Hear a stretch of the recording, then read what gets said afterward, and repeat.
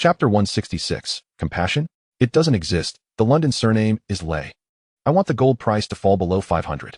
Lei Chao's final sentence, through the mouths of Barclays executives kneeling at the door, spread like a plague throughout the entire city of London in just a few hours. All financial institutions, fund managers, and bankers felt a bone-chilling chill from the depths of their souls upon hearing this news. Crazy.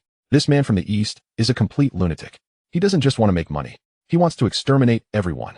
He is going to use the cruelest and bloodiest way to thoroughly cleanse all opponents who are his enemies in this golden feast. Panic escalates again. The next day, the London gold market opened. Under the crazy suppression of the still despairing mysterious selling market from the East, the gold price undoubtedly fell directly below the psychological barrier of 600. And then there's 550. $500. The market has completely collapsed. Countless hedge funds have been forced to declare bankruptcy liquidation due to their inability to withstand such terrifying losses. Countless banks have experienced massive liquidity crises overnight due to holding large long positions in gold. The entire city of London, once the heart of the empire where the sun never sets, is now filled with grief and corpses. Countless financial elites jump down like dumplings from their towering office rooftops at this moment, adding a touch of mournful blood to this ancient and gloomy city.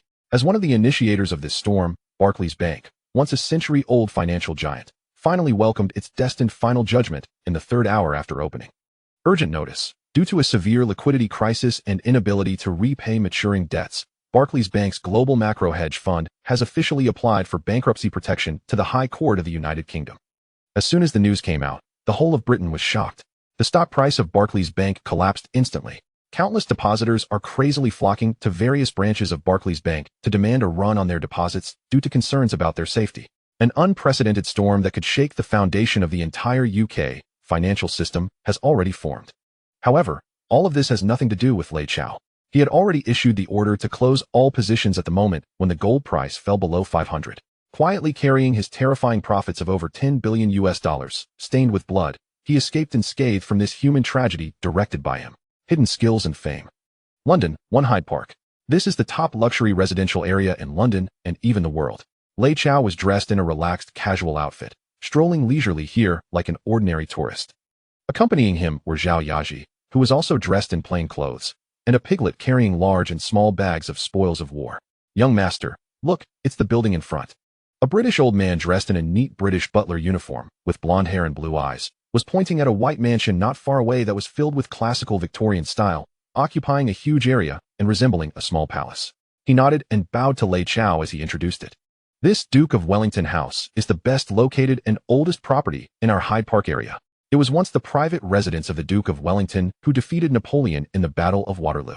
Inside, there are 18 bedrooms, 25 bathrooms, a private cinema, an indoor heated swimming pool, and an underground garage that can accommodate 30 cars. The most important thing is that its windows face Buckingham Palace.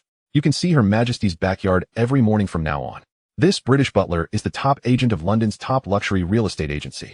In the past week, his worldview has been completely overturned by the young man from the East in front of him.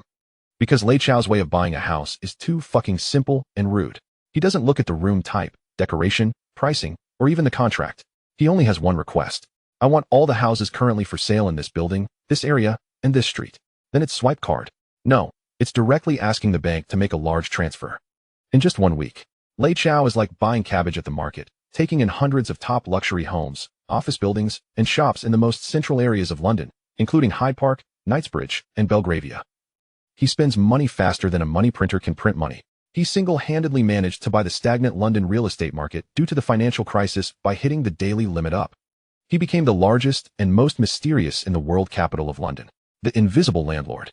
Well, not bad. This one looks okay.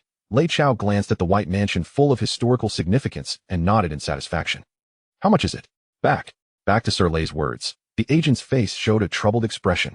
This Duke's mansion is the ancestral property passed down from generation to generation by the Duke's descendants, and they don't intend to sell it.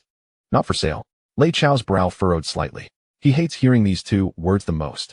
He didn't speak again. He just gave a faint glance at the piglet next to him. The piglet immediately understood. He took out a brand new checkbook and a pure gold Mont Blanc pen from his bulging briefcase. 1 billion.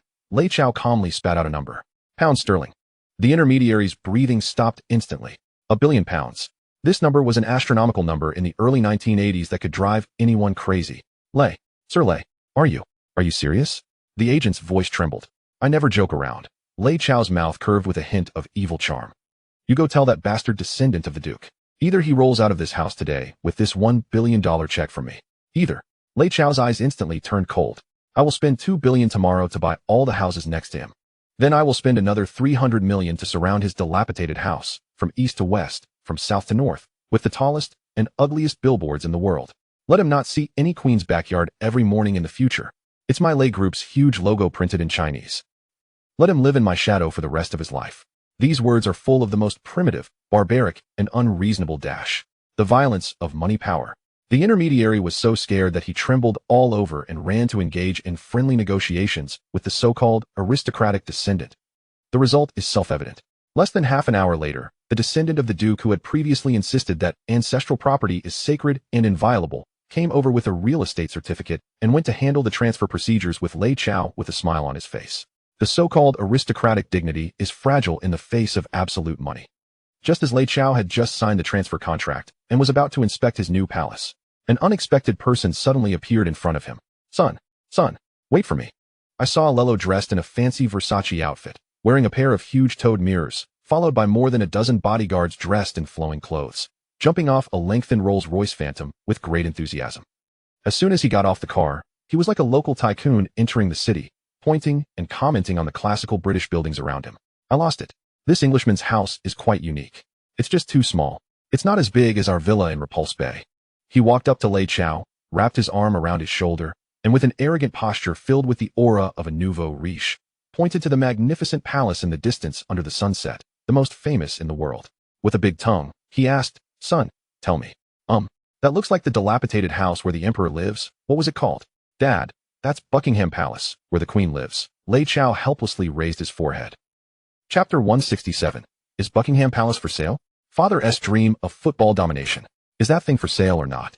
Relo's earth-shattering question petrified everyone present, including the British Duke's scion who had just sold the ancestral estate. Their jaws dropped to the floor, their eyes wide with disbelief as if beholding an extraterrestrial creature. Buying Buckingham Palace. Is this nouveau riche from Hong Kong insane? That is the emblem of the British monarchy, the residence and workplace of Her Majesty the Queen, the most sacred and inviolable sanctuary of the nation. Not to mention purchasing it. Just approaching it would get you beaten away by the royal guards and their bearskin hats wielding rifle butts. Dad, stop joking. Lei Chao said with a mix of amusement and exasperation, pulling his fanciful father aside in a whisper. That's not for sale. It's a national treasure of the United Kingdom. TCH, if it's not for sale, then so be it. What's the big deal? Relo retorted nonchalantly, curling his lip in disdain. When we return to the mainland, I'll have you build me a palace in Beijing 10 times as grand. Call it Forbidden City 2. Lei Chao was utterly speechless. He resolved not to debate this fantasy any further with his father, who was clearly lost in dreams of imperial grandeur. By the way, Dad, why did you suddenly come to London without a heads up? Because I missed you. Relo replied with righteous indignation. And besides, I wanted to inspect that football team you bought for me. Ever since Lei Chao had painted a vivid picture of his father as a football despot in England, berating Prince Charles, Relo had become utterly captivated by a sport he had previously found incomprehensible. His greatest joy now was poring over a hefty English tome titled The Complete Encyclopedia of Football Rules, thicker than a brick, deciphering offside, penalties, and free kicks with the help of Zhu Yuze's translations and explanations. He even bestowed upon himself a formidable English moniker, Alex Ferguson Ray, because he had heard that Ferguson, the Scottish elder, was the most formidable football coach in Britain. He believed that incorporating Ferguson into his name would command respect. So, son, has the team been secured? Which one? Manchester United or Liverpool? Relo rubbed his hands together eagerly, confident that his son's financial clout could easily acquire the entire English league. A slight embarrassment crept onto Lei Chao's face. Dad, top-tier clubs like Manchester United or Liverpool are beyond our reach for now. Why? Aren't you rich enough? Relo's eyes widened. It's not about money. Lei Chao patiently explained. The ownership structures of these elite clubs are extremely complex. More importantly, to the British public, these teams represent more than just clubs. They are cultural icons, spiritual symbols. An outsider like us trying to acquire one would face enormous resistance, possibly even political turmoil. So what did you buy me then? Relo's face instantly fell. A small club struggling in the third tier of the English league, on the verge of bankruptcy. What? Third tier? Relo's voice shot up 8 octaves. Isn't that on par with those neighborhood welfare teams back in Hong Kong? If I'm going, it's to the Premier League, to wrestle with the giants. You give me a third division team? Where the hell am I supposed to save face? Furious, Rello stomped in frustration, feeling his dream of football domination shatter instantly. Dad, don't be hasty, Lei Chao smiled reassuringly. Listen to me. What are we playing? It's a development game. Imagine you take over this bankrupt, hopeless team, and, under your wise leadership and our financial might, lead them from the 3rd division to the 2nd, then to the Premier League. Then, at the Wembley final, you crush Manchester United and claim the championship. The sense of achievement from transforming a bottom-tier team into champions, that's 100 times more satisfying than taking over a ready-made powerhouse, isn't it? Lei Chao's words were irresistibly persuasive. Rello was stunned, pondering deeply. Indeed, what excitement is there in becoming emperor by inheritance? Rising from a commoner to emperor, that's true greatness. Moreover, Lei Chao added, I've already found the coach you admire most, the Scottish elder himself, Alex Ferguson. What? You've brought him over? Rello's eyes bulged like copper bells. He never imagined his idol's name would be linked to his small, struggling team. That's right, Lei Chao nodded. I offered him an irresistible contract and a list of every prodigious young football talent for the next decade. He is now our head coach. And you, a mischievous smile curled on Lei Chao's lips, are his direct superior. From now on, Ferguson must respectfully address you as Mr. Chairman. Boom. Rello's mind exploded with fireworks. Chairman. Ferguson, S. Chairman. That title was 1,000 times more imposing than any nickname like Brother Lo or Sir Lei. He envisioned himself clad in a tailored suit, cigar in mouth, hands in pockets, standing at the sidelines, barking orders at the Scottish elder with commanding authority. Excellent, excellent, excellent. Rello flushed with excitement, repeating the word thrice. It's settled. I'm going to be the chairman. I'll lead Ferguson to conquer all of England. Watching his father, rejuvenated and eager to embark on his journey as football godfather, Lei Chao smiled with satisfaction. Having resolved his father's new career, he could finally turn his attention to the final, and most crucial, spoils of his golden campaign. London. Lei family's European headquarters. Lei Chao sat alone in the heavily guarded central computer room, the only one with supreme access. Before him was a colossal holographic screen emitting a ghostly blue glow. A cold, impassive mechanical voice slowly announced the final tally. Beep. Host has successfully completed the epic financial heist mission, Golden Battle. Mission completion, SSS rank, perfect. Mission evaluation, you single-handedly confronted the entire Wall Street financial pack and achieved an overwhelming victory. Not only have you amassed astronomical wealth, but more importantly, you have planted an Eastern flag atop the world's financial summit. Your name will forever haunt the nightmares of Western financial titans. Issuing epic mission rewards. Reward settlement in progress. Congratulations, host. Acquisition of brand new system privileges. Global Intelligence Network, entry level. Codename, Sky. At this moment, Lei Chao's breath halted in sheer astonishment. He comprehended that this was the paramount gain from his golden crusade. Money, to him now, was merely a numerical abstraction. Intelligence, in this era where information equates to power, was the ultimate weapon capable of commanding the world and dictating the fates of others. Sky system initializing. Entry-level privileges unlocked. Function 1, real-time surveillance of cargo data at major global ports. Function 2, real-time tracking of global civil aviation routes and passenger information.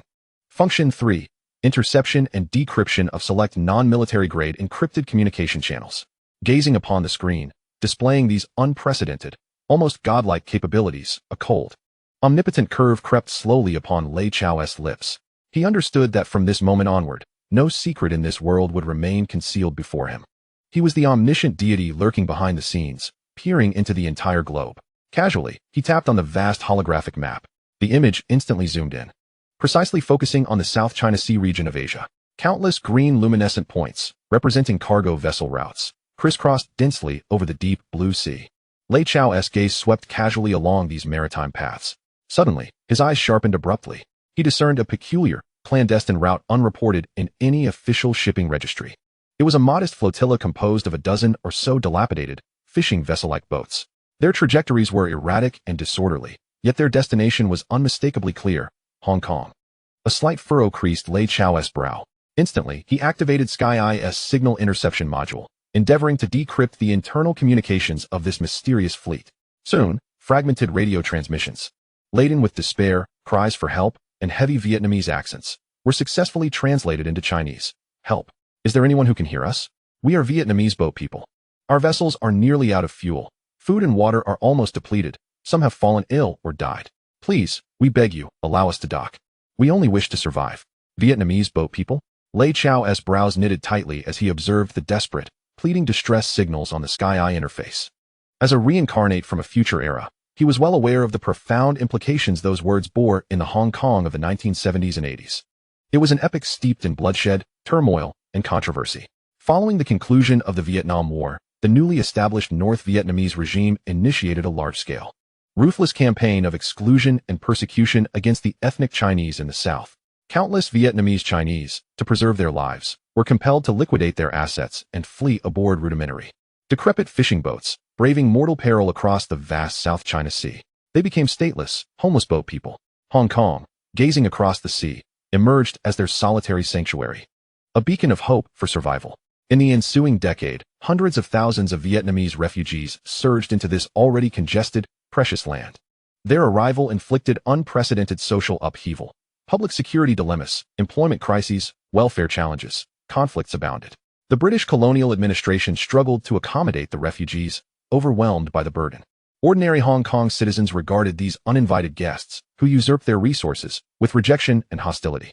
To all at the time, these ragged, emaciated Vietnamese refugees were a burdensome, troublesome encumbrance to society. Yet, Lei Chao perceived otherwise. Gazing upon the screen at the small, battered fleet laboriously navigating toward Hong Kong, his eyes revealed no sympathy or pity. Instead, they blazed with the fervent, avaricious gleam of a shrewd hunter who has discovered rare prey. A burden? No. A subversive, icy curve curled upon his lips. In his eyes, they represented the most precious commodity in the world, wealth. For he knew that among these seemingly pitiful refugees lay a trove of the most coveted, elite talents he had long dreamed of. They were no feeble civilians. They were elite veterans of the former South Vietnamese government forces, hardened through over a decade of grueling combat in the bloody jungles of the Vietnam War, secret operatives of the Phoenix program, trained under the most rigorous American CIA special operations, Chinese mercenaries who once struck terror into the ranks of the North Vietnamese regular army. Each was a living, breathing instrument of lethal precision. They possessed the era's most advanced military skills, extensive combat experience, and indomitable steel will. Though now destitute, the blood of wolves still coursed through their veins. Given but a morsel of sustenance, a glimmer of hope to survive, they would transform into the most loyal and razor-sharp blades on earth. What Lei Chao lacked most was precisely such a weapon, a blood-stained edge to carve his path through chaos and establish genuine order in this tumultuous world. Though his vast Thunder Shield security plan had taken initial shape, those security personnel, reformed local Hong Kong gangsters, were merely lapdogs capable only of maintaining internal order. They lacked the true wolfish ferocity born of battle. These war-hardened lone wolves fleeing the fiery crucible of Vietnam were the optimal candidates to forge his truly formidable private army, one capable of traversing the seas and rivaling the world's finest mercenary corps. Fortune smiles upon me. An unprecedented radiance erupted in Lei Chao's eyes.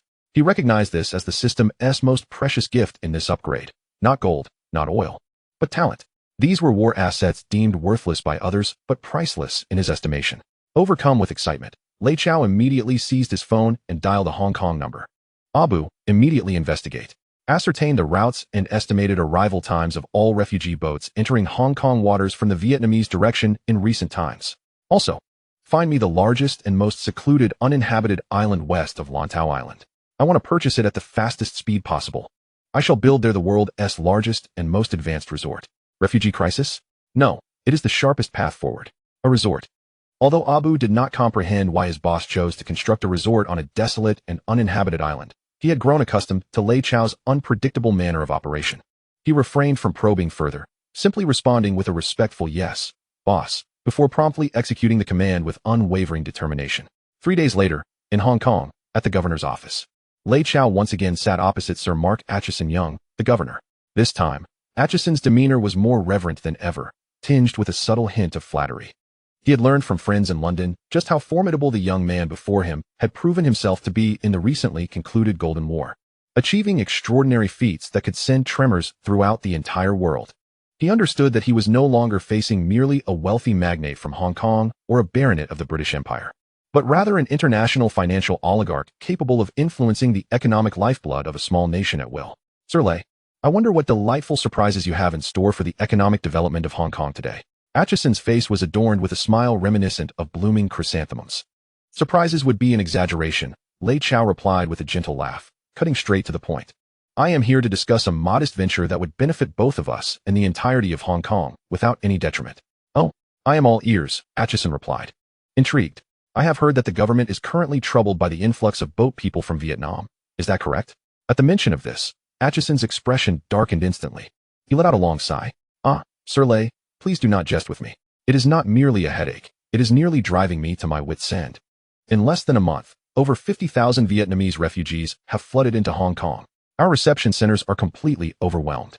Each day, merely providing them with the most basic necessities of food and water costs taxpayers millions, not to mention the various security and sanitation issues they bring with them. The members of the Legislative Council are in a constant uproar over this matter, and London has been pressing me relentlessly. Atchison's agitation grew, his face etched with fatigue and helplessness. I am truly at my wit's end. If Lei Chao's lips curled into a benevolent smile, akin to that of an angel. What if I could assist you in resolving this monumental dilemma? What? Atchison's eyes widened in disbelief. He seized Lei Chao's hand, as if grasping a lifeline in a moment of desperation. Sir Lei, are you serious? Of course. Lei Chao's expression took on a countenance of compassionate benevolence, reminiscent of a living bodhisattva. As a conscientious Chinese citizen, as a baronet trusted by Her Majesty the Queen, I cannot bear to witness our fellow human beings suffering in this prosperous land of Hong Kong. Therefore, I have decided. He paused, his tone imbued with a sense of solemn duty, as if proclaiming a divine decree, revealing the astonishing decision that would leave Atchison and the entire colonial government in a frenzy. We, the Lei family, will take in all these refugees. All of them. As Sir Atchison gradually processed the immense implications of those 5 words, he found himself utterly stunned. His blue eyes, typically filled with wisdom and shrewdness, now resembled 2 glass marbles on the verge of popping out of their sockets. His mouth hung open, wide enough to fit an entire egg. He gazed at the young man before him, who wore an expression of empathetic benevolence, with the astonishment one might reserve for a deity or a madman. Sir Lei, what did you just say? Perhaps my age is catching up with me. My hearing isn't what it used to be. He attempted to confirm once more, for the news was simply too outrageous to comprehend. All of them. But that amounts to tens of thousands of Vietnamese refugees still arriving by the boatload. They are not mere stray cats or dogs. They are living, breathing human beings. They require food, water, medical care, and shelter. They are mouths to feed. They are a bottomless pit of fiscal demands. The colonial government, which controls all of Hong Kong's resources, is already overwhelmed and on the brink of collapse. How can you, Lei Chao, justify this? Just because you possess a bit of wealth? Are you engaging in charity? Or do you simply have too much money and seek to make a grand gesture? Governor, you have not misheard. Lei Chao maintained his calm demeanor, his smile as nonchalant as if he were merely discussing a trip to the market for some vegetables. I shall repeat myself. From today onward, all refugees arriving in Hong Kong by sea from Vietnam will be fully received by me, Lei Chao, in my personal capacity. I will provide them with food, shelter, and the most basic humanitarian aid. I will offer them positions in my factories. I can even advocate for their legal residency status in Hong Kong. Each word from Lei Chao was like an explosive revelation, detonating in Atchison's mind with profound impact. Providing food, providing shelter, providing jobs, even providing legal status. This was no mere act of charity. This was the work of a savior. Atchison gazed at the young man before him, seemingly radiating a divine light. His last lingering doubts evaporated, replaced by an overwhelming, indescribable gratitude. He understood that Lei Chao's motives were not driven by profit, as this venture would undeniably result in significant financial loss. The only explanation was prestige. This young man, having already amassed wealth rivaling nations and attained an exalted title, was now pursuing something of a higher order. He aspired to become a revered figure, akin to Mother Teresa, a saint admired by all. With this realization, all of Atchison's reservations dissipated. He now regarded Lei Chao as a celestial being, come to rescue him from the brink of disaster. Sir Lei, you truly are a living bodhisattva for Hong Kong, Atchison exclaimed, overwhelmed with emotion. He grasped Lei Chao's hand, shaking it fervently. Tears streamed down his face, a stark contrast to his usual composed British gentleman demeanor.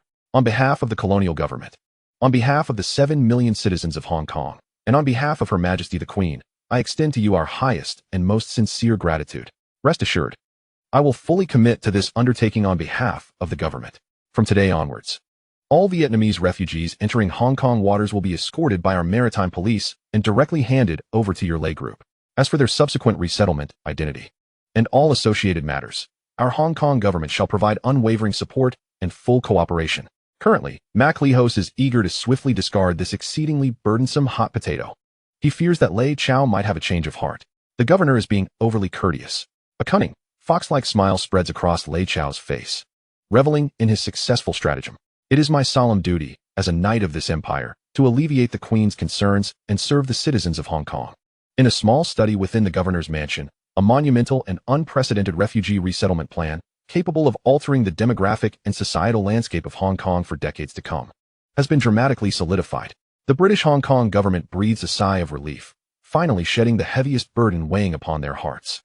They believe they are passing a colossal headache onto Lei Chao, the unwitting benefactor. They assume his impulsive, cost-ineffective actions stem from a desire for the hollow accolades of a philanthropist or living bodhisattva. Yet, they could not fathom that in Lei Chao's eyes, these burdens, which they deemed worthless and mere drains on societal resources, represent the most invaluable wartime assets for forging his dark legion that will instill terror across the globe. To others, they are burdens yearning for sustenance, but to me, standing atop the Lei Group headquarters, Lei Chao gazes down at the bustling sea, where countless dilapidated fishing boats, escorted by the Hong Kong Water Police, slowly approach. A cold, commanding smile curls at the corners of his mouth. They are the sharpest, most obedient blades in my hand. He knows that his meticulously planned and immense ray shield project, capable of overturning the existing world order, is finally ready for activation. He pays no mind to the British fools at the government, still reveling in their perceived fortune. He picks up the crimson encrypted satellite phone. Abu, notify our brothers at the resort to prepare. Our first guests are about to arrive. His voice is cold, imbued with an unyielding, iron-willed resolve. Remember, we shall welcome them with the utmost warmth. I intend for them to forget their humanity in the shortest time possible. I shall revert them back to the most ravenous, ferocious beasts of the jungles of Vietnam. 3 days later, amidst a cacophony of thunderous roars, dozens of landing craft, laden with Vietnamese refugees and escorted by the Hong Kong Water Police, gradually approached the rudimentary, recently constructed dock of Purgatory Island. Quickly, get down. Hurry the hell up. On board. The uniformed Hong Kong Water Police, like herders driving livestock, brutally prodded the ragged and emaciated Vietnamese refugees out of the cramped, filthy quarters of the ship. The refugees resembled a flock of lost lambs, their faces etched with bewilderment, fear, and a glimmer of relief at having survived. They had heard they would be taken in by the Lei Group, Hong Kong's largest charitable organization. They believed that the benevolent Lei Chao would provide them with food, shelter, and dignified employment. They thought they had finally escaped hell and were on the cusp of a beautiful new life. However, as their feet touched the desolate land of the island, upon seeing that the welcoming committee awaiting them was not smiling charitable volunteers, but rows of individuals clad in black combat gear, wearing masks, and brandishing ominous M16 rifles, emanating an icy aura of malevolence, they felt their last flicker of hope shatter mercilessly. Bang! Bang! Bang! The piercing sound of gunfire erupted overhead without warning. It was the welcome salute from the Ray Shield security team. All the refugees were paralyzed with terror at the sudden gunfire. They crouched down, clutching their heads, screaming and wailing like startled quail, instinctively huddling together and trembling on the ground. Get the hell up. Form a line. Abu, dressed impeccably in a black instructor's uniform, wielding a heavy steel baton, stepped forward from the ranks with an expressionless demeanor. His eyes, usually as calm as a still well, now burned with a fervent, frenzied light, the fire of a conqueror. He understood that from this day forth, he would no longer be merely a bodyguard leader. He would ascend to become the supreme commander of this dark legion, destined to instill fear across the world. Their king, under the compulsion of gun barrels and batons, the thousands of refugees, already stripped of their will to resist by hunger and terror, could only tremble and comply, forming disheveled ranks upon the barren mud of the dock. At that moment, a massive roar of helicopter blades approached from afar. A sleek, sci-fi-inspired military-grade helicopter descended like a phantom of the night, hovering steadily above the formation. The powerful downdraft stirred up dust, blinding everyone. The cabin door slowly opened. A tall figure, clad in a black Zhongshan suit and flanked by a cadre of bodyguards, descended from the heavens like a deity. It was none other than Lei Chao.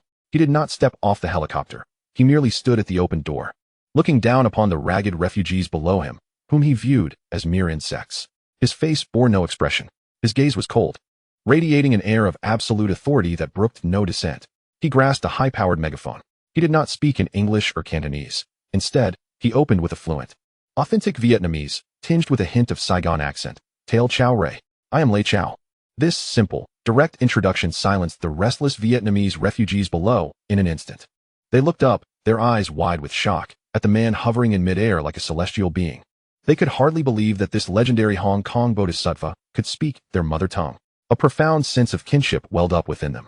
However, Lei Chao's subsequent words fell upon them like a bucket of frigid water, extinguishing the flicker of hope that had just ignited. I know what you were thinking. Lei Chao's voice, cold as ice, resonated through the megaphone, reaching every ear. You believe you have arrived in paradise. You think I will be a fool and provide you with free food and comfortable lodging. You believe you can lounge about like in those damned United Nations refugee camps, waiting for others to come to your aid. Let me tell you. Lei Chao's voice suddenly escalated by an octave, like the thunderous roar of a tempest. It echoed resoundingly in the ears of all. Dream on. This is not paradise. This is your hell on earth. From this day forth, you shall no longer be refugees. You are my private property. Your lives, your dignity, everything you possess belongs to me. Here, there are no laws, no morals, no mercy. Only one unyielding law of the jungle prevails, survival of the fittest. A cruel glint reminiscent of a devil flickered in Lei Chao's eyes. He pointed towards the nearby compound, encircled by barbed wire and high walls, reminiscent of a concentration camp. Do you see the food over there? Do you see the water? Do you wish to eat? Do you crave water? Do you desire to live? His provocative questions ignited a primal yearning for survival in the eyes of the starving refugees below. Yes. With every ounce of their strength, they let out a thunderous roar. Good. A cold, cruel smile curled at the corners of Lei Chao's lips. He seized an already loaded AK-47 assault rifle from the hands of a bodyguard beside him. Then, he hurled the death-laden rifle and a box brimming with golden bullets from the helicopter. With a resounding thud, it landed before the group of refugees. Then pick up the gun. Lei Chao's voice was like the seductive whisper of a demon from hell. Fight. Slaughter. Prove your worth. From this moment on, only half of you shall survive the night. Those who endure shall earn the privilege of the first meal I bestow upon you. Now, the game begins. As his words fell, the refugees, already dizzy from hunger and the will to survive, underwent a fleeting moment of hesitation. In an instant, the remnants of human reason and civilization faded from their eyes. In its place surged the most primal and frenzied bloodlust of beasts. Roar. Like a pack of rabid dogs, they howled and charged towards the solitary rifle and the box of ammunition. A most bloody, brutal, and lawless slaughter commenced. Lei Chao stood calmly above, coldly surveying the hellish scene he had orchestrated. His face bore no expression, as if he were not witnessing a gruesome massacre among humans, but rather an insipid struggle among ants. Yet, at that moment, his gaze was drawn to a peculiar figure within the crowd. It was a man of modest stature, even somewhat frail. Unlike the others, he did not frantically compete for the single rifle. He merely stood quietly at the periphery of the chaos, observing with the cold demeanor of a viper, waiting. A tattered black eye patch covered his left eye, leaving only his right eye visible. Yet, the gaze emanating from that solitary eye was not of fear or greed, but rather a chilling, ferocious intensity, suffused with the essence of death, a wolf's spirit. As if sensing Lei Chao's scrutiny, the one-eyed man slowly raised his head. His gaze pierced through the tumultuous crowd, cutting through the swirling dust, colliding fiercely with that of the godlike figure in the air. Their eyes locked. A smirk of intrigue and amusement slowly crept across Lei Chao's lips, while the one-eyed man's eye sparkled with scrutiny, defiance, and a deeply concealed murderous intent. Chapter 171. The concentration camp on the deserted island. Seize the gun if you wish to live. Help. Is there anyone who can hear us? We are Vietnamese boat people. A dilapidated landing craft reeked of sweat, vomit, and the acrid scent of despair. A frail middle-aged man named Nguyen Van huddled in the cramped, filthy corner of the ship's hold, repeatedly mouthing the last words he had heard from a radio broadcast about another sunken refugee vessel. Beside him were thousands of compatriots, similarly ragged and emaciated. They were the forgotten war orphans, the exiled descendants of the Chinese. After enduring days adrift at sea, witnessing countless companions perish from starvation, disease, and tempestuous waves, they finally glimpsed land. The Hong Kong Water Police informed them that a man named Lei Chao, a living bodhisattva and philanthropist, was willing to take them all in. He would provide them with food, shelter, and dignified work. Paradise. We have finally reached paradise. As the landing craft gently approached the makeshift pier of the deserted island, nearly all the refugees shed tears of joy, having survived their ordeal. They surged off the boat, greedily inhaling the earthy aroma of land, kissing the solid ground beneath their feet. However, as they lifted their heads to behold the scene before them, the joy in their hearts was abruptly doused like cold water, freezing them in place. There were no smiling charitable volunteers, no steaming meals. Instead, they were met with towering barbed wire fences, foreboding watchtowers, and the dark, deathly mouths of machine guns. On the pier stood hundreds of armed personnel clad in matching black combat uniforms, their faces obscured by masks revealing only their cold, piercing eyes, brandishing American-made M16 rifles.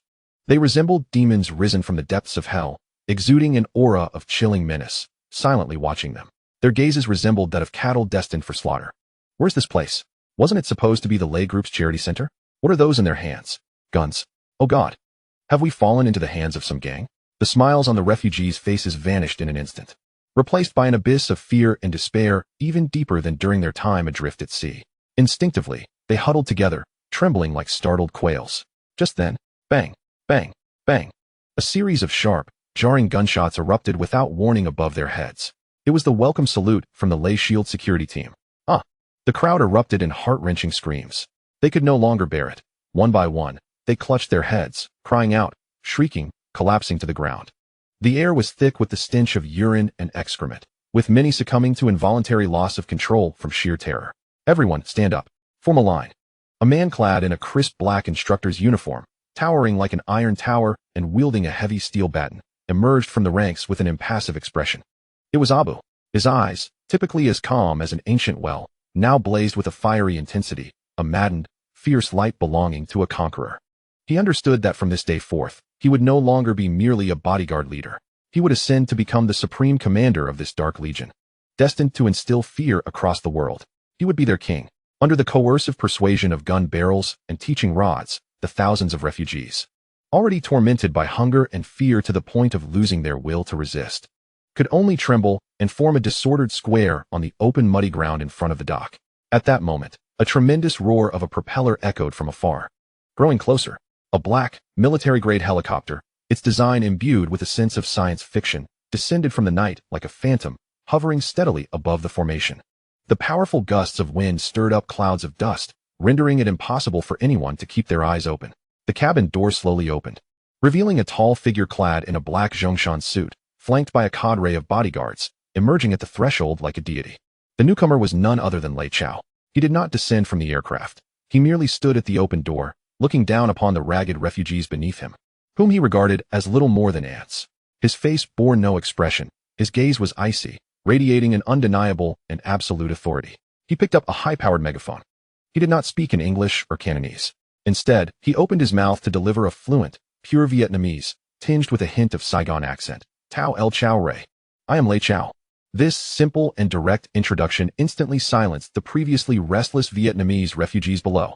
They looked up at the man hovering in the air, akin to a celestial being, with eyes filled with shock.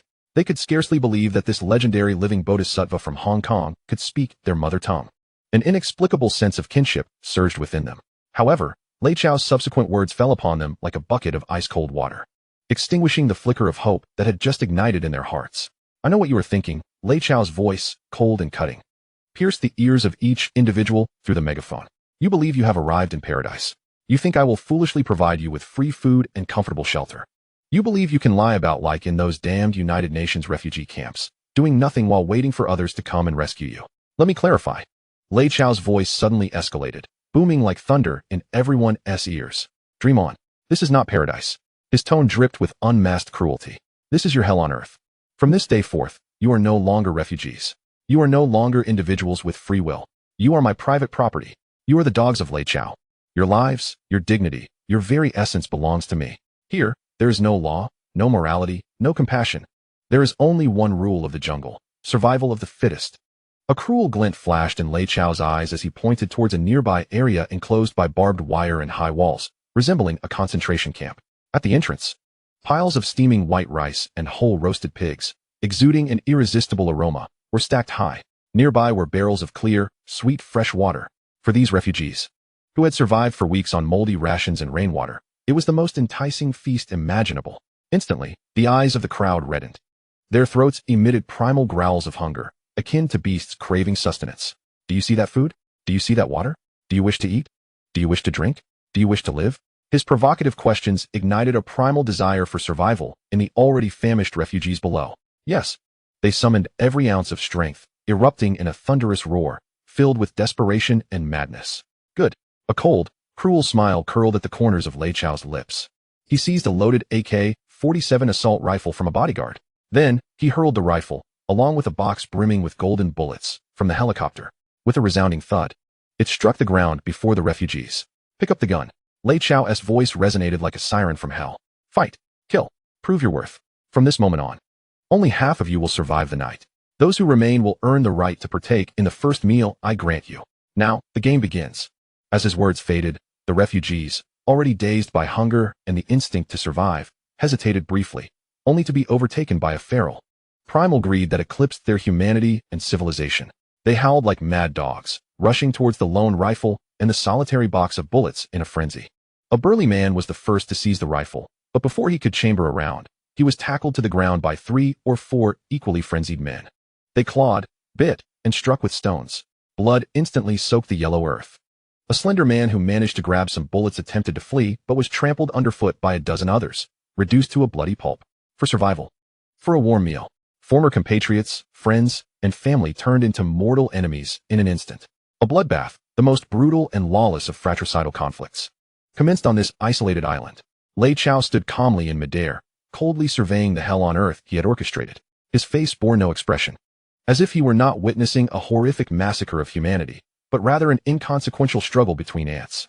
However, at that moment, his gaze was drawn to a distinctive figure amidst the chaos.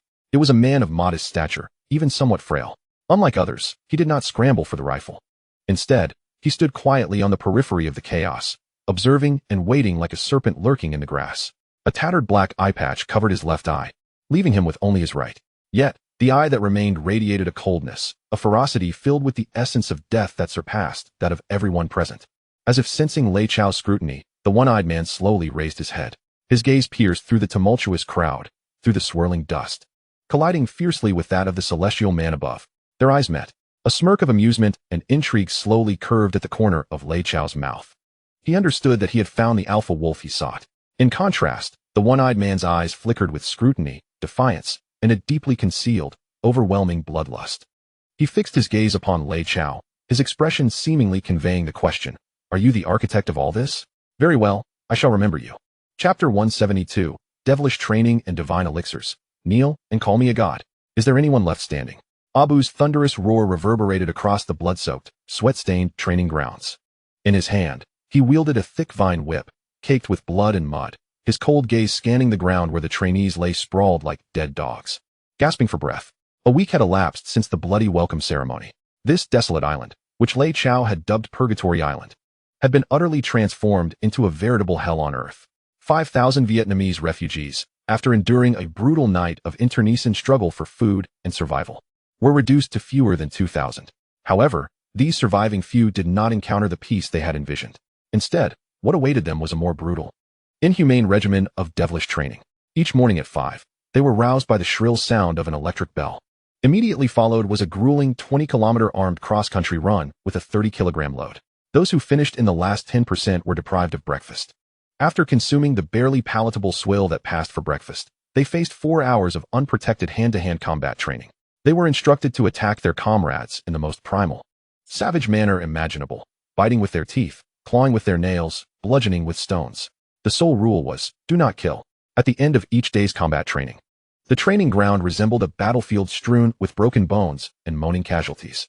Those who were too severely injured to participate in the next day's training were ruthlessly dragged away and tossed into the sea to feed the sharks. The afternoons were reserved for even more grotesque extremes of physical endurance and willpower training.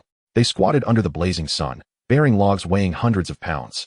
They soaked for hours in waist-deep seawater until their bodies became swollen. Buried alive in sand, with only their heads exposed, they experienced the suffocating terror of near death. Abu, along with his equally ruthless cadre of instructors selected from the elite Lei Shield security, employed every conceivable method of cruelty and perversion to torment these trainees' bodies and to shatter their spirits. Their objective was to thoroughly crush the last vestiges of humanity, reason, and dignity within these trainees. Then, from the ruins, they would forge a new breed of war machines, knowing only obedience and slaughter. Another week passed. Nearly half of the 2,000 trainees were once again eliminated, leaving only 1,000.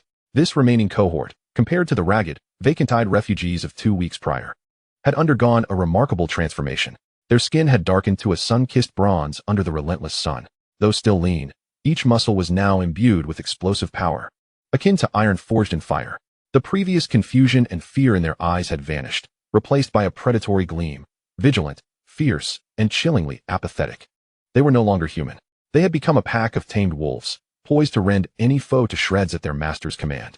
Among them, the strongest, most ferocious, and most unruly alpha wolf was undoubtedly the one-eyed man. His name was Nguyen Hyong. Once a captain in the elite Black Panther Commando unit of South Vietnam's Special Reconnaissance Forces. He had survived a mission deep behind enemy lines that ended in a catastrophic ambush, resulting in the annihilation of his entire team. Severely wounded, having lost an eye and half his life, he clawed his way out from a mountain of corpses and a sea of blood. He had witnessed the war's most brutal realities and had personally dealt death countless times.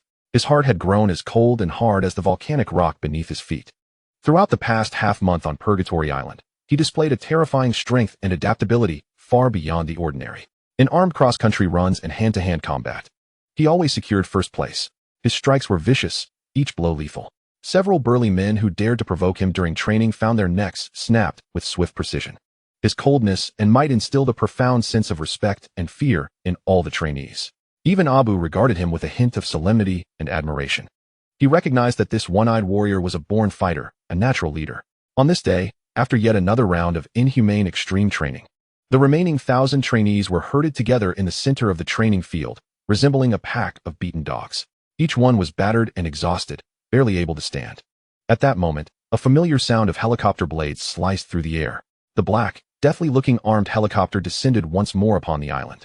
Lei Chao, clad in his impeccably clean black Zhongshan suit, looked down from his elevated position upon the creations he had forged with his own hands. A satisfied smile graced his face. Excellent. The impurities of these raw materials have been nearly eradicated. The next step is the final quenching and enchanting. Abu, here, provide our warriors with a little post-meal dessert. Yes, boss.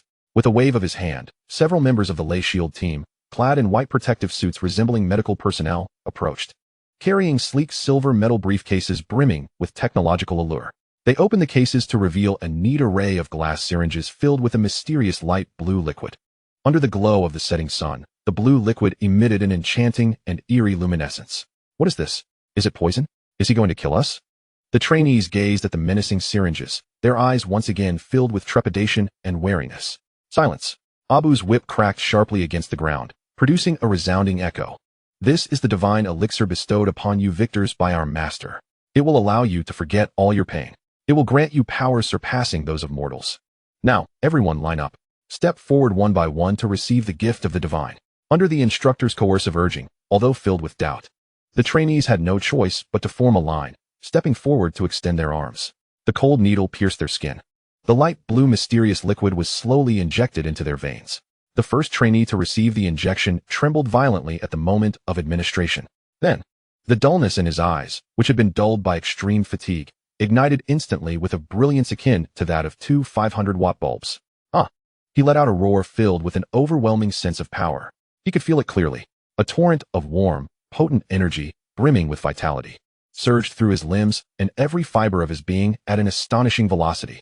The bruises etched upon his body from fierce combat faded at a visibly rapid pace.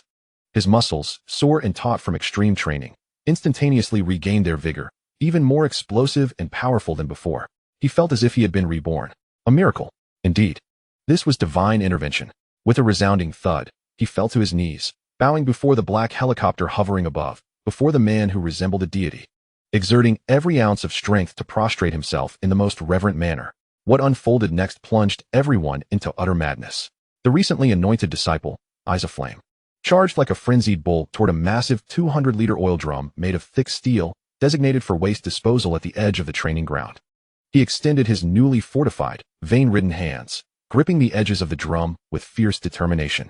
With a primal roar echoing from his throat, a piercing, teeth-grinding sound of metal tearing apart filled the air. The industrial steel drum was forcibly ripped apart by his hands, creating a gaping half-meter-long gash. The scene was a surreal, breathtaking display of horrific violence and aesthetic beauty. The entire training field fell into a profound silence. All present, whether trainees or instructors, stood transfixed, as if spellbound, gazing at this miraculous spectacle. To tear apart a steel oil drum with bare hands. Was this truly a human being? This was clearly a prehistoric tyrant clad in human skin. After a brief, stunned silence, the training ground erupted into chaos. The miraculous elixir. It truly is a divine potion. I want it too. Hurry, inject me. I too wish to become superhuman.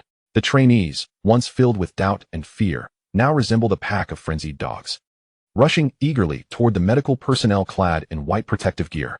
No coercion was necessary. They willingly extended their arms, faces alight with a fervent, almost religious zeal, awaiting the arrival of the miracle. Meanwhile, Wan Xiong, the one-eyed man, stood quietly at the back of the crowd. In his solitary eye, the vestiges of rebelliousness and murderous intent slowly melted away, replaced by a profound, complex mixture of awe, fear, and a fervent admiration he couldn't fully comprehend. He gazed at the man in the helicopter, who looked down upon it all like a deity. He understood he had lost, surrendered wholeheartedly. This man not only wielded absolute power over life and death, but possessed a mysterious force capable of creating miracles beyond the comprehension of mere mortals. To stand against such an entity was folly. To follow him might reveal an entirely new world he had never dared to imagine. Wan Xiong took a deep breath. Slowly, he stepped forward, extending his calloused and scarred right hand, once stained with the blood of many. Then, under the gaze of all, he knelt before the black helicopter. Before the man he once sought to kill, lowering his proud, lone wolf head that had never bowed to anyone. Chapter 173, The Thunder Shield Unsheathed. Even my father would tremble. Boss, that one-eyed fellow has submitted. Inside the helicopter, Abu watched the astonishing scene unfold below with a voice tinged with genuine respect. He understood how challenging it was to earn the heartfelt allegiance of a war wolf like Wan Xiong, who had emerged from a sea of corpses and blood. Violence would only instill fear, money would elicit disdain. Only a force of power, akin to divine intervention, far exceeding his understanding, could utterly shatter his rebellious heart and reshape it anew. Excellent. A satisfied smile appeared on Lei Chao's face. He knew that once the alpha wolf had submitted, the allegiance of the entire pack would merely be a matter of time. The crucial and most challenging first step of his grand Thunder Shield initiative had been flawlessly achieved. The next step was armament. A cold glint flickered in Lei Chao's eyes. He intended to fully equip these war beasts, who had just acquired superhuman physical prowess, with the most advanced, luxurious, and lethal modern warfare weaponry of this era. He was not aiming to create an ordinary security detail or a typical mercenary unit, but a super legion that would utterly surpass all so-called special forces in terms of equipment, tactics, and individual prowess. 3 days later, at the dock of Purgatory Island, the atmosphere was solemn yet rife with a chilling oppression. 1,000 members of the Thunder Shield Reserve Force, transformed by the divine elixir, stood in unified black combat gear, arranged in a stark and precise formation, silently standing at attention on the dock. Their gazes were cold and numb, yet filled with fervent anticipation for the impending gift. Before them lay several massive, camouflage cargo ships, each a 10,000-ton ocean freighter. These vessels were part of the fleet that Lei Chao had acquired from the shipping magnate Bao Yugong, capable of docking at deep-water berths. And within these ships were the genuine instruments of destruction, smuggled in from the mainland and around the world through various clandestine channels amidst the chaos at the Kowloon Wharf. Open the crates. With Lei Chao's command, the enormous cargo hatches of the ships gradually creaked open. One by one, heavy military containers, sealed with thick steel plates and brimming with industrial and violent aesthetic, were hoisted out by massive gantry cranes, thundering down onto the dock with a resounding crash. Abu personally approached, using a hefty hydraulic pry bar to forcefully open the lead-sealed door of the first container. With a screech of metal scraping, the container door slowly swung open. In that instant, all breaths among the Thunder Shield Reserve members halted, their pupils constricted into dangerous pinpoints of shock and fervor. Inside the massive container, they found not the food or medicine they had anticipated, but neatly stacked rows of brand-new American-made M16A1 assault rifles, gleaming with a cold metallic sheen and reeking of gun oil. Compact, ferocious Israeli Uzi submachine guns lay alongside, as well as boxes of golden NATO standard ammunition in both 5.56mm and 9mm calibers, arranged as if they were precious artworks. This was nothing short of a mobile armory. My heavens, even the once capable captain of the Special Forces, Wan Xiong, could not suppress a profound shock that flickered in his solitary eye upon witnessing the ostentatious display of armaments before him. He understood precisely how exorbitant these weapons were on the black market. Yet here stood a man who, as if distributing cabbages wholesale, casually produced over 1,000 weapons in one fell swoop. This was no mere display of wealth. It was a fortune that could rival nations. And this was merely the beginning. One by one, the subsequent dozen containers were opened, each revealing more breathtaking contents than the last. The second container housed the latest Kevlar ballistic helmets and heavy ceramic plate body armor capable of withstanding close-range rifle fire.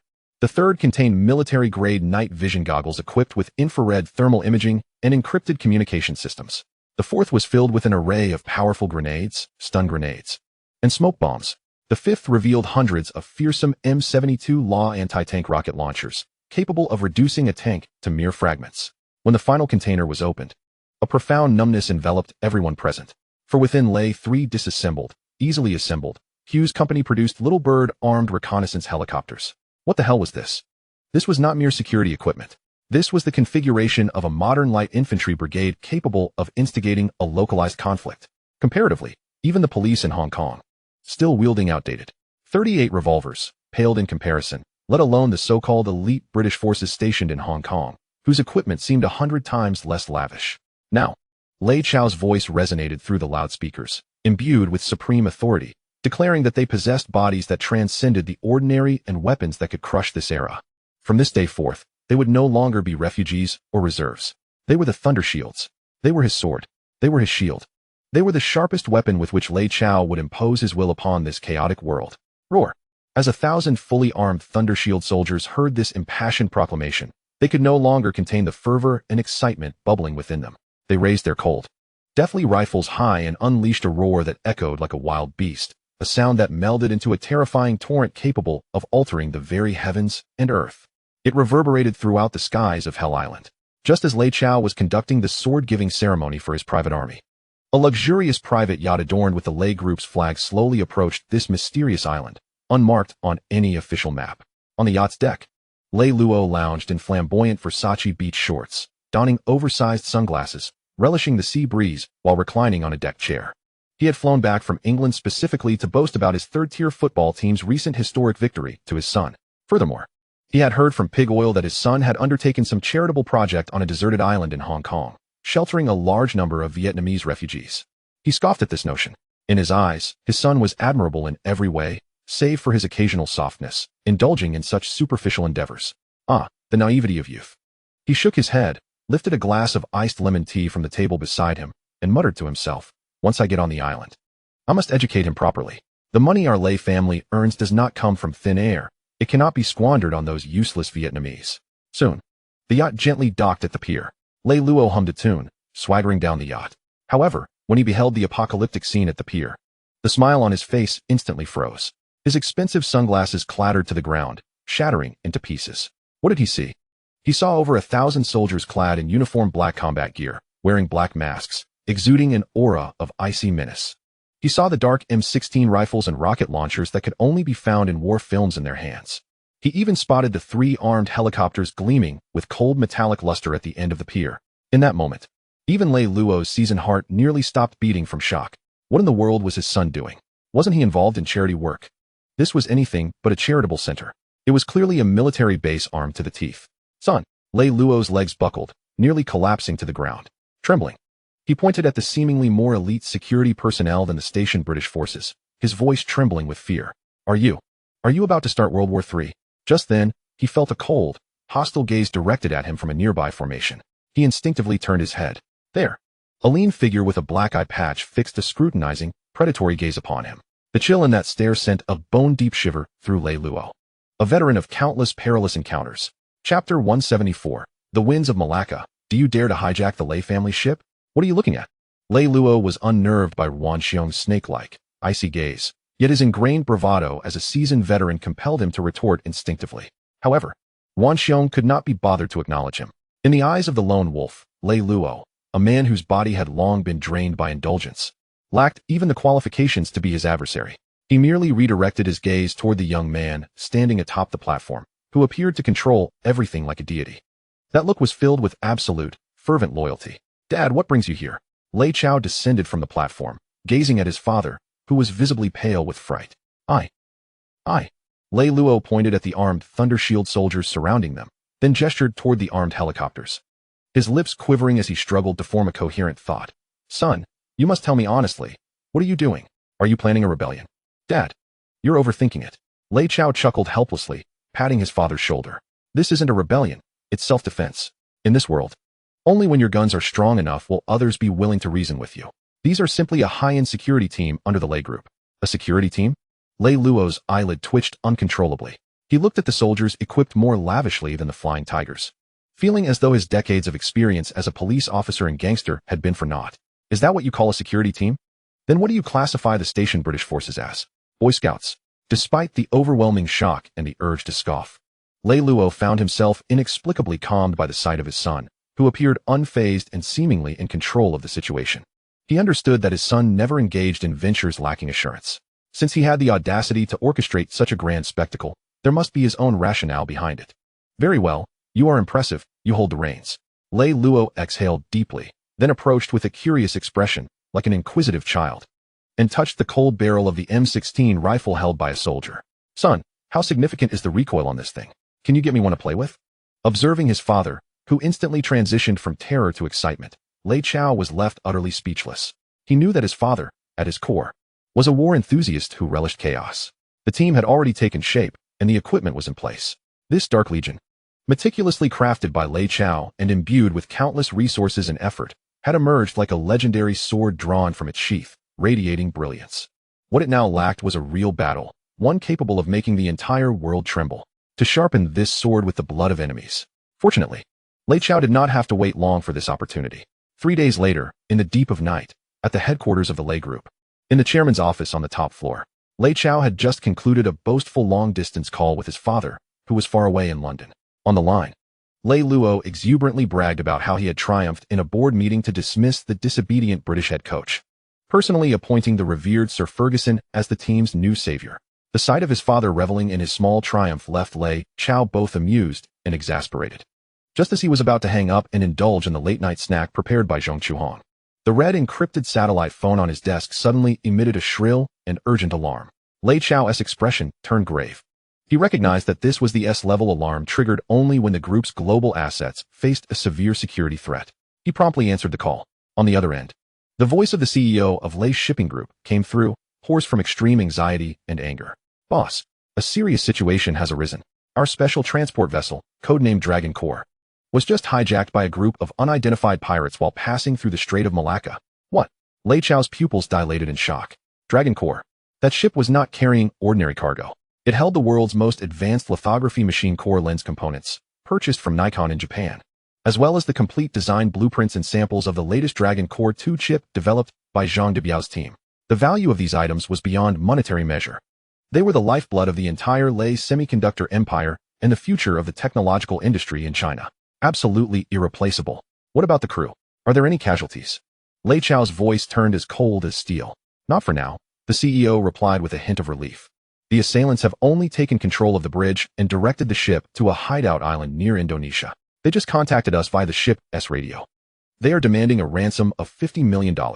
Moreover, they threatened that if we do not transfer the money to their designated Swiss bank account within 24 hours, they will execute one crew member every hour and toss the incomprehensible glass pieces and blueprints into the sea to feed the fish.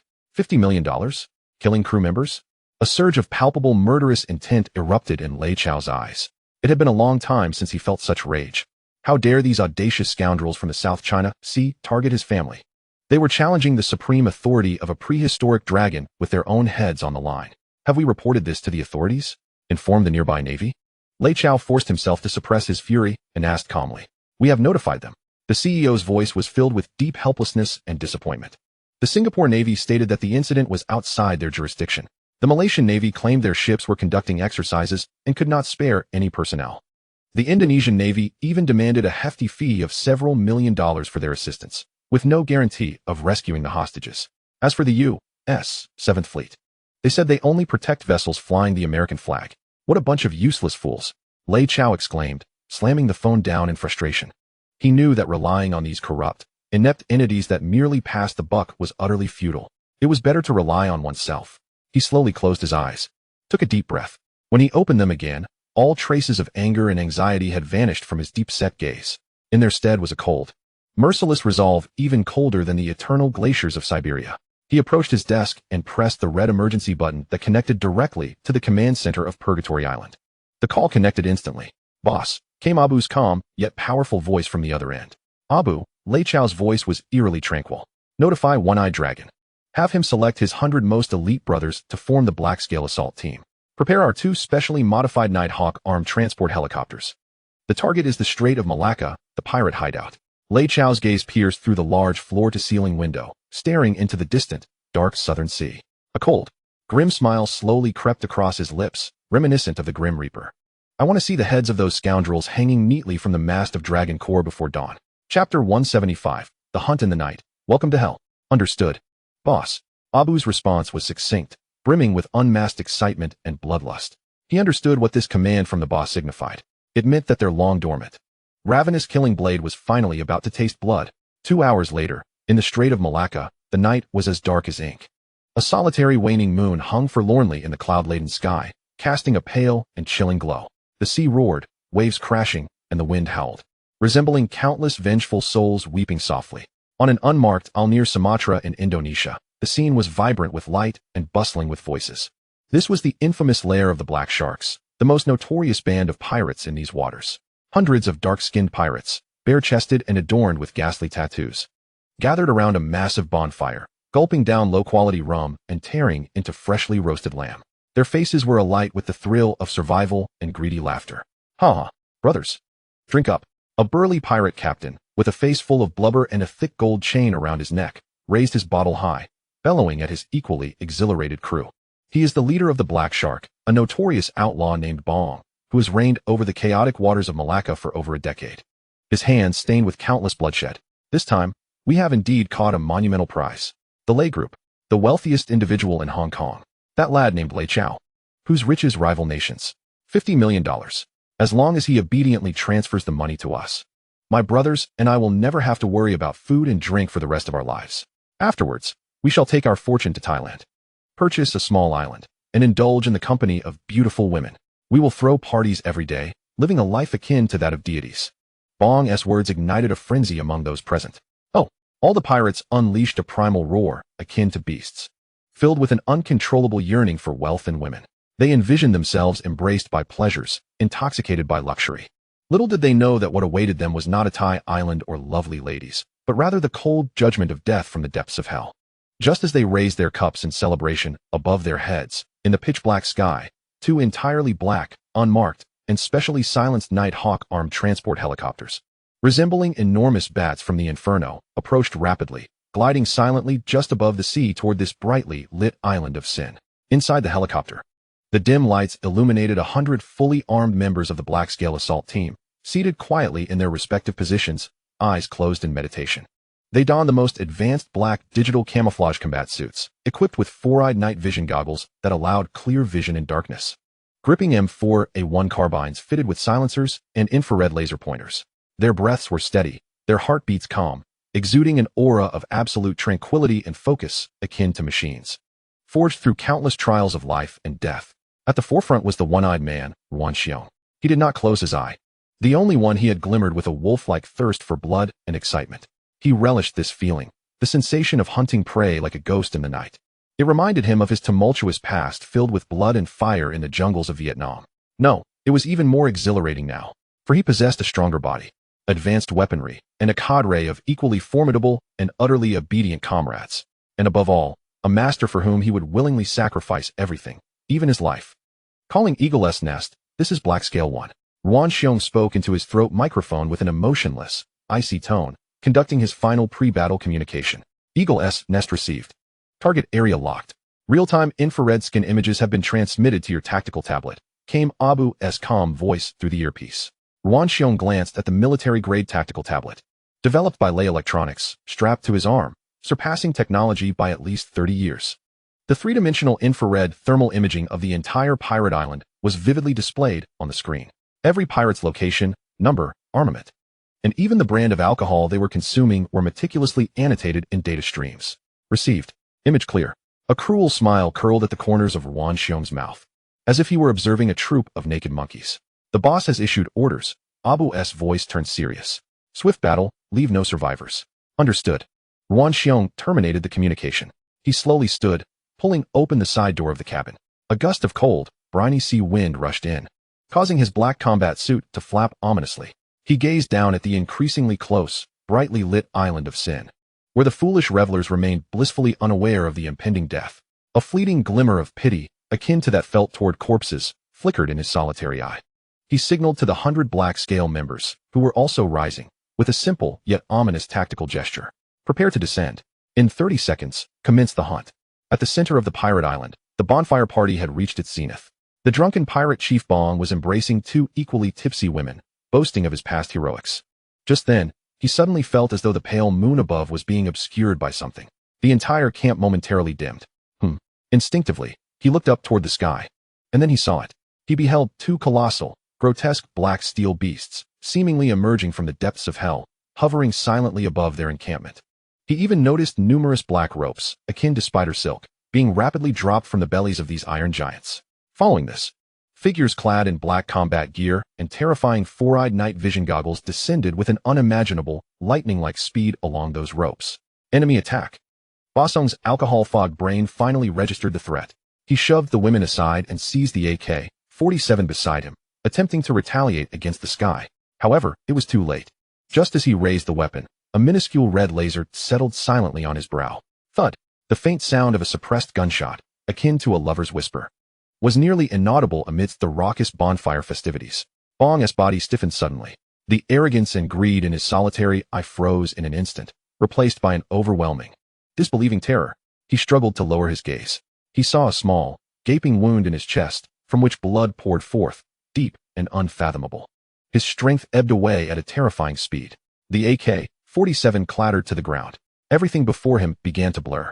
In the final seconds of his consciousness, he seemed to see a figure, also one-eyed, clad in black combat gear, descending steadily from the heavens like a reaper from hell, landing firmly before him. The man's face bore no expression. He merely looked down upon Bong with a cold, disdainful gaze, as if regarding refuse. Then, in a pure, slightly mocking tone of Vietnamese, he uttered a single phrase to the barely conscious man. Welcome to hell. Chapter 176, live broadcast at sea. Do you dare to touch the Lei family ship? Welcome to hell. Wan Xiong's voice, devoid of any warmth, resonated like a final verdict from the depths of Hades, becoming the last words Bong would ever hear in this world. Suddenly, the entire pirate island was utterly transformed into a veritable, one-sided, blood-soaked slaughterhouse. Bang, bang, bang, bang, bang. 100 members of the Black-Scale Assault Team, equipped with silencers and night vision goggles, descended upon the scene like harbingers of death from the shadows. They dispersed silently into every corner of the island in tactical groups of 3. Like the most seasoned hunters, they coldly, efficiently, and ruthlessly harvested their prey, who were still reeling in panic and disarray from alcohol and the unforeseen upheaval. The pirates, who typically roamed the Strait of Malacca with impunity and a trail of blood, appeared as fragile as lambs awaiting slaughter before these super soldiers, who thoroughly outmatched them in equipment, tactics, and individual prowess. Their resistance seemed feeble and laughable. The outdated and poorly maintained AK-47s clutched in their hands were rendered mere sticks in comparison to the M4A1 carbines wielded by the Black-Scale operatives, which were enhanced with infrared laser pointers. They barely had time to glimpse their assailants before being struck down in the darkness by precise, lethal bullets. The sounds of gunfire, screams, and pleas for mercy rose and fell in a chaotic symphony, but soon, silence enveloped the scene. The entire ordeal, from the first shot to the last pirate collapsing in a pool of blood, transpired in a mere 3 minutes, as the first rays of dawn pierced the eastern horizon. Casting light upon this island once steeped in sin and tumult, it had morphed into a desolate battlefield, reeking of iron and death. Hundreds of pirate corpses lay sprawled in disarray across every corner of the camp, their faces frozen in expressions of terror, despair, and disbelief from their final moments. Meanwhile, the 100 members of the Black-Scale Assault Team emerged unscathed, their combat uniforms devoid of even a speck of dust. Like an efficient cleaning crew, they expressionlessly dragged the bodies of the pirates one by one to the shoreline and, treating them like refuse, tossed them into the turbulent sea to feed the sharks. Only one individual remained, an unfortunate soul, seemingly the second in command of the pirates, who had soiled himself in fright and lay quivering on the ground. Wan Xiong approached him, brandishing a blood-dripping military dagger, and slowly knelt before him. He gently tapped the hapless wretch's pale face with the cold blade. "What is your name?" Wan Xiong's voice was terrifyingly calm. "I am Shamate." The wretched one's voice trembled uncontrollably. "Very well, Shamate." A cruel smile curled at the corners of Wan Xiong's lips. "Your leader, Bong, left in such haste that he forgot to utter a final word. Now, I grant you the opportunity to speak on his behalf and for all your black shark brethren to the world." With that, he gestured to one of his team members behind him. The operative promptly produced a portable camera developed by Lei Electronics, equipped with high-definition recording and global satellite broadcasting capabilities. The camera's lens was trained on the trembling Shamate, who was already terror-stricken. "Now, look at the camera." Wan Xiong used the tip of the dagger to lift Shamate's chin, forcing him to face the dark lens. "Tell the world, inform all those like you, who survive by piracy on these waters, of the fate that awaits those who dare to rob a ship of the Lei family." Shamate gazed into the cold lens. then glanced at Ruan Xiong's remaining eye, which exuded a palpable aura of death. He trembled violently, aware that every word he uttered would determine his fate. Summoning all his strength, he shouted at the camera, his voice hoarse with desperation, "Don't. Please, for the love of all that is holy. Do not approach any vessel flying the Lei family flag. They are not human. They are demons. Demons risen from the depths of hell. We were wrong. We were truly wrong. We should never have provoked the Lei family. We should never have touched their ships. I beg you. I implore Mr. Lei. Spare us our lives. We shall never dare again. Not in this life, nor in the next." Tears streamed down Shamati's face as he desperately bowed his head before the camera, pounding his forehead until it bled. His pitiable, despairing visage radiated the most genuine, spine-chilling terror. Very well. Ruan Xiong nodded in satisfaction. He felt that the impact of this confessional video was sufficiently achieved. Commander Lei, Shamate, watching Ruan Xiong stow the camera, felt a glimmer of desperate hope flicker in his eyes. "I have done as you instructed. Can you spare my life? Spare your life?" Ruan Xiong chuckled. He rose to his feet, looking down upon this pitiful creature still clinging to the hope of survival. His smile, illuminated by the dawn light, appeared chillingly cruel. "Our boss merely instructed me not to leave any survivors. But he never specified that I couldn't leave behind a corpse." With that, the military dagger in his hand traced a cold, graceful arc through the air. Thud. A head, still bearing an expression of unending terror and disbelief, soared into the sky. Blood sprayed forth like a fountain, staining the first light of dawn crimson. Simultaneously, across Southeast Asia, from Bangkok in Thailand to Manila in the Philippines, and on to Jakarta in Indonesia, all manner of gang hideouts, warlord strongholds, and pirate dens received, through various underground channels, a mysterious videotape devoid of any markings. When they played the tape and witnessed the gruesome, violent, and utterly terrifying footage of the live execution, a cold sweat broke out upon every brow. They watched as the Black Shark pirates, who had once shared drinks and camaraderie with them, were mercilessly slaughtered before the onslaught of those shadowy figures like divine reapers. They beheld the second-in-command, Shamate, in a state of abject despair, his demeanor akin to that of a dog. They witnessed the final image of his severed head soaring into the air. A chilling sensation, unprecedented and profound, coursed through their very beings. Lei family. At that moment, the name was indelibly etched into the hearts of every outlaw, becoming a terror more fearsome than death itself, a taboo to be utterly avoided. From that day forth, an unspoken yet rigorously upheld rule circulated throughout the South China Sea and beyond, across international waters. You may dare to seize American arms shipments. You may even audaciously touch the hull of a Soviet nuclear submarine. But you must, under no circumstances, ever approach any vessel flying the Lei family flag. For that is not merely a merchant ship. It is a moving fortress upon the seas, a harbinger of doom that will bring about your ruin. The ships of the Lei family are more secure on the open seas than any naval vessel of a nation. And thus, Lei Chao found fortune amid calamity.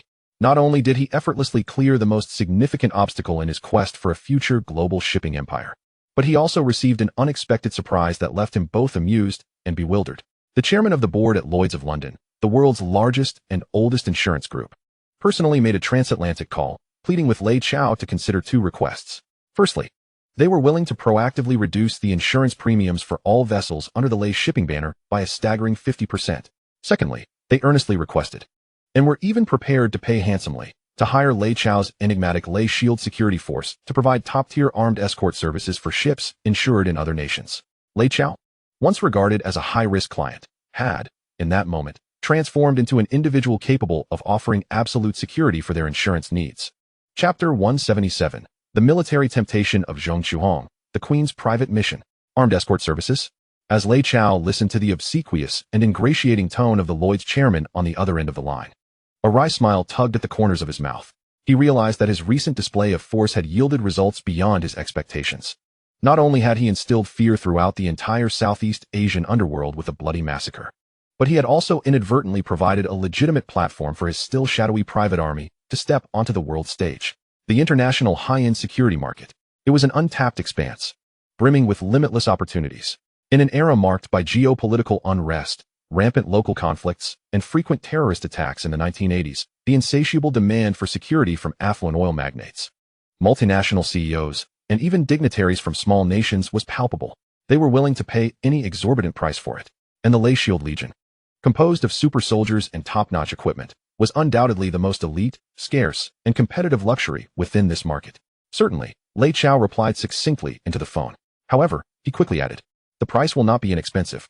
Of course, The chairman of Lloyd's rushed to assure him, fearful that Lei Chao might reconsider. You set the price. As long as Sir Lei is willing to proceed, money is absolutely no object. Excellent. Lei Chao nodded in satisfaction. My vice president will discuss the specifics of our cooperation with you shortly. After hanging up, Lei Chao's spirits soared. He knew he had just carved out a new, exceptionally lucrative cash cow for his business empire. The Lei Shield would no longer be merely a money-burning behemoth. It would metamorphose into a war conglomerate capable of generating immense wealth. However, to truly establish the Lei Shield brand and entice the world's wealthiest individuals to willingly invest in its security services, a mere compilation of bloody and violent underground footage would fall woefully short. That would only evoke fear. What Lei Chao sought was not just terror. He desired a sophisticated brand image that exuded professionalism, strength, reliability, and even allure. He needed a promotional video that would ignite the global male libido, replete with aesthetic violence and lethal temptation. And he already had the perfect leading lady in mind for this production. On Purgatory Island, Studio One. This was a lavishly constructed space dedicated to filming internal promotional videos for his group. At this moment, all lights and cameras were focused on the center of the studio, where stood a breathtaking figure, both stunning and commanding, Zhong Chuang. Today, she was not adorned in glamorous evening gowns or provocative bikinis. Instead, she donned a form-fitting, futuristic black digital camo combat uniform personally designed by Lei Chao himself. The snug fabric accentuated her youthful vitality and healthy wildness to perfection. Her ample bosom, slender waist, rounded posterior, and long, powerful legs radiated explosive energy. Her face bore a subtle, smoky battle makeup, and her lustrous black hair was neatly tied into a high ponytail.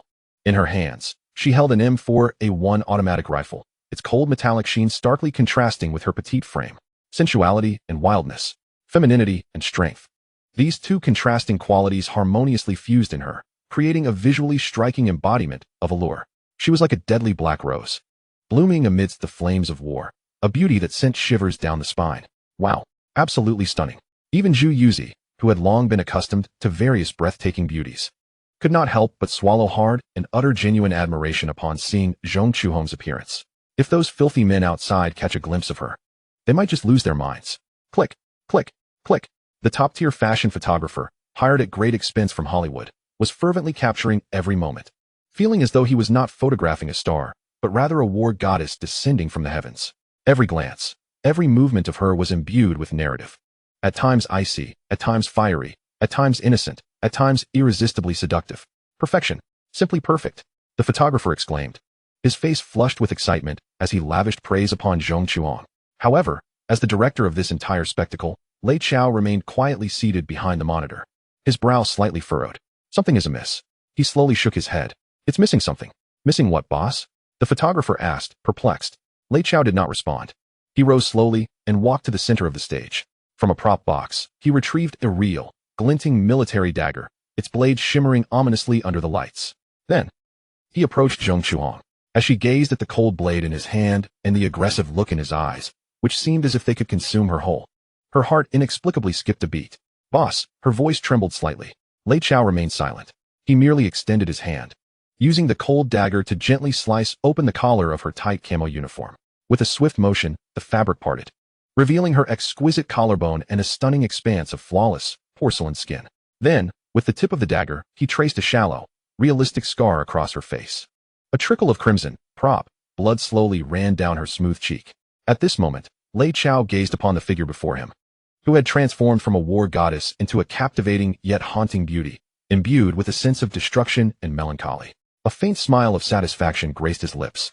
This is the sensation I have longed for, beauty entwined with devastation, fragility intermingled with strength. This, indeed, epitomizes the pinnacle of seduction. Upon finishing his thought, he leaned down and gently pressed a possessive kiss upon Zhong Chuhong's slightly parted lips, still stained with a hint of blood from her shock. Bang! In that instant, Zhong Chuhong felt her mind explode like a myriad of fireworks. She was utterly ensnared in the atmosphere of violence, aesthetics, and lethal hormones that this man had crafted for her. The filming of the promotional clip proceeded with extraordinary smoothness. Under the meticulous guidance of Lei Chao, the acclaimed director, Zhong Chuhong's latent potential was fully unleashed. She seemed to embody a Valkyrie, drenched in the blood of battle. Her eyes, filled with wildness and power, and her agile, lethal form captivated all present. After the shoot, Lei Chao, under the pretext of needing to rehearse a scene privately, ushered the already exhausted Zhong Chuhong drenched in sweat and feeling weak, into his exclusive dressing room. The boss, Zhong Chuhong, observed as Lei Chao locked the door behind him, her voice tinged with a final, feeble protest. I haven't changed out of this outfit. No need to change, Lei Chao replied, a wicked smirk playing on his lips. He advanced step by step, pinning the bashful little wildcat against the cold dressing mirror. He gazed at the perfect, deadly seductive figure, ensconced in the tight camouflage attire. In his deep-set eyes, a burning desire flared like a flame. I think this battle attire suits you perfectly. He reached out, gently caressing her long, slightly trembling thigh. His voice was hoarse and irresistibly domineering. Let me assess its tear-resistant capabilities, shall we? Just as Lei Chao was reveling in their intimate world amidst the battlefield's tender chaos. A confidential letter from Buckingham Palace in London, sealed with Her Majesty the Queen's personal wax stamp, was urgently delivered to him through military channels. The letter's content was succinct yet imbued with an undeniable authority. Her Majesty the Queen had encountered an immense predicament, a trouble so formidable that even MI6 and the entire British government found themselves at a loss. She required the assistance of her newly minted, influential Eastern Knight's mysterious powers. She had a personal, clandestine task to entrust to him. Chapter 178, The Queen's Private Mission. Lei Shield's Token of Loyalty. A private, clandestine task? Lei Chao studied the letter penned by the Queen's personal secretary, its formal tone betraying an undercurrent of urgency and plea. A knowing smile curved his lips. He understood that the grand gift he had presented to the Queen, along with the recent upheaval he had caused in the gold market, had finally borne its intended fruit. He had successfully crafted an image of a mystical Eastern powerhouse, capable of anything, in the minds of the Queen and the entire British royal family. Now, it was time to capitalize on that image. According to the letter, the trouble the Queen faced was indeed quite intricate. The issue stemmed from her most cherished younger son, Prince Andrew. This young prince, notorious for his flamboyance and rebellion, had recently engaged in a friendly visit to a Middle Eastern oil-rich nation, where he became entangled with the king's favored daughter. Their passionate affair had left behind compromising photographs that could bring disgrace to the entire British royal family. Now, inexplicably, these images had fallen into the hands of a mysterious arms dealer known as the Desert Fox, who had extensive connections with various governments in the Middle East. This arms dealer was using the photographs as leverage to extort the British royal family. He demanded not money, but rather the British government's approval for the export of a batch of previously restricted, cutting-edge, shoulder-fired anti-aircraft missiles. This was nothing short of blatant political blackmail. Naturally, the British government could not acquiesce to such a demand. Should these advanced weapons, capable of posing a lethal threat to civilian aircraft, flow into the hands of Middle Eastern terrorist organizations through this arms dealer, it would trigger an unimaginable catastrophe. MI6 had attempted to deploy their most elite agents to infiltrate the arms dealer's heavily fortified estate in Beirut, Lebanon, to either retrieve or destroy those photographs. Yet, the outcome was grim. All operatives had vanished without a trace, as if they had sunk into the abyss, leaving no remains behind. The situation had reached a stalemate. The reputation of the British royal family and global anti-terrorism efforts were now intertwined, leaving them in a precarious position. In her desperation, Her Majesty finally recalled her enigmatic and powerful commercial genius from the East. She hoped that Lei Chao could mobilize his legendary Lei Shield unit, renowned for effortlessly dispatching even the Malacca pirates, to resolve this monumental dilemma. In return, she promised to provide the utmost royal support for all future business endeavors of the Lei Group within the Commonwealth and across Europe. This was akin to a golden ticket granting immunity throughout Europe. How intriguing. Lei Chao regarded the letter's conclusion, where the Queen's hopeful signature resided. A shrewd smile akin to that of a hunter gracing his face. He recognized that this was not merely a simple dirty job. It was an unparalleled opportunity to showcase his might and fangs to the entire Western world. It was a chance for the Lei Shield, this dark legion, to ascend from being a regional power in Southeast Asia to a formidable international dragon capable of contending with MI6, the CIA, and the KGB on the global stage. More importantly, the so-called Desert Fox arms dealer, according to the confidential intelligence provided by the Sky system, was closely linked to the largest drug lord in the Golden Triangle, Kun Sa, through extensive arms trade connections. And Kun Sa was the paramount obstacle that Lei Chao needed to eliminate in his forthcoming plans. This was serendipity, a perfect alignment of circumstances. Lei Chao felt as if even the heavens were aiding him. He resolved to act without hesitation. He picked up the phone and directly dialed the number for Purgatory Island. One-Eyed Dragon, come to my office. Half an hour later, Wan Xiong, the foremost warrior of the Lei Shield Brigade, stood before Lei Chao, impeccably clad in a black combat uniform, as straight as a javelin. A chilling aura emanated from him, an essence forged only through countless trials by blood and fire, an almost tangible coldness imbued with lethal intent. Boss. His voice was terse yet imbued with formidable strength. Let me show you something remarkable.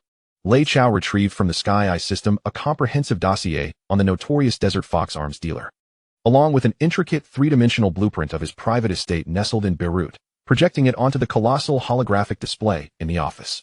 Target: Salim Hassan, codenamed Desert Fox. Mission: infiltrate his lair in Beirut's estate. Retrieve or annihilate all compromising photographs related to Prince Andrew. Remember, the operation must be executed with utmost stealth. No trace of our Thunder Shield's involvement may remain. Within the estate, over 300 elite guards, composed of former Israeli Mossad operatives and French Foreign Legion veterans, stood vigilant, well-equipped, and fiercely armed. The security system, designed by West Germany's Siemens Corporation, boasted the world's most advanced triple-layered defenses at the time: infrared sensors, pressure detectors, and microwave surveillance. According to the MI6 assessment report, the estate's defense rating was classified as Grade A, equivalent to the United States Fort Knox vault, heralded as an impenetrable fortress where not even a fly could enter. As Lei Chao spoke, he keenly observed Ruan Xiong's expression, eager to witness how his fiercest warrior would respond to such a mission of infernal difficulty. Yet, Ruan Xiong's visage remained inscrutable. His solitary remaining eye revealed no fear, no hesitation, only an absolute calm, akin to a precision-engineered killing machine meticulously analyzing battle data before the storm. He listened silently to Lei Chao's briefing. After a long pause, he finally spoke, his voice steady yet brimming with unwavering confidence. Boss, there is no fortress in this world that cannot be breached. There are only prices too steep to pay, and blades not sharp enough. He paused, and from his lone eye burst forth an unprecedented, bloodthirsty gleam akin to a ravenous wolf. Give me 12 brothers, and an aircraft capable of reaching Beirut.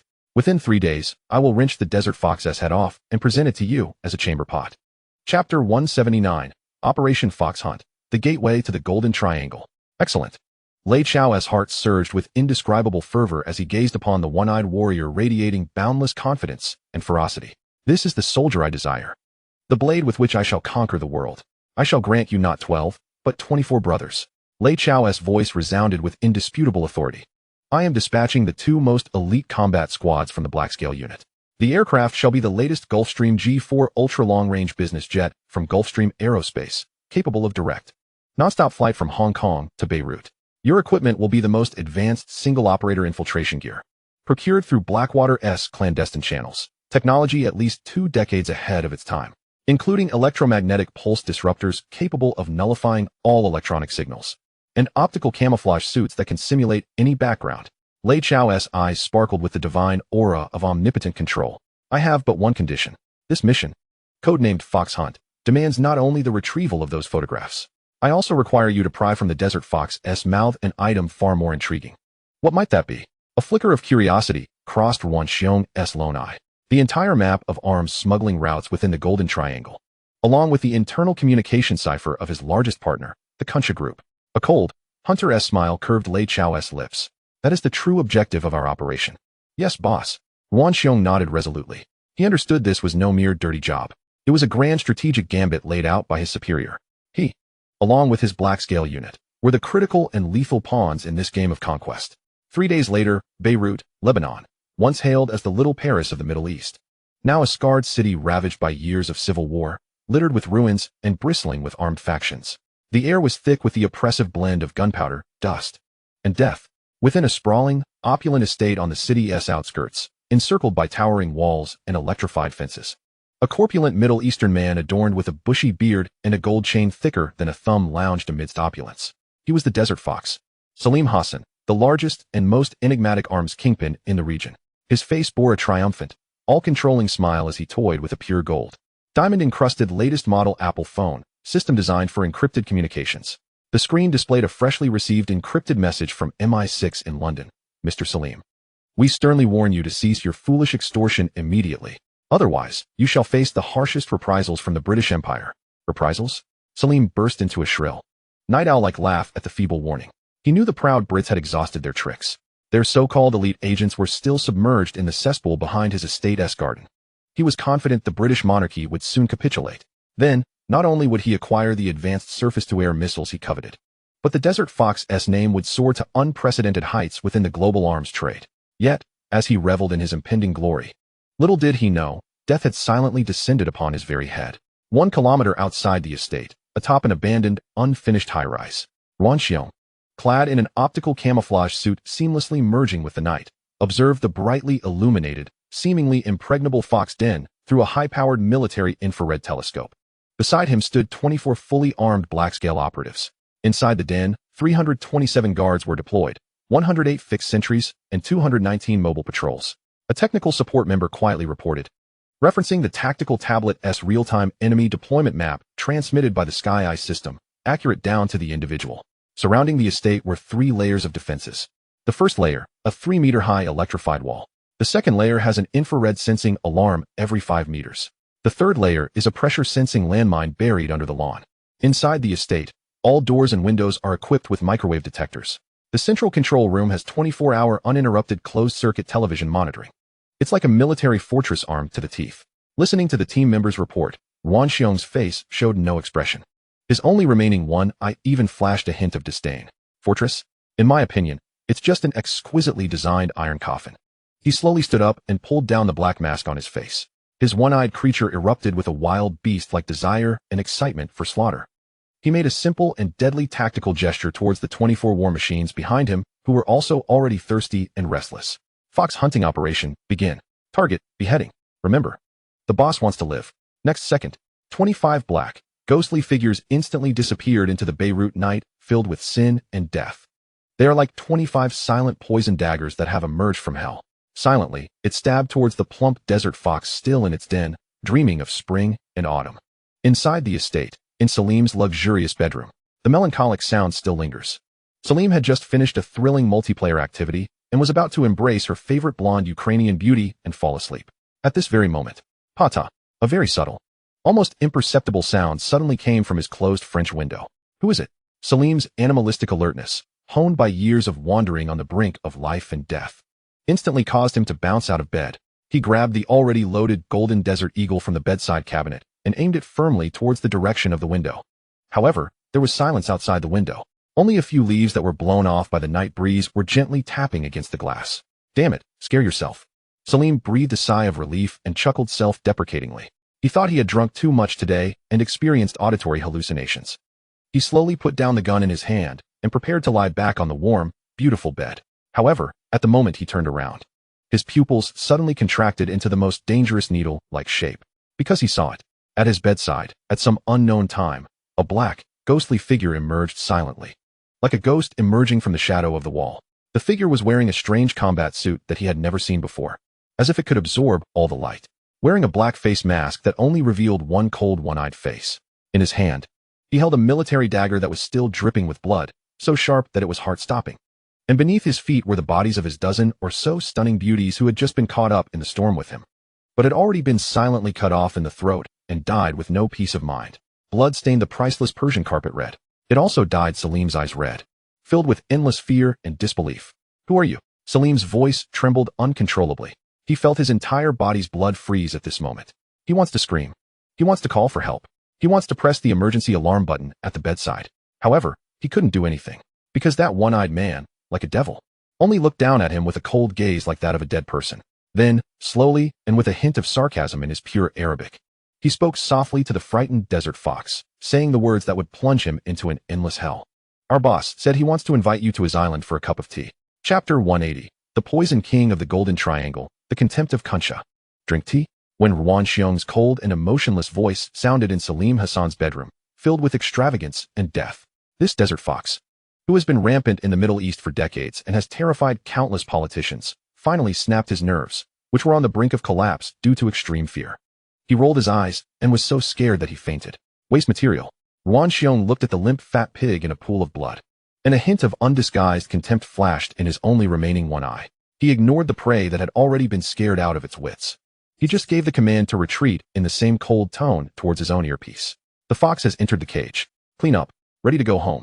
The next day, in the morning, when the first ray of sunshine from Beirut shines upon this once impregnable fox den estate, this has long become a true city of death. 327 well-equipped elite guards were silently and completely eliminated in less than 10 minutes by 25 ghostly black-scale team members using the most ruthless and efficient assassination methods. There is not a single survivor. No gunshot was fired, not even triggering any alarm. The whole estate, Except for the corpses on the ground and the strong smell of blood that couldn't be melted, seemed as if nothing had happened. And the owner of the estate, the arrogant desert fox Salim Hassan, along with the indecent photos in his safe that could embarrass the British royal family, and his contact codebook that recorded all secret transactions with the Golden Triangle, all seemed to have evaporated from the human world, disappearing without a trace. The fox hunting operation ended perfectly when this mysterious and bloody message was transmitted back to Buckingham Palace in London through MI6 top secret channel. Her Majesty, after experiencing a brief shock, her face, which always maintained dignity and grace, for the first time, developed a deep and heartfelt fear of that young knight from the east. She knew that this time, she seemed to have unleashed an eastern dragon that even the queen of the empire, whose sun never sets, may not be able to fully control, but fear comes with fear. After all, Lei Chao helped her solve a huge problem. She also generously fulfilled her previous promise. For a moment, countless olive branches filled with goodwill from the British royal family flew like snowflakes towards the various industries of the Rei Group in Europe. From energy to real estate, from finance to media. All the British domestic forces that were previously resistant to the brutal expansion of the Rei Group have suddenly changed their attitudes overnight. They eagerly expressed their intention to cooperate with the Lei Group. Lei Chao's business territory in Europe is expanding wildly at an unprecedented and terrifying speed. And as an exchange for all of this, Lei Chao also reported the indecent photos to Li Di through secret channels and quietly returned them to the British royal family. Certainly, he thoughtfully preserved a high-definition electronic backup for himself. He recognized that this backup might one day serve as an intriguing trump card for fostering deeper amicable relations with the British royal family. Having resolved minor inconveniences in Europe and successfully acquired the key to unlock the gateway to the Golden Triangle, Lei Chao's gaze once again turned towards that mysterious land in Southeast Asia, rife with vice, wealth, and boundless opportunities. The Golden Triangle. This region stands as the world's largest producer of opium and heroin. Here, numerous well-equipped, death-defying private warlord factions reside. They sustain their armies through narcotics and protect their drugs with military force. In this realm, they embody the law, they are akin to deities. Even the superpowers of the United States and the Soviet Union find themselves powerless against this lawless territory. Among them, the most formidable, audacious, an infamous figure is undoubtedly Kun Sa, the so-called king of drugs. Kun Sa, originally named Zhang Qifu, is a member of the Shan ethnic group with half-Chinese heritage. Through extraordinary audacity and ruthless tactics, he transformed from an obscure warlord into an underground emperor, controlling over 80% of the drug trade in the Golden Triangle within a mere decade. His subordinates comprise a modern army of over 20,000, armed with heavy weaponry smuggled from both the U.S. and Soviet forces. His business empire spans the globe. Notably, he shares a significant partnership in arms trade with Salim Hassan, the desert fox of the Middle East. Now that the desert fox has fallen, Kun Sa naturally becomes the next target that Lei Chao must visit. Boss, everything is prepared. At the dock of Purgatory Island, 3,000 fully armed Lei Dun soldiers, clad in standardized jungle camouflage, their faces adorned with thick war paint, stood in precise formation, rigidly at attention. Behind them lay dozens of colossal armed transport ships capable of high-seas navigation. The palpable, chilling aura of lethal intent emanating from the 3,000 elite soldiers seemed to freeze the very air of the dock. Lei Chao remained in his immaculate black Zhongshan suit. He stood high upon the reviewing platform, his gaze sweeping over the dark, formidable expanse below, a steel forest brimming with power and the scent of death. An ineffable surge of ambition welled up within him. This is his army. The sharpest spear he shall wield to conquer the world. He lifted a bowl of strong liquor from the table. Descending from the platform, he approached the one-eyed man standing at the forefront of the ranks. One-eyed dragon. Present. Yuan Xiong's voice rang out, resonant and filled with unwavering loyalty to the strong. Lei Chao extended the bowl of liquor towards him. This drink is for you. It is also for our 3,000 Lei Dun warriors, who are about to embark on this expedition. I shall await your triumphant return in Hong Kong. Yuan Xiong said nothing. He simply extended his hands, respectfully accepting the bowl of liquor, and then downed it in one gulp. Boss. He lowered the bowl, the fire of battle igniting in his remaining eye. What do you wish to achieve in the Golden Triangle? Lei Chao smiled. He patted Yuan Xiong's shoulder. As solid as steel, his gaze drifted towards the distant, opportunity-laden jungles of Southeast Asia. His voice was calm, yet imbued with an irresistible, imperial authority. Bring Kun Sa back to me alive. I want him to plant rubber on the land I acquire for a lifetime. Meanwhile, thousands of kilometers away in the Golden Triangle, the headquarters of the Kun Sa Group, hidden within dense mountains and forests and constructed of reinforced concrete, resembled a military fortress. Ha! A merchant from Hong Kong selling electrical appliances dares to unleash chaos on my territory in the Golden Triangle? Is he tired of living? Kunsa, a stocky man who appeared as an affable local tycoon, yet whose eyes concealed a predatory glint akin to that of a wolf, reveled in the derisive laughter that erupted as he read the confidential intelligence regarding the Lei group just presented by his subordinates. Who does he think he is? The President of the United States? Does he believe that his trivial commercial tactics from the diminutive Hong Kong can succeed in a jungle where even the Almighty holds no sway? How naive. Standing before him was a middle-aged man of Chinese descent, appearing to be a strategist, who echoed the mockery. Indeed, great leader. Although Lei Chao has thrived in Hong Kong and even established connections with the British royal family, he remains merely a businessman. He fundamentally does not comprehend that the only rule in the Golden Triangle is that the one with the strongest fist and the most guns prevails.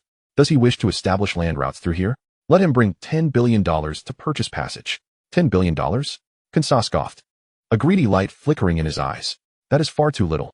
I want him to surrender half of his Lei Group shares. Otherwise, his expression twisted into a cruel smile. I will ensure that he and his so-called elite become the finest fertilizer for this rainforest. In a bid to instill fear in the audacious Hong Kong lad and to assert his unassailable authority over this land, Kunsa issued a chilling command to a nearby soldier. Go, bring me the head of the British traveler we captured yesterday. Chill it with the finest ice.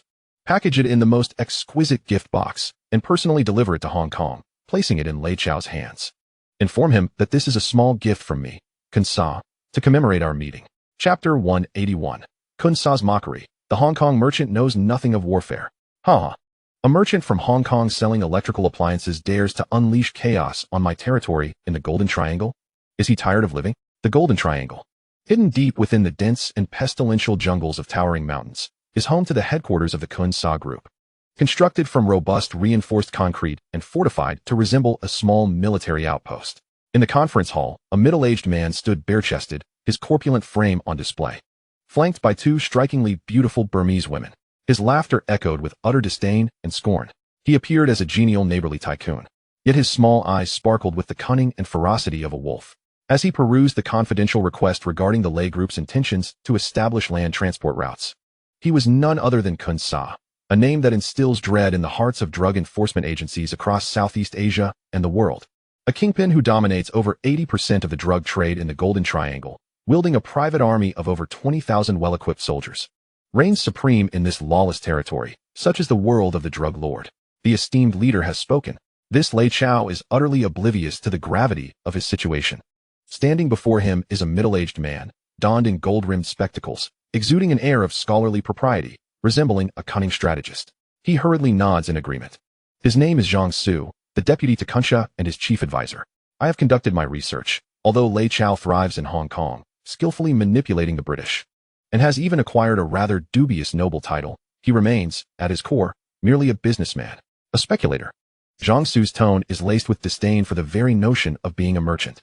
He fails to comprehend the singular rule that governs the land of the Golden Triangle. The only rule that matters is this: who possesses the strongest fist, who wields the most firearms, and who commands men unafraid of death.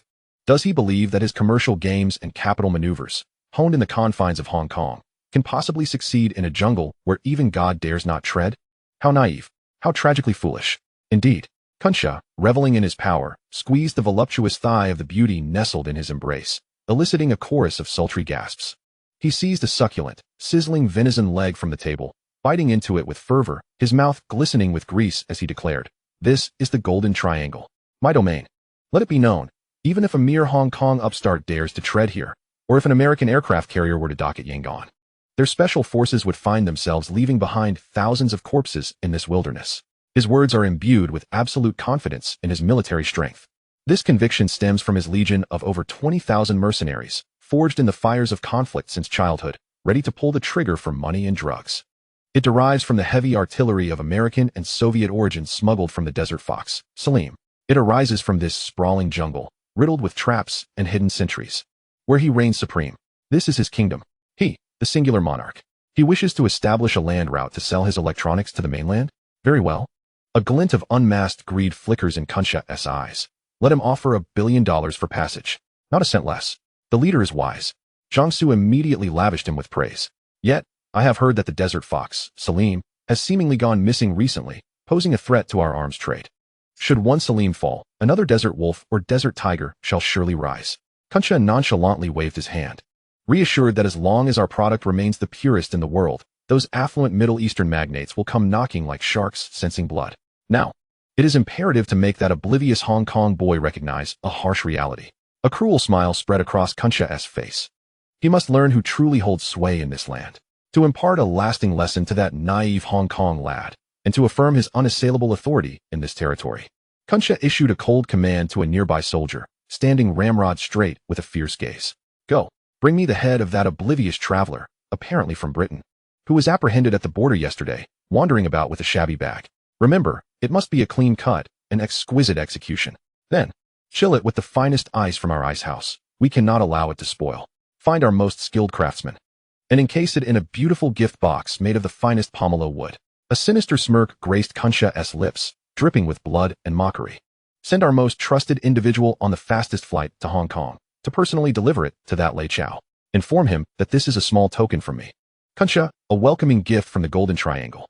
3 days later, in Hong Kong, at the Lei family's corporate headquarters atop a towering edifice.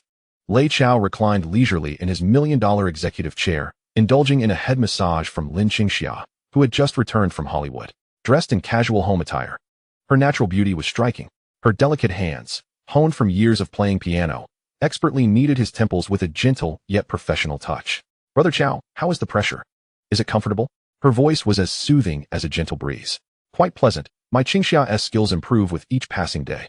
Lei Chao closed his eyes, relishing this rare moment of tranquility. Just then, the office door was flung open with a resounding bang. The rotund figure of Zhu Yuze, resembling a rolling ball of flesh, tumbled in. His face was etched with unprecedented terror and panic, his usually sycophantic visage now as pale as a sheet. Master Xiao, something dreadful has occurred, he stammered, pointing outside, his lips quivering, unable to articulate a complete sentence. What is the matter? Is the sky falling? Lei Chao slowly opened his eyes, a slight frown creasing his brow. He detested interruptions during his moments of relaxation. Zhu Yuze's voice trembled with a hint of hysteria. Just now downstairs, the front desk received a delivery from the Golden Triangle, specifically addressed to you. A gift? A gift? A flicker of confusion crossed Lei Chao's eyes. It's a human head, encased in a pomelo wood box. Zhu Yuze's voice cracked with sheer terror at the last revelation.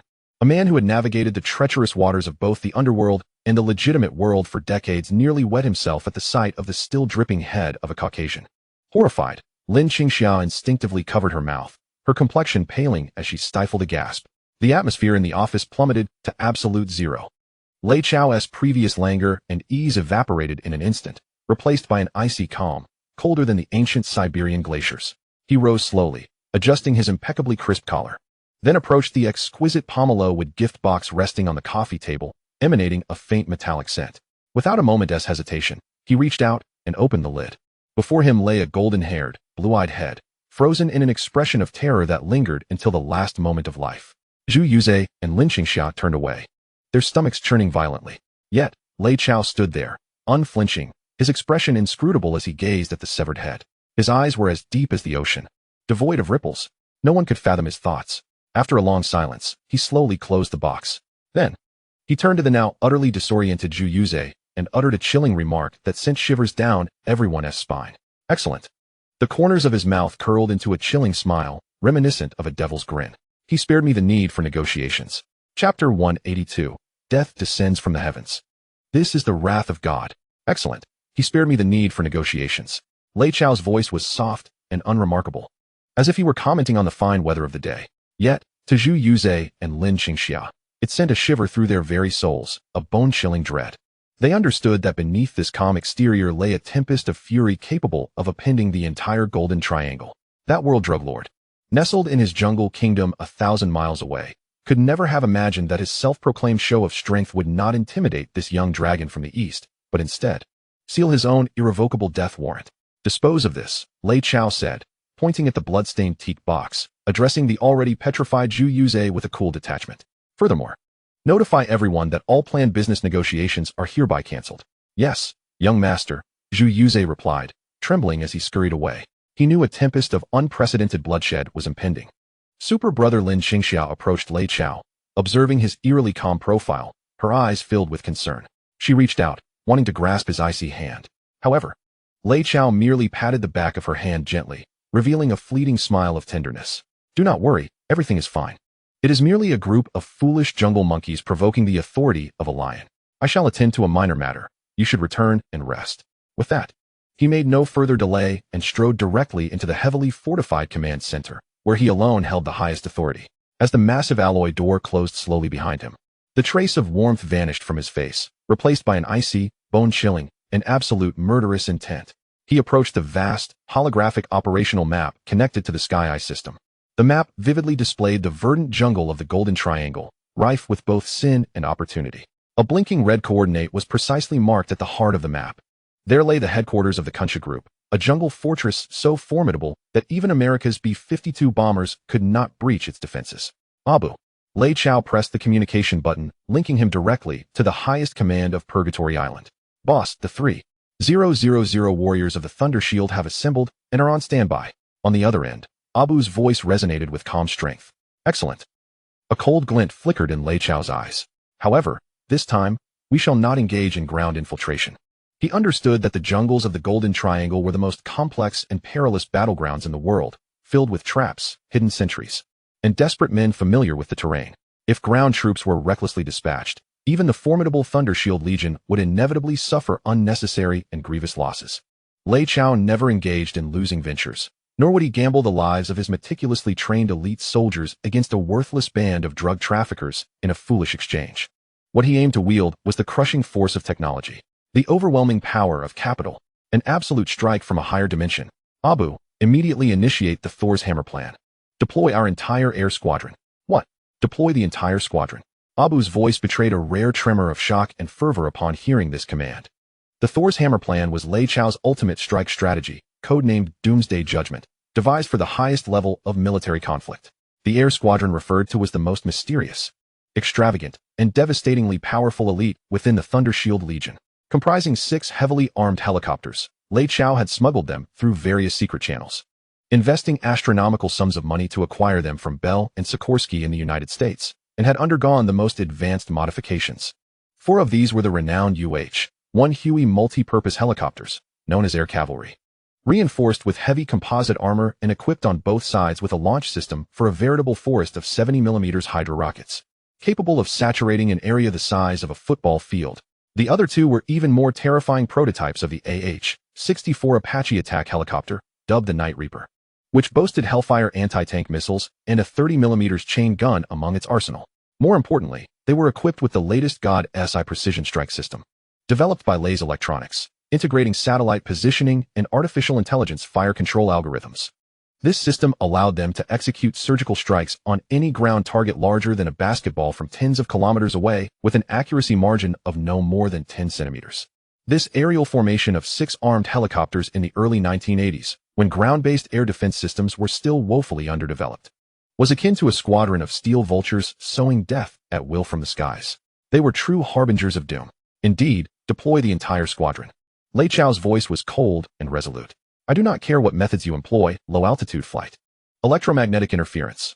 I want them to appear over the Golden Triangle without a whisper of warning within 12 hours. The target. Lei Chao's eyes gleamed with a cruel light akin to that of the Grim Reaper, is the headquarters of the Kuncha Group, coordinates XXX. The first wave will utilize the Hueys for indiscriminate saturation rocket attacks, annihilate all their ground defense positions and peripheral sentries from the map. The second wave will employ the Apaches for precision-guided strikes. Their command center, ammunition depots, drug warehouses, and the bedroom where that fat man sleeps, all must be eradicated. I want those self-righteous jungle monkeys to witness what true wrath of God looks like. Understood, boss. Abu's voice soared with uncontainable excitement. 12 hours later, the Golden Triangle. Under the cloak of night, within the Kuncha jungle fortress, revelry and celebration reigned.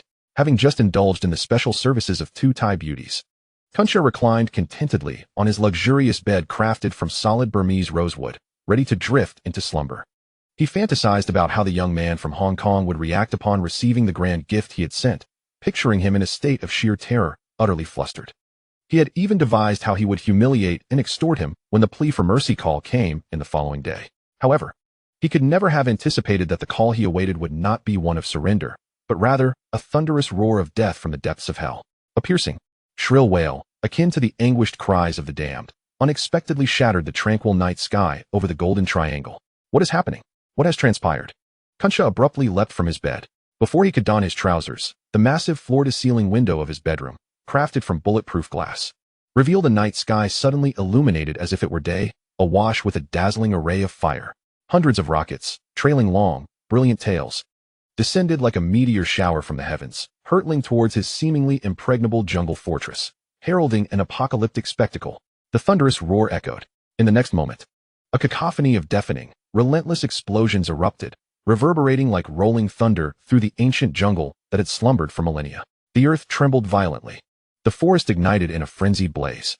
The sturdy bunkers, constructed from reinforced concrete that Kunsha took pride in, the hidden machine gun nests, and the anti-aircraft positions he had painstakingly established with immense expenditure, stood vulnerable before this overwhelming, godlike barrage of destruction, crumbling like paper lanterns, effortlessly torn to shreds. Flames. Soaring flames. Explosions. An unending barrage of detonations. Agonizing screams. Heartrending wails. In less than a minute, the headquarters of the Kunsha group transformed from a heavily fortified military bastion into a hellish landscape, engulfed in flames and strewn with lifeless bodies. No, this cannot be. What kind of assault is this? Through the bulletproof glass, now vibrating from the shock waves of the massive explosions, Kunsha gazed out at the apocalyptic horror unfolding before him. His face etched with disbelief and terror. His mind, dulled from years of drug abuse and excess, faltered in this moment of crisis. He could not comprehend. What sort of enemy possessed such terrifying, extravagant firepower? Americans?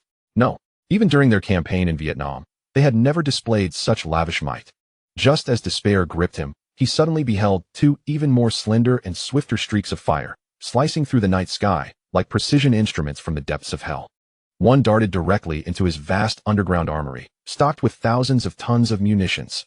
The other flew unerringly towards the very command center that constituted the core of his entire base. No, Kunsha's pupils constricted into the most perilous pinpoints. He let out the most chilling and despairing scream of his life. Yet, it was already too late. Boom. A sound more violent than any explosion before it erupted. The command building, which he had boasted could withstand direct bombardment from heavy ordnance, crumbled before the Hellfire missile. Known as the tank opener, as if it were a fragile eggshell. In an instant, it collapsed into ruins. A massive shockwave, mingled with fragments of steel, cement, and glass, sent Kunsha soaring through the air like a ragged sack. In the final second before his consciousness plunged into darkness, he glimpsed 6 pitch-black, menacing, armed helicopters, resembling iron demons from hell, slowly hovering above his kingdom, coldly surveying the sea of death they had wrought. Chapter 183. Jungle Hunt, playing the game of heat vision. Cough. Cough, cough. Time passed unmeasured, and amidst a fit of violent, agonizing coughs, Kunsha struggled to open his eyes amidst the smoldering ruins, reeking of charred remnants. His head throbbed as if it might split open, buzzing incessantly. Every inch of his body ached fiercely. Shaking his still-dazed head, he fought to rise. Then, he beheld a scene he would never forget, a vision of hellish horror. His once impregnable jungle fortress was now a blazing wasteland. Everywhere lay collapsed structures, shattered trees, and charred remains of bodies, grotesquely dismembered. The air was thick with a nauseating stench, a vile mixture of gunpowder, blood, and the odor of burnt flesh. Those who once shared drinks and boisterous laughter with him now lay lifeless, cold, and incomplete, forever entombed in this land they had once considered their playground. It was over. Everything was lost. A wave of icy despair surged within Kunsha. He could not grasp it. He truly could not comprehend what kind of enemy possessed such monstrous, earth-shattering power. This was no longer war. It was a one-sided massacre. Boss, you're alive. Thank goodness. Just as despair threatened to overwhelm him, 2 blood-soaked, equally disheveled loyal guards scrambled from a nearby shelter, clutching his faltering form. We must flee. The devil's ground forces are upon us. One guard's voice trembled with unprecedented fear. Ground forces? Kunsha paused. Following the direction indicated by the guard's finger, he observed countless small, green points of light, akin to ghostly flames, swiftly encroaching from the shadowy, firelit jungle. Night vision goggles. Kunsha's heart plummeted. He realized he had truly stumbled upon an impenetrable wall tougher than diamonds. Not only did the enemy possess overwhelming aerial firepower, but they also wielded the divine eye that could perceive all in the darkness. Meanwhile, the few remaining survivors, who had miraculously escaped the cataclysmic air assault, floundered like headless flies in the dark jungle, utterly unaware that every move they made was laid bare before the enemy's cold gaze. Akin to watching a video game through a sniper's scope. How could they fight? This was no balanced battle. It was a one-sided, bloody hunt from predator to prey. Go. We must leave. Kuncha was thoroughly gripped by fear. His heart, once brimming with arrogance and hubris, was now filled with endless dread. He had lost all will to resist. Now he only wished to survive. Supported by his 2 loyal guards, he stumbled like a stray dog, frantically fleeing towards a meticulously prepared, secret escape tunnel deep within the jungle. Report, Alpha Wolf. This is Blackscale 2.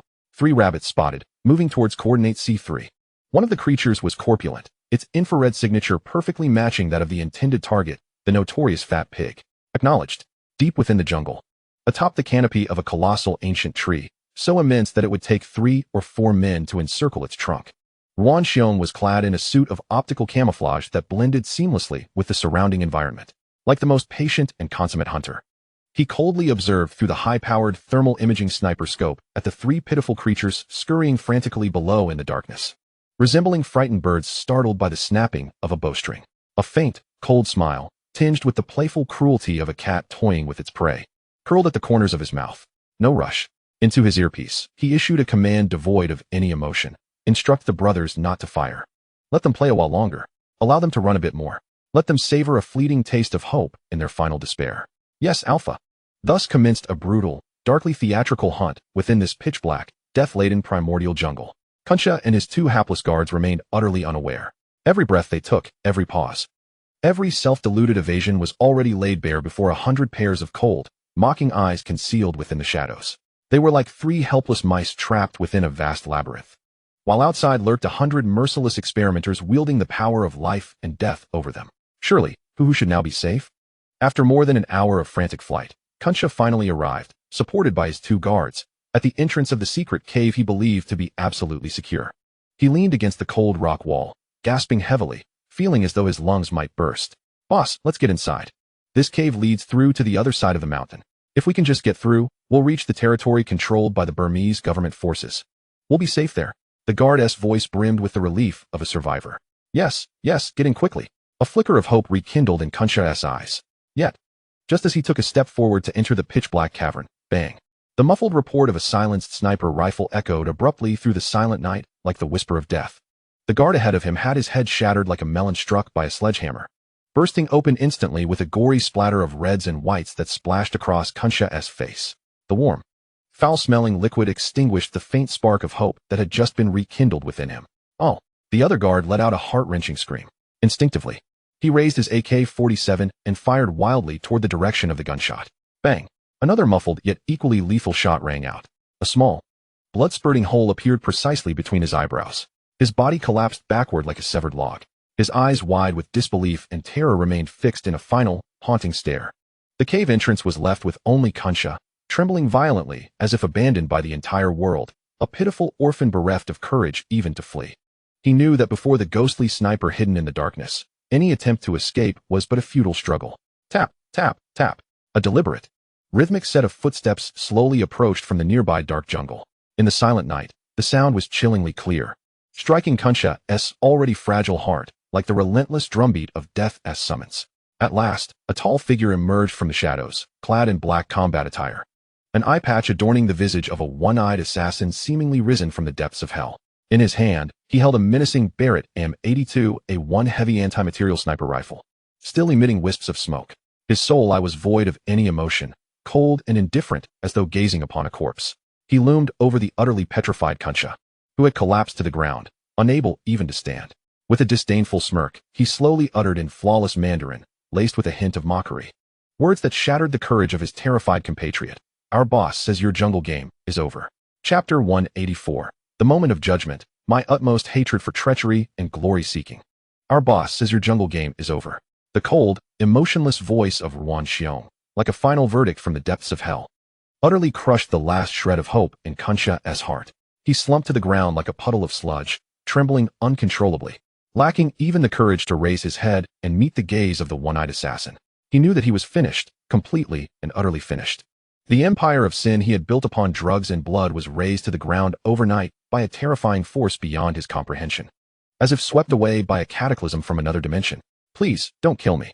Confronted with the ultimate terror of death, the once arrogant world drug king finally relinquished his pathetic pride, groveling like a tail-wagging mongrel before Ruan Xiong, pleading humbly. I have money. Lots and lots of money. I have over 10 billion US dollars in gold stashed in Swiss banks. As long as you don't kill me, I'll give it all to you. Everything. All of it. He attempted to bribe these mercenaries, whom he regarded as mere money-driven lackeys. Yet Ruan Xiong merely regarded him coldly.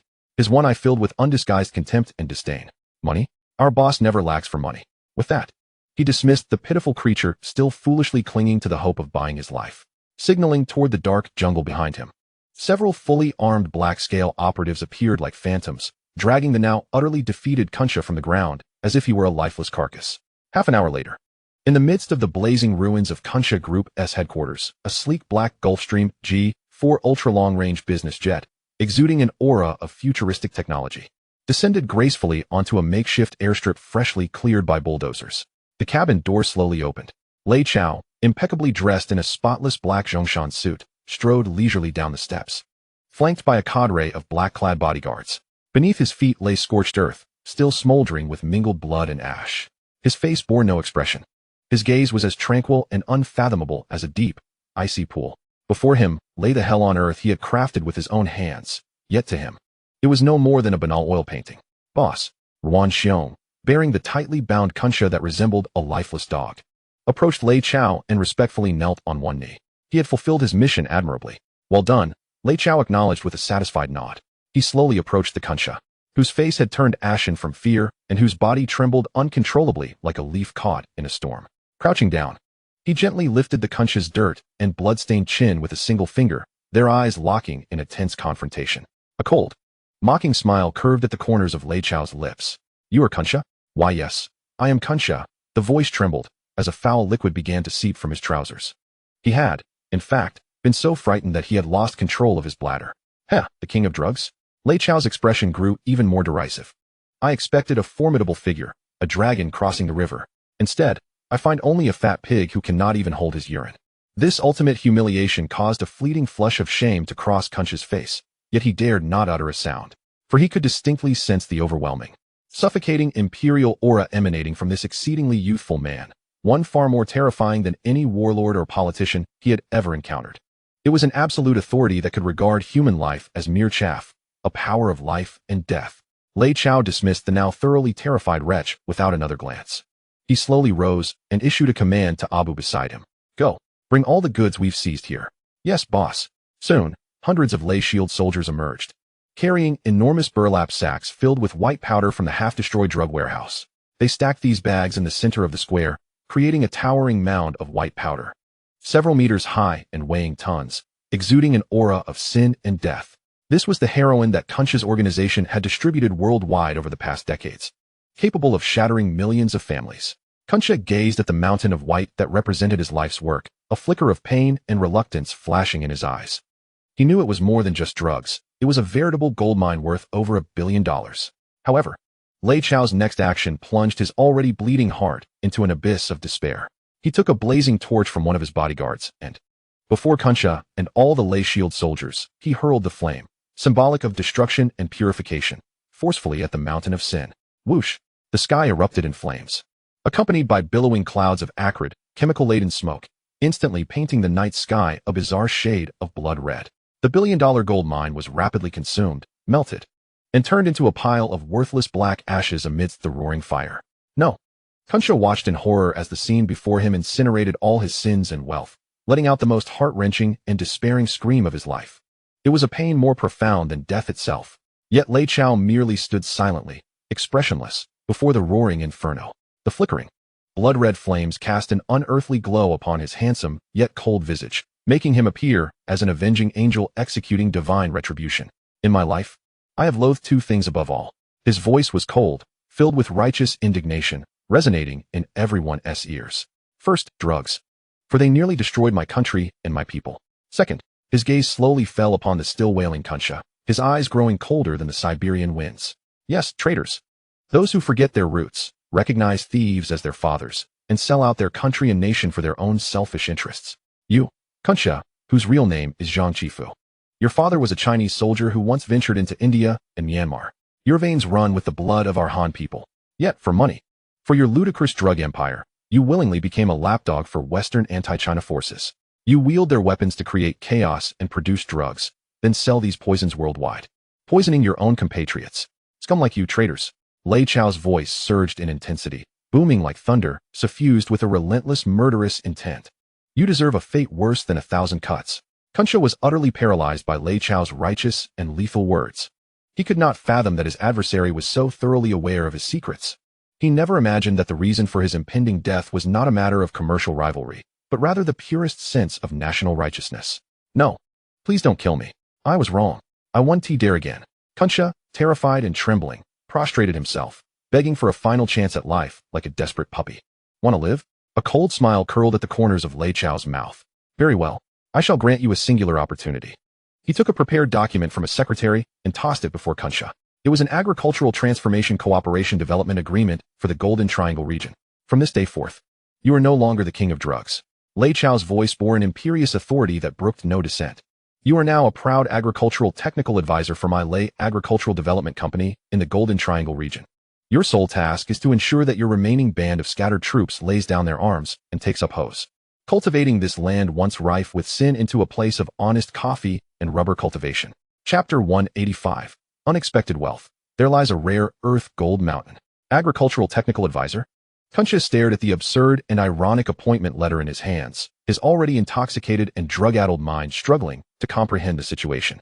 He, Kunsha, the illustrious king of drugs, the underground emperor of the Golden Triangle, was now to metamorphose into a farmer cultivating coffee and rubber?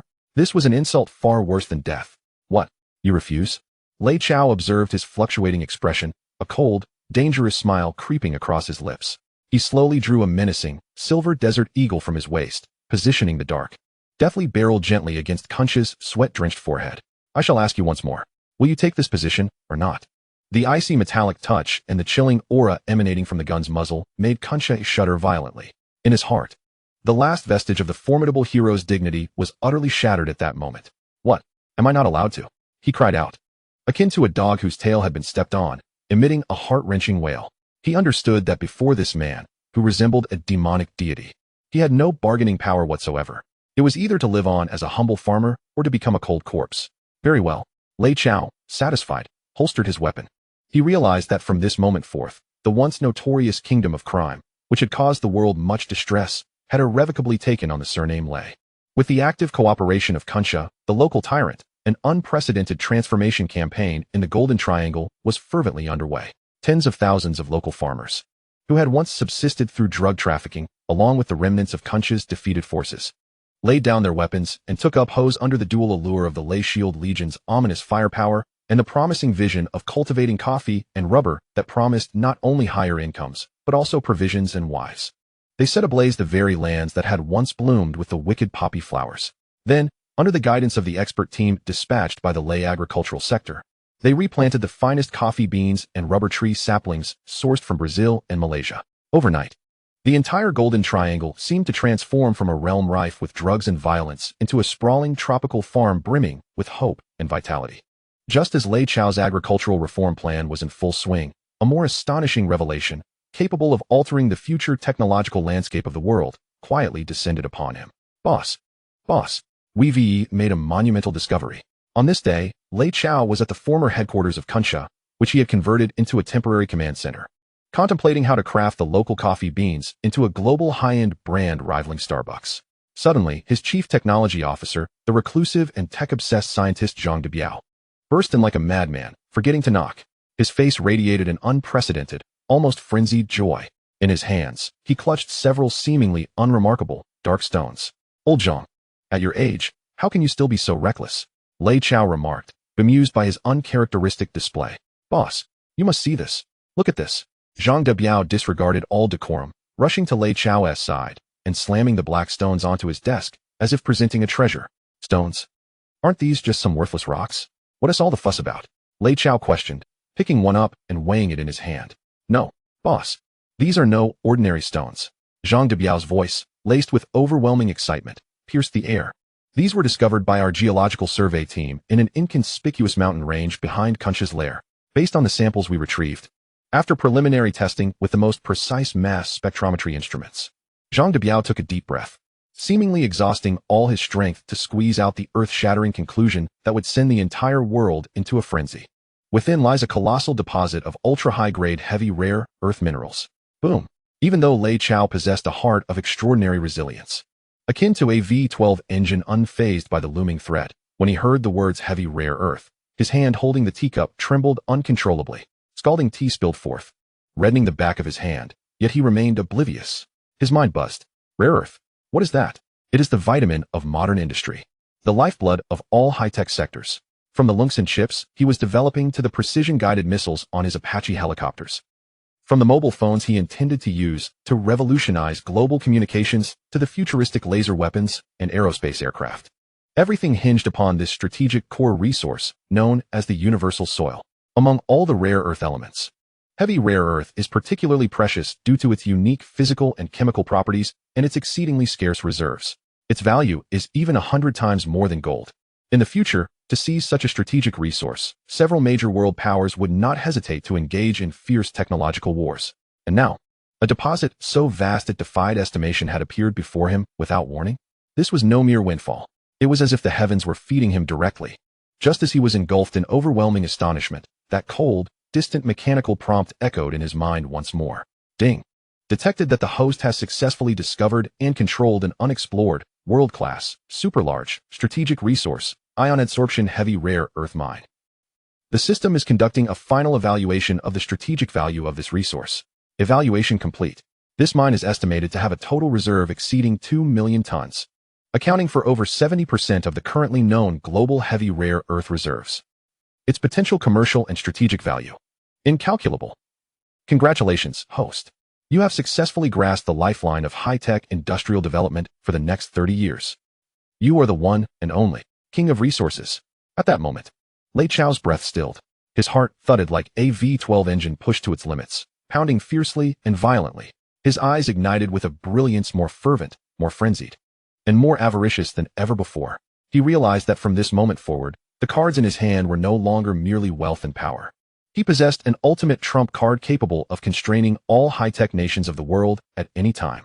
He rose slowly to his feet and approached the massive operations map. He gazed at the area encircled in red ink, once steeped in sin, now brimming with boundless treasures.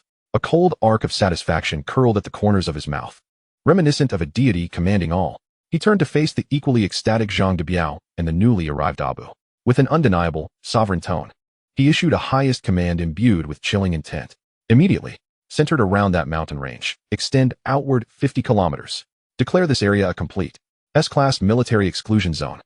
From now on, anyone, be they local natives, foreign troops, or even a foolish fly, who dares to trespass into this forbidden zone, the 4 chilling words uttered by Lei Chao, devoid of any hint of emotion, hung ominously above the mysterious and bountiful land of the Golden Triangle like 4 razor-sharp swords of Damocles. Within a mere 24 hours, an impenetrable steel defense line, comprised of 3,000 fully armed Lei Shield soldiers and tens of thousands of recently integrated former troops of Kansa, had utterly severed the connection to the rich rare earth mineral vein, brimming with untold treasures, towering watchtowers, dense barbed wire, relentless 24-hour patrols. And the lurking black-scaled snipers led by the one-eyed dragon, Yuan Xiong, stood ready to eliminate any intruders daring enough to encroach upon this territory. Overnight, this desolate wasteland transformed from an unremarkable wilderness into a fortified stronghold more secure than the Pentagon itself, a veritable no-go zone. Any attempts to approach this area would meet with merciless and sanguinary retribution. Having resolved the security concerns surrounding the treasures, Lei Chao devoted his entire focus to the comprehensive transformation and development of this new territory. He understood well that it was better to facilitate than to obstruct. Relying solely on violence and fear could not sustainably maintain stability and loyalty in a region. To ensure that the land and its inhabitants would genuinely submit to him from the depths of their hearts, he needed to provide them with a better life than they had previously known, a glimmer of hope. Thus, an unprecedented movement for a new life in the Golden Triangle was set in motion under Lei Chao's direct command. Fellow villagers, compatriots, from this day forth, you will no longer need to cultivate those harmful and self-destructive opium poppies.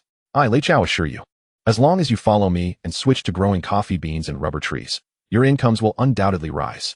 At a gratitude assembly formed spontaneously by thousands of local farmers, Lei Chao stood atop a makeshift platform, addressing the crowd with a passionate and incendiary speech delivered in fluent, accented Burmese through a megaphone, directed at the faces below that were filled with simplicity, confusion, and hope. These are the world's finest coffee and rubber seeds. Imported by our Lei agriculture from Brazil and Malaysia. They will be distributed to you all for free. Moreover, we have prepared the most advanced fertilizers and pesticides, also entirely free. During the planting process, we will provide the most professional agricultural experts to guide you in scientific farming techniques to enhance your yields. When harvest season arrives, our Lei Group will purchase all of your crops at a guaranteed price 20% higher than the international market rate, with no upper limit. Do the math, my friends. Is this not an incredible deal? Lei Chao's words detonated like a series of powerful bombs within the sea of astonished faces below. What? Free seeds and fertilizers? A purchase price 20% higher than the international market? Is there truly such good fortune in this world? Is Boss Lei trying to deceive us? Whispers of disbelief erupted among the crowd. Having lived for generations in this barren land, they had been ruthlessly exploited by merciless warlords and drug lords. They had never witnessed a figure like Lei Chao, one who not only did not demand a penny in protection fees, but instead offered financial support to help them prosper. I understand that you may be skeptical. Lei Chao seemed to have anticipated their reaction. He smiled subtly and gestured to his aide, Pig Oil Boy, who immediately understood.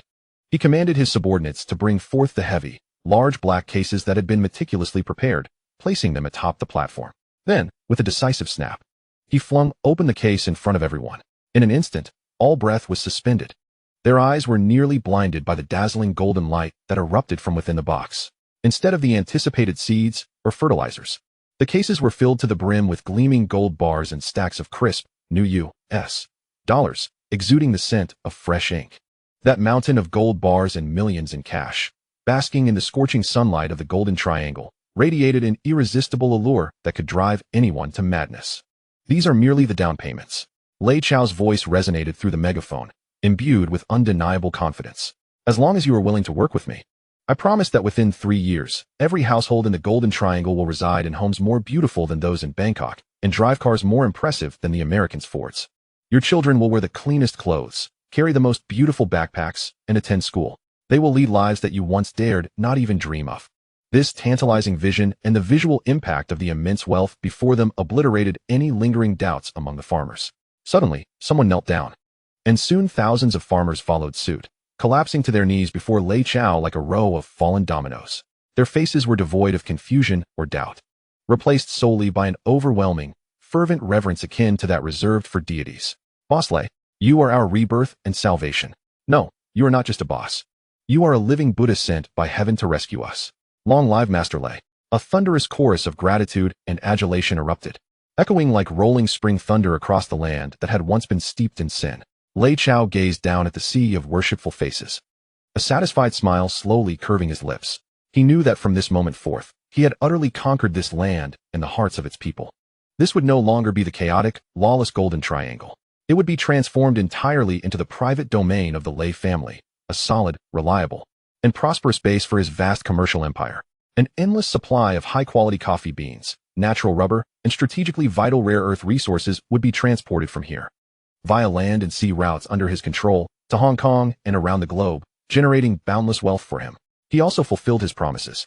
In the ensuing months, he invested astronomical sums to construct modern schools, hospitals, and welfare institutions upon this barren land.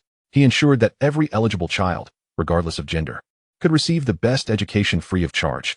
He provided all ailing elders with timely medical treatment, irrespective of their wealth. He even personally financed the construction of the first asphalt road traversing the entire Golden Triangle region, along with the first hydroelectric power station.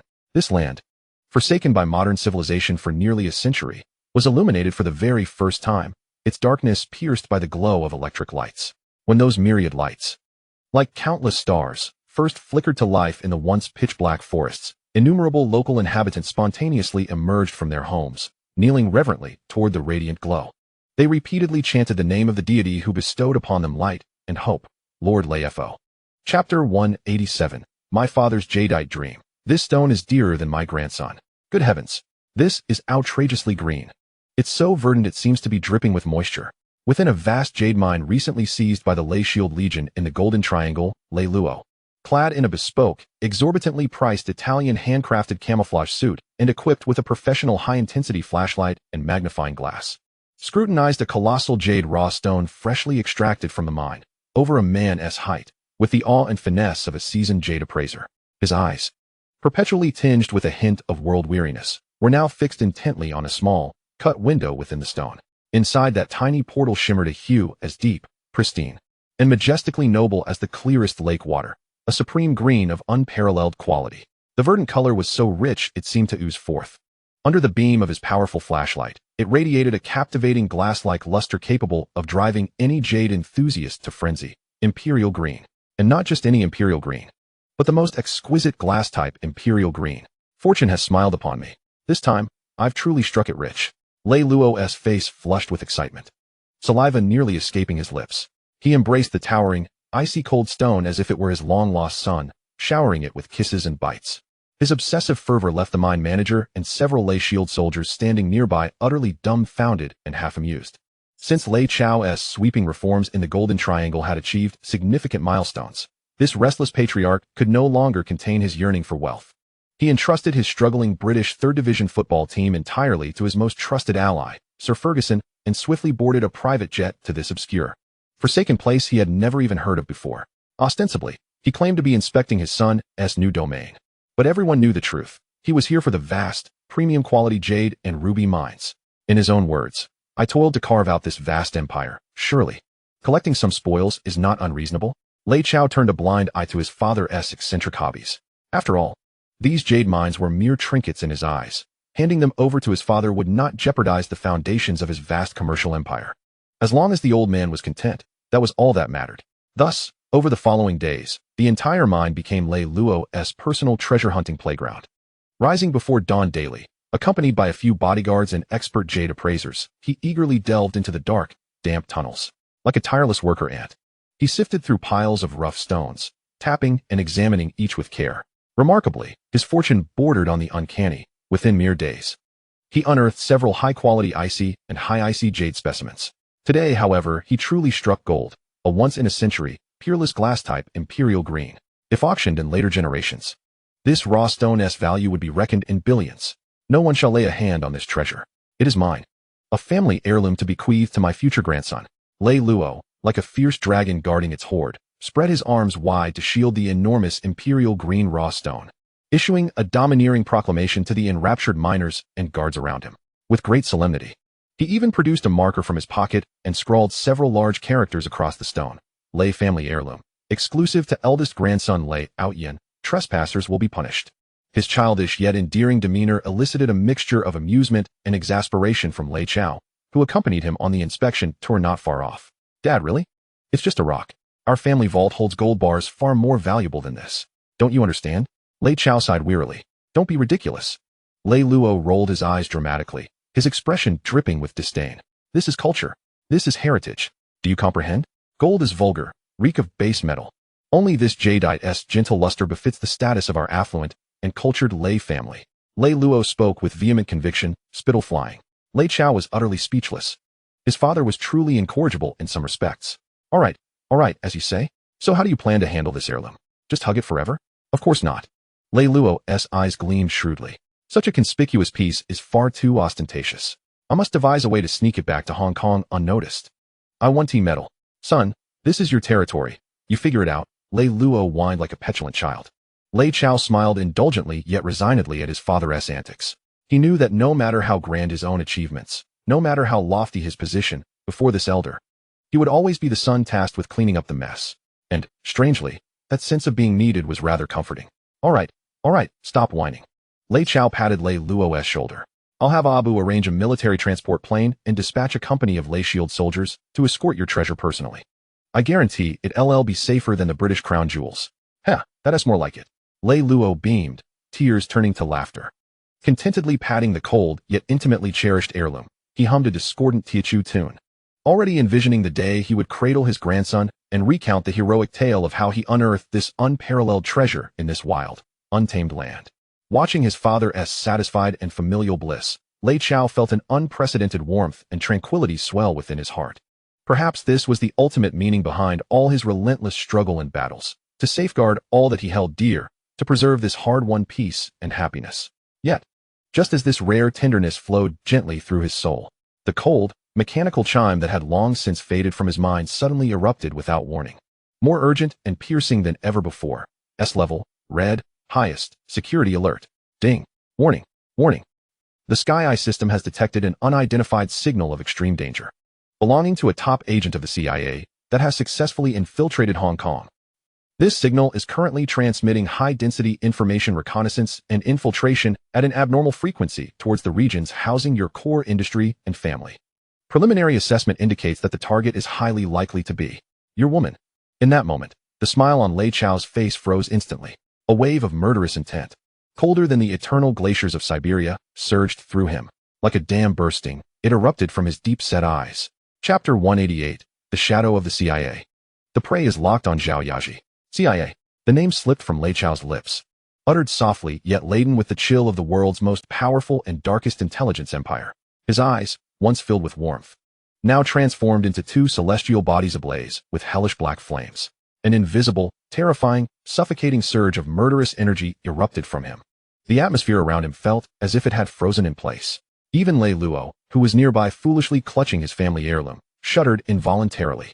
He turned abruptly, gazing at his son, who seemed to have morphed into a different person in an instant. Son, what is wrong with you? He sensed an extreme, icy terror emanating from Lei Chao, a fear so profound that it felt as if even the gods would tremble before it. It was an absolute wrath. Yet, Lei Chao offered no reply. He stood silently, his fists clenched tightly at his sides. His knuckles cracked from the excessive pressure, turning pale. The cold, emotionless mechanical voice of the Sky system continued to refresh the chilling intelligence in his mind. Target signal source locked. Codename, Gentleman. Affiliated with Central Intelligence Agency, CIA, Far East Operations, Special Operations Group 7. Identity, Ace Agent, Jack Anderson. Mission level, A-Class, Top Secret. Mission objective, under the guise of a European noble philanthropist, infiltrate Hong Kong's high society, and at all costs. Approach and subvert the core executives of the Lei Group to steal core secrets regarding chip technology, private armaments, and the Golden Triangle strategic layout. Currently, this agent has successfully established preliminary contact with Ms. Zhao Yaji, the vice president responsible for all charitable affairs under the Lei Group, using a forged Prince Philip Charity Foundation. According to the system risk assessment model, there is over an 80% probability that Ms. Zhao Yaji will become the primary target for subversion or elimination within the next 72 hours. Boom. Upon seeing the name Zhao Yaji, followed by the chilling terms of subversion or elimination, Lei Chao felt as if an invisible nuclear bomb had detonated in his brain. A fury unprecedented, 1,000 times more violent than the moment he learned of the dragon chips, hijacking or witnessed the severed head sent by Kunsha, erupted from within him. Like the most furious volcano, it erupted from his chest. The dragon has a reverse scale. Touch it, and you will die. Zhao Yaji and all the women around him were the most untouchable reverse scales of Lei Chao. He could endure failures in business. He could even tolerate provocations from enemies on the battlefield. However, he absolutely could not, under any circumstances, allow anyone to dare extend their dirty, scheming hands toward his most cherished family. CIA, Jack Anderson. The names, laden with the scent of death, were repeated in Lei Chao's mouth. His voice was hoarse, filled with a chilling hatred that seemed to seep from between his teeth. He slowly raised his head, and in his eyes, consumed by boundless black fury, flickered a terrifying, frenzied crimson light. No matter if you are the CIA or the KGB, no matter if you are an ace agent or the king of the world, if you dare to touch my woman, you shall die, and it shall be a death from which there is no escape. Virginia Langley. Within the Central Intelligence Agency, CIA, headquarters, in the office known as the safest room on earth, a tall, silver-haired elder, his gaze sharp like that of a hawk, emanating an aura of authority without anger, held a glass of bourbon while listening to a report from a similarly suited middle-aged subordinate. He was the current director of the CIA, William Casey, a figure who had become a thorn in the side of the KGB during the Cold War. Director. According to the latest intelligence from our informants in the Golden Triangle, the middle-aged subordinate spoke respectfully yet gravely. The largest drug lord in the region, Kunsha, along with his private army of over 20,000 men, has been completely erased from the map in less than a week by a mysterious armed force. Oh. William Casey raised an eyebrow, a hint of interest crossing his face. Have we determined who did it? Was it the Burmese government forces or the Thai Royal Army? Neither. The middle-aged subordinate shook his head, based on some intercepted battlefield communications and analyses of local survivors. We preliminarily assessed that this decapitation operation was likely executed by a secret special forces unit from mainland China. What? The Chinese? William Casey's expression changed instantly. He sprang from his chair, spilling some of his whiskey due to the intensity of his emotions. This is impossible. How dare they? How could they possess such formidable transnational military deployment capabilities? He understood that the Golden Triangle had long been a vital pawn for the U.S. to contain and infiltrate China's southwestern borders. By subtly supporting local warlords like Kuncha, they created chaos and exported drugs to drain the Chinese government's energy and resources. But now, this pawn had been ruthlessly uprooted. It was akin to extracting teeth from a tiger's mouth. A blatant slap to his face as the CIA director. Director, please calm down, the middle-aged subordinate quickly reassured. This is still only our preliminary speculation. Moreover, we have uncovered an even more perplexing anomaly. After the downfall of the Kuncha group, the drug trade throughout the Golden Triangle did not descend into the anticipated chaos of leaderless factions.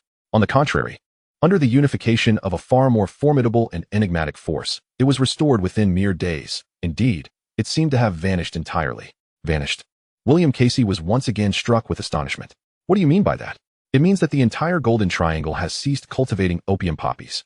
The middle-aged subordinate's face was etched with disbelief. All the drug farmers, under the call of a Hong Kong enterprise named Lei's Agricultural Company, have switched to cultivating coffee and rubber. Behind this Lei's Agricultural Company stands none other than the rising Chinese billionaire of Hong Kong, Lei Chao, whom we have been closely monitoring. Lei Chao? William Casey furrowed his brow tightly. This name was not unfamiliar to him. The recent gold massacre on Wall Street was intricately linked to this young man. At that time, he merely regarded him as an opportunistic Oriental speculator blessed with luck. Yet now, it seemed the matter was far more complex. How could a mere businessman wield the terrifying power capable of effortlessly toppling a warlord militia of 20,000? How could a businessman possess such audacity and formidable organizational prowess to, within a few days, transform a centuries-old drug empire into a modern tropical plantation? Without the backing of a powerful state apparatus, this feat would be utterly impossible. Red infiltration. This must be the most covert and perilous red infiltration originating from the East. William Casey's eyes gleamed with a paranoid frenzy reminiscent of Cold War McCarthyism. He was convinced that Lei Chao was no ordinary entrepreneur. He must be a paramount super spy planted by the Chinese government at the forefront of the capitalist world in Hong Kong. The vast commercial empire he had established was undoubtedly a colossal Trojan horse employed by the Chinese government to infiltrate the Western world economically and technologically. No, we absolutely cannot remain idle any longer. William Casey paced anxiously in his office. We must act immediately, at all costs. Uncover the grand conspiracy that Lei Chao and his sprawling Red Empire are scheming. Suddenly halting, he turned to his subordinate and issued a cold command. Immediately initiate Project Pandora. Dispatch gentlemen to Hong Kong. Tell him, by whatever means, be it a honey trap or a ruse of self-sacrifice, I demand to have all of Lei Group's most classified documents on my desk within a week. Especially those concerning the woman named Zhao Yaji. She is the chief steward of the entire Lei Group, Lei Chao's most trusted confidant, and the pivotal breakthrough for our operation. Chapter 189, Shadows of Espionage. How dare you lay a hand on my woman? Breakthrough. As William Casey's cold, calculating voice echoed through the director's office at Langley, a vast conspiracy targeting Zhao Yaji and the entire Lei Group had silently commenced. 3 days later, Hong Kong. The Peninsula Hotel, top-floor banquet hall. A grand charity gala hosted by the Lei Charity Foundation, aimed at raising funds for impoverished African children, was underway. The banquet hall was a constellation of luminaries and glittering stars. Hong Kong's elite magnates, political dignitaries, and celebrities gathered in a splendid assembly. Each donned the most exquisite evening attire, holding the most expensive champagne, their faces adorned with the most graceful social smiles. And as the undisputed star of the evening, Zhao Yaji, clad in a bespoke, elegantly tailored moon-white off-shoulder gown crafted by a premier French designer, moved gracefully and confidently among these affluent and noble guests. Her visage was adorned with delicate and understated makeup. Around her neck hung a legendary blue diamond necklace named the Heart of the Ocean, personally acquired by Lei Chao at a Sotheby's auction in London for a staggering $30 million. The immense, pigeon egg-sized blue diamond radiated a profound and enchanting brilliance against her snow-white, exquisite clavicle, making her appear as a noble and refined princess stepped forth from a fairy tale. No, she shone even more brilliantly than a princess, for she was not only the vice president of the Lei Group, chairwoman of Lei Media and the Lei Charity Foundation, but also the anointed consort of the man who had become a legend throughout Hong Kong and the world, Lei Chao, the destined future empress of this vast commercial empire. Miss Zhao, I have long heard of your renown. To see you today is to witness unparalleled grace and beauty surpassing even the legends. A tall, blonde-haired, blue-eyed gentleman, dressed impeccably in a white tailcoat reminiscent of a classic Hollywood aristocrat, approached Zhao Yaji with a glass of champagne in hand, exuding a refined, noble aura. His face bore a perfectly measured expression of admiration and astonishment. His Mediterranean sea-blue eyes sparkled with sincerity and deep affection. A gentle, charming gentleman's smile curved his lips, radiating a deadly allure capable of captivating any woman. He was none other than Jack Anderson, the CIA's ace operative, codenamed Gentleman. May I inquire who you are? Zhao Yaji looked at this unexpectedly handsome foreign gentleman with a polite hint of curiosity in her eyes. Oh, please allow me to introduce myself. Jack Anderson offered an apologetic smile. He produced an exquisitely crafted, gold-embossed business card from his pocket and presented it with both hands in a respectful gesture. My name is Jack Philip Anderson. I am the Asia Regional Executive Director of the Prince Philip Foundation. Our foundation has always held the utmost admiration for you, Miss Zhao, and the Lei Charity Foundation's outstanding contributions to advancing global child welfare. I have taken the liberty of coming here in hopes of exploring a deep collaboration with your esteemed foundation, to jointly extend a modest helping hand to those children worldwide still suffering from hunger and poverty. His words were impeccably crafted and dignified.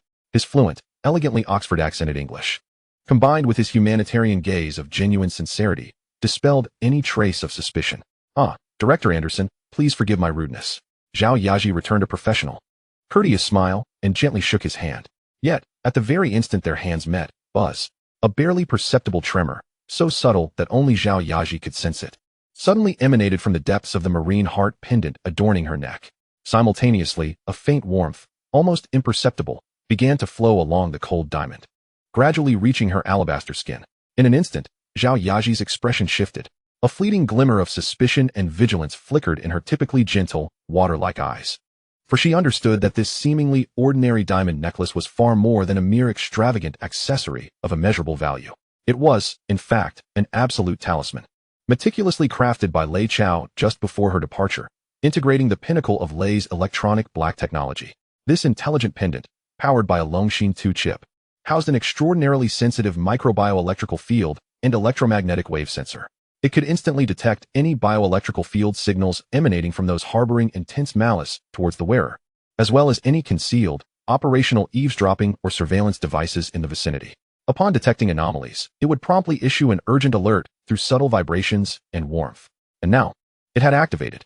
This meant that the seemingly courteous, suave, and morally upright so-called European noble philanthropist before her harbored grave issues. Indeed, monumental problems. In that moment, Zhao Yaji's heart plunged. Yet, having stood beside Lei Chao and weathered countless storms, she revealed not a hint of vulnerability on her beautiful countenance. Her face remained adorned with a professional, flawless social smile, as if nothing had transpired. Mr. Anderson, you are far too kind. Her voice retained its gentle and composed tone. It is indeed an honor for us at Lei's to collaborate with your esteemed foundation. Shall we move to the lounge area over there and discuss matters at our leisure? She extended the invitation with grace. Oh, that would be an immense honor. A fleeting, barely perceptible gleam of triumph flitted across Jack Anderson's eyes. He believed his charm had successfully garnered the initial trust of this beautiful and naive Eastern woman. He thought he was one step closer to accomplishing his mission. Little did he realize that from the moment he reached out to connect with his prey, he had unwittingly transformed into a pitiful little white mouse, soon to be laid upon the dissection table in the eyes of others. In the temporary command center of the Golden Triangle, a colossal holographic screen vividly displayed the events unfolding in the banquet hall of the Hong Kong Peninsula Hotel in real time. The imagery was so clear that Lei Chao could discern every subtle, hypocritical expression on the face of the CIA agent named Jack Anderson. He watched as that man, with hands stained by filth and conspiracy, reached out to touch the hand of the woman he cherished most. He observed the glimmer of calculation and desire in the man's eyes as they roamed over his most treasured gem. A tidal wave of murderous intent, 100-fold, 1,000-fold more ferocious than when confronting Kunsha, erupted from his chest like a furious black tsunami. Crack! The exquisite red wine glass, crafted from pure crystal, was crushed in his single hand, reduced to a pile of shattered fragments. The crimson liquid mingled with the blood seeping from the gash on his palm, trickling down his fingers and splattering onto the cold floor, blooming into ethereal blood-red lotuses. Beside him, Abu and Ruanxiong instinctively felt a bone-chilling terror emanating from their boss, a fear that stirred deep within their souls upon sensing the dreadful aura of wrath exuding from him. They knew their employer was genuinely enraged this time. Boss, Abu's voice carried an unprecedented gravity. Shall I immediately dispatch Black Scale to eliminate him? No. Lei Chao slowly shook his head. He lifted his hand, lightly licking the still bleeding wound on his palm. His blood-red eyes, completely consumed by an unending black fury, sparkled with a chilling, frenzied cruelty. To kill him like this would be too merciful. Since he enjoys playing games, I shall indulge him in a thorough play. A cold, cruel smile, reminiscent of a devil from the depths of hell, curled at the corners of his mouth. I want him to ring his own death knell at the pinnacle of his triumph, when he is closest to success. I want him to savor the taste of death amid endless despair and terror. I intend to nail him, along with his self-righteous intelligence empire, firmly to the pillar of historical shame. Chapter 190. Playing into the trap. Welcome to my hunting ground. Lei Chao's voice, icy and filled with boundless murderous intent, resonated throughout the command center like a final judgment from the depths of hell. At the sound of his words, both Abu and Ruan Xiong exchanged glances, a spark of bloodthirsty fervor igniting in their eyes. They understood that their boss was about to orchestrate a grand scheme, a game played on a global chessboard, with nations as pawns and life and death as the stakes. They would be fortunate to wield the sharpest blade in this dragon-slaying endeavor. Abu, present. Immediately contact our highest-level mole embedded within the CIA. Lei Chao's voice was calm, yet exuded an undeniable aura of absolute control. I want the most detailed dossier on Jack Anderson, including his character weaknesses, behavioral patterns, personal preferences, and even the color of his underwear. I want to understand him better than he knows himself. Yes, boss. Ruan Xiong, present. You will lead Black Scale Team 2 to secretly return to Hong Kong. Maintain a 24-hour watch on him. I want to know whom he meets, what he says, and even how many times he visits the restroom each day. But remember, a cunning glint reminiscent of a hunter flickered in Lei Chao's eyes. Only surveillance. Do not raise suspicion. I want him to believe he remains the top hunter controlling everything. I want him to perform freely in our hunting ground. Yes, boss. Additionally, a cold, playful curve graced Lei Chao's lips. Inform Yaji. Let her engage this gentleman in a delightful game. Since he wishes to peruse our secrets, we shall inadvertently reveal a fragment of what we wish him to see. I shall see what unfolds. When the CIA acquired the meticulously crafted false intelligence regarding the Lei Group's imminent development of a fifth-generation stealth fighter, one can only imagine the splendid expression that adorned the face of the gentleman in charge at Langley. This was the essence of Lei Chao's scheme, a masterfully orchestrated plan brimming with dark humor and lethal traps. He intended not only to ensure that the oblivious CIA agent met a disastrous end, but also to utilize him as a mere tool, a pawn, to mislead, confuse, and thoroughly disrupt the entire American intelligence apparatus's strategic assessments regarding China and the Lei Group. He aimed to divert a significant amount of precious resources and energy into a fabricated black hole of his own design. This, indeed, epitomized the most refined art of psychological warfare. In the ensuing days, a high-stakes espionage drama, rife with hypocrisy and theatrics, unfolded quietly in Hong Kong, the largest intelligence nexus in the Far East. Jack Anderson, the CIA's ace operative, felt as though he had hit the jackpot in his lifetime. Without expending much effort, he effortlessly garnered the absolute trust of his primary target, Zhao Yaji. This beautiful and innocent Eastern woman, under the dual assault of his gentlemanly flattery and extravagant gestures, succumbed with little resistance. Not only did she willingly divulge numerous seemingly trivial details about the internal structure and business processes of the Lei Group, but after an evening of indulgence during a candlelit dinner, she even invited him back to her heavily guarded private mansion in the hills, inadvertently allowing him a glimpse of a top-secret document she had forgotten to secure in her safe. The cover of that document bore the shocking English title that nearly caused his heart to stop: Project Dragon Roar. Subject: the fifth-generation stealth fighter jet. Upon seeing this document, Jack Anderson felt an exhilarating rush coursing through his veins. He realized he had ensnared a colossal prize far exceeding his expectations, forcing himself to suppress the volcanic elation within. He seized the opportunity while Zhao Yaji retreated to the bathroom to vomit, using the miniature camera hidden in his cufflink to capture every page and every word of the document with clarity. He then, at the earliest moment, transmitted it back to the CIA headquarters in Langley through the most secure satellite channels. In Langley, within the director's office, William Casey, known for his calm demeanor and iron will, now resembled a deranged gambler who had lost all his chips, pacing frantically and roaring in frustration. Before him lay his massive desk, littered with the top-secret photographs just printed from the printer, sent by Jack Anderson from Hong Kong. The designs of the fifth-generation stealth fighter, filled with incomprehensible complex aerodynamic formulas and advanced composite molecular structures, struck him like a series of resounding slaps across the face of him and the entire American intelligence community. This is impossible. Absolutely impossible. His eyes bulged crimson with disbelief. The Chinese. How could they possibly have already mastered a technology that we are still in the theoretical validation stage of? He understood the implications. This meant that the absolute aerial supremacy established by the United States over the past few decades would vanish overnight. It signified that the slumbering Eastern Dragon was no longer content with mere economic ascendance. It had silently honed its razor-sharp talons, capable of rending the sky. We must stop them. A fervent madness flickered in William Casey's eyes. Immediately, connect me to the Pentagon's highest emergency line. I need to conduct a high-level video conference with the Secretary of Defense. I must persuade Congress, to impose the most comprehensive, thorough, and highest-level military sanctions against China and the Lei Group. A grand strategic deception and panic, meticulously directed by Lei Chao against the entire Western world, had successfully commenced. Meanwhile, the architect of it all, Lei Chao, had quietly returned to Hong Kong from the Golden Triangle. He intended to personally reap the rewards of the intricate web he had woven. He knew that the self-important ace operative Jack Anderson, having accomplished his illustrious mission, would surely seek a swift escape from the tumultuous locale of Hong Kong. Yet, how could Lei Chao permit him to leave so easily with his spoils and glory? In the office of the chairman of the Lei Group, Lei Chao gazed at the final guest list for the charity gala, personally delivered by Zhao Yaji. A cold, predatory smile curled at the corners of his lips. In my personal capacity, I shall issue a VIP invitation of the highest order. With a pure gold Montblanc pen, he delicately marked the end of the list, inviting Mr. Jack Anderson, the Asia Executive Director of the Prince Philip Charity Foundation, to attend. Inform him that I, Lei Chao, greatly admire his outstanding contributions to charitable endeavors and wish to present him with a special contribution award in front of all the elites of Hong Kong during the gala. Additionally, I would like to engage him in a profound discussion about the intriguing topics of world peace. He knew that the self-satisfied gentleman would absolutely, without a doubt, not refuse such a splendid opportunity to embellish his resume. Since you enjoy performing so much, I shall provide you with the grandest stage in the world, allowing you to showcase your final solo act under the most dazzling spotlight.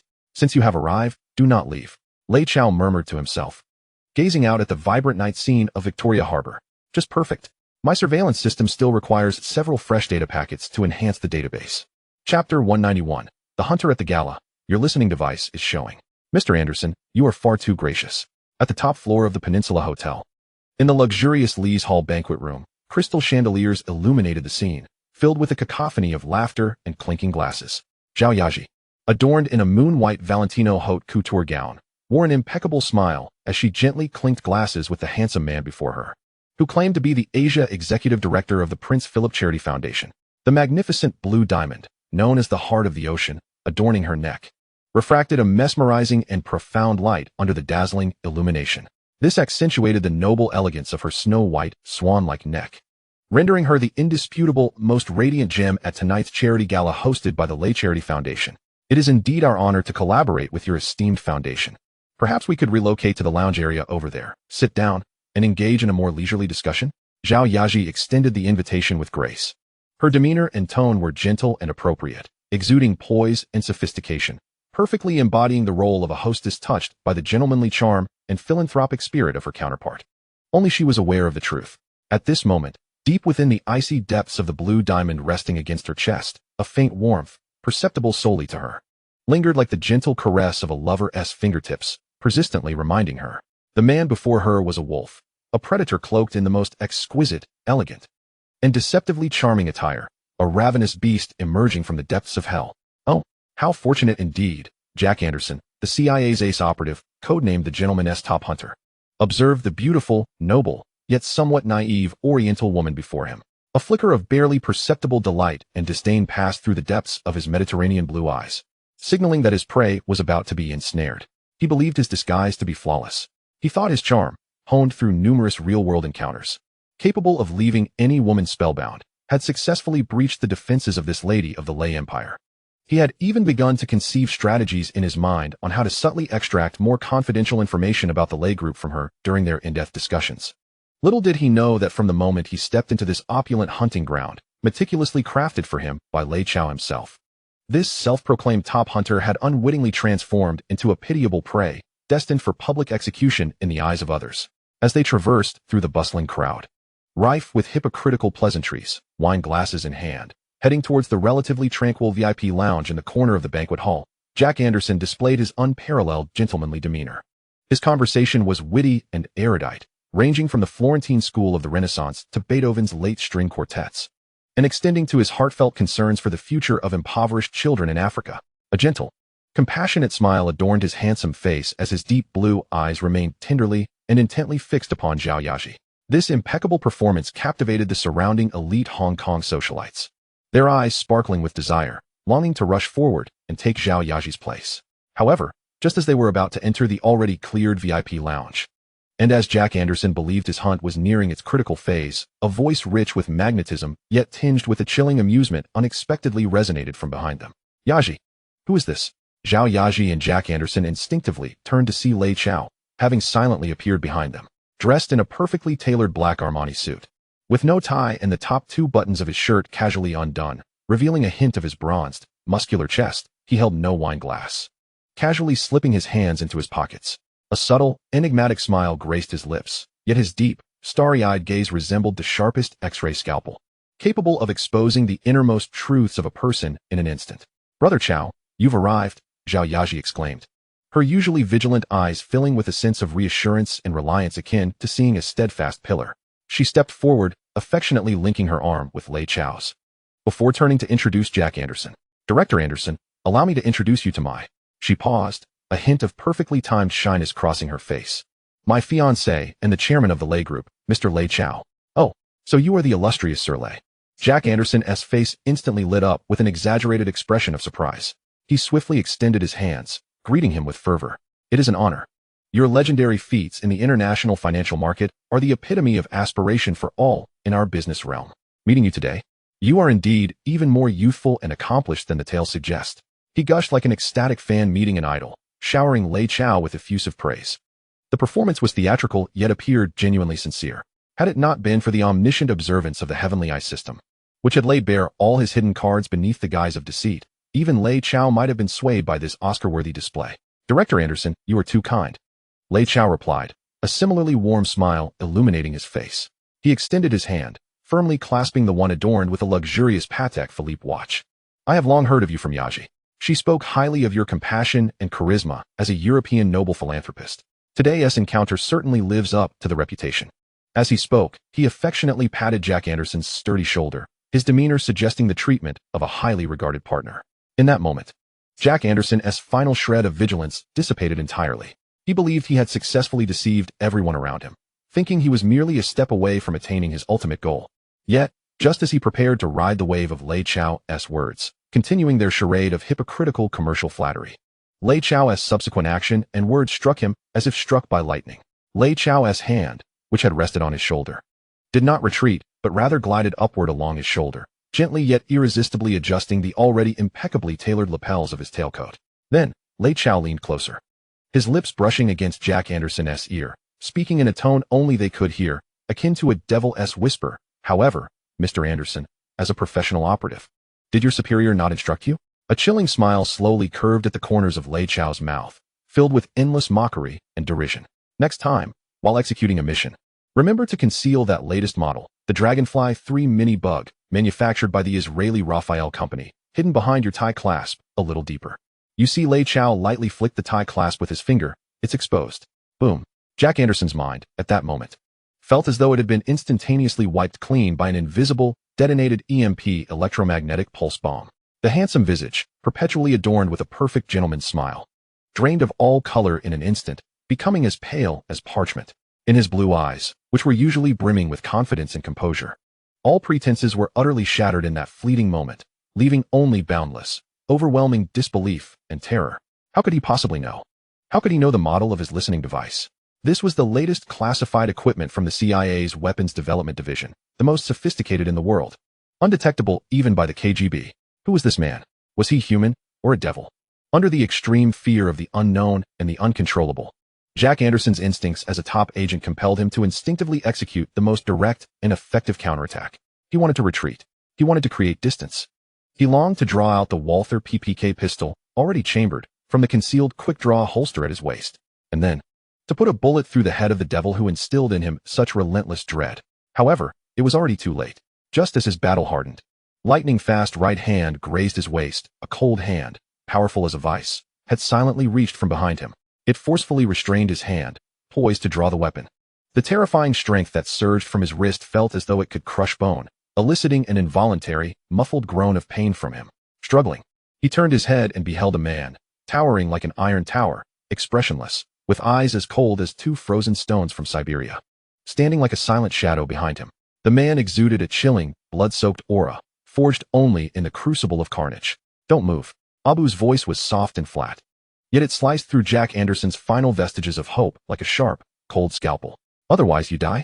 Chapter 192, Psychological Warfare in the Interrogation Room. You are a devil from hell. Take him away. Ray looked at the so-called ace agent before him, whose face had turned ashen and was slick with beads of cold sweat, trembling slightly from sheer terror and excruciating pain. In his deep-set eyes, there was not a trace of pity, only a frigid detachment, as if observing a pitiful little mouse about to be placed on the dissection table. He waved his hand lightly to Abu behind him. Yes, boss. A fleeting glimmer of bloodlust flickered across Abu's usually expressionless face, akin to a timeless iceberg. With a sudden surge of force, his hand tightened around Jack Anderson's wrist. Crack! The sickening, crisp sound of breaking bones rang out, nearly inaudible beneath the raucous background music of the banquet hall. Ugh! Jack Anderson's body stiffened violently. His handsome features contorted in agony as a wave of searing pain washed over him. He wanted to scream, yet he could not muster a single syllable. For Abu's other hand had, like a specter, clamped down firmly over his mouth. The entire process was seamless, swift, and efficient. It drew no attention from the surrounding guests, who were still engaged in toasting and laughter. To the average onlooker, it appeared that Sir Ray and his loyal bodyguard were merely assisting a foreign guest, seemingly intoxicated, toward an inconspicuous employee-only exit. Some unsuspecting socialites even marveled inwardly, as expected of Sir Ray, such gentlemanly grace.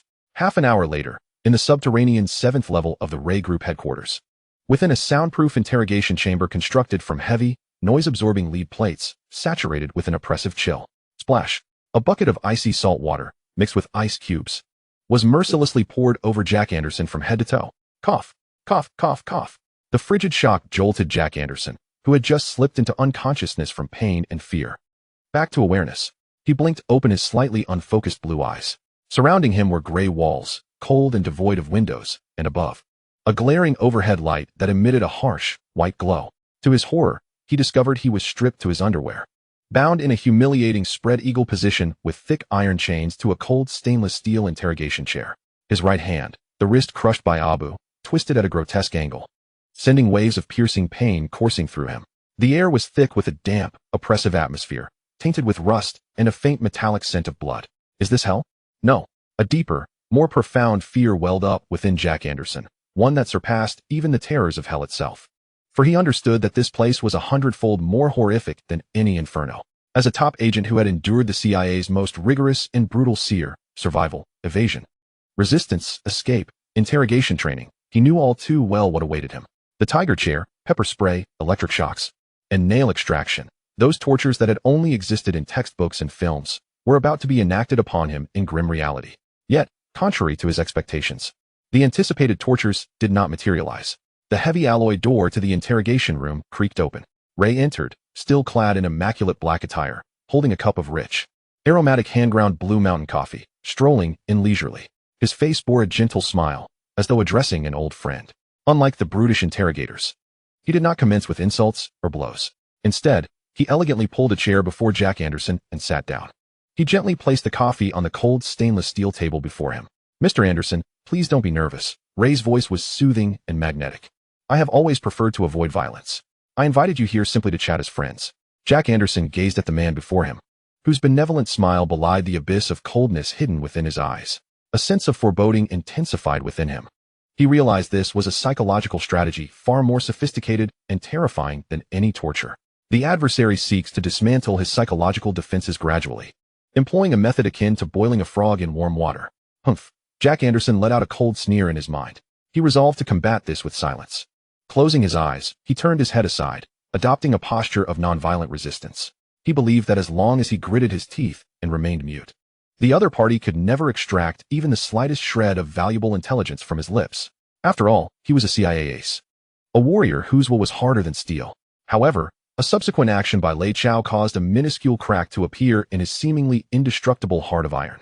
Lei Chao, rather unfazed by his silence, leisurely retrieved a compact device resembling a voice recorder from his pocket. He gently pressed the play button. Gentleman calling Eagle's Nest. Gentleman calling Eagle's Nest. Please respond if you hear. A dialogue, heavily tinged with an American accent and strikingly familiar, yet horrifying, emanated clearly from the petite device. Wasn't he that the recording of his routine mission report to his superior, William Colby, the director of the Far East operations, conducted through the CIA's most classified satellite communication line employing quantum encryption technology just the night before in his hotel room? How could this be possible? Jack Anderson's eyes shot wide open. For the first time, a glimmer of panic flashed within his blue irises. He could not comprehend. He truly could not fathom what kind of inscrutable means the adversary had employed to intercept and decipher the CIA's highest-level communications, which even the Pentagon regarded with envy. This was utterly beyond his realm of understanding. Yet, this was merely the beginning, a beginning that plunged him into an abyss of unending terror. Mr. Anderson, it seems you have a keen interest in this recording, Lei Chao remarked, a devilish smile of amusement playing upon his lips. He switched off the voice recorder and produced an even more advanced, wafer-thin tablet developed by Lei Electronics. With a gentle tap on the screen, a heartwarming family video began to play. In the footage, a sunny afternoon unfolds in a verdant, quintessential middle-class backyard in Virginia, USA. A beautiful woman, fair-haired and blue-eyed, appearing to be in her 30s, gently pushes a swing. Seated on the swing is a similarly blonde, blue-eyed little girl with 2 adorable pigtails, seemingly 7 or 8 years old. Mommy, push me higher. I want to fly to the moon. The girl's innocent laughter, as pure as silver bells, intertwines with the gentle, maternal glow of the woman's smile, painting an image of unparalleled warmth and familial bliss. However, what should have evoked profound warmth in any man's heart, instead rendered Jack Anderson as if he were instantaneously encased in a ton of ice. Every drop of blood within him froze at that moment. The last vestige of color drained from his already pale face. For the woman and the little girl in the video were none other than his beloved wife and daughter, far away in America. Why you? Jack Anderson's body began to tremble violently and uncontrollably. His blue eyes brimmed with an overwhelming, torrential horror. Like a caged beast driven to fury, he let out a desperate, frenzied roar at Lei Chao. What have you done to them? What exactly have you done to them? Do not be alarmed, Mr. Anderson. Lei Chao's voice remained calm and gentle. Yet behind that calmness lay a chilling whisper more cruel than any torture, 100-fold, 1,000-fold. He extended a finger, slowly tracing the innocent smile of the little girl on the screen. A cold, emotionless smile crept across his lips. Look, your daughter is so happy. Her skin is so tender. Tell me. His voice softened further, imbued with a chilling aura of danger.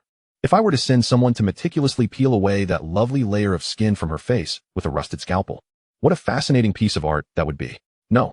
At that moment, Jack Anderson's psychological defenses shattered completely under the weight of that brutally cruel and blood-curdling statement.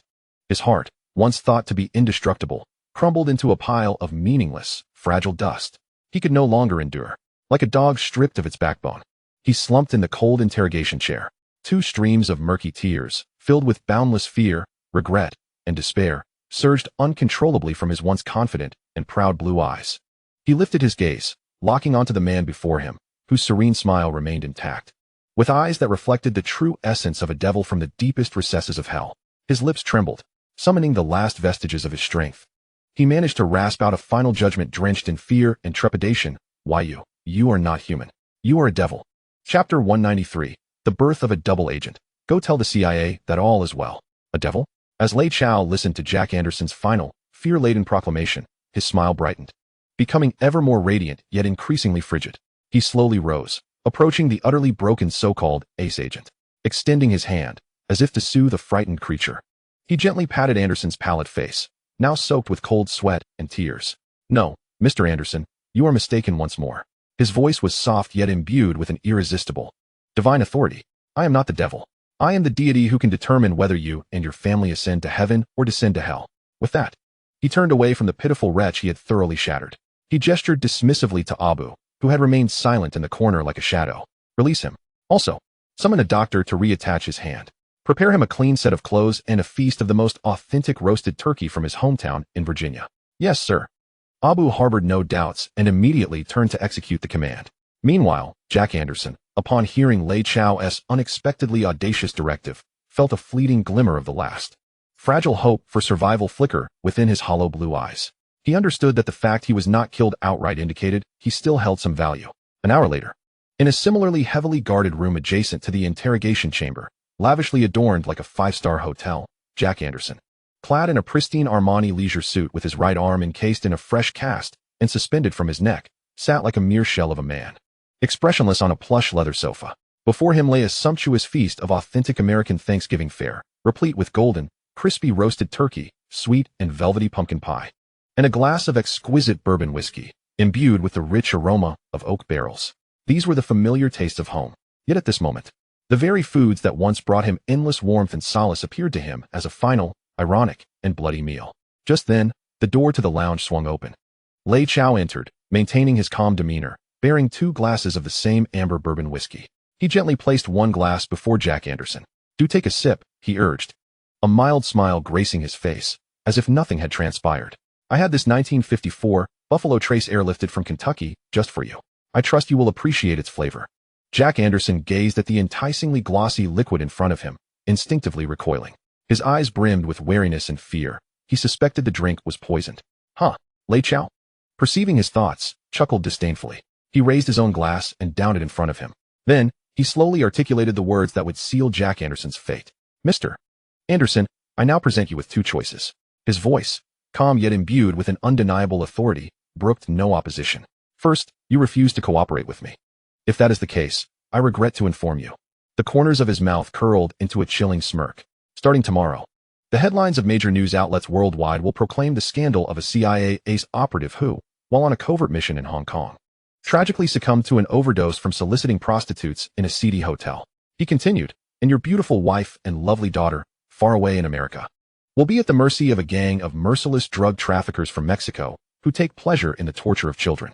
Lei Chao let the threat hang in the air, the chilling implications causing Jack Anderson's body to tremble anew. "No, please," he uttered, a desperate, cornered animal's wail escaping him. "Excellent." Lei Chao nodded in satisfaction. "It appears you have made a prudent choice." He extended his hand slowly. "Welcome aboard, Mr. Anderson. From this day forth, you shall be our highest-ranking double agent embedded within the CIA." Jack Anderson looked at the hand reaching out to him. A hand that symbolized rebirth yet led to an endless abyss. His heart brimmed with overwhelming humiliation, resentment, and struggle. Ultimately, however, in the face of his unbreakable love and concern for his family, the dignity and loyalty of his so-called ace operative seemed utterly fragile. Trembling, he extended his only remaining functional left hand, firmly grasping the devil's hand that governed his future. The following day, Jack Anderson, hailed as a hero for successfully completing his mission and unexpectedly securing a substantial charitable donation from the Lei Group for the foundation, was warmly welcomed at Hong Kong's Kai Tak Airport by high-ranking officials from the Hong Kong government and the British consulate. None were aware that beneath his impeccably tailored suit lay a soul shattered and filled with fear and despair. He boarded the flight back to America, carrying a deceptive and misleading set of intelligence prepared meticulously by Lei Chao.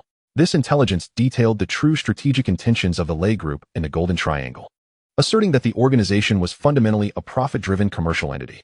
Its military operations in the Golden Triangle were merely to ensure the smooth execution of its agricultural transformation plan, with no evidence indicating direct support from the Chinese government or any deeper military and political ambitions. When this hard-won classified intelligence landed on the desk of CIA Director William Casey in Langley, this notoriously suspicious figure, after days of rigorous evaluation and cross-referencing with other intelligence sources, found himself convinced. "It seems we have overestimated the ambitions of that Eastern Dragon," William Casey mused, gazing at the detailed report, finally allowing a sigh of relief to escape him. "After all, they are merely a group of short-sighted merchants focused solely on profit." He casually tossed the report into the shredder, redirecting his strategic focus back to the true and singular threat he faced, the Soviet Union. A crisis capable of reshaping the world order had been quietly averted through Lei Chao's cunning stratagem. Yet, Lei Chao himself felt no reprieve from this outcome. He understood that this time, he had barely escaped through the advantage of information disparity and unexpected tactics. But what of next time? The time after that? As long as his vast commercial empire continued to expand globally, and his technological prowess posed a threat to American hegemony, the pressure and repression from the CIA, the Pentagon, and the entire Western world would never cease. He could not perpetually rely on this makeshift defensive strategy of robbing Peter to pay Paul. He needed to establish his own, genuine, and globally encompassing absolute intelligence hegemony. He sought to render the world devoid of any secrets before him. "Abu," he commanded in the operations command room, gazing at the enormous holographic map displaying real-time global dynamics. A cold, frenzied ambition flickered in his eyes. "Notify the commercial satellite launch center we acquired in French Guiana. Have them launch the 3 Thor satellites, equipped with the latest generation of eye in the sky systems, that we have long prepared in our warehouse, into orbit. I want my eyes and ears to blanket every corner of this planet within 24 hours. Chapter 194. The Ascension of the Eye in the Sky. I am watching over you. Yes, sir. Abu's voice remained as succinct as ever, yet imbued with an undeniable sense of unwavering execution. With Lei Chao as command, the operation commenced. An unprecedented private space initiative, grand in scale and meticulously planned, has officially commenced, one that is bound to draw the attention of intelligence agencies worldwide. 24 hours later, on the northeastern coast of South America, at the Guiana Space Center in French Guiana, an advanced launch facility established by the European Space Agency, boasting the most advantageous equatorial launch capabilities on the planet. At this very moment, a pristine white Ariane 1 rocket, emblazoned with the futuristic Lei's aerospace logo, stands resolutely poised for ascent, akin to a colossal white giant ready for battle. Within its payload fairing lies a formidable weapon, crafted in secrecy through countless hours of labor and resources by Lei's electronics and Lei's semiconductors, integrating technology that surpasses this era by at least 3 decades, a true harbinger of destruction. The Thor series global communications and reconnaissance satellites, ostensibly launched under the guise of providing charitable meteorological observation and communication services to impoverished regions, are, in reality, insidious space listening devices capable of surreptitiously extracting secrets from any corner of the globe. 10.9.8. The atmosphere in the Launch Control Center is thick with tension and solemnity. Hundreds of elite aerospace engineers from France, Germany, and the Lei Group hold their breath, their eyes fixated on the myriad screens flickering with complex data streams. The cold, emotionless countdown resonates through the air. 3, 2, 1. Ignition. Liftoff.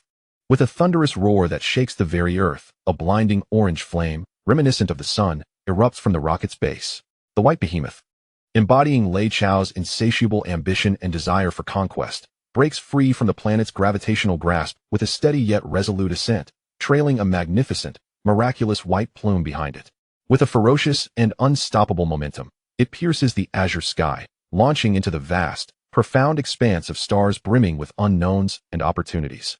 At the Lei Group headquarters in Hong Kong, in the operations command room, Lei Chao stands before a colossal holographic screen.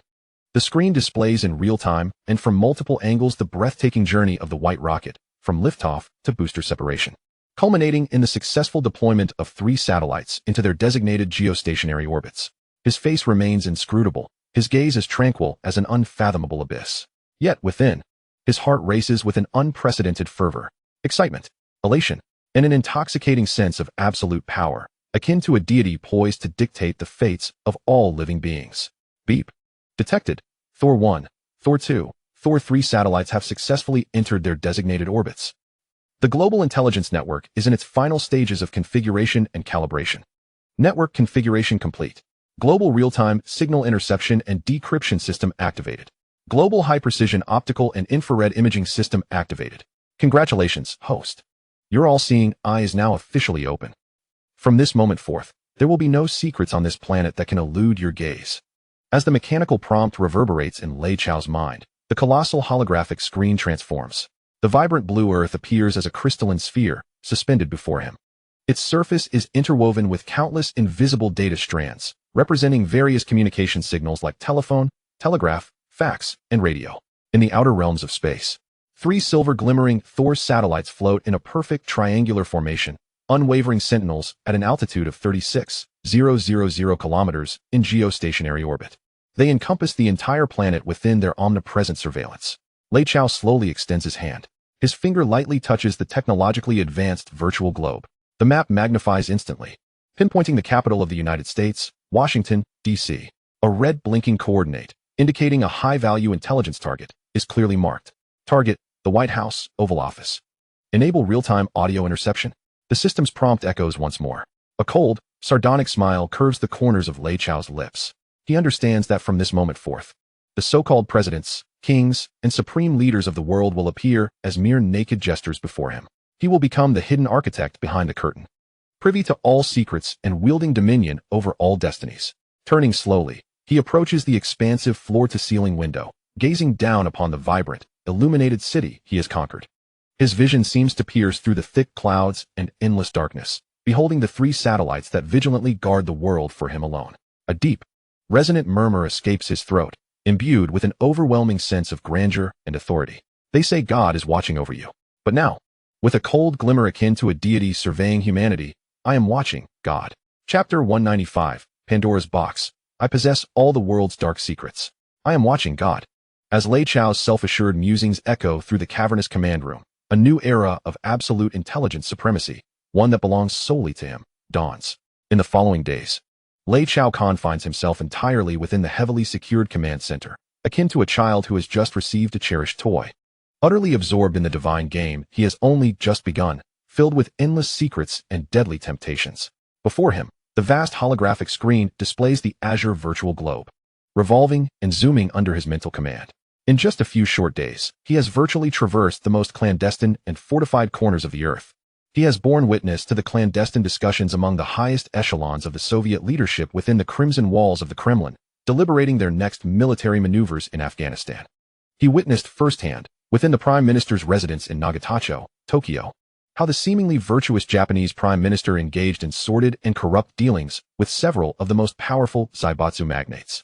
He even glimpsed, in the subterranean chambers of the sacred and solemn St. Peter's Basilica in the Vatican, the unspeakable secrets shared between the Pope, revered by billions of faithful around the globe, and his favored young cardinal, secrets steeped in taboo and sin.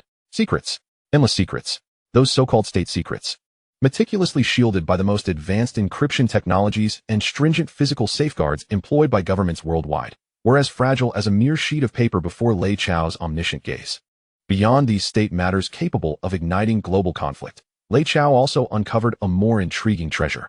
Rich in human complexity, the private scandals lurking behind every polished figure of authority, scandals potent enough to ruin their reputations and plunge them into irredeemable disgrace. On this day, after sifting through the vast deluge of intelligence, Lei Chao turned to his silent bodyguard, who resembled a shadow, and softly commanded, "Establish an independent offline database with the highest encryption level. Categorically store all personal information we have gathered on high-value targets over the past few days." "Yes, boss." Without a hint of hesitation, Abu promptly set to work. Soon, a colossal and terrifying database, a veritable chronicle of human transgressions, was quietly established in the secluded underground server of the Lei Group headquarters. The contents, if revealed to the public, would suffice to precipitate a cataclysmic collapse of the global political and economic order in an instant. Target: John Smith, Member of Parliament, Chairman of the Foreign Affairs Committee of the House of Commons. Scandal: engaged in an improper romantic relationship with a Soviet KGB female spy codenamed Lily for an extended period, during which he has disclosed top-secret information regarding Britain's military deployments within NATO under the pillow talks influence. Evidence: high-definition video footage exceeding 2 hours from a hotel room, alongside complete recordings of all their clandestine communications. Target: General Michael, Vice Chairman of the Joint Chiefs of Staff, Pentagon, USA. Scandal: has long accepted illicit bribes from the largest American arms dealer, Lockheed Martin, with a secret account at a Swiss bank holding a sum of tens of millions of dollars from unknown origins. Evidence: complete encrypted bank transaction records and comprehensive surveillance footage of secret dealings with arms dealer representatives at a private golf club. Target: Ryuichi Yamamoto, Chairman of the Board at Mitsubishi Heavy Industries, Japan. Scandal: has persistently directed his financial department to engage in large-scale financial fraud and tax evasion through falsified accounts and the establishment of offshore shell companies. The hidden liabilities are substantial enough to lead this seemingly powerful industrial giant to declare bankruptcy in an instant. Evidence: complete electronic backups of all concealed and destroyed internal financial statements. One by one, these so-called luminaries, whose mere stamp of a foot could send tremors through entire industries, laid bare their darkest, most sordid secrets before Lei Chao, the sole arbiter of their fates. At this moment, they stood before him like disrobed corpses, exposed and vulnerable, ripe for his scrutiny and manipulation. How fascinating, truly fascinating, Lei Chao mused, gazing upon the ever-expanding database brimming with vice and desire. A wicked grin spread across his face, akin to that of one who had discovered a new continent. He knew he had unearthed an ultimate weapon far more terrifying than an atomic bomb, one that was 1,000 times more fearsome.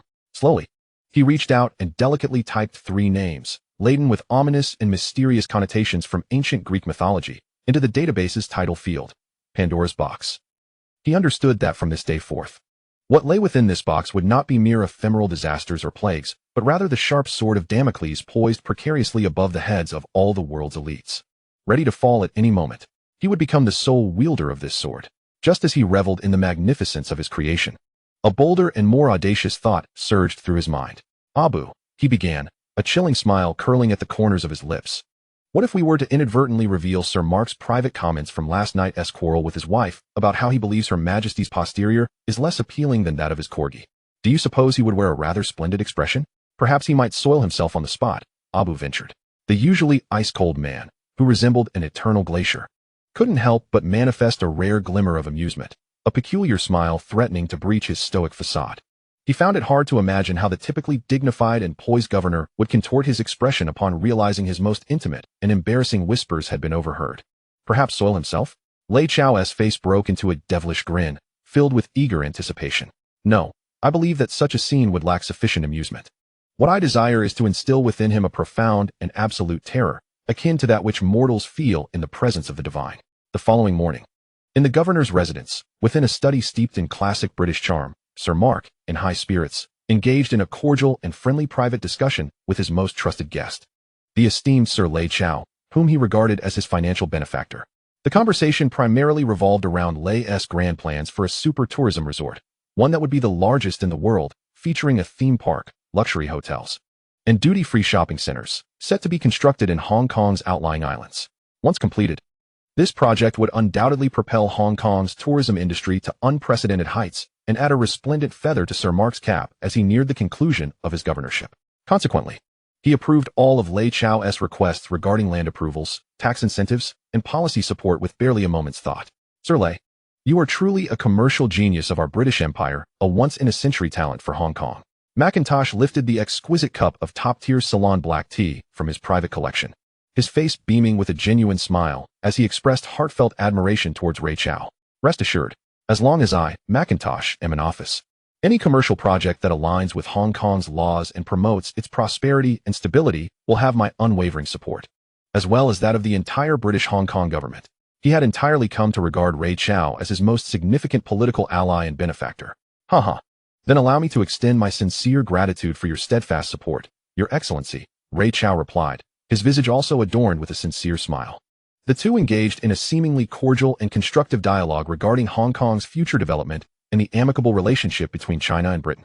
Just as their meeting appeared poised to conclude in a harmonious atmosphere of mutual enjoyment, Lei Chao abruptly shifted the conversation as if recollecting something. By the way, Your Excellency, he said, a hint of concern gracing his features. I heard that you and your esteemed wife had a minor disagreement over some domestic trivialities last night. Macintosh's hand holding the teacup froze abruptly. A fleeting shadow of disbelief crossed his face, which was typically adorned with a warm smile. He was perplexed as to why Lei Chao would suddenly broach this subject. Indeed, he had quarreled with his wife over the trivial matter of which brand of dog food to feed their beloved corgi. However, such intimate domestic affairs were known only to him, his wife, and the heavens. How could an outsider possibly be aware of it? Could it be that the household staff had let slip this private conversation? Impossible. The servants at Government House had undergone the most rigorous background checks and confidentiality training by MI6. They would never commit such a grave error. Haha, Sir Ray. You do have a knack for jesting. Macintosh managed to muster a somewhat stiff smile, attempting to divert the conversation. My wife and I have always maintained a relationship of mutual respect and affection. How could we possibly argue? Is that so? Lei Chao's lips curled into a knowing and teasing smirk. He set down his teacup and slowly rose to his feet. Approaching Macintosh, he leaned in, whispering in a voice that only the two of them could hear, cold and sinister as if uttered by a devil. But it seems I overheard you last night in your bedroom, loudly berating your wife. Ray paused, observing Macintosh's shock as his mouth fell slightly agape, and his pupils dilated in horror. The smile on Ray's face grew increasingly icy and cruel. You remarked, that old woman's backside is as dry and shriveled as two sun-dried orange peels. How could it possibly compare to the round, firm, and elastic rear of our little biscuit? Your Excellency, Lei Chao straightened up, gazing down upon the utterly stunned ruler of Hong Kong, who had been struck dumb by his words laden with extreme humiliation and earth-shattering revelations. A smile of chilling omniscience graced Ray's face. Am I correct? Boom. In that instant, it felt as if Macintosh's mind had been simultaneously struck by 1,000 bolts of divine purple lightning from the heavens. He was rendered as immobile as a weathered statue, petrified upon the soft sofa adorned with fine calfskin. His face, usually exuding wisdom and authority, drained of all color, resembling a cold shroud just lifted from a morgue. The blue of his eyes, once sharp with cunning and calculation, was now devoid of reason, logic, and worldview, leaving behind an all-consuming, overwhelming terror akin to beholding a living god. How could he know? How could he possibly know?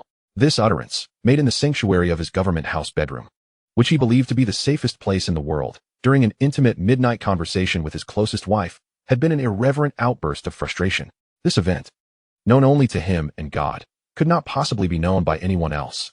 Yet here stood this young, enigmatic man from the East, reciting his words verbatim. This was no mere intelligence. It was a miracle, a terrifying power that only an omniscient and omnipotent deity could possess. You. Macintosh trembled, extending a finger adorned with a precious diamond ring, pointing at the man before him, whose gentle smile remained unbroken. His lips quivered, his throat constricted by an invisible force. He wished to speak, to inquire, but found himself utterly voiceless.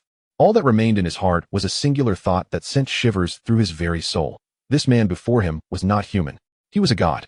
A living deity capable of unearthing all his secrets and effortlessly wielding control over his destiny. From that day forth, the winds of change swept through Hong Kong. Sir Macintosh, the nominal highest authority, had utterly devolved into Lei Chao's most obedient and loyal puppet. Not only did he comply with Lei Chao's directives in every government decision, but he also proactively utilized his authority to dismantle any barriers to the Lei Group's commercial expansion in Hong Kong. In a fleeting moment, the entirety of Hong Kong, be it the political realm or the underworld, echoed with but a single voice, one belonging to the surname Lei. However, for Lei Chao, the conquest of this modest new village had begun to seem rather tedious. His gaze had already transcended the narrow expanse of Victoria Harbor, setting its sights on a broader and more challenging hunting ground filled with opportunities. On the day he concluded all affairs related to Hong Kong, he returned to the Lei family villa, seeking out his father, who remained blissfully absorbed in his Jade Kingdom. "Father," he said, a mysterious smile gracing his features, "I've grown weary of these trivial businesses in Hong Kong. Would you care to join me in London, to become a true noble residing in a castle?" Chapter 197, The Call of London, Lady Thatcher's Privatization Feast. Noble? Living in a castle, you say? Lei Lo, the Jade King who had just emerged from his treasure chamber brimming with exquisite jade stones, was instantly captivated by his son's alluring words. His aged eyes, dulled from years of gazing at stones, suddenly sparkled with a brilliance rivaling that of 24-karat gold. "By heavens, of course I desire it. I dream of it." He cast aside the still dripping ice-grade violet jade in his hand and hurriedly approached Lei Chao, gripping his shoulders with fervor, his excitement causing spittle to fly. "Son, you're not jesting with me, are you? We can truly ascend to nobility in London." In his understanding, the term nobility had always been the exclusive domain of those lofty British elites. They were the ones residing in grand, opulent castles akin to those depicted in films, attended by butlers and served by servants, leading a life devoid of toil beyond hunting, horse racing, and indulging in afternoon tea. He never fathomed that such a fantastical opportunity, one he had never dared to dream of, would one day fall into the lap of a former corrupt police officer and official like himself. "When have I ever joked with you?" Lei Chao replied, a confident smile gracing his face. "However, Dad, the nobility I speak of is not the kind you envision, merely living off the fruits of others' labor. I intend for you to become a top-tier capitalist aristocrat who can truly wield control over a nation's economic lifeblood." Capitalist aristocrat? Lei Lo paused, as this term clearly exceeded his comprehension. What does that mean?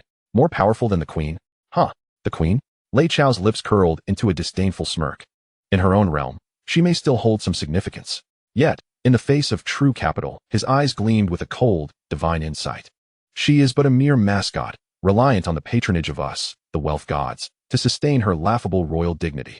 With that, he disregarded his father, who remained stunned by such audacious statements, and strode directly to the massive world map that nearly consumed an entire wall of the study. He picked up a highly classified document recently intercepted and decrypted by the Tianyan system from the Prime Minister's residence at 10 Downing Street in London. The cover bore the name of a woman who would profoundly alter the landscape of Britain and the world in the coming decades, known as the Iron Lady, Margaret Thatcher. The contents detailed an extensive and radical plan for the comprehensive privatization of existing state-owned enterprises in the UK. "Dad, do you grasp the implications of this?" Lei Chao pointed to the names encircled in red ink on the document, each one familiar and enticing. British Telecom, British Gas, British Airways, Thames Water, Central Electricity Generating Board. His eyes burned with a fervor even more intense and frenzied than when he had first entered the gold market. This signified an unprecedented feast, an opportunity to indiscriminately carve up the core assets of an old capitalist empire, set to unfold in London. He knew that while Mrs. Thatcher's sweeping privatization reforms would later be controversial due to their significant impact on Britain's traditional welfare society, It was undeniable that this reform provided countless capital-holding barbarians like him with a rare chance to acquire monopolistic industries that should belong to the nation at a remarkably low price. In the future, numerous American capitalists, Middle Eastern oil magnates, and Japanese conglomerates would reap immense fortunes from this banquet. And now he, Lei Chao, a reborn individual with prophetic foresight and limitless capital, would not let this opportunity to utterly dominate the once indomitable British Empire slip through his fingers. I not only aim to become a noble in London. Lei Chao turned to face his father, who was utterly captivated by his ambitious words. A regal smile, imbued with absolute authority, slowly spread across his lips. I will seize their water, their electricity, their gas, their communications, everything the British require upon waking each day. We shall transform all of it into the private property of the Lei family. I want that once mighty empire, which never set, to serve our family from now on. This audacious proclamation, laden with the essence of radical colonization, caused Lei Lo's heart, dulled by a life of comfort, to race wildly once more. He gazed at his son, who seemed perpetually driven by boundless ambition and capable of miraculous feats. In his murky old eyes, a long-lost flame of youthful passion ignited once again. By heavens! He slapped his thigh with enthusiasm. Let us do it. Son, I will accompany you. I must see for myself. Are the British hard as rock? Or is our Lei family's money the true strength? Chapter 198. Family Night Talk. My woman, no one can touch. Excellent. Well said. Lei Chao beheld his father, who had seamlessly transitioned from a retired bureaucrat to a seasoned streetwise character, and an indescribable surge of ambition swelled within him. The father and son exchanged a knowing smile, filled with anticipation and resolve for the monumental gamble awaiting them in a foreign land. On the eve of their departure for London, in the grand luxurious banquet hall of the Lei Villa, overlooking the dazzling night view of Victoria Harbour, the atmosphere was bright, yet imbued with a rare warmth and tranquility. Unlike the usual raucousness, at a massive round table crafted from precious golden silk namu, capable of accommodating 30 diners, Lei Chao sat at the head. To his left was his father, Lei Lo, and to his right was Zhao Yazi, widely acknowledged as the matriarch of this vast commercial empire. Opposite them sat 3 stunning women, each remarkable in her own right. Lin Qingxia, exuding an icy elegance akin to a snow lotus, inadvertently radiated a hint of vigor. Zhong Chuhong, brimming with youthful exuberance and a wild spirit, resembled an eternally playful neighborhood kitten. And Guan Jilin, with an innate allure that could ensnare any man with just a glance or smile. This marked the first genuine family banquet of the Lei family. The table was laden with exquisite delicacies, meticulously prepared by Hong Kong's most elite private chefs. Yet, no one reached for their chopsticks. Every gaze was fixed upon the young master of the family, seated solemnly at the head of the table, silent and resolute. They all knew that tonight, this man was about to announce a matter capable of determining the fate of each and every one of them. The air was thick with a complex blend of anticipation, tension, and an almost imperceptible undercurrent of subtle rivalry among the women. After a long pause, Lei Chao finally set down his wine glass. His eyes, deep and starry like the night sky, slowly swept across each beautiful face intricately entwined with his life. His voice was calm, yet imbued with an irresistible, absolute authority. Tomorrow, I shall depart for London with my father. This journey will last anywhere from 3 to 5 months at the shortest, to a year and a half at the longest. During my absence, you shall bear the responsibility for managing our affairs here in Hong Kong. His gaze first rested on Zhao Yaji. Yaji, present, Brother Chao. Zhao Yaji responded immediately, sitting upright, her usually gentle visage now etched with solemnity. The daily operations of the group will continue to be jointly overseen by you and CEO Robert, Lei Chao declared steadily and forcefully. However, from this day forth, I will unconditionally transfer to you 10% of Lei Holdings shares held in my name. Moreover, I hereby nominate you to the board of directors as executive vice chairman. Henceforth, your voting rights on the board shall be second only to mine, including veto power over all major decisions of the group. Boom. These words struck the banquet table like a thunderous bombshell. Not only Lin Qingxia, Zhong Chuang, and Guan Jilin, but even Zhao Yaji herself was utterly stunned by this astonishing and generous endowment. 10% of the shares. What magnitude is that? Calculated against the colossal wealth of Lei Group, this 10% stake was worth no less than $10 billion. And the position of executive vice chairman, wielding veto power. This irrevocably cemented her status as the indisputable principal consort within this vast commercial empire, second only to Lei Chao himself. No, Brother Chao. This is far too precious. I cannot accept this. After a brief moment of shock, Zhao Yaji instinctively attempted to decline. Yet, Lei Chao merely extended a single finger to gently press upon her trembling, crimson lips. His gaze softened but remained imperiously commanding. My woman deserves nothing less than the very best the world has to offer. If I say you shall, then you shall. With that, he turned away, ignoring the tears of overwhelming happiness welling in Zhao Yaji's eyes. His gaze then shifted to Lin Qingxia. Qingxia. Lin Qingxia responded softly, a rare hint of tension flickering across her usually aloof and delicate features. Lei Pictures and our newly established Myth Film Company in Hollywood are now entirely in your hands. Likewise, I will transfer 5% of Lei Media's shares to you. I no longer desire you to toil as an actress. I want you to be the queen behind the scenes, the sovereign who determines the fate of all performers. Then his eyes moved to Zhong Chuhong, still bearing a trace of youthful innocence. Ahong, all our fashion brands, luxury endorsements, and modeling agencies fall under your stewardship. I shall also grant you 5% of these companies' shares. I want you to become the true fashion matriarch leading the entire Asian trendsetting scene. Finally, his gaze settled on Guan Zhilin, who had remained quietly watching him with a look filled with infatuation and adoration, a natural beauty unmatched. Zhilin. Present, young Master Lei. Guan Zhilin smiled with a seductive charm capable of bewitching any man. Our Lei Bank's global operations, along with the private high-end security firm we are about to establish to serve the world's wealthiest elite, shall be entrusted to you. Similarly, 5% of the shares will be allocated to you. You are the cunning enchantress who best understands how to deal with the affluent. As Lei Chao parceled out his vast commercial empire like a sovereign dividing fiefs among his most cherished consorts, the entire banquet hall descended into a deathly silence. Zhao Yaji, Lin Qingxia, Zhong Chuhong, and Guan Zhilin were all utterly overwhelmed by the emperor-like magnitude of this unprecedented gesture. They knew this man was bestowing upon them not merely astronomical wealth, but supreme power to seize control of their own destinies, a weighty, absolute mandate filled with trust and solemn duty. My women, Lei Chao declared, rising slowly. His deep eyes blazed with the irrefutable, possessive intensity of a sovereign. You may vie for my favor before me, scheming endlessly for my affection. But outside this realm, his voice instantly turned cold as iron. You must stand united as one. You represent the honor of Lei Chao and the Lei family. Should anyone dare to lay a finger on you behind your backs, they declare war on me. On the entire Lei group. No matter who they are or what power supports them, I will obliterate them utterly from this world, along with all their forces. This fiercely protective, domineering proclamation engulfed the four women's hearts, already lost to him, in a blazing torrent of happiness and security. They knew they had never loved the wrong man.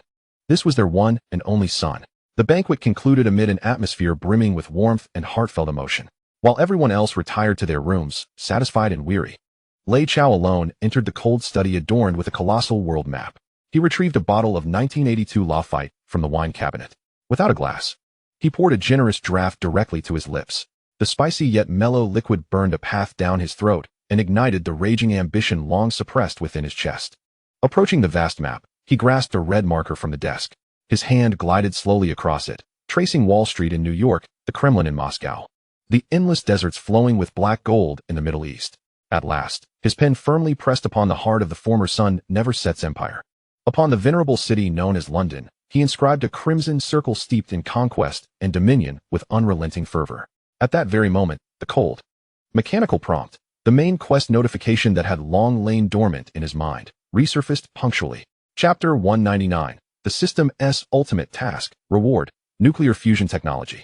Ding. Detection confirmed. Host has successfully seized control over Hong Kong's economy, politics, and underground networks, and has preliminarily consolidated Southeast Asia's strategic resources. Congratulations, host. The third phase of the Industrial Tycoon system, main quest, Game of Power, has been completed beyond expectations.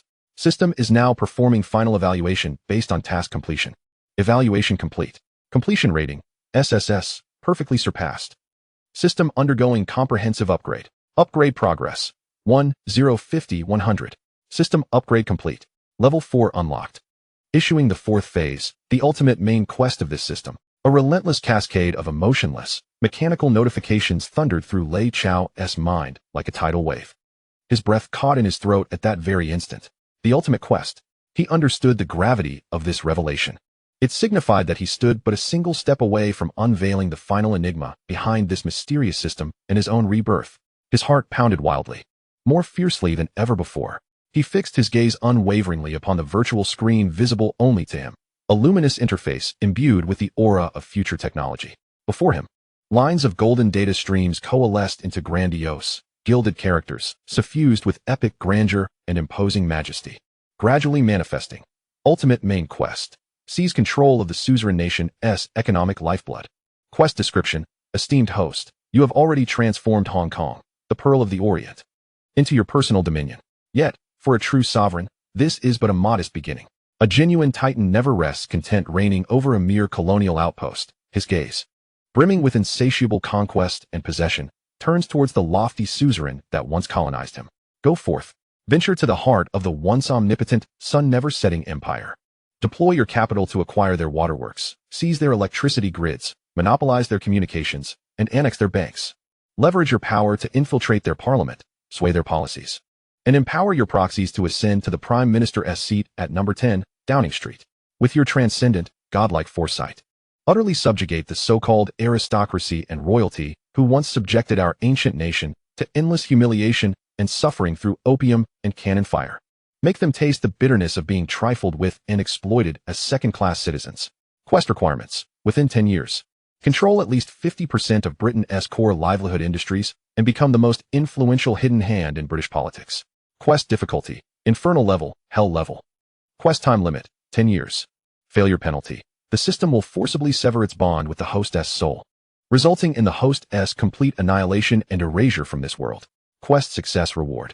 As Lei Chao's eyes fell upon the success rewards, his already wildly pounding heart seemed to be gripped fiercely by an invisible hand. He was utterly petrified in place. For the first time, his usually confident and composed, profound eyes revealed a mortal's awe upon witnessing a true miracle, an overwhelming, unfathomable shock. The reward was maddeningly, incomprehensibly grand, transcending even the boundless imagination of a rebirth traveler from the future. The virtual screen gleamed with a brilliance surpassing any prior reward, its font sparkling like diamonds, clearly inscribed with names capable of transforming the entire course of human civilization. Quest success reward. Congratulations, host. You shall receive controllable nuclear fusion, full set of core precursor technology blueprints, including but not limited to 1. Molecular structural diagrams of ultra-high-strength, heat-resistant, neutron radiation-resistant composite materials for the tokamak reactor core lining. 2. Source code of artificial intelligence algorithms for stable plasma confinement using superconducting magnets. 3. Complete industrial-scale production processes for low-cost, large-scale extraction of deuterium and tritium, the core fuels for nuclear fusion, from seawater. Controllable nuclear fusion. What was it? It is hailed as the holy grail of humanity's ultimate energy source, a fount of inexhaustible, supremely clean energy, once relegated to the realms of science fiction and the wildest dreams of future scientists. To master this technology is to wield the ultimate power capable of propelling human civilization forward by a millennium. It is akin to possessing the absolute divine power to create an artificial sun. At that juncture, oil, natural gas, coal, those so-called strategic resources that have spurred relentless wars among nations, will pale into insignificance before the boundless light and heat of the artificial sun, reduced to laughable refuse. And he, Lei Chao, would no longer be a mere commercial magnate. He would become the solitary deity, holding the sun in his grasp and determining the destiny of all human civilization. His chest heaved violently. Every cell within him trembled uncontrollably, driven mad by the colossal, terrifying allure of the future. He slowly closed his eyes. After a long moment, when he reopened them, the boundless excitement and shock had vanished, replaced by an icy, absolute calmness more profound than ever before. He raised the bottle of 1982 Lafite, half consumed, in his hand.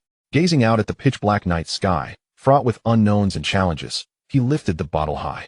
A cold, utterly confident smile curved his lips. From his throat came a low murmur, filled with infinite madness and valor, by the whole of Britain. Exchange it for a son. This deal is worth it. Chapter 200. Departure. That is merely a novice village. Ladies and gentlemen, welcome aboard Lei's Air Flight LA001. This flight will depart from Hong Kong Kai Tak International Airport, bound for London Heathrow International Airport. Our aircraft is preparing for takeoff. Please fasten your seatbelts, stow your tray tables, and return your seatbacks to their upright positions. Lei's Air wishes you a pleasant journey, accompanied by a sweet yet professional bilingual announcement in both Chinese and English. A Boeing 747-200, entirely cloaked in a deep black hue and emblazoned with a colossal, futuristic silver logo of lightning, glides gracefully along the legendary runway 13 at Kai Tak Airport. This is no ordinary commercial aircraft. It is a bespoke marvel, commissioned by Lei Chao for his own and his family's global travels, a singular creation. the first and only private jet transformed into an aerial palace through extraordinary modifications. Within its opulent interior, the aircraft is divided into 2 levels. The lower deck boasts a spacious conference area capable of accommodating 50 individuals, along with a reception lounge and a small private cinema. The upper level, exuding an air of exclusivity, comprises 3 lavish bedrooms, each with its own en-suite bathroom, a gym, and even a compact, climate-controlled swimming pool, a realm of unparalleled luxury. The extravagant decor and cutting-edge technological innovations on board would render even the illustrious Air Force One of a future American president utterly inadequate in comparison. At this moment, in the most lavish and panoramic master bedroom atop this airborne palace, Lei Lo is akin to a wide-eyed novice experiencing flight for the very first time. Gazing in wonder through the expansive, curved windows fashioned from ultra-durable bulletproof glass, he is attired in a meticulously tailored 3-piece wool suit, crafted by the finest tailors of Savile Row in London, radiating an aura of British aristocracy. His hair gleams with impeccable polish, and his chin is clean-shaven, lightly scented with a hint of cologne. This genteel, yet somewhat roguish appearance imbues him with a semblance of the so-called old-world nobility. "Goodness, son, come quickly and see," he exclaims, pointing excitedly at the shrinking, increasingly blurred outline of Victoria Harbour outside, his enthusiasm reminiscent of a child weighing 300 pounds. "We have truly taken flight. Hong Kong is right beneath our feet." His voice is imbued with profound nostalgia and an almost surreal sense of unreality. He recalls decades past when he was a destitute stowaway from Chaos Han, struggling to survive in Hong Kong. He reflects on the blood-soaked years filled with treachery and violence that he endured in this jewel of the East, rife with both sin and opportunity. As he clawed his way to the top, he remembers standing at the zenith of power in Hong Kong, commanding respect and authority, only to find himself a fugitive after the establishment of the Independent Commission Against Corruption. From a penniless stowaway to a formidable detective chief, and now, teetering on the brink of obsolescence, he has transformed into the father of a son revered even by the governor. He has become the true puppeteer behind the scenes of this city. All of this seems like a bizarre and surreal dream. Now, he is poised to depart from the land he has fought over and ruled for much of his life, embarking towards a world he once could only admire from the silver screen, a higher, more distant epicenter of existence. He is about to embark on a new, grander chapter of life that he previously dared not even imagine. In this moment, the melancholic longing of a once great hero is wholly supplanted by a boundless anticipation and fervor for the future. "Haha, Dad, stop looking." Lei Chao gently rises from the luxurious sofa upholstered in fine calfskin. He approaches his father, still lost in his reverie, holding a glass of deep crimson 1982 Chateau Lafite. His gaze sweeps across the city below, now a mere speck in his eyes, and a chilling, confident smile graces his lips. He places a reassuring hand on his father's trembling shoulder. His voice, calm yet imbued with an audacious power capable of shaking the very foundations of the world, resonates. It's merely a small, novice village. The true vast map his eyes pierce through the thick clouds, gazing towards the distant horizon of the west, fraught with unknown challenges and limitless opportunities. A fiery brilliance akin to that of a creator god ignites within him. And thus, the journey begins, accompanied by a thunderous roar of engines that sends adrenaline coursing through the veins. This black behemoth of the skies, bearing the ambitious dreams of a family and a nation, soars into the heavens like a liberated dragon, ascending to 10,000 meters with unstoppable ferocity, piercing through the dense clouds, racing towards the sun rising in the west. An epic saga of Eastern capital reclaiming the Western world is about to unfold over the ancient city of London. Simultaneously, as Lei Chao's private jet descends after a lengthy intercontinental flight, preparing to land at London Heathrow Airport, a tempest of a different kind brews high above the distant South Atlantic. In Buenos Aires, Argentina, at the presidential palace, the stocky, bearded military dictator Galtieri addresses a gathering of generals, delivering a fervent call to arms. Those damn Brits. Do they think they are still the invincible empire of a century ago? The Falkland Islands are our sacred and inviolable territory, I declare. His eyes gleam with the fervor of a reckless gambler. The Rosario operation is officially underway. Tomorrow, we shall deploy our finest troops to reclaim what rightfully belongs to us. Little does he realize that this reckless military venture, aimed at diverting domestic strife, will soon deliver an opportunity to the mysterious man from the East who has just arrived in London, a chance to seize control of the entire British economic lifeblood without firing a shot. Chapter 201, The Rallying Call on the Deserted Isle. Take up arms if you wish to survive. Here is your new home. A cold, emotionless voice resonates through high-powered loudspeakers, echoing like a divine judgment over an unnamed deserted island in the South China Sea. 3,000 ragged, emaciated Vietnamese refugees huddled together on a rudimentary dock. Having just endured hellish days adrift at sea, they had hoped that reaching the fabled paradise of Hong Kong would usher in a new dawn, only to be met by the frigid reception of Hong Kong's water police, who promptly dispatched them to this desolate island, which appears even more hellish than the trials they had just endured. Instead of the warm smiles and hearty meals of charitable organizations, they are met with a stark reality. It is a towering wire fence, reaching into the clouds, flickering with blue arcs of electricity. It is the dark, ominous muzzle of a machine gun emanating a palpable aura of death from the watchtower. Additionally, there are hundreds of armed personnel on the docks, clad in standardized black combat uniforms, their faces obscured by masks with only their cold eyes visible, each wielding an American-made M16 assault rifle. The air is thick with an oppressive mixture of despair, fear, and the briny tang of seawater. Under the terrified gaze of all the refugees, Lei Chao, dressed immaculately in a black Zhongshan suit, ascends a makeshift platform constructed from shipping containers, resembling a sovereign. Behind him stands a mountain of wealth, comprised of countless bundles of crisp U.S. dollar bills and boxes of gleaming gold bars, radiating a blinding golden light under the sun. Flanking this golden hill are two more terrifying mounds. They consist of thousands of brand-new AK-47 rifles, RPG rocket launchers, and meticulously stacked boxes of ammunition, forming a formidable arsenal. Money and violence, hope and death. These two primal and impactful elements are presented in the most direct and raw manner before this assembly of desperate souls who have lost everything. I know what you were thinking. Lei Chao picks up a megaphone, his deep-set eyes, reminiscent of a starry sky, sweeping slowly over the faces below, filled with confusion, fear, and a hint of unwillingness. He does not speak in English or Cantonese. Instead, he addresses them in fluent, pure Vietnamese. You are wondering if this Hong Konger who lured you here is mad. You are questioning if you have merely escaped the jaws of a tiger only to fall into the den of wolves. You are even cursing me in your hearts, denouncing this unjust world. Lei Chao's voice is calm, yet strikes deep like the sharpest blade, piercing the hearts of every refugee. Among the crowd, a man of modest stature, wearing a black mask and possessing a single eye, displays a fleeting glimmer of wariness and malice in his remaining eye. His name is Nguyen Hung, a former captain of the elite South Vietnamese Special Forces, the Black Panther Commando. His hand has subtly moved toward the makeshift self-defense weapon made from scrap metal at his waist. Indeed, you have not guessed wrong. Lei Chao's voice suddenly escalates, booming like thunder in everyone's ears. I am no benevolent Buddha. I am certainly no philanthropist. I, Lei Chao, am a businessman. A merchant who speaks only of profit and has no regard for sentiment. I brought you from those comfortable refugee camps in Hong Kong, not to let you languish and die in idleness. The world has forsaken you. Your country has cast you aside. In the eyes of everyone, you are merely a burden, a liability, a piece of refuse consuming societal resources. Lei Chao's words act as the most venomous curse, shattering the last remnants of dignity within them. Countless refugees, particularly the veterans among them who once shed blood on the battlefield, cannot help but bow their once proud heads, tears of humiliation streaming down their faces. However, Lei Chao's tone shifts dramatically, filled with endless seduction and incitement. In my eyes, you are not refuse. You are gold. You are diamonds. You are the most precious treasure in this world. For within your veins flows the tenacious and resilient blood forged in the crucible of Vietnam's blood-soaked jungles.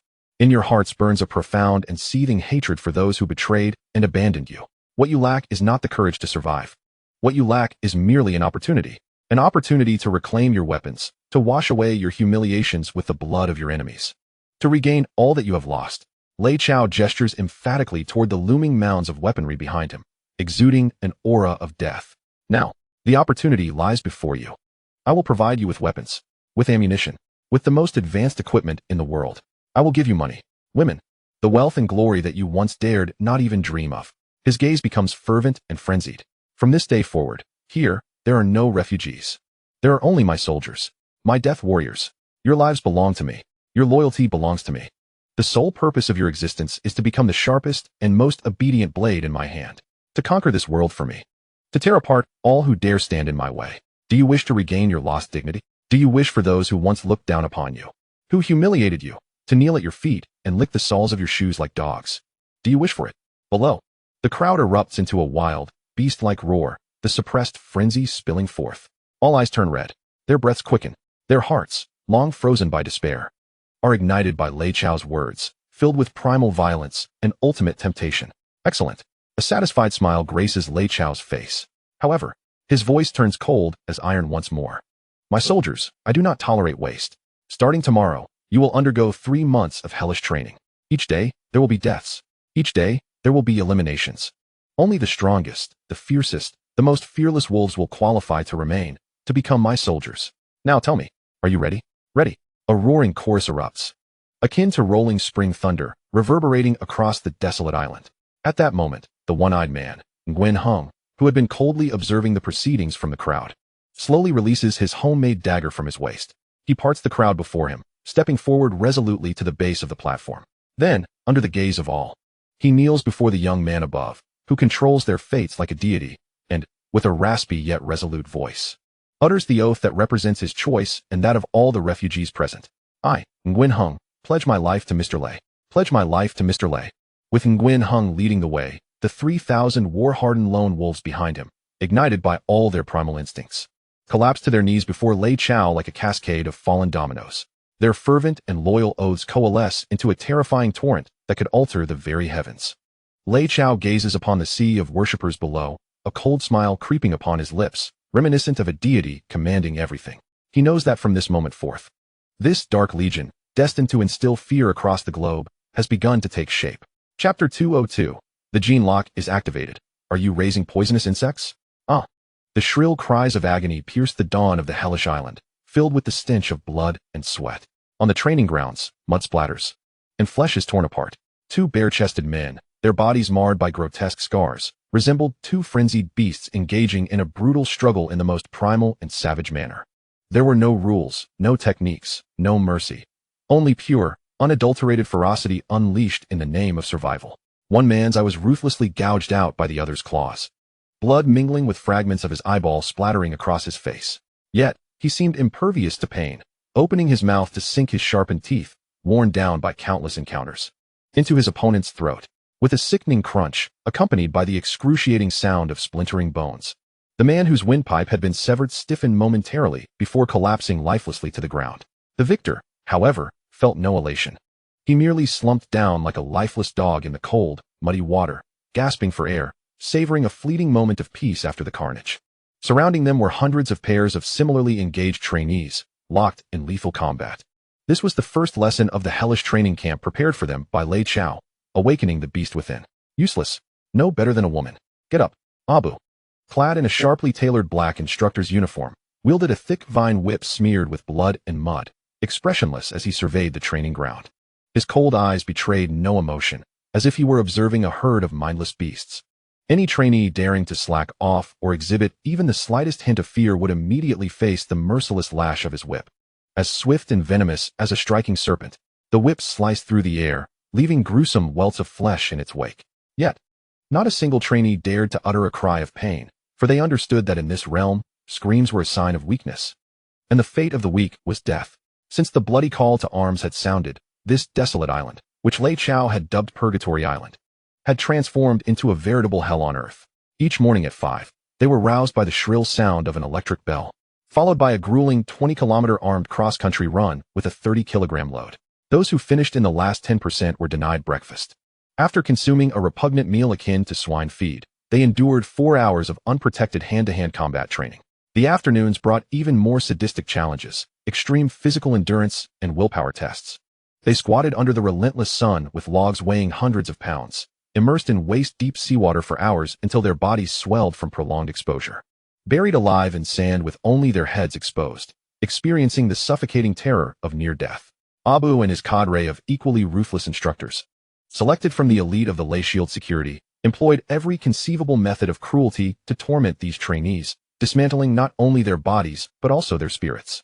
Their objective was to utterly crush any remnants of humanity, rationality, and dignity within these trainees, and from the ruins, forge a new breed of war machines that knew only obedience and slaughter.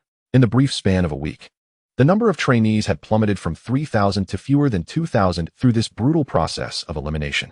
The survivors, each a mere shadow of their former selves, bore the marks of countless injuries and appeared utterly despondent, as if they might collapse at any moment. Abu, this cannot continue, murmured a subordinate, also a former instructor, as he surveyed the lifeless, zombie-like trainees. Their bodies have reached their limits. If we push them further, they may not survive until the end of training. The boss's orders are to select the strongest 1,000 at any cost, in the shortest time possible, Abu replied, his voice icy and devoid of any compassion.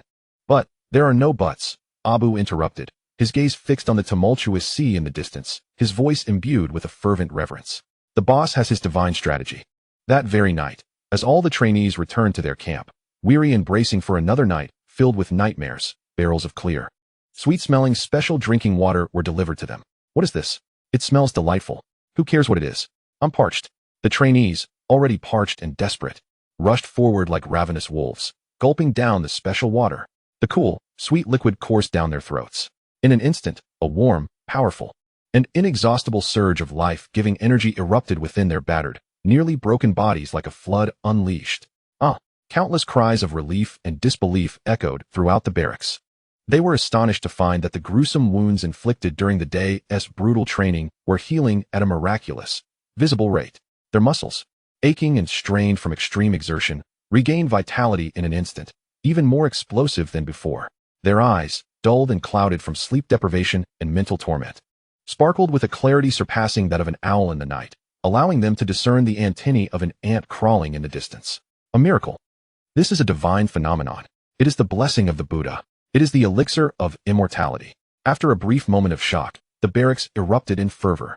All the trainees, including the typically cold and arrogant one-eyed Wan Xiong, knelt in unison towards Hong Kong, towards the deity who had granted them a new lease on life. Their faces bore no trace of doubt or resentment, only an overwhelming, fervent, and absolute devotion akin to that reserved for a creator god. They understood that they were not following a mere businessman or an ordinary warlord, but a living deity endowed with unfathomable powers beyond mortal comprehension. In that moment, the last vestige of their human free will was willingly and thoroughly erased by this divine, technologically advanced force. Replaced was an unwavering loyalty to Lei Chao, etched as a brand deep within their souls, never to be betrayed. What they remained unaware of was that what they had consumed was not an elixir of immortality at all, but rather a black technology product, a basic physical enhancement liquid, exchanged from the system's marketplace at the cost of millions of points, specifically designed to create super soldiers. Though this enhancement liquid could not yet match the transformative qualities of Captain America, it held the promise of great power yet to come. However, it is sufficient to enhance an ordinary person's physical attributes, strength, speed, endurance, vision, and self-healing abilities, by severalfold, even tenfold in a terrifying manner. This is precisely the trump card that Lei Chao wields, allowing him to engage in such cruel training akin to raising venomous insects. He aims to forge not merely a well-equipped army, but a super legion comprised of 1,000 individuals possessing superhuman physical capabilities, turning them into war machines. As Lei Chao's super soldier program progressed methodically on the Infernal Island, a luxurious private yacht, adorned with the flag of the Lei Group, glided slowly toward this enigmatic island. One that was not marked on any official maps. On the deck of the yacht, Lei Lo reclined comfortably in a flamboyant Versace beach outfit, donning oversized sunglasses. Relishing the caress of the sea breeze, he had specially ventured from his Emerald Kingdom to conduct a surprise inspection of his son's so-called charitable project. In his view, his son was admirable in many respects, yet sometimes too soft-hearted, prone to indulging in superficial endeavors. Alas, such naivety is typical of youth. He shook his head and lifted a glass of iced lemon tea from the adjacent table, muttering to himself that once he set foot on the island, he would need to impart some serious wisdom to his son. The wealth accumulated by the Lei family was not earned through caprice, and it should not be squandered on those unworthy Vietnamese. Before long, the yacht gently docked at the pier. Lei Luo hummed a tune and swaggered down the gangway. However, just as he set foot on the dock and was about to reprimand his profligate son, he was utterly astounded by a scene unfolding before him in the training ground that could only be described as astonishingly surreal. There, he caught sight of a lead trainee, whom he vaguely recognized as resembling a one-eyed dragon, bare-chested, and amidst a throng of equally astonished trainees, unleashing a primal, feral roar. Then, to his utter disbelief, the individual forcefully tore apart a 5-centimeter thick reinforced steel plate, leaving a gaping half-meter-long jagged rent. Clatter. The premium Cuban cigar worth thousands of dollars that Lei Luo had just lit tumbled from his mouth to the ground. His eyes, usually marked by a hint of cynicism, widened to the size of copper bells, nearly popping from their sockets. He beheld the horrifying scene before him, reminiscent of a surreal display of violent aesthetics, reminiscent of tearing apart foes with bare hands. At that moment, the sturdy worldview he had constructed over decades crumbled to dust. Trembling, he turned to his son, whose face bore a benevolent smile. His voice trembled with extreme trepidation. Son, please tell me honestly, is this truly a charitable endeavor? Or are you breeding venomous insects? Chapter 203, a $500 million freighter. I will pay the ransom with bullets. Breeding venomous insects? Lei Chao observed his father, whose face had turned pale with fright, and a wider smile crept across his lips. He approached Lei Lo and gently patted his rigid shoulder. Father, you are mistaken once more. His tone was calm, yet imbued with a chilling undertone. Venomous insects are meant to harm others. What I am nurturing here, Lei Chao's gaze swept over the fervent young faces in the training ground, is to protect our Lei family, to safeguard all of our people. Having said that, Lei Chao disregarded his father, who was still processing this revelation. He understood that Lei Lo, who remained entrenched in the realms of violence and social niceties, could not fathom the significance of his current endeavors. However, just as Lei Chao intended to show his father around the armory, his encrypted red satellite phone in his pocket erupted with a piercing alarm. Lei Chao's expression instantly darkened. This S-level alert was triggered only in the event of the highest security threat to the group's global assets. The last time it rang was in London when a CIA agent attempted to harm his wife. What could it be this time? He swiftly answered the call. On the other end, the CEO of Lei Shipping Group's voice was hoarse with urgency and anger. Boss, we are in serious trouble. Our special transport freighter, codenamed Dongfang, was just hijacked by a gang of pirates while passing through the Strait of Malacca. What? Lei Chao's pupils constricted sharply. Dongfang. On board were the core lens components of lithography machines he procured from Nikon in Japan, as well as all the design blueprints and samples of the latest Longshin 2 chip developed by Zhang Debiao's team. The value of these items transcended monetary measures. They were crucial for breaking the U.S. technological blockade and realizing a comprehensive resurgence of chip technology. They were absolutely irreplaceable. What about the crew? Are there any casualties? Lei Chao's voice turned icy, his murderous aura causing Lei Lo to shudder beside him. Not yet. The CEO's voice carried a hint of relief. The assailants have taken control of the bridge and are steering the ship toward a hideout island near Indonesia. They call themselves the Black Shark Pirate Group. Their leader, Black Shark, just contacted us, and his attitude was exceptionally arrogant. He demands a ransom of $50 million. The CEO's voice brimmed with indignation.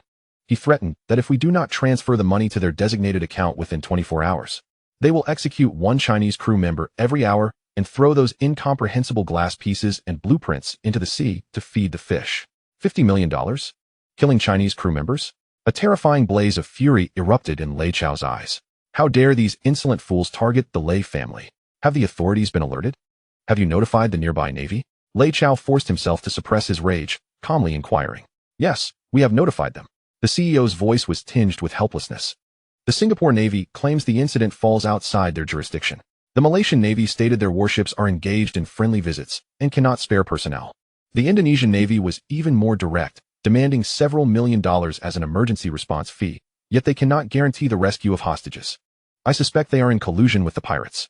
As for the U.S. 7th Fleet, they stated they only protect vessels flying the American flag. A bunch of useless fools.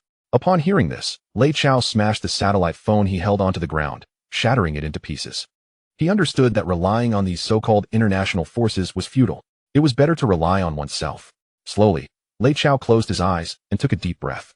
When he opened them again, all traces of anger had vanished, replaced by an icy resolve. Just then, the phone of his associate, Zhu Yuzi, responsible for external communications, rang. Zhu Yuzi glanced at the caller ID, his expression darkening. It's the Hong Kong Journalists Association. They somehow learned of the situation. And now hundreds of media reporters from around the world are gathered outside our headquarters, clamoring to interview you. Interview me? A sardonic smile curled at the corners of Lei Chao's mouth.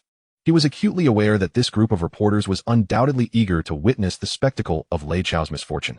Curious to see how the wealthy tycoon from Hong Kong would appear, utterly helpless, in the face of such an international crisis. Very well. A cold smile crept across Lei Chao's face. Since they wish to see, I shall give them an ample show. He turned to Abu and issued a command. Abu, arrange for a helicopter immediately. I need to return to the headquarters within half an hour. I intend to personally hold a press conference for the entire world. Half an hour later, the first floor of the Lei Group headquarters was overflowing with journalists. The press room capable of accommodating thousands was packed to the brim. Reporters from CNN, BBC, Reuters, and other global media outlets aimed their cameras at the empty podium at the center. The flashbulbs erupted in a frenzy, illuminating the entire room as if it were day. An atmosphere of tension, excitement, and schadenfreude permeated the air. What do you think the outcome will be for Lei Chao this time? A British journalist whispered to a colleague while adjusting her camera. What else could it be? He'll have to pay up. An American reporter scoffed. curling his lip. No matter how wealthy he is, he's still just a businessman. Is he going to send an army to Malacca? Exactly. I heard that the Black Shark is the most ruthless pirate in Malacca. Even the U.S. Navy can't deal with them. I bet Lei Chao is terrified right now. As the reporters speculated, eagerly awaiting the unfolding drama, the doors of the press room swung open. Lei Chao, clad in a sharply tailored black suit, approached the podium, flanked by a cadre of bodyguards, his expression inscrutable. There was no sign of panic on his face. Only an imperturbable calm. Lei Chao did not take a seat. He stood resolutely before the microphone, his deep-set eyes sweeping slowly over the sea of curious, skeptical, and mocking faces below. The room fell into an immediate hush. One could hear a pin drop. I know what all of you are here to ask today. Lei Chao's voice, though not loud, resonated clearly within the hearts of all present. You wish to inquire about my intentions regarding the $50 million ransom demanded by the Black Shark Pirate Group. I can provide you with a definitive answer right now. He paused momentarily, the corners of his mouth curling into a cold smile, a smile that sent a shiver down the spine of every reporter in attendance. Ransom? I, Lei Chao, have never offered discounts to bandits in business. As for the money, his eyes blazed with a palpable malice. I have prepared another form of currency for them. One that they will undoubtedly find exceedingly appealing. That is, bullets. Chapter 204, Night Falls, the Grim Reaper flies low. As Lei Chao uttered the word bullets, the statement reverberated through numerous microphones, reaching every corner of the globe. The press room fell silent, everyone stunned by Lei Chao's audacious and bloodthirsty declaration. Had he lost his mind? Was he truly proposing to pay the ransom with bullets? This was a public declaration of war against a group of ruthless international pirates. After a brief silence, the press room erupted into an even louder cacophony than before.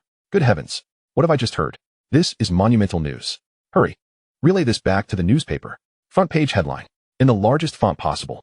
All the reporters were, as if injected with a stimulant, caught up in a frenzy of professional enthusiasm. They realized that a private war was about to be waged by a business magnate against an international crime syndicate, all under the watchful eyes of the world. Lei Chao paid no further heed to the frenzied journalists. He left them with a chilling silhouette as he departed the raucous venue, escorted by Abu and the other bodyguards, never looking back. He understood that actions spoke louder than words. He intended to convey a message to the world, and to those who secretly coveted his commercial empire. Through the most direct and visceral live broadcast, anyone who dared to lay a hand on the Lei family's possessions would meet their demise. In the Malacca Strait, night fell. A waning moon hung in the overcast sky, casting a pallid glow. The sea roiled with strong winds and turbulent waves, howling incessantly. On the deck of the hijacked Orient cargo ship, a bonfire party was underway. Hundreds of dark-skinned pirates, bare-chested, gathered around a fire ignited by wooden crates, drinking top-shelf whiskey looted from the captain's quarters and feasting on Australian Wagyu beef from the cold storage. Their faces bore expressions of greed, anticipating their impending fortune. Brothers, do you see this? A burly, one-eyed pirate captain, his face a mass of scars, brandished a bottle of liquor and bellowed at his crew. He was Bong, leader of the Black Shark Pirate Group. Having just viewed Lei Chao's press conference via the ship's satellite television, he was not intimidated. Rather, he laughed with even more bravado. That pretty boy from Hong Kong. Who does he think he is? Rambo?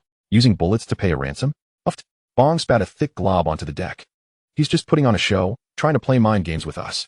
He's a businessman. What does he know about warfare? I tell you, he's more frightened than anyone. He's far more concerned about those priceless glass shards aboard than we are. I bet you, within 12 hours, that $50 million ransom will be deposited into our account. Every penny intact. Then we can head to Thailand, buy ourselves an island, and a couple hundred beautiful women. We'll party every day and live like gods. Bosung's words reignited the atmosphere among the pirates. Oh, they roared, unleashing beast-like howls. They envisioned their future filled with indulgence and excess. Little did they know, what awaited them was not an island in Thailand and beautiful women, but rather a death sentence from the depths of hell. As they raised their glasses in celebration, two pitch-black, unmarked Black Hawk armed transport helicopters silently approached the brightly lit cargo ship, flying at an ultra-low altitude, just above the water.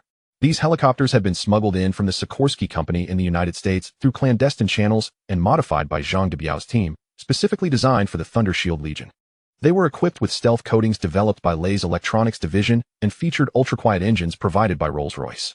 Flying below 50 meters, they produced less noise than the sound of the sea breeze. In the dimly lit cabin of the helicopters, 50 fully armed members of the Black Scale Assault Team sat quietly in their seats, resting with closed eyes. Dressed in black digital camouflage combat uniforms and donning 4-eye night vision goggles, they gripped silenced M4A1 carbines firmly. Their breathing and heartbeats were steady. They had endured countless life and death trials, each one as calm as a machine. Leading them was the one-eyed man, Wan Xiong, who did not close his eyes. The excitement gleamed in his remaining eye. He relished the sensation of stalking prey under the cloak of night. Eagle's Nest, this is Black Scale 1. Wan Xiong communicated with a chilling tone into his throat-shaking microphone, initiating pre-battle communication. We have arrived over the target area, requesting further instructions. Eagle's Nest received, came Abu's steady voice through the earpiece. The Sky Eye system has transmitted real-time infrared scanned images of the target vessel to your tactical tablet. The positions, numbers, and armaments of all enemy personnel have been marked. The boss has issued orders. The safety of the hostages is the utmost priority. Leave no one behind. Understood. Wan Xiong ended the communication, lowering his gaze to the military-grade tactical tablet on his arm. The screen displayed a vivid, three-dimensional infrared thermal imaging of the entire Dongfang cargo ship. On the deck, over 100 red heat sources, representing the pirates, danced around a bonfire, singing and cavorting like a troop of monkeys. Meanwhile, in the lowest level of the ship, more than 40 green heat sources, representing the crew, huddled together. What a bunch of fools. A cruel smirk crept across Wan Xiong's lips as he slowly rose, pulling open the side door of the cockpit. A gust of sea air, tinged with briny scents, rushed in, causing his black combat suit to flutter ominously. He gazed down at the raucous ship and those pitiable souls aboard, blissfully unaware of the impending death that loomed. A flicker of morbid compassion flashed in his solitary eye. He made a simple tactical gesture to the 50 Black Scale team members who had also risen. Prepare for descent. In 30 seconds, commence. Cleanse the area. In the next instant, dozens of black descent ropes were silently dropped from the bellies of 2 hovering helicopters. Following closely, soldiers clad in black combat gear and equipped with 4-eyed night vision goggles descended rapidly along the ropes. They landed silently on the deck of the still celebrating ship. Completely oblivious to the impending doom, the drunken pirates continued raising their glasses, shouting, and dreaming of the wealth that awaited them, utterly unaware that death had already crept up behind them. Chapter 205, The Silent Slaughter. What you witness is the devil. Cheers to $50 million. On the deck of the Dongfang, the pirate leader Bong raised his whiskey bottle high once more, roaring greedily at his inebriated followers, who were swaying and teetering. The bonfire blazed brightly, illuminating their faces, flushed and grotesque from alcohol and excitement, resembling demons from hell. Yet, just as he poured the fiery liquid down his throat, before he could savor the taste of victory, PFF, a sound so faint it was nearly imperceptible, akin to a lover's whisper, pierced through the cacophony of the bonfire party. Immediately after, Bong witnessed his raucous confidant beside him suddenly halt his laughter, his massive, tattooed head exploding like a watermelon precisely sliced by an invisible scalpel. Blood and brain matter, ignited by alcohol, splattered across Bosong's face like dazzling fireworks. The warm, foul-smelling liquid jolted his alcohol-dulled senses into sharp clarity. Enemy attack. He hurled the whiskey bottle aside and seized the AK-47 at his side, attempting to retaliate against the pitch-black sea surrounding them. However, it was far too late. PFF, PFF, PFF, PFF, PFF. A series of increasingly rapid, muffled gunshots, silenced by suppressors, echoed like the grim reaping of souls, resonating in every corner of the deck simultaneously. Those who had been reveling just moments before, shouting and celebrating, fell like wheat before a relentless harvester in autumn, collapsing in silent waves. Each one bore a tiny bullet hole, oozing blood, precisely placed in their foreheads, hearts, and throats. Their faces were frozen in expressions of joy and greed that lingered until death, oblivious to the origin of the bullets. They never even glimpsed a shadow of their attackers. This was no longer a battle. This was a one-sided, merciless slaughter conducted by hunters from a higher dimension against a group of unarmed prey. 3 minutes. In a mere 3 minutes, over 100 ruthless pirates, once a source of terror for countless merchant ships, lay transformed into cold, blood-soaked corpses. The deck morphed instantaneously from a raucous party scene into a desolate battlefield, with only the crackling bonfire remaining to break the suffocating silence. Demons. They are demons. In the cockpit, Bong gazed through the one-way bulletproof glass at the horrific scene displayed on the monitoring screen, paralyzed with fear and dread. He witnessed shadowy figures clad in uniform black combat gear, donning terrifying 4-eyed death masks, silently infiltrate every corner of the deck like phantoms emerging from darkness. Their movements were as swift as lightning, precise as machines. Their weapons emitted no jarring gunfire, only the muted, sinister sounds of deathly whispers. With each muffled sound, another of his brothers fell silently into a pool of blood. It was a surreal tableau, a suffocating aesthetic of horror and violence. No, don't come closer. Don't come closer. Bong, trembling in terror, crawled beneath the control panel, quaking like a leaf in the wind. The once arrogant glint in his solitary eye was now replaced by an overwhelming, ghostly fear. He had lost all will to resist. All he desired now was to survive. With trembling hands, he reached for the emergency distress signal transmitter at his waist, seeking salvation from the Indonesian Navy. Yet, just as his finger hovered above the button, boom. A thunderous crash. The cockpit door, reinforced with special bulletproof steel, which he thought was impenetrable, buckled inward, deformed by an irresistible, terrifying force from the outside. Then, a figure, also one-eyed, clad in black combat attire and resembling a harbinger of death, strode through the gaping hole, wielding a still-smoking M4A1 carbine. It was none other than Yuan Xiong. His solitary eye bore no emotion, only a chilling indifference, akin to that of one gazing upon a corpse. He approached the quivering Bong, who was already paralyzed with fear. Incapable of standing, he gazed down imperiously at the once mighty pirate king, whose reign had instilled fear in countless merchant vessels. A cold, mocking smirk curled at the corners of his lips, imbued with a sense of disdain. He uttered not a word. Instead, he slowly raised his right foot. Clad in military combat boots, with deliberate force, he brought it crashing down upon the wrist of Basong's right hand, which was poised to activate the distress signal. Crack! A sound more chilling and piercing than any previous bone-cracking noise resonated sharply within the deathly silence of the cockpit. Ack! Bong emitted a heart-wrenching, inhuman wail, as if his very soul were being torn asunder. He felt his entire right wrist, along with the valuable Rolex watch, utterly crushed into a pulpy mass beneath that merciless stomp. The excruciating, bone-deep pain sent his corpulent body convulsing on the icy floor like a fish out of water. Yet, Yuan Xiong could scarcely spare him another glance, as if he had not just shattered a man's bone, but merely squashed a repugnant cockroach. Turning away, he addressed his earpiece with a voice as frigid as the Arctic. The deck is clear. The target has been subdued. Teams B and C proceed to breach the lower hold and rescue the hostages as per the original plan. Remember, a glint of icy murderous intent flickered in Yuan Xiong's singular eye. Any who dare resist shall be exterminated without mercy. Yes, Alpha Wolf. Soon, dozens of equally armed black-scale operatives emerged like specters from the shadows of the deck. They infiltrated the dark, perilous depths of the cargo ship's hold with an unmatched tactical finesse, initiating a bloodier and more brutal purging operation, hidden from the eyes of ordinary onlookers. Meanwhile, on the deck, Yuan Xiong approached Bong, who writhed and howled on the ground. He knelt down and gently patted Basong's grotesquely contorted face, marred by pain and fear, with his gloved hand that bore no trace of blood. His voice was soft, as if comforting a frightened child, yet the words plunged Bong into an icy abyss far colder than the depths of hell. Cease your cries. Conserve your strength. Our boss has something spectacular prepared for you. The show has only just begun. Chapter 206. A warning hanging from the mast. Let the world bear witness. A show? What kind of show? Once a terror of the Strait of Malacca, Bong now lay limp on the cold cockpit floor, akin to a toothless hound. His voice trembling with unending dread. The agony radiating from his shattered wrist rendered him incapable of even wishing for death. Yet, Yuan Xiong merely regarded him with a frigid stare, his lone eye devoid of pity, as indifferent as one observing a sacrificial offering destined for the altar. He offered no response to Basong's queries, instead signaling to two black-scale operatives behind him. They understood immediately, dragging the utterly defeated Bong from the cockpit as one would a lifeless dog, pulling him toward the towering mast at the bow of the ship. Please, what are you going to do? Basong's heart surged with an unprecedented terror, more harrowing than death itself, as he beheld the massive mast swaying ominously in the night breeze, exuding an aura of demise. He struggled wildly, screaming like a hog destined for slaughter. However, his feeble attempts were laughably insignificant before the genetically enhanced super soldiers. With a swift motion, a thick, high-tensile fiber noose was mercilessly secured around his neck. As the winch creaked and groaned, Basong's corpulent body, weighing over 300 pounds, was gradually hoisted off the deck. Gasp! The overwhelming sensation of suffocation seized his throat, plunging him into despair. His legs flailed helplessly in the air, hands desperately clutching the tightening, frigid noose around his neck, striving for one last breath. His already engorged face turned a sickly shade of purple, swollen from the lack of oxygen. His lone eye bulged, as if on the verge of bursting from its socket.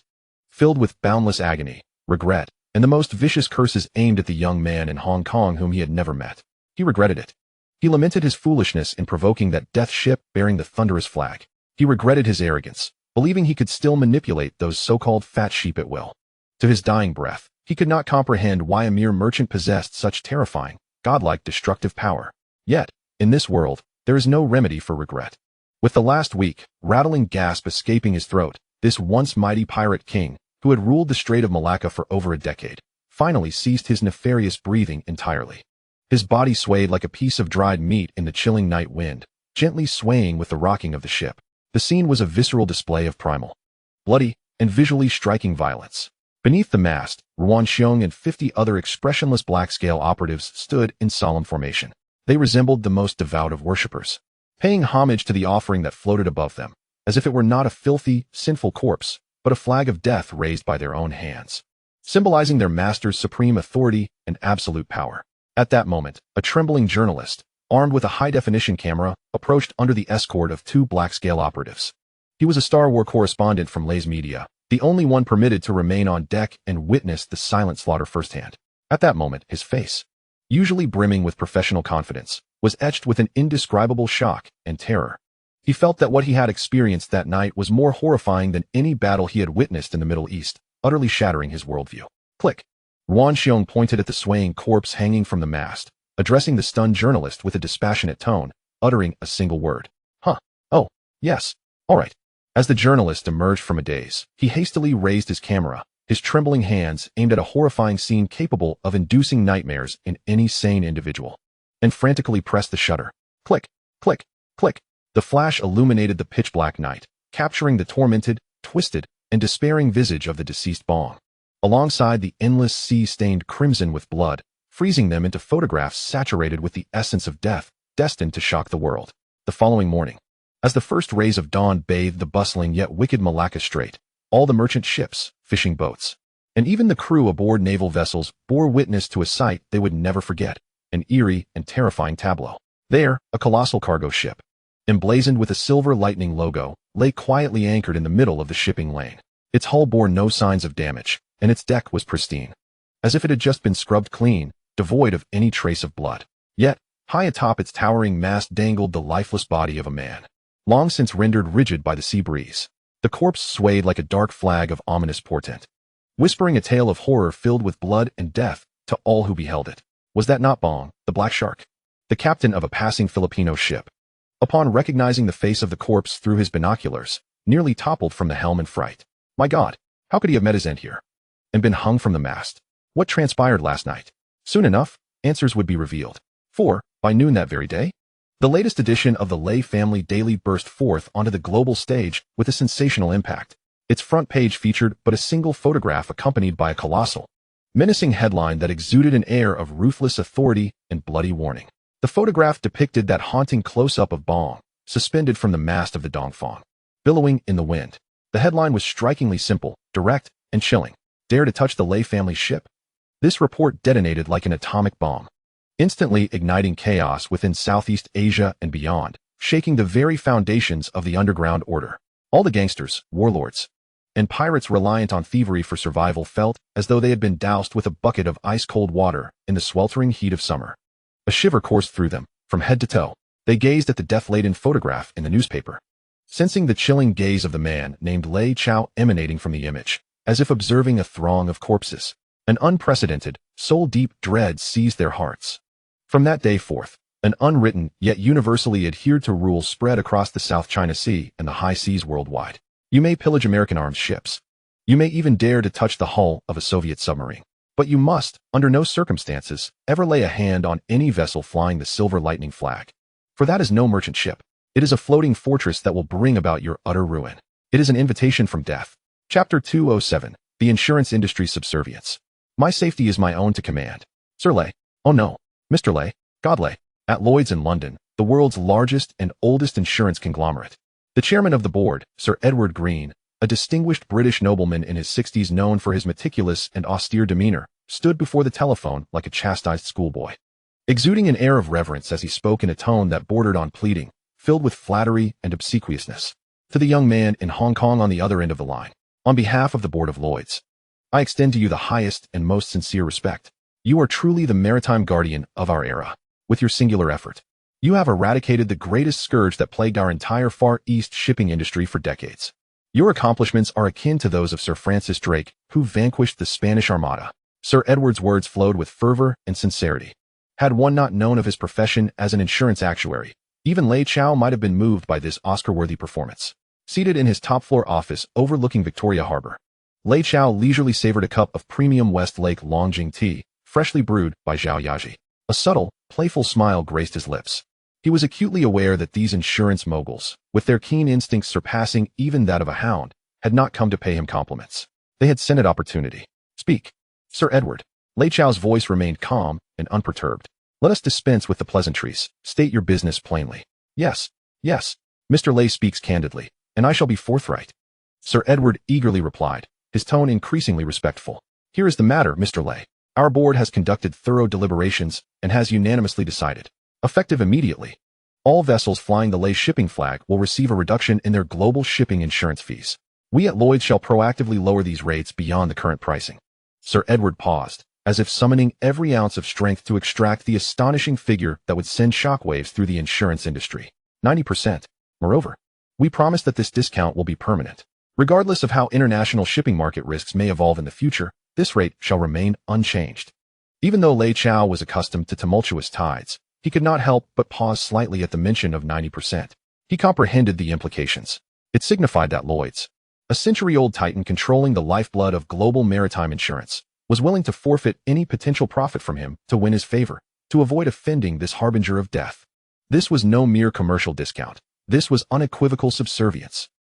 Sir Edward, you have bestowed upon me an immense favor.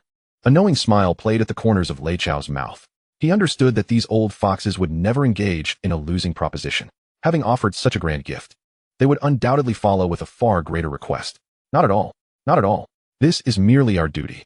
It is our honor to serve a magnificent enterprise like yours, Mr. Lei. Sir Edward's voice trembled with trepidation, yet he deftly shifted the conversation, finally revealing his ulterior motives. Mr. Lei, we have a humble request, if I may be so bold. Speak. It is as follows, Mr. Lei. As you are well aware, in recent years, global piracy has escalated to unprecedented levels, particularly around Somalia and the Gulf of Aden, an absolute nightmare for those of us involved in maritime insurance.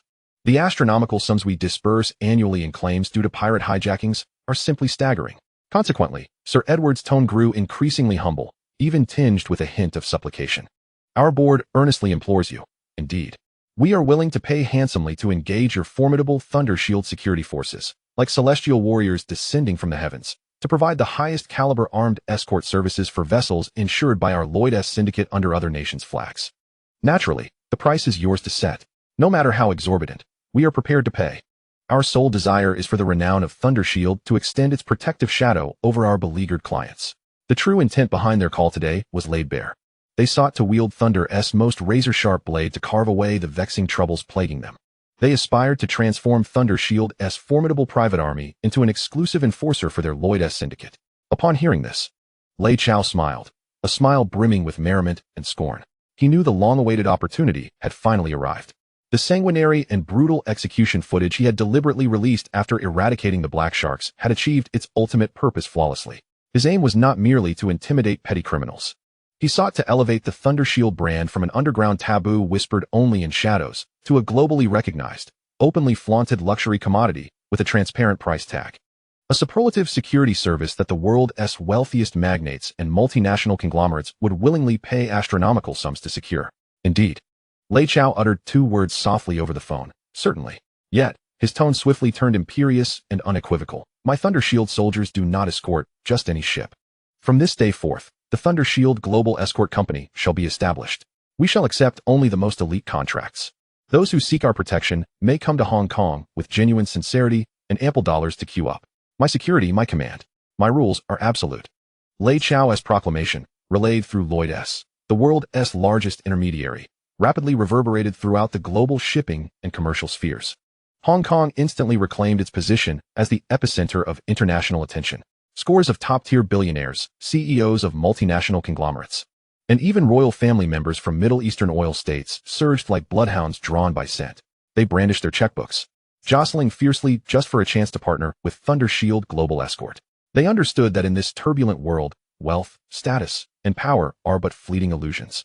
Only absolute security remains the rarest and most coveted currency. Thunder Shield, forged by that enigmatic Eastern man and steeped in legends of bloodshed and death, had become the very epitome of inviolable safety. Consequently, the Lei conglomerate's financial streams exploded anew. The incessant influx of billions in US dollars from across the globe threatened to overflow the coffers of Lei Bank. Once again, Lei Chao demonstrated with his inscrutable methods what true alchemy, turning stone into gold, truly means. He gained not only prestige but unprecedented wealth. However, as his vast security empire expanded at a terrifying pace worldwide, he quietly shifted his gaze away from the mundane business ledgers to a far more captivating and challenging realm, brand image cultivation. He understood that a successful, top-tier luxury brand requires not only superior products, but also a global icon capable of igniting desire and embodying irresistible allure. And for that role, he already had the perfect candidate. Chapter 208, Zhong Chuang's camouflage photoshoot. Come, let me teach you recoil control. No, Brother Chao. This outfit is just too extraordinary. Purgatory Island, Studio 1. Zhong Chuang's cheeks flushed a delicate rose hue, resembling a startled little rabbit. She shielded herself with her hands and, in a voice as faint as a whispering mosquito, offered her final feeble resistance to the devilish smile of the man before her. Hanging on the rack was a battle suit personally tailored by Lei Chao for her, a garment so shockingly avant-garde it defied convention. Crafted from black, digitally camouflaged fabric exuding futuristic technology, the suit was sleekly cut to fit her form flawlessly. Unlike typical bulky combat gear, this ensemble accentuated her youthful vigor and untamed vitality without reservation. The flowing waistline, the long, lean, explosively powerful legs, all radiated an astonishing blend of strength and beauty. Any normal man beholding this vision would surely be captivated, their blood rushing to their head. Extraordinary? Lei Chao's lips curled into a wicked grin. He stepped closer, cornering the still bashful wildcat against the cold wall. Gently, he lifted her trembling, flawless chin with a rough yet commanding touch. His voice was hoarse but imbued with irresistible authority. My soldiers must strike terror into the hearts of enemies. My ambassador must captivate the entire world's gaze. That is true conquest. Now, he gestured toward the irresistibly alluring battle suit. Put it on. For your king, conquer the eyes of the world. This domineering declaration, saturated with possessive control, utterly shattered the last vestiges of Zhong Chuang's modesty and shyness. She gazed at the man who had given her everything, transforming her from an awkward, ugly duckling who once stumbled nervously at auditions into the poised black swan poised to grace the global stage. Her eyes brimmed with boundless, ineffable adoration and fascination. She knew that for the rest of her life, she would never escape the web of warmth and dominance he had woven around her. She nodded resolutely, two enchanting blushes blooming on her cheeks. Half an hour later, when Zhong Chuang emerged from the changing room, the entire studio was instantly engulfed in a deathly silence. Every crew member, from the top-tier Hollywood photographer to the lighting and makeup artists accustomed to beauty's myriad forms, stood dumbfounded. As if frozen by a spell, their mouths agape, their breaths caught in their throats. Only two words echoed in their minds. Absolutely stunning. A breathtaking beauty, embodying the perfect fusion of purity and wildness, strength and grace, harmoniously intertwined in a manner that captivates the senses. She is akin to a black rose, lethal and venomous, blooming fiercely amidst the ravages of war. Her beauty is heart-stopping. It is breathtaking. Even Lei Chao, a seasoned veteran well acquainted with myriad faces, found his gaze deepening at the sight before him. Clearing his throat, he forcibly suppressed the tumult within, striving to redirect his focus towards his work. Excellent. Your current state is very promising, he said, endeavoring to impart a professional tone to his voice. Come, take this gun. He retrieved an M16 automatic rifle from a nearby prop box, its cold metallic texture starkly contrasting with her petite frame, and handed it to her. Now, lie down on that sandbag. He gestured towards a meticulously constructed sandy scene designed to evoke a battlefield atmosphere. Assume a standard prone shooting position. Understood, Brother Chao. With a flush of crimson adorning her cheeks, Zhong Chuang awkwardly accepted the weighty rifle and complied with Lei Chao's instructions, laying down on the icy sandbag. Yet, as she had never before handled such a genuine military weapon, her movements appeared stiff and unnatural. The M16, embodying a postmodern aesthetic of violence, felt like a mere stick in her hands. Not quite. Lei Chao frowned, growing impatient as he observed the dissonance through the monitor. He gestured for all unrelated personnel to step aside and approached her directly. Without uttering a word, he crouched slowly behind Zhong Chuang, his broad chest, radiating warmth, brushed against her trembling back through the thin fabric. Startled, Zhong Chuang felt an electric jolt coursing through her body at that moment. A peculiar shiver intertwining shyness and exhilaration spreading through her limbs, rendering her already flushed face even more heated. Hold still. Lei Chao's voice, gravelly yet magnetic, whispered in her ear. Relax. Shift your weight onto me. He extended his powerful, calloused hand, not touching any sensitive areas, but instead covering her nervously cold hands through the thin camouflage fabric. Then, with a highly professional and suggestive motion, he guided her to steady the cold rifle against her delicate shoulder. Do you see? His lips brushed against her dainty earlobe as he enunciated each word. This is how you control the weapon. Boom. In that instant, Zhong Chuhong's mind erupted like a fireworks display. She could no longer hold her composure. Surrendering her senses to Lei Chao's authoritative guidance, allowing him to orchestrate her every move. The filming of the promotional video concluded successfully, enveloped in an atmosphere thick with ambiguity and allure.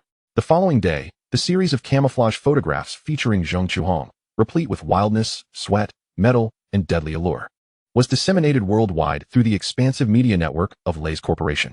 This collection instantly ignited the fervor of every spirited man across the globe.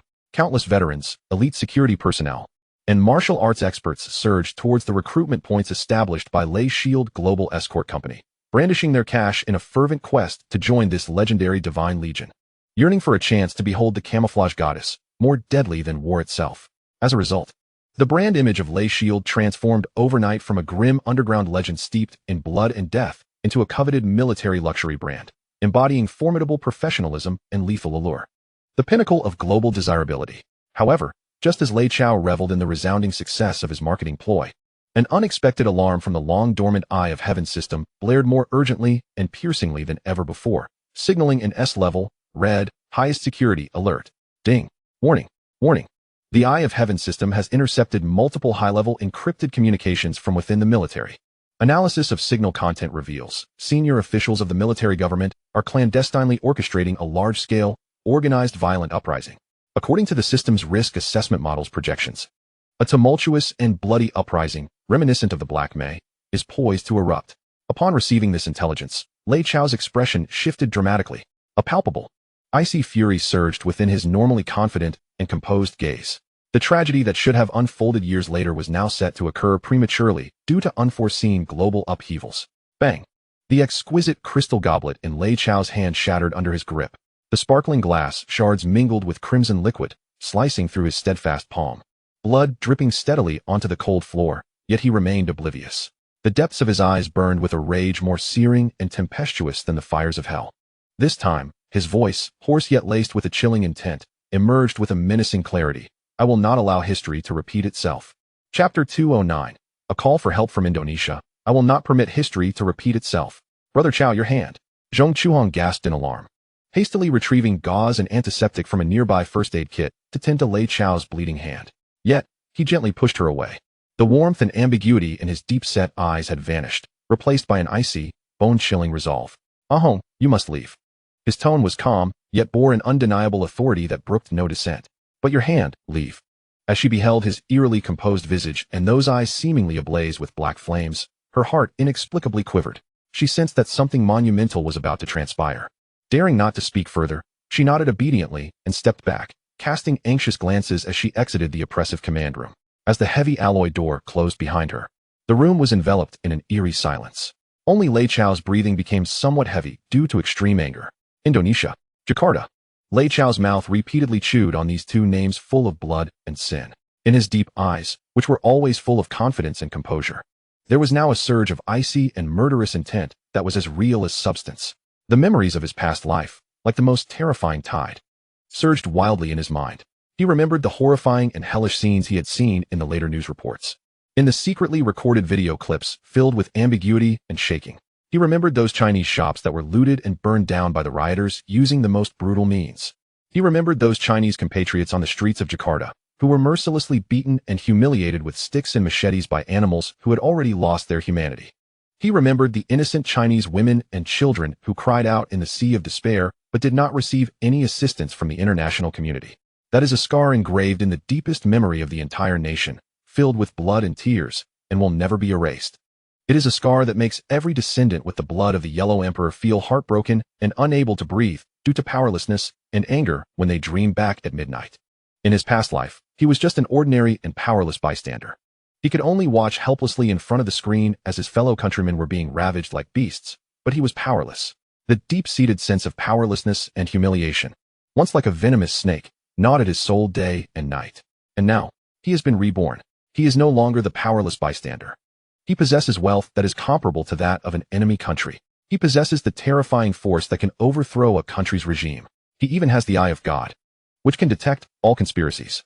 If, after having all of this, he still has to watch the human tragedy unfold again like in his past life.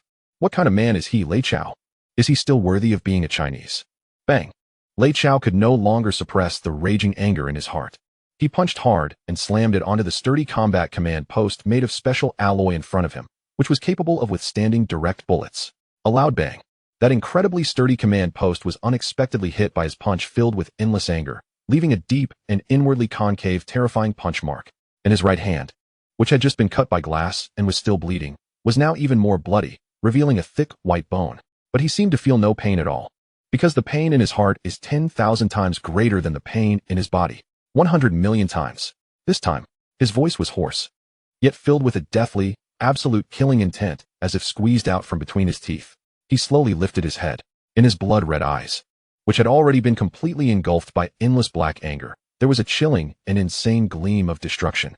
I absolutely not allow it. History repeats itself. He walked up to the huge holographic map that displayed the real-time dynamics of the entire Southeast Asia. His gaze was like two sharpest, blood-stained swords, firmly locked on the island nation of Indonesia, located in the southeast corner of the map and composed of countless islands, full of sin and ignorance. He knows. Any warning, condemnation, or so-called international public opinion pressure against this group of inhumane and bloodthirsty barbarians is meaningless nonsense. There is only one language that they can understand. That's it. Absolute violence that is stronger, more savage, and less unreasonable than them. Don't you want to kill someone? Okay. Then I'll let you experience firsthand the feeling of being slaughtered by a stronger force, like livestock in a slaughterhouse. Abu. Lei Chao pressed the red emergency button that directly connects to the highest command center of Purgatory Island. His voice was so cold and emotionless, like the final verdict of a god of death from the depths of hell. Command. Thunder Shield Legion, all combat units. Immediately, enter at the highest level. First level combat readiness. Yes, boss. On the other end of the phone came Abuna's brief answer, which was also full of murderous intent, although he doesn't know what happened. But he could clearly feel the terrifying killing intent that could freeze the whole world over the phone. Ruanxiong. Here it is. Immediately select 500 of the most elite brothers from the Black Scale Assault team, who are best at urban street fighting and infiltration assassination. Disguised as a business inspection team dispatched by our Lei group. With the fastest speed, sneak into Jakarta secretly. Enter all local Chinese associations, hometown associations, and ancestral halls. I want you to be the strongest and deadliest among all our Chinese compatriots at the first moment of the riots. Guardian's Shield. Yes, boss. Ruanxiong's voice was powerful and full of infinite longing for the upcoming slaughter. Pig fat. Here it is. Here it is. A young master. Do you have any instructions? Immediately, in my personal name, gather all the passenger rollers under our Lei shipping brand that can carry a large number of people and vehicles. Immediately cease all commercial shipping missions worldwide. Gather at full speed towards the sea off Jakarta at the fastest speed. What? A young master. These are all our money-making treasures. Our daily losses from this shutdown are calculated in millions of dollars. Upon hearing this, the piglet immediately became anxious. Money Lei Chao gave him a cold glance. That look made the piglet instantly close its mouth, not even daring to take another breath. This time, not for money. Lei Chao's gaze once again fell on the distant foreign land full of unknowns and dangers. In his eyes, there burned a flame that surpassed all commercial interests and personal grudges, deeper and greater. That's the flame of protection. It's the flame of revenge. It is also the most primitive and violent anger that a nation unleashes when facing foreign aggression and humiliation. He slowly turned around. He looked at the piglet who had already been frightened by the terrifying aura emanating from him. A cold, murderous smile appeared on his face. You go tell Alo, who is still playing rock with my dad in the Golden Triangle. Tell him to immediately return to Hong Kong. Tell him. His son is going. Killed someone. Chapter 210. Noah's Ark Plan. This time not for money. His son is going to kill someone. When Zhu Yuzi relayed Lei Chao's words, full of endless murderous intent, to the jade mine in the Golden Triangle, holding his priceless imperial green heirloom and dreaming of his children and grandchildren, through an encrypted satellite phone, without any change. This old martial artist who once dominated the black and white circles in Hong Kong and killed countless people, after experiencing a brief 0 and 1 second shock.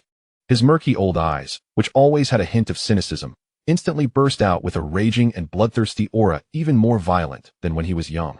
I lost my mother, Lei. Those Indonesian street thugs. Did you eat bear heart leopard gall? Even we Chinese dare to move. He kicked the unlucky miner who was wiping the raw stones for him to the ground with a sudden kick. His face, which always had a kind smile on it, was now filled with a fierce and raging aura like that of a hellish demon. Reverse it. Reverse it. It's all his mother wrong. Do you really think we Chinese are easy to bully? Son, good job. He snatched the phone from the lard guy's hand and used all his strength to make a crazy roar like an injured lion into the receiver. Kill. Kill me fiercely. Kill him. Blood will flow like a river. Kill him and his body will be scattered everywhere. Kill him without leaving a trace. Tell me if I don't have enough money. I sold my family heirloom, but I still have to support you. I won't be the father of some bullshit jazz this time. I want to be. His eyes flickered with a crazy blood-red light, just like Lei Chao, killer maniac. His father. When the massive war machine of Lei Chao was operating wildly with unprecedented and terrifying efficiency. An unprecedented cross-border rescue operation codenamed Noah's Ark has officially begun. Dozens of giant passenger rollers, each with a displacement of over 50,000 tons and flying the flag of Lei shipping, turned their bows like steel beasts receiving the highest orders. They abandoned commercial routes that could have brought huge profits to the group. They burned the most expensive heavy oil and maximized their horsepower with a reckless attitude that almost disregards costs. From Tokyo Bay in Japan to Jurong Port in Singapore, and then to Sydney Port in Australia. From the Pacific Ocean to the Indian Ocean, a massive and unprecedented ghost fleet is gathering at full speed towards Jakarta, the capital of Indonesia, which is about to be engulfed by blood and fire, with an unstoppable and resolute posture. The massive steel torrent composed of dozens of 10,000-ton giant ships pulled out long, soared like straight white tracks on the vast and boundless deep blue sea surface. That scene is full of endless tragedy and determination. That momentum is enough to make the navy of any country that sees it look down on it and feel intimidated. And as the vanguard of this Noah's Ark fleet, two pitch black Nighthawk armed transport helicopters, carrying 500 of the most elite black-scale city combat teams, led by Ruan Xiong, have quietly landed in an abandoned factory in the outskirts of Jakarta that was secretly acquired by the Lei Group in advance.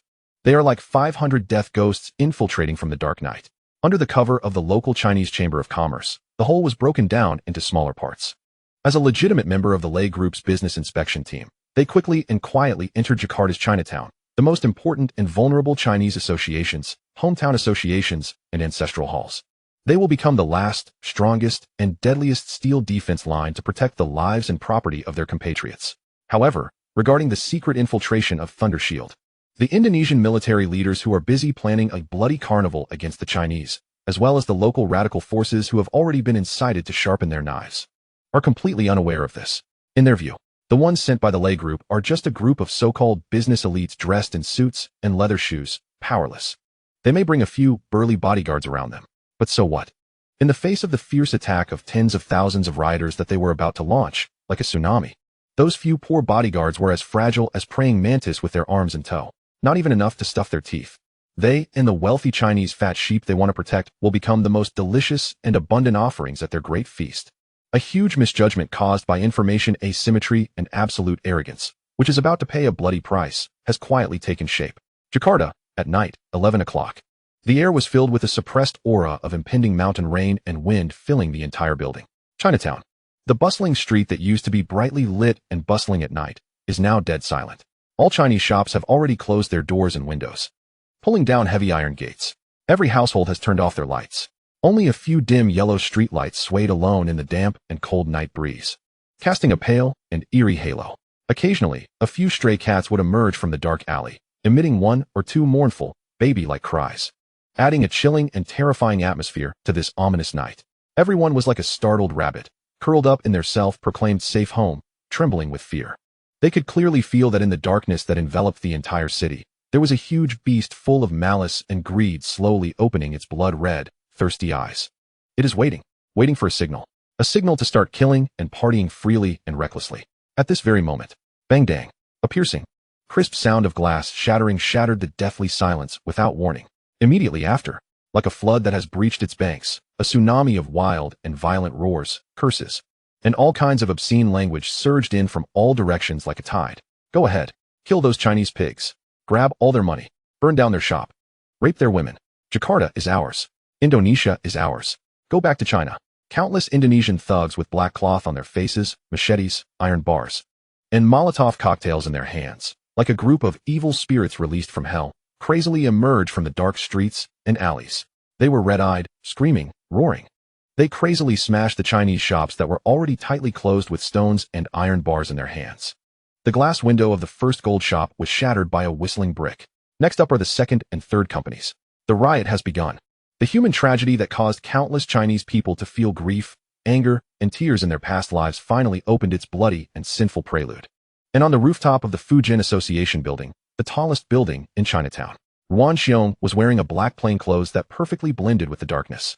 Like a silent sculpture, quietly overlooking the street below that had completely fallen into chaos and flames. He didn't hold a gun in his hand. He just quietly listened to the reports of his brothers coming from various corners of the street below through the real-time battlefield communication channel connected to the Tianyin system in his earpiece. Report to the leader Wolf, the Black Scale no.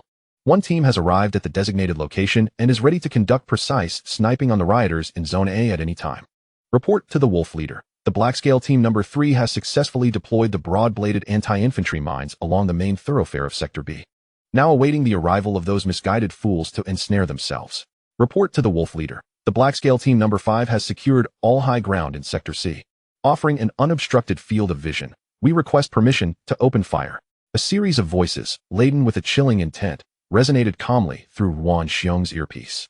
500 of the most elite urban combat specialists had already enveloped the entirety of Chinatown like an invisible, venomous web of death, silently looming overhead. Biding their time for the final command to strike, Yuan Xiong did not issue an immediate order. He merely observed. He watched the frenzied Indonesian rioters below, battling, smashing, looting, and burning. He gazed upon their faces, contorted and grotesque, marred by greed and brutality. Within his solitary remaining eye, there flickered no anger, no pity, only a cold indifference, akin to observing a horde of oblivious ants engaged in their own self-destructive frenzy. He awaited the perfect moment to strike, one that would draw all the rioters together, allowing him to deliver a devastating blow at their most triumphant and reckless hour. At that instant, the voice he knew all too well, reverberating with an air of reverence, pierced through his earpiece. The one-eyed dragon. The game is about to commence. However, remember, Lei Chao's voice, transmitted through encrypted satellite signals, emanated coldly from distant Hong Kong. The tone carried an unmistakable weight of irrevocable judgment. What I desire is not mere dispersal. What I demand is total annihilation. Chapter 211. The Calm Before the Storm. Jakarta, S. Powder Keg. Xiong, do you truly believe that Mr. Ray can protect us?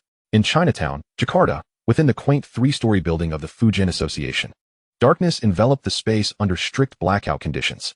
The elderly chairman, Mr. Chun, in his 60s, trembled as he offered a cup of hot tea to the silent, statue-like one-eyed man by the window. Outside, the once vibrant streets, alive with lights and bustling traffic during the night, now lay shrouded in an eerie stillness. All Chinese businesses had long since lowered their heavy iron shutters, doors and windows securely fastened. Every household extinguished their lights, save for a few flickering street lamps that swayed forlornly in the damp night breeze, casting an eerie and pallid glow. A sense of oppression loomed in the air, as if a colossal beast, poised to devour, lurked within the city's shadows, slowly unveiling its bloodshot eyes filled with avarice and violence. Everyone was acutely aware that a bloody storm targeting their community was imminent. 3 days prior, a group identifying themselves as representatives of the Ray Group had abruptly taken residence in the community hall and ancestral temple in Chinatown. They were courteous and generous, providing ample food, water, and emergency supplies to anxious families. Leading this contingent was none other than the formidable one-eyed man, Yuan Xiong. Mr. Chen remained oblivious to their true identities. Yet he sensed from their erect postures and the fleeting glimmer of cold resolve in their gazes that they were far from ordinary merchants. They resembled soldiers poised for war. Yuan Xiong did not turn around. His solitary eye remained sharp as a hawk, scanning the darkened street below. He declined the tea offered by Mr. Chen, instead speaking in a gravelly, emotionless Vietnamese. Mr. Chen, there is no need for concern. Since the boss has sent us here, this place is the safest in the world. His voice, though not loud, served as a balm for Mr. Chun's anxious heart, inexplicably soothing his worries. Gazing at Yuan Xiong's slender, unassuming silhouette, Mr. Chen saw a mountain capable of weathering any tempest. Just then, a tiny black communicator, no larger than a matchbox, emitted a faint, high-frequency vibration only Yuan Xiong could perceive. He discreetly inserted a grain-sized wireless earpiece into his ear, and immediately, the calm and professional reports from the black-scale operatives, stationed throughout Chinatown, flooded into his earpiece. Report to the Wolf leader. The black-scale sniper team number 1 is positioned atop the clock tower in Sector A, with a clear line of sight. 2 snipers have locked onto all primary entrances of Sector A. Report to the Wolf Leader. The Black-Scale Demolition Team No. 3 has completed the deployment of broad-bladed anti-infantry directional mines at all critical nodes of the sewer system in Sector B. The remote detonation device is functioning normally, awaiting the arrival of those misguided fools to ensnare themselves. Report to the Wolf Leader. The Black-Scale Fire Support Team No. 5 has secured all high ground in Sector C. 6 M249 squad automatic weapons have established a crossfire network, ready to deliver unerring fire coverage over the streets below. A barrage of voices, imbued with lethal intent, echoed calmly in Ruan Xiong's earpiece. 500 of the finest urban combat experts had woven an invisible, toxic web of death, silently encompassing the entire expanse of Chinatown. They lay in wait, akin to the most patient of hunters, concealed in the darkness, anticipating their unwitting prey to stumble into the trap. Meanwhile, in a heavily guarded military camp on the outskirts of Jakarta, Major General Suharto, commander of the 17th Infantry Division, disdainfully sipped a glass of top-tier French red wine confiscated from a Chinese shop, listening to the report from an intelligence officer before him. Report, General. According to our informants embedded in Chinatown, the Hong Kong-based Ray Group has indeed dispatched a so-called commercial inspection team to the area. Humph, a gaggle of feeble merchants, scoffed Major General Suharto, dismissing them with a derisive curl of his lip. As one of the principal architects and instigators behind the impending turmoil, he regarded the Ray Group's actions with utter contempt. How many of them are there? Do they possess any weapons? According to visual estimates, approximately 400 to 500 individuals. However, they all appear to be well-dressed and genteel, not resembling combatants at all. As for weapons, our personnel only noted a few burly figures accompanying them, likely bodyguards, bulging at the waist, but at most armed with a handful of handguns, the intelligence officer replied, his tone laced with condescension. A few handguns. Upon hearing this, Major General Suharto erupted into a fit of uproarious laughter, increasingly arrogant and self-satisfied. He envisioned the pitiful bodyguards being mercilessly torn to shreds amidst the frenzied assault of the thousands of rioters he had incited, a scene drenched in blood. Relay my orders. He downed a glass of red wine, his eyes glinting with a predatory and ruthless light. Tell the youth brigade to prepare. Inform them that tonight, all of Chinatown will be their hunting ground. All the jewelry stores, all the banks, all the warehouses, every last penny, every ounce of gold, every commodity within is theirs for the taking. As for those tender-skinned, delicate souls, a grotesque and repulsive smile crept across Suharto's face. Let them indulge. Let them savor. I want that arrogant Lei Chao to witness firsthand how utterly futile his commercial acumen and supposed bodyguards are in the face of overwhelming violence. I want him to pay the most painful and humiliating price for his arrogance. Just as Suharto's wild laughter was still echoing in the military camp. Chinatown. Bang dang. A piercing and crisp sound of glass shattering, like a death overture piercing through the night, echoed silently on the dead streets without warning. A Zhou's gold shop located on a street corner, its thick bulletproof glass display window was shattered by a huge cement brick whistling from the darkness, creating a ferocious spiderweb like huge crack. Immediately after, like a bursting flood, a tsunami of wild and violent roars, curses, and all kinds of obscene language surged from all directions like a tide. Go ahead, kill those countless thugs with black cloth on their faces, machetes, iron bars, and Molotov cocktails in their hands, like a group of evil spirits released from hell, who have long lost all reason, surged out of the dark streets and alleys crazily. They were red-eyed, screaming, roaring. They rushed towards the Zhou's gold shop, which had already been smashed open, like a group of greedy hyenas. A tall man who looked like a thug leader was the first to rush to the entrance of the gold shop. He waved the sharp machete in his hand, which was still dripping with blood, and let out excited laughter at his comrades behind him, whose eyes were also bloodshot. Ha ha ha. Brothers, it's time to get rich. The gold and women inside are all ours. However, just as he lifted his foot and prepared to kick open the already shaky glass door, but he was horrified to see it. Inside the pitch-black and bottomless hall of Jindian, a dozen or so guys who were supposed to be shivering behind the counter, wearing a uniform of blue shop assistants. At this moment, like a group of silent death gods walking out of hell, they quietly pulled out rows and rows of Israeli Uzi miniature submachine guns with grotesque shapes, black holes, and emitting a cold metallic luster from under the counter, as well as the MP5 SD submachine gun from the German company HK, the black and muffled muzzle, like the eyes of a god of death, silently aimed at them in the darkness. The laughter of the mob leader abruptly stopped at this moment. The greedy and excited expression on his face froze instantly. Instead, there is endless and unbelievable horror. What did he see? Where the hell is this fat sheep to be slaughtered? This is clearly a group of prehistoric tyrannosaurs who have already set traps and are waiting for these foolish prey to fall into their own traps. Chapter 212. Who is the prey? Welcome to the hell of street fighting. Suddenly, the thug leader's voice, which had become somewhat stuttering due to extreme shock, had just squeezed out 2 syllables from his throat. To greet him was a steel fire net made up of countless 9mm caliber submachine gun bullets, impenetrable and as cold as a scythe of death. Pooh, pooh, pooh, pooh, pooh. A series of muffled and deadly gunshots, like high-speed sewing machines, emitted after the installation of mufflers, played the music of death in the silent night. The arrogant and domineering thug leader just now. His body was like a torn sack that was instantly beaten into a sieve, without even a scream, in the dense and terrifying barrage of bullets that could tear an adult bull to pieces. He was forcefully beaten into a blurry pool of blood mud mixed with minced meat and bones. Blood was like red paint without money, instantly staining the pure white wall behind him red. And the dozens of thugs who were also charging ahead behind him were not much better than him. They haven't even had a chance to react to what happened. Their bodies were easily torn apart and pierced in the merciless barrage of crossfire. Broken arms, shattered heads, and scalding blood mixed with visceral fragments are like bloody fountains in hell, spraying wildly on the narrow streets.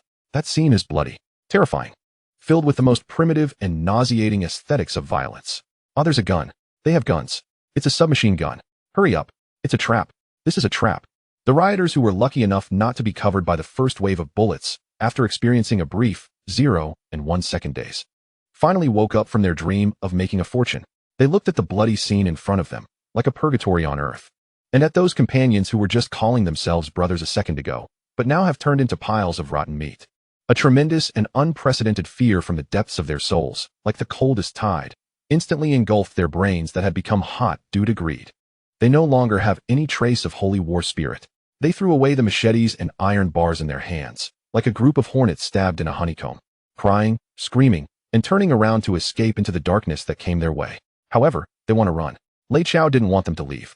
At the moment they turned around, on the rooftops of the buildings on both sides of the pitch-black, seemingly deserted street behind them, behind those dark, inconspicuous windows and balconies that they wouldn't even pay attention to, the figures of the Black Scale team members, who were also wearing black plainclothes and had no expression on their faces, were like ghosts seeping out from the darkness, silently peeking out of their hands with the black and hollow death guns that were also equipped with silencers.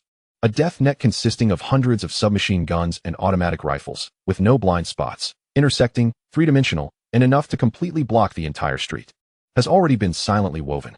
Fujian Fellow Association, Rooftop Terrace. Ruanxiong is still like a silent sculpture, quietly overlooking the street below, which has become a mess. He looked at the Indonesian thugs who were running around like headless flies, crying and calling their parents. His only remaining one eye showed no mercy, only a cold and absolute indifference. As if watching a group of prisoners who had already been sentenced to death. He slowly raised his hand. In a cold, emotionless voice like a machine, he gave the final command to attack the death web that covered the entire Chinatown in his earpiece. Close the door. Release the dog. Yes, the wolf. With Ruanxiong issuing this command full of bloody and murderous implications. Pooh, pooh, pooh, pooh, pooh, pooh, pooh. Instant. The entire Chinatown seems to have turned into a huge, open-air symphony orchestra of countless silenced weapons. The dull and deadly gunshots, like the densest and most violent hail, poured down from all directions, from the sky, from the ground, from every unexpected dark corner they encountered. That was a complete one-sided massacre. The arrogant Indonesian rioters who were just now, in front of these super soldiers who have completely crushed them in terms of equipment, tactics, and individual skills, are as fragile as a group of chickens trapped in a cage waiting to be slaughtered. The machetes and iron bars in their hands looked so ridiculous and powerless in front of the 9mm submachine gun bullets that could easily tear apart any flesh and blood. They fell in patches like cutting wheat. They were torn to pieces in the dense barrage like tomatoes that had been trampled. Blood stained the streets red. The internal organs covered the ground. The mournful screams and desperate pleas for mercy echoed one after another. But soon they all fell silent. Because only denser and more ruthless bullets can answer them. Less than 10 minutes. Just now, there were nearly 1,000 Indonesian thugs who were raging and clamoring to kill all the Chinese pigs. It completely transformed into over 1,000 cold, incomplete, and strongly bloody corpses. The main road of the entire Chinatown has completely turned into a path of death paved with blood and corpses. That scene is enough to make any normal person mentally collapse on the spot. However, for those Black Scale team members who crawled out of the sea of corpses and blood on Purgatory Island, the scene before them is just a small appetizer in their daily training. There was no expression on their faces. Their heartbeat did not accelerate at all. They are just like a group of the most efficient and professional cleaners, calmly replacing the already hot magazines in their hands. Then he scanned the street with his cold, emotionless gaze to see if there was any living creature daring to breathe. After confirming that all the garbage has been cleaned up, a black-scale member who looked like the captain of this team slowly walked out of the broken gate of the gold shop. Under his feet was the body of the thug leader who had already been beaten to pulp. He looked at the bloody scene on the street like hell, with no expression on his face hidden under the black mask. He just spoke slowly to the individual communicator on his chest, in a calm tone as cold as reporting today's weather. Report to the leader wolf that all targets in Zone A have been cleared and there are no survivors. Repeat. His voice paused, and a sharp blade-like chill flickered in his eyes that were exposed through the mask. Sir Lei has orders. Those who are armed. There is no mercy for killing. Chapter 213, Steel Defense Line. What if tanks come? Sir Lei has ordered that those armed with weapons will be killed without mercy. When this command, full of extreme dominance and bloody connotations, was transmitted to the ears of every black-scale member in Jakarta's Chinatown through encrypted radio channels, a more ruthless and efficient clearance operation quickly and orderly unfolded on this land that had already been stained red with blood. Clear Zone A. Group B. Immediately step forward and use sandbags and abandoned vehicles to establish the first line of defense at the street corner. Clear Zone C. Team D is responsible for evacuating all frightened Chinese civilians and guiding them to gather in the safe zone of the main building of the Fujin Association of Fellow Villagers. Remember, have a gentle attitude. Don't scare our compatriots. A small group of residual thugs were found in Zone E attempting to escape through the sewer. Blasting team. Blow them up together with that stinky ditch. Under Ruan Xiong's calm and precise command, the 500 black-scale team members were like 500 precision killing machines that cooperated seamlessly. They have clear division of labor and act quickly. Some were responsible for quickly building one simple yet sturdy defense structure after another on all the main roads leading to the outside of Chinatown, using sandbags, cement piers, and abandoned cars and motorcycles from nearby construction sites. Some knocked on the doors of Chinese compatriots who were already scared out of their wits, comforting them with the gentlest and most reassuring tone, and escorting them one after another safely to the Fujin Association building, which serves as the temporary headquarters and core security zone. For a moment, the entire Chinatown seemed to have turned into a huge, high-speed war machine.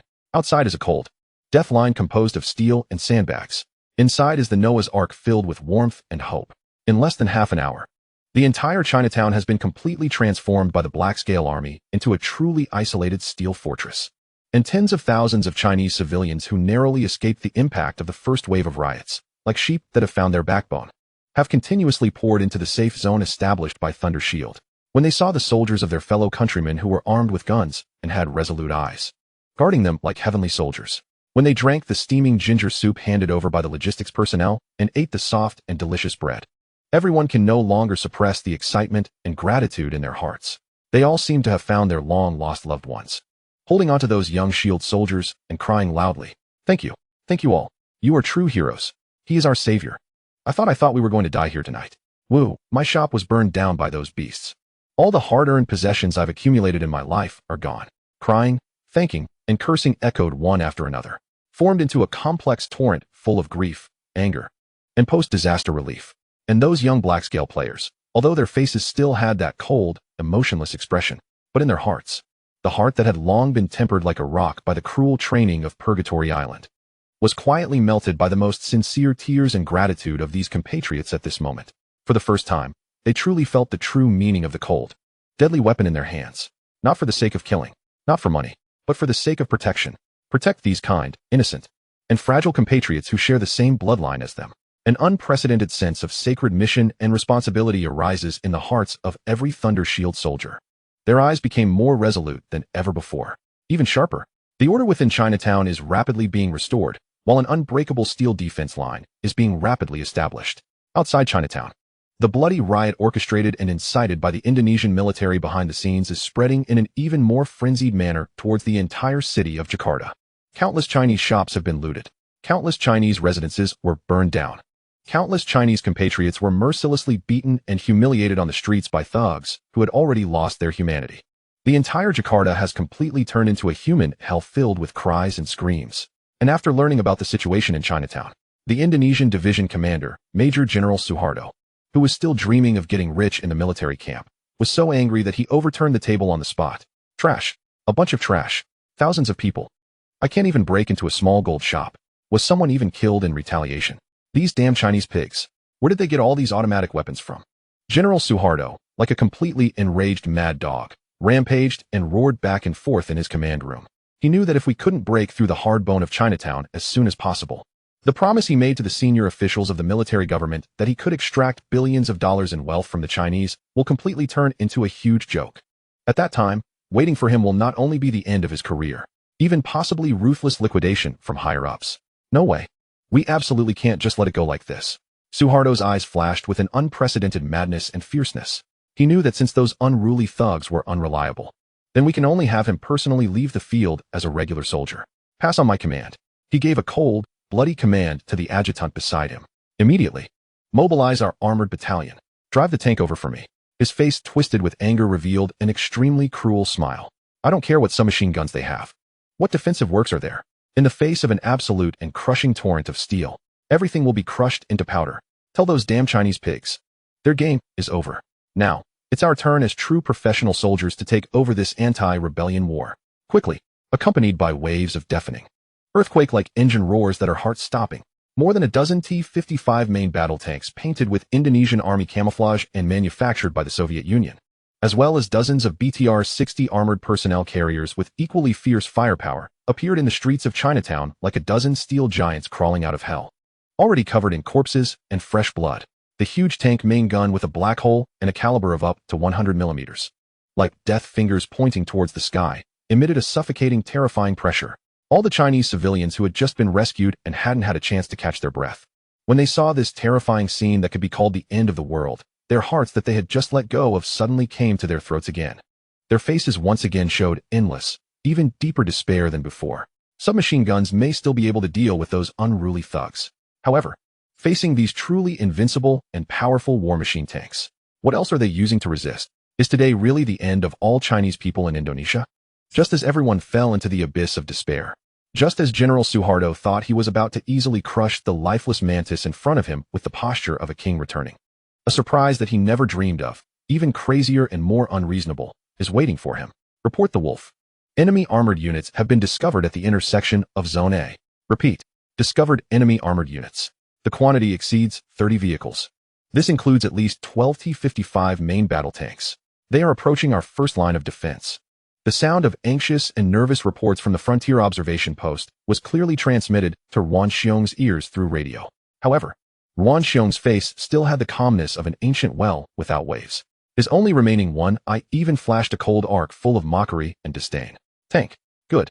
He slowly picked up the black rectangular box next to him, which looked like a large instrument case and was filled with industrial and violent aesthetics. He opened the box. A single-soldier portable anti-tank rocket launcher with a grotesque appearance, full of futuristic technology and emitting a cold metallic luster, suddenly appeared in front of him. That's not some outdated RPG-7, but it is the latest model M72, a 7-Lao-style anti-tank rocket launcher specially customized by Lei Chao for the Thunder Shield Corps from secret channels of the U.S. military, specifically designed to deal with third-generation main battle tanks. The serial armor-piercing warhead it launches is enough to instantly blast the outdated thin-skinned tank, like T-55, into a pile of burning scrap metal from inside out. Ruan Xiong skillfully carried the deadly rocket launcher on his shoulder. He coldly locked onto the Indonesian command tank that was charging ahead with a huge white skull spray painted on its turret through his sight. A cold smile like that of a god of death appeared at the corner of his mouth. Come on, let me see. It's your iron shell that's hard. My boss's fireworks are still hard. Chapter 214. Connect me to the presidential palace. My fleet is right at the door. Fire. Fire on me. Blow this damn defense line in front of you to the ground. At the intersection of Jakarta's Chinatown, inside the T-55 command tank spray painted with a huge white skull, an Indonesian Army captain's battalion commander was shouting hysterically over the radio at his dozen or so tanks and armored vehicles that were also on high alert. He looked at the rudimentary defense structure in front of him, consisting of sandbags and abandoned cars, and the Chinese armed militants behind his fortifications who couldn't even be seen. His eyes were filled with the absolute contempt and disdain of professional soldiers towards the mob. In his opinion, using the steel torrent under his command that could flatten a small town to deal with a group of rioters who only had a few submachine guns at most. It's like using a cow knife to kill a chicken. It's a cannon hitting mosquitoes. It's a complete waste of talent. He even began to fantasize about how to rush into that wealthy Chinatown and fully enjoy the spoils of war that belonged to the victors after flattening this ridiculous defense line with one shot. However, just as he gave the command to fire, just as the gunners of the dozen or so tanks under his command aimed the huge, black and deadly muzzle at the seemingly vulnerable defensive structure. Whoosh! An extremely sharp and piercing scream, like a death god piercing through the night sky, rose into the sky from behind the seemingly calm defense line without warning. A flame dragging a long and brilliant tail flame, like an angry dragon darting out of hell. In a terrifying posture beyond the speed of sound that cannot be captured by the naked eye, a beautiful and deadly arc of death swept through the air. Then, impartially and precisely, it fiercely collided with the frontal armor of his T-55 tank, which served as a command vehicle. Boom boom. A loud bang that was more intense and muffled than any previous explosion. That steel behemoth weighing 36 tons, made of hard-rolled homogeneous steel armor. In front of this M72, a 7-Lao-type anti-tank rocket specially designed for opening cans, it is as fragile as a can that has been hit by a hammer. The thick armor, capable of withstanding frontal firing from 20mm machine guns, was easily pierced by the terrifying, condensed high-temperature metal jet. Like a hot knife cutting butter in an instant. Immediately after, a more terrifying secondary explosion, capable of instantly melting and vaporizing everything inside the tank, erupted from within.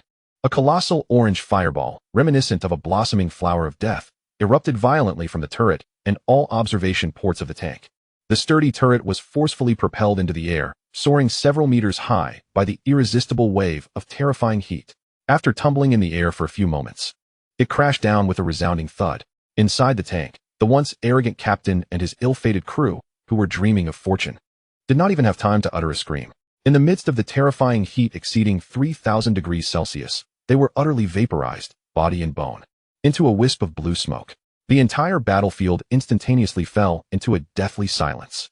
Everyone stood frozen in shock, as if bewitched, gazing at this horrifying spectacle that could only be deemed miraculous.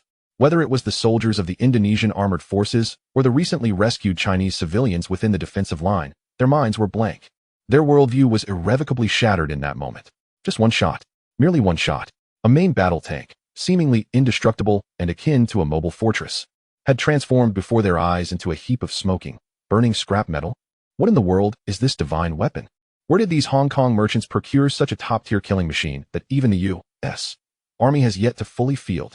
Demons. They are demons. It was uncertain who was the first to react from the depths of shock and terror, letting out a heart-wrenching scream filled with boundless dread. Immediately following that, the entire line of the Indonesian armored forces collapsed entirely. The tank operators and armored soldiers, who had been so aggressive moments before, now possessed not a shred of fighting spirit. Like a pack of cowards who had seen a ghost, they cried out, shrieked, and frantically turned their vehicles around, desperate to flee from this land of endless terror. Yet, how could Ruan Xiong and his black-scale troops grant them such an opportunity? Whoosh, whoosh, whoosh, whoosh, whoosh. Once again, dozens of deathly fire dragons, trailing long tails, screeched forth from every corner of the defensive line like the harbingers of doom, striking precisely at the tanks and armored vehicles that were fleeing in panic. Boom, boom, boom, boom, boom. A series of even more intense, unceasing explosions erupted like the grandest display of deathly fireworks at the entrance of Chinatown. One steel behemoth after another was effortlessly torn to shreds before these tank can openers. In less than a minute, the entire street corner transformed into a genuine steel graveyard, comprised of burning tank wreckage and the bodies of soldiers. What? What did you say? Our armored battalion has been completely annihilated in less than 10 minutes. In the command post of the military camp in the suburbs of Jakarta, Major General Suharto, upon hearing this utterly unbelievable news from the front lines, was nearly thrown from his command chair in shock. His face was etched with boundless, overwhelming disbelief and horror. He could not comprehend. He truly could not comprehend. What manner of demons were his adversaries? Just as he was engulfed in terror and confusion, the red emergency communication phone, which directly connected to the presidential office, suddenly rang violently without warning. Trembling, he answered the phone. Yet the voice on the other end was not the furious roar he had imagined from the president, but rather a young, calm voice, imbued with an irresistible authority akin to that of a deity. You are Suharto? The voice on the line was as serene as if greeting an old friend. Yet Suharto felt as though he were being fixed with the gaze of a venomous serpent from the depths of hell. A chilling dread surged through him, permeating every fiber of his being. Who are you? His voice trembled uncontrollably. Who I am is of little consequence. The voice on the other end paused, then spoke in a cold, emotionless tone, as though pronouncing a final judgment. What matters is that I present you with two choices.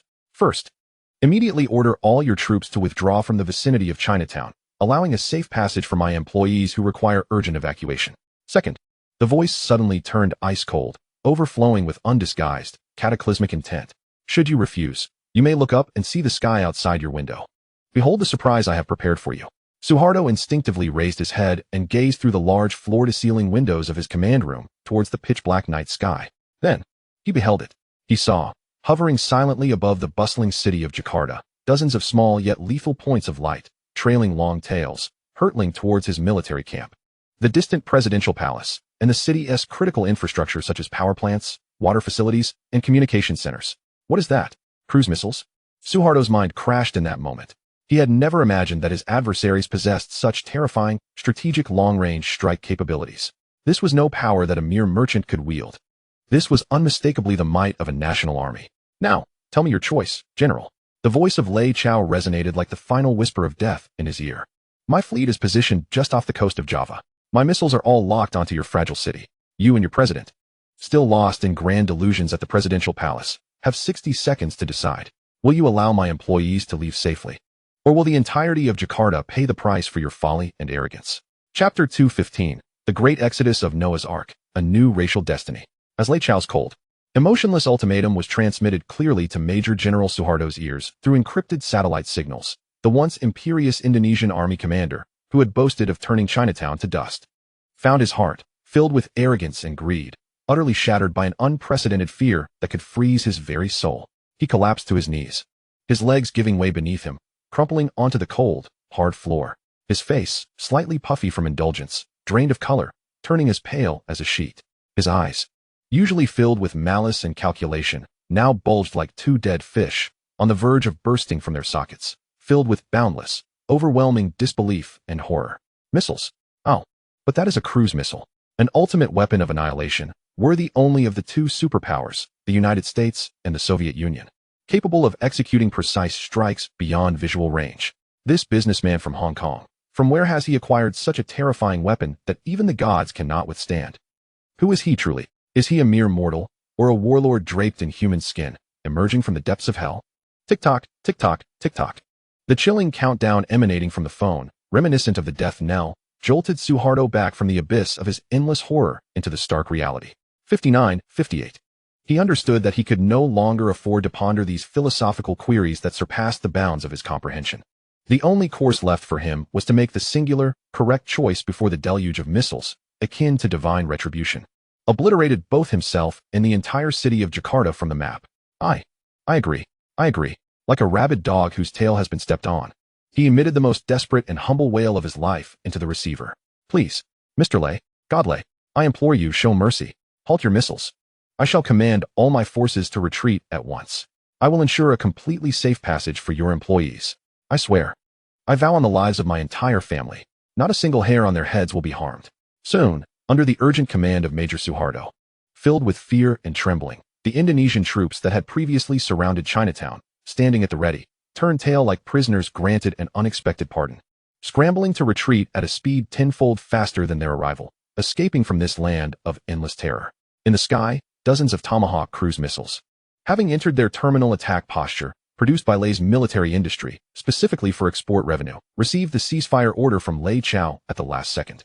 They traced graceful arcs through the air, returning silently like obedient falcons to their concealed launch platforms, disguised as ordinary cargo ships, positioned above the Java Sea. A cataclysmic strike capable of reverting Jakarta to the Stone Age was quietly averted at this critical juncture. We are safe. We are safe. The Indonesian military has retreated. They truly have retreated. It was Mr. Lei. Mr. Lei has saved us. Like a deity, he has repelled those demons with his power.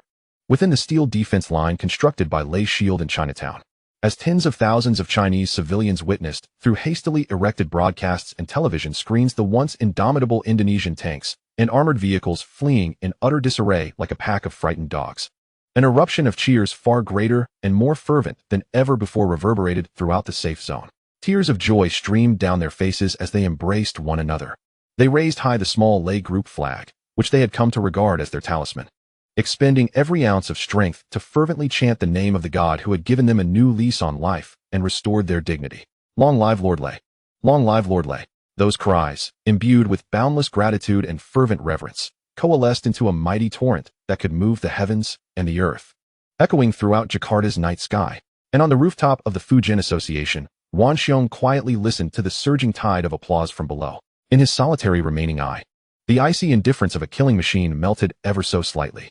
In its place arose a fervent emotion he had never before experienced, one of guardianship and glory. He understood that from this day forth, they, Lei Shield, would no longer exist merely as a dark legion driven by greed and slaughter. They had acquired a nobler and grander soul. The great evacuation commenced, under the extremely cooperative and friendly escort of the Indonesian military. A life-saving corridor stretching several dozen kilometers from Chinatown to the Tanjung Priok port of Jakarta was thoroughly cleared. Along the roadside, every 10 meters stood an armed Indonesian soldier, too terrified to even raise his head. They resembled a group of misbehaving schoolchildren, bowing their heads in reverence as the victorious forces were about to pass before them. Soon, a vast convoy composed of hundreds of buses, trucks, and every available mode of transportation, escorted by dozens of fully armed Lei Shield tactical assault vehicles, resembling a black dragon, slowly emerged from the blood-soaked streets of Chinatown. On board were thousands of Chinese compatriots, their faces still marked by a hint of shock, yet filled with boundless hope for a new beginning. Each clutched a freshly issued, fragrant temporary work permit from the Lei Shield members, emblazoned with the words Lei Group, Overseas Employee. They knew that from this moment forth, they were no longer vulnerable. Unprotected orphans abroad, they were members of the Lei family, employees acknowledged by that godlike man himself. The convoy smoothly proceeded, gradually entering the brightly lit Tanjung Priok port, where preparations had long been in place. At the dock, the giant Lei Group passenger ferries, resembling mobile cities upon the sea, had already lowered their massive gangplanks, opening their warm and spacious embrace, patiently awaiting the return of their kin. And at the forefront of the dock, Lei Chao, clad in a sharp black trench coat, stood like a king amidst a throng of Lei Shield executives, quietly braving the biting night wind. He watched as bus after bus, laden with his compatriots, approached him slowly. He beheld the tear-streaked faces, brimming with gratitude and adoration, peering through the windows. He witnessed the ragged elders, women, and children disembarking, instinctively kneeling in reverence towards his direction. He heard the thunderous shouts of "Long live Lord Lei," echoing from all directions, merging into an ocean of sound. In that moment, Lei Chao's heart, forged through countless acts of violence and conquest, trembled ever so slightly. An unprecedented sense of achievement and fulfillment, 100 times more intense than acquiring $100 billion or conquering any stunning beauty, washed over him like the warmest tide, enveloping his entire being. Just then, the cold, mechanical notification tone echoed once more in his mind. Ding! Detected that the host has successfully averted a genocidal disaster targeting the overseas Chinese community. You have, single-handedly, saved the lives and dignity of tens of thousands of compatriots. Your actions have greatly unified the global Chinese community. Your reputation has reached an unprecedented pinnacle within the entire Chinese populace. Congratulations, host. You have successfully activated and acquired the rarest and most potent hidden attribute boost in this realm, the destiny of the Huaxiao race, novice. Destiny boost effect. Whenever you engage in any commercial, political, or military endeavors concerning the interests of the Huaxiao nation on a global scale, you shall receive an additional 10% fortune enhancement. This boost can be compounded with your existing aura effects.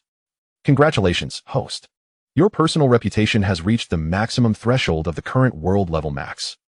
The system is now unlocking new hidden features based on your reputation. Unlock successful. Congratulations. Host, you have obtained the brand new function, Reputation Marketplace. You can now exchange your accumulated reputation points in the Reputation Marketplace for a variety of unique, legendary grade special items and skills that cannot be purchased with money. As the final arc, laden with rescued Chinese souls, slowly sailed away from that harbor saturated with sin and sorrow at the break of dawn, Lei Chao remained standing silently on the deserted dock.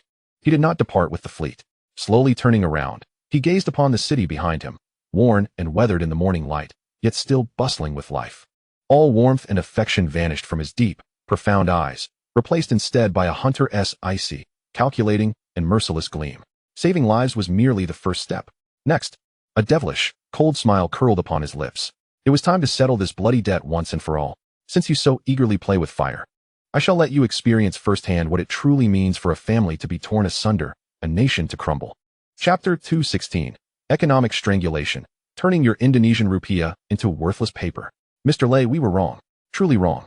We beg you to show mercy. Grant us one more chance. The presidential palace in Jakarta. Indonesian President Suharto pleaded humbly before the colossal satellite video conference screen, the youthful yet godlike, cold eastern visage staring back at him.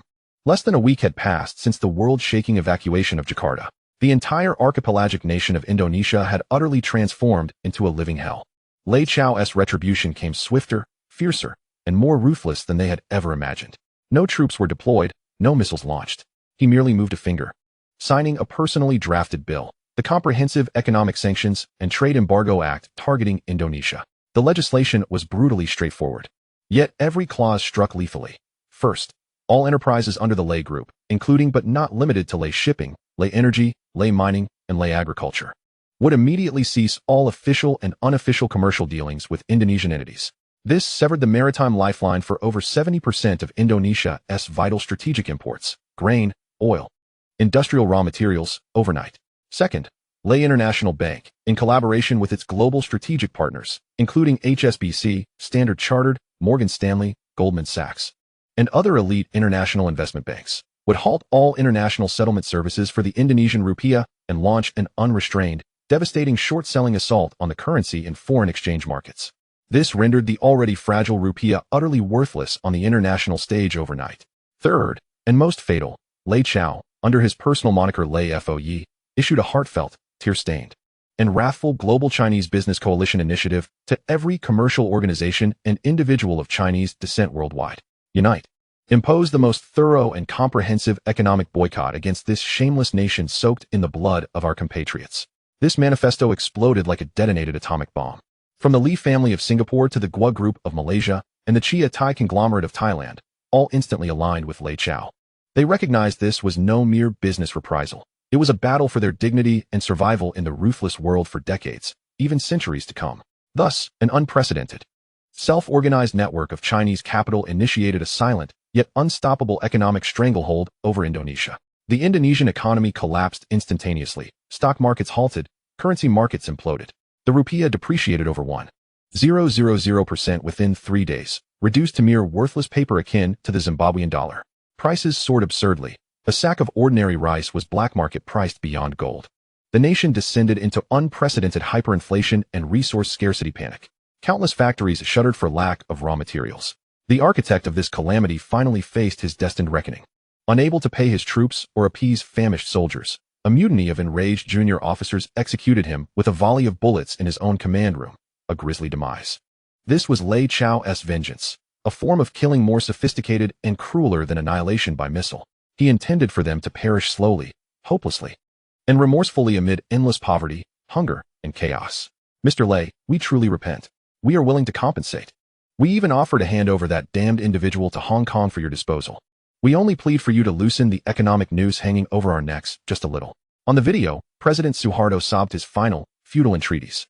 Yet Lei Chao gazed at him silently, devoid of mercy, only cold indifference, as if watching a clown perform a pitiful farce.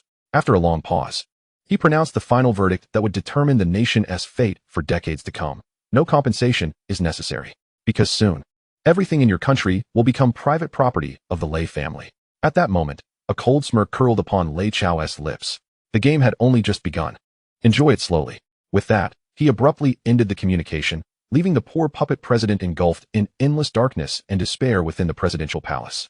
Lei Chao's thunderous transnational economic sanction struck like a magnitude 12 superquake. In an instant, the entire Southeast Asia was left in a state of shock. All those nations that had once harbored, to varying degrees, xenophobic tendencies, such as Malaysia, the Philippines, and Thailand, saw their high-ranking officials rendered utterly terrified upon witnessing the harrowing fate reminiscent of a hell on earth. They were gripped by a palpable fear, sleepless and anxious, dreading that they might become the next target on Lei Chao's list of vengeance. Consequently, within a mere span of a week, an unprecedented pro-Chinese and protective movement erupted fervently across Southeast Asia. Governments scrambled to introduce a myriad of laws aimed at safeguarding the legitimate rights and interests of Chinese nationals and promoting racial harmony. Those radical organizations and individuals that had once been filled with animosity towards the Chinese community were met with the most severe and brutal suppression from various governments. In a flash, the social standing of the Chinese populace in Southeast Asia experienced an unparalleled elevation. For the first time, they could walk with their heads held high and with dignity upon the foreign soil they inhabited. And Lei Chao, the man who single-handedly altered the fate of tens of millions of Chinese in Southeast Asia, saw his name eternally exalted. He became the undisputed spiritual leader and guardian in the hearts of all overseas Chinese. However, while the world remained astonished and in awe of Lei Chao's divine intervention. He had already shifted his focus away from such worldly disputes. He was diligently occupied with constructing a brand new, ideal homeland solely for those newly rescued souls from the depths of despair. Chapter 217. The Birth of New Star City. A soul for this army. Here lies your new home. East of Johor, Malaysia, above the South China Sea, is a tropical island exceeding 300 square kilometers in area, resplendent in beauty and blessed with a temperate climate. Akin to a paradise untouched by time. Standing atop the highest peak of this island, Lei Chao opened his arms wide and delivered an impassioned speech filled with hope to the thousands of compatriots he had just rescued from the hellish landscape of Indonesia. This island had recently been acquired at a friendly price from the esteemed Guo family, who held him in high regard. Once an unremarkable deserted isle, it was now destined, under Lei Chao's vision, to transform into a metropolis more prosperous than Hong Kong and more modern than Singapore, a new future city exclusively for the Chinese. I understand that during this past period, you have endured immense suffering and shed countless tears. Lei Chao's voice resonated through loudspeakers, filled with warmth and empathy. You have lost your homes, your loved ones, and all the belongings you painstakingly accumulated over a lifetime. But I assure you, his voice soared an octave higher, like a thunderous spring storm, imbued with undeniable confidence. From this day forth, from the moment you set foot on this island, everything you have lost, I, Lei Chao, will reclaim it all for you, doubly. I shall construct the sturdiest and most comfortable homes for you here, ensuring that each of you possesses a true sanctuary of your own. I will establish the most advanced and comprehensive schools and hospitals, so your children receive the finest education, and your elders enjoy the utmost medical care. I will create a vibrant commercial center brimming with opportunities, allowing every capable and ambitious individual to restart their careers here, generating even greater wealth than before. I shall name this island. Lei Chao's eyes sparkled with a brilliance akin to that of a creator deity. New Star City. A beacon of hope, destined to rise above the South China Sea, forever belonging to us, the Chinese. This grand vision of a promising future ignited the long-frozen flames of hope in the hearts of all present. New Star City. Long live Lord Lei. Long live Lord Lei. The thunderous cheers erupted like the most tempestuous waves, resounding across the sky of this island filled with newfound hope. Countless individuals were moved to tears, kneeling in reverence before the divine man who brought them light and a future. They understood that from this moment on, they would no longer be the rootless, oppressed orphans of the seas. They would become the first citizens of this new star city. Amidst this ocean of gratitude and fervent cheers, at the back of the crowd, 500 members of the Black Scale Brigade, who had just triumphed in the bloody urban warfare in Jakarta, stood rigidly in their crisp black uniforms, like spears at attention. They quietly observed the touching scene of rebirth and hope unfolding before them, listening to the heartfelt gratitude and cheers from those they had personally rescued from the abyss. A flicker of unrecognized smiles appeared on their typically ice-cold faces. It was a pure and profound sense of fulfillment and pride derived from accomplishing their sacred mission. At that moment, a young member of the Black Scale Brigade, who had been struck in the arm by a stray bullet while protecting civilians during the Jakarta conflict and was still bandaged, suddenly knelt on one knee before their leader. Nguyen Hung, boss. His voice trembled with overwhelming emotion. I understand now. I comprehend the true meaning of what our boss said to us on Hell Island. We are not machines of slaughter. We are swords of protection. Our existence is to safeguard our defenseless compatriots behind us. It is to ensure that the tragedy witnessed in Jakarta never reoccurs in any corner of the world where our people reside. This heartfelt realization instantly resonated within the hearts of all the Black Scale members present. Indeed, protection. Our mission is to protect. For our compatriots. For our dignity. We shall fight to the death. One by one, each injured yet resolute member of the Black Scale Brigade knelt in solidarity, their eyes radiating a fierce determination that coalesced into a formidable force capable of instilling fear in both gods and demons alike. Together, they turned their gazes towards the figure standing upon the platform, their king, their god. Then, summoning every ounce of strength, they unleashed a thunderous roar that echoed the new soul of their dark legion. We are willing to guard Mr. Lei and our fellow Chinese to the end. We shall fight to the death. This chorus of unwavering resolve and indomitable will resounded like the most majestic battle hymn, reverberating above the skies of New Star City. Lei Chao listened in silence, a contented smile gracing his face. He knew that from this moment onward, his private army, composed of solitary wolves forged by war, has finally acquired a true essence. However, just as he felt a sense of satisfaction for the elevation of his forces, a more pressing issue loomed before him. The number of recruits was increasing exponentially. In addition to the tens of thousands of Chinese refugees who had fled from Indonesia in the past few days, Thousands more from Malaysia, the Philippines, and various Southeast Asian nations, inspired by Lord Lei's noble deeds, sought to join the Thunder Shield, eager to contribute to the protection of their compatriots. The scale of Thunder Shield was expanding at a frenzied pace, akin to a snowball rolling downhill. To sustain such a growing behemoth, merely relying on his current business profits had begun to prove insufficient. He required additional funds, resources that could continuously provide him with immense wealth. Lei Chao's gaze once again fell upon the vast world map. His fingers slowly traced the desert in the Middle East, where black gold flowed, and glided over Africa's red earth, rich with brilliant diamonds. Ultimately, his finger came to rest heavily upon the mysterious Golden Triangle in Southeast Asia, a region rife with sin, wealth, and boundless opportunities.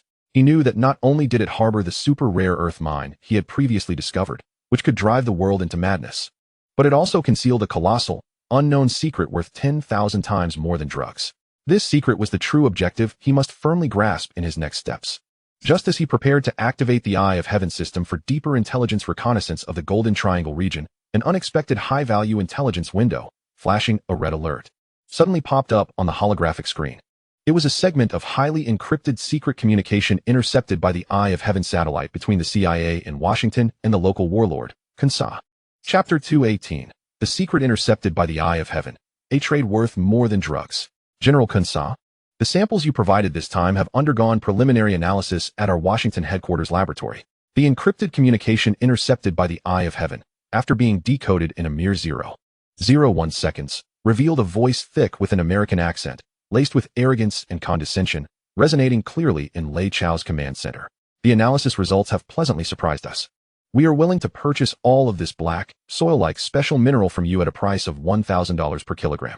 Of course, as a gesture of our friendly cooperation. The CIA is also prepared to secretly provide you with a batch of our Army's latest decommissioned M60 A3 main battle tanks and a supply of Stinger portable anti-aircraft missiles next month, to assist you in better maintaining peace and stability in the Golden Triangle region. $1,000 per kilogram. And they're throwing in tanks and missiles. Lei Chao exclaimed, incredulous. Do these Americans think I'm some country bumpkin who has never seen the world? In Kunsa's jungle fortress within the Golden Triangle, the stout figure of the world's drug lord erupted into disdainful laughter after hearing the CIA liaison's haughty offer. Though he was unaware of the true value of the black, tar-like substance unearthed by his men in the back mountains, he could infer from the Americans' eagerness, even willing to offer main battle tanks and anti-aircraft missiles as bargaining chips, that this material was worth far more than $1,000 per kilogram. This was a deal far more lucrative than a lifetime of selling drugs. Tell those bureaucrats in Washington, Kunsa declared over the phone, his tone dripping with greed and menace. $1,000? That's an insult. No less than $10,000 per kilogram. Not a cent less. And I don't want your scrap metal M60 tanks. I want Apaches. I demand at least 10 of your latest AH-64 Apache attack helicopters. Otherwise, this deal is off. I'll sell this black muck to the Soviets for a higher price. Interesting. In Hong Kong, at the headquarters of the Lei Group, Lei Chao listened intently to the greedy, cunning, and tentative haggling transmitted by the Eye of Heaven. A cold, predatory smirk curled at the corners of his mouth. He knew the opportunity he had long awaited had finally arrived. Old Zhang, he pressed the internal communication button to connect with the RD center. Boss, what can I do for you? Came the ever-enthusiastic voice of Zhang Debiao from the other end. You need to come to my office immediately. Also, gather all our top experts from the Geological Exploration Department. I've discovered something that may be 100 times more intriguing than the rare earth mountain we found in the Golden Triangle. Half an hour later, Lei Chao's office had transformed into a makeshift geological analysis laboratory. Zhang Debiao and his team of esteemed experts, each over 60 and renowned figures in the field of geology both in China and globally, were gathered around a high-precision geological structure and mineral distribution map of the Golden Triangle, printed by the Eye of Heaven, their faces flushed with excitement and their voices animated. My heavens, this is impossible, absolutely impossible. An elderly professor, his hair white with age, pointed at the area circled in red by Lei Chao on the map. Located behind Kunsa's stronghold, his hand, holding a magnifying glass, trembled with intense excitement. Geologically, this area represents a typical granite weathering crust landscape. This terrain is the optimal breeding ground for the world's rarest and most strategically valuable ion adsorption heavy rare earth mines. Indeed. And look here, another esteemed expert exclaimed, pointing at an adjacent mineral composition analysis chart scanned by the Eye of Heaven through hyperspectral imaging technology, his voice brimming with incredulous joy. The abundance of dysprosium, terbium, and europium, core strategic elements in the heavy rare earth category, is shockingly high, reaching an alarming level. This is no ordinary rich mine. It's a natural, unrefined, open-air heavy rare earth element deposit. Listening to this fantastical revelation that he had only dared to dream about, Zhang Debiao, whose heart had weathered many storms, could not help but race with exhilaration. He grasped Lei Chao's hand, his words tumbling over one another in excitement. Boss, we've struck gold. Do you know what this means? Heavy rare earths. They are the very soul of all cutting-edge weaponry. From the precise guidance systems of the Tomahawk cruise missiles we are currently developing, to the infrared homing heads of the Hellfire missiles mounted on our Apache helicopters. From the futuristic and fantastical laser weapons and electromagnetic cannons, to our ultimate dream of controllable nuclear fusion devices with superconducting magnets. Everything hinges upon this strategic core material.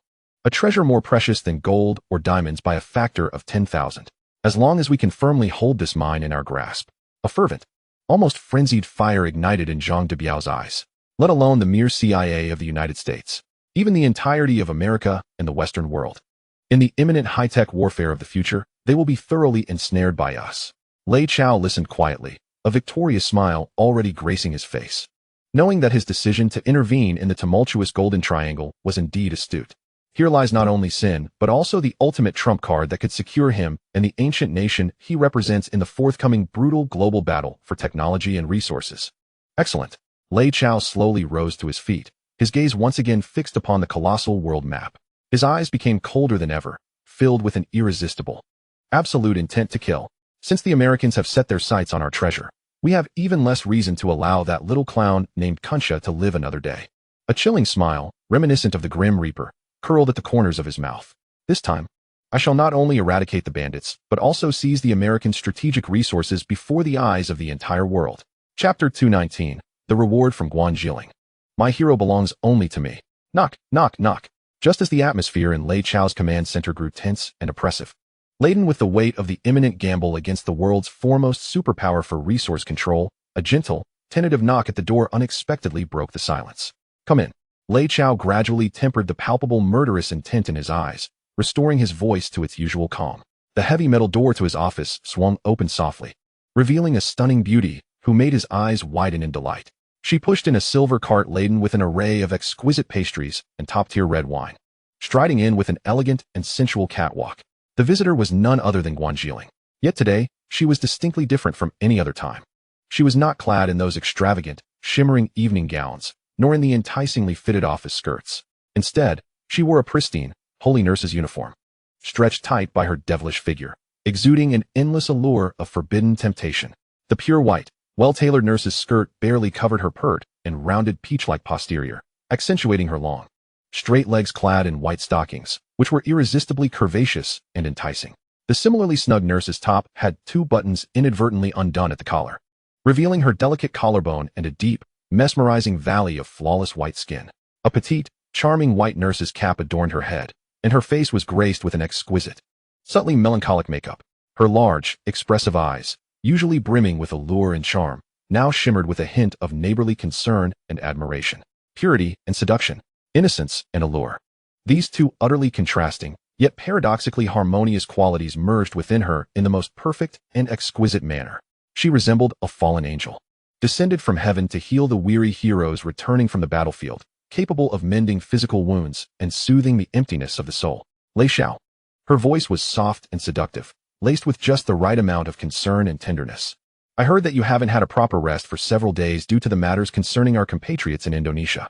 I learned a bit of basic nursing while studying in Canada, so I thought I might come and help you check your health and help you relax. As she spoke, her cheeks flushed with a rosy hue, her bashful demeanor enough to turn any hardened heart into that of a wolf. Lei Chao gazed at this captivating beauty, who had gone to great lengths to please him with such a playful display of uniform allure. His heart, tense from the impending war, subtly relaxed in that moment. He smiled, appreciating her cleverness. She always knew exactly how to charm him, the master of her fate. Very well. A devilish smile curved his lips. He leaned back into his plush, leather-wrapped executive chair and opened his arms toward the still-shy nurse. Then let our beautiful nurse Guan take care of this weary hero and conduct a thorough examination. Guanjiling's face flushed crimson. Yet, a glimmer of cunning delight sparkled in her eyes. She knew her gamble had paid off. With a graceful catwalk, she swayed her voluptuous, peach-like figure and approached Lei Chao.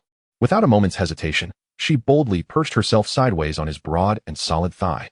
Her soft, incredibly elastic form pressed closely against Lei Chao's iron-like muscles, creating an indescribable warmth filled with intense ambiguity and a heady mix of hormones that quickly enveloped them both.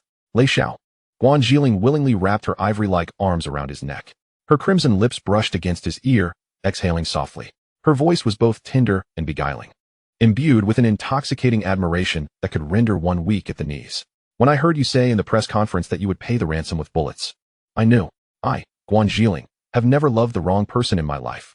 You are my one and only, towering hero. So, her voice grew even more sultry and suggestive as her large, captivating eyes gazed adoringly at the man who had given her everything. My great hero, tonight let your most loyal little nurse serve you in the most professional manner and reward you. With that, she shed all pretense, leaning in to offer her eager, luscious lips, long yearned for. A fervent scene, steeped in the allure of uniforms and the veneration of heroes, unfolded with great intensity and madness in the war room, rife with an atmosphere of cold-blooded resolve. After a considerable time, as the enchanting spring ambience within the office gradually subsided, Guanjiling lay languidly on Lei Chao's broad chest. Her body as limp as a thoroughly satiated Persian cat. Her breathtakingly beautiful visage was now adorned with a profound flush and satisfaction. Lei Chao, too, felt invigorated. The fatigue and pent-up resentment accumulated from days of pressing affairs had been utterly released during their recent, passionate encounter. He gently caressed the silky, snow-white back of the enchanting woman in his embrace, relishing this rare moment of tenderness before the storm. At that moment, the shrill ring of the crimson internal phone on his desk shattered the tranquility. Lei Chao furrowed his brow slightly. He understood that Zhang de Biao would not disturb him at such a time unless there was an extraordinarily urgent matter at hand. He tenderly pushed the beauty beside him away before answering the call. Boss, came Zhang de Biao's voice from the other end, elevated in pitch due to overwhelming excitement. We did it. We succeeded. The weapon upgrade program is complete. The batch of female deer we procured from the Soviet Union has been fully restored. Moreover, we have equipped them with the latest honeycomb multi-barrel rocket launchers and the Tianyin Joint Guidance System. As per your instructions, they are no longer mere armed helicopters. They have transformed into genuine airborne gunships capable of hovering at altitudes of 10,000 meters, delivering devastating saturation strikes on the ground. They are flying fortresses, death bastions in the sky. Upon hearing this, Lei Chao smiled, a smile as cold as ice, brimming with unending malice. He knew they had finally acquired the last and most crucial piece of the champion puzzle. Chapter 220, The Prince's Plea for Help. Sir, your coffee. In the top-floor cafe of the Mandarin Oriental Hotel in central Hong Kong, which offered a magnificent view of the glittering Victoria Harbor at night.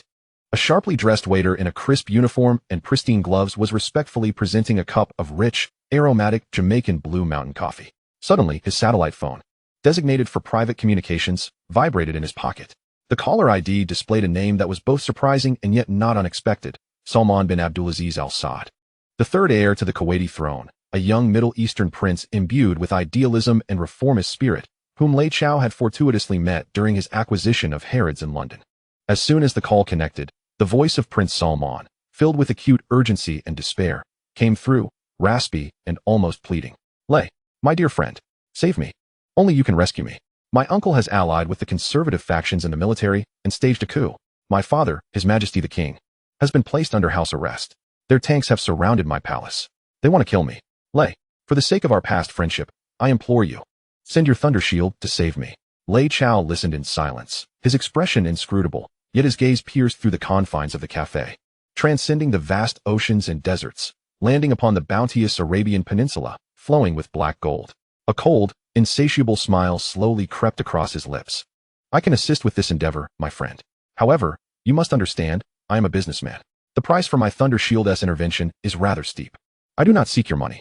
His eyes gleamed with a wild ambition, as if he yearned to devour the entire world. I require half of your nation's oil. Lei, my dear friend, save me.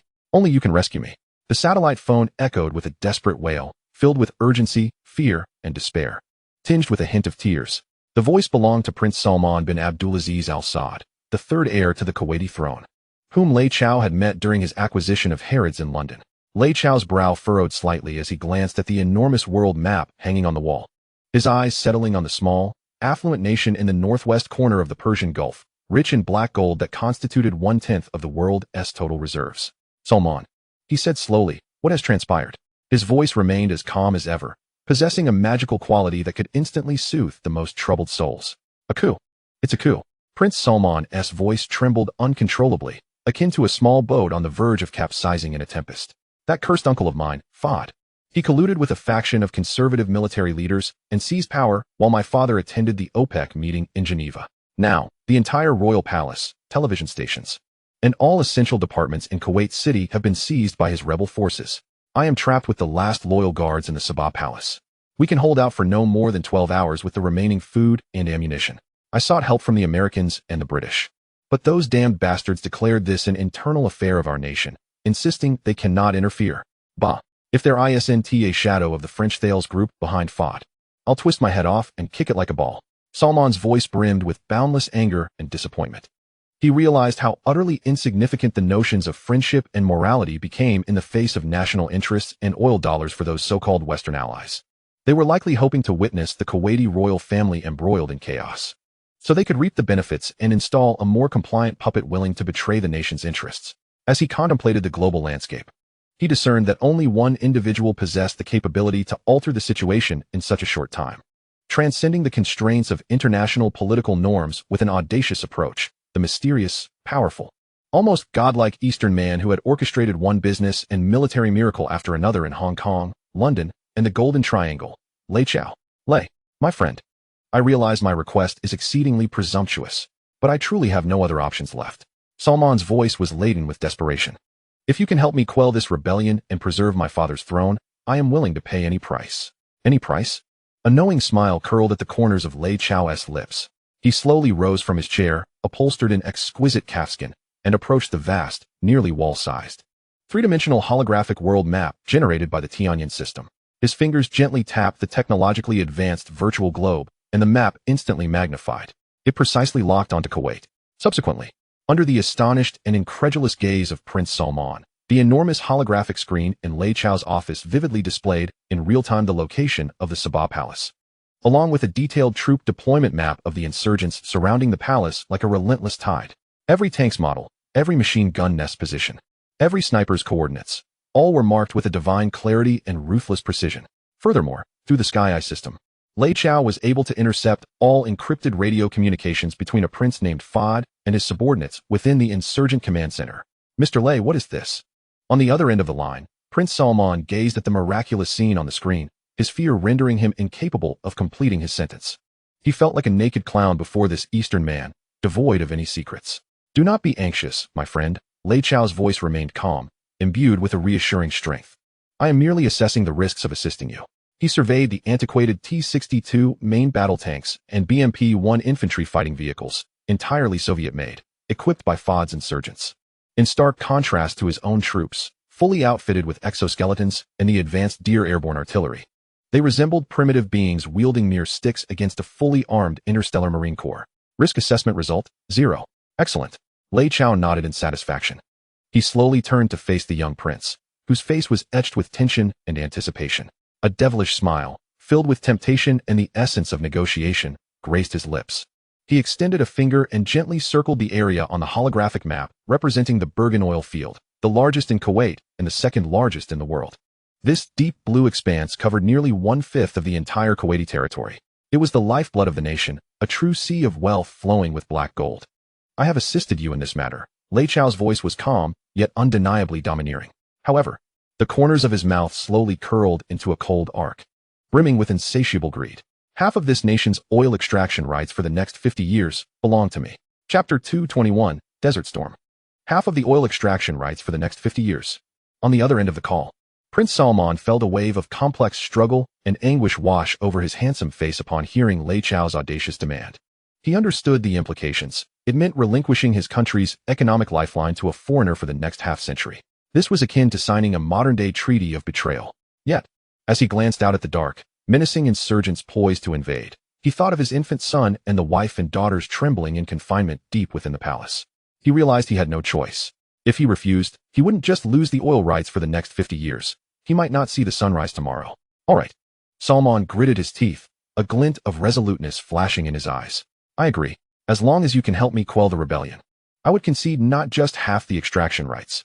Even if you took the entire Bergen oil field, I would accept. Excellent. I prefer to make deals with intelligent individuals. Lei Chao nodded in satisfaction. He understood that this seemingly unequal transaction was, in fact, the fairest for Salman at this moment. He was trading a future he could not yet control for the present he was on the verge of losing. My friend, now close your eyes and sleep well. Lei Chao's voice was akin to that of a hypnotist, full of persuasive charm. When you awaken tomorrow morning, you will find that everything has concluded. With that, he abruptly ended the call. Then, he pressed the red emergency button to directly connect to the command center of Hell Island. Abu, initiate Operation Desert Storm. Select 100 of the most elite operatives from the Thundershield Legion, those most adept at desert special operations. I do not care how you accomplish it. I want them, along with our newly modified 3 stealth deer airborne artillery, to appear over Kuwait City within 6 hours. Yes, boss. 6 hours later. Kuwait City night. 3 a.m. It was the hour when people were in the deepest slumber, their vigilance at its lowest. In the insurgents' temporary command center, a 5-star hotel they had forcibly requisitioned, the architect of the coup, Prince Fahd, was reveling in the impending fruits of his victory. Embracing 2 beautiful university students he had just apprehended from a nearby school, trembling in fear in his presidential suite.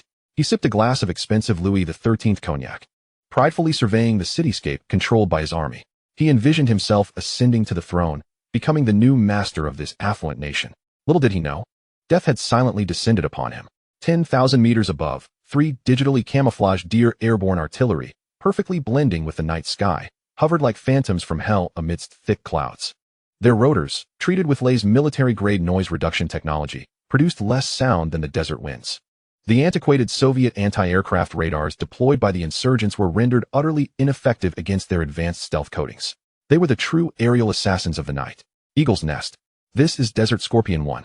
Inside the cabin, a team leader of the Thunder Shield Special Operations Unit, codenamed Scorpion King, donned the latest holographic night vision helmet. Confirming the final pre-battle details with Lei Chao, who was far away in Hong Kong, via an encrypted satellite data link. His voice was calm, yet filled with an insatiable thirst for the impending carnage. We have arrived above the target. The Sky system has transmitted the real-time locations and numbers of all enemy personnel within the hotel to each team member's tactical visor. Infrared scans show that the target, Fahd, is engaged in some indescribable vigorous activity in his presidential suite on the top floor. Shall we proceed with the decapitation now? No. In Hong Kong.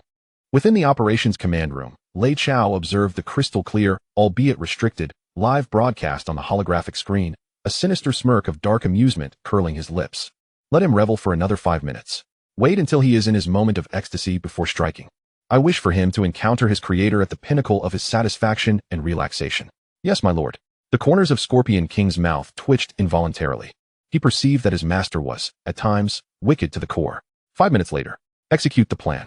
With Lei Chao's cold, emotionless command issued, a sleek projectile, imbued with an aura of futuristic technology and designated as Scalpel, was silently unleashed from the internal magazine of the Sandstorm No. 1's underbelly.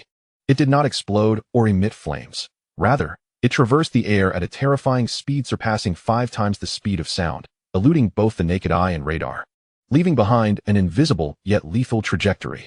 Then, with uncanny precision, it penetrated the thick, purportedly rocket-proof, bulletproof glass of the presidential suite atop the 5-star hotel.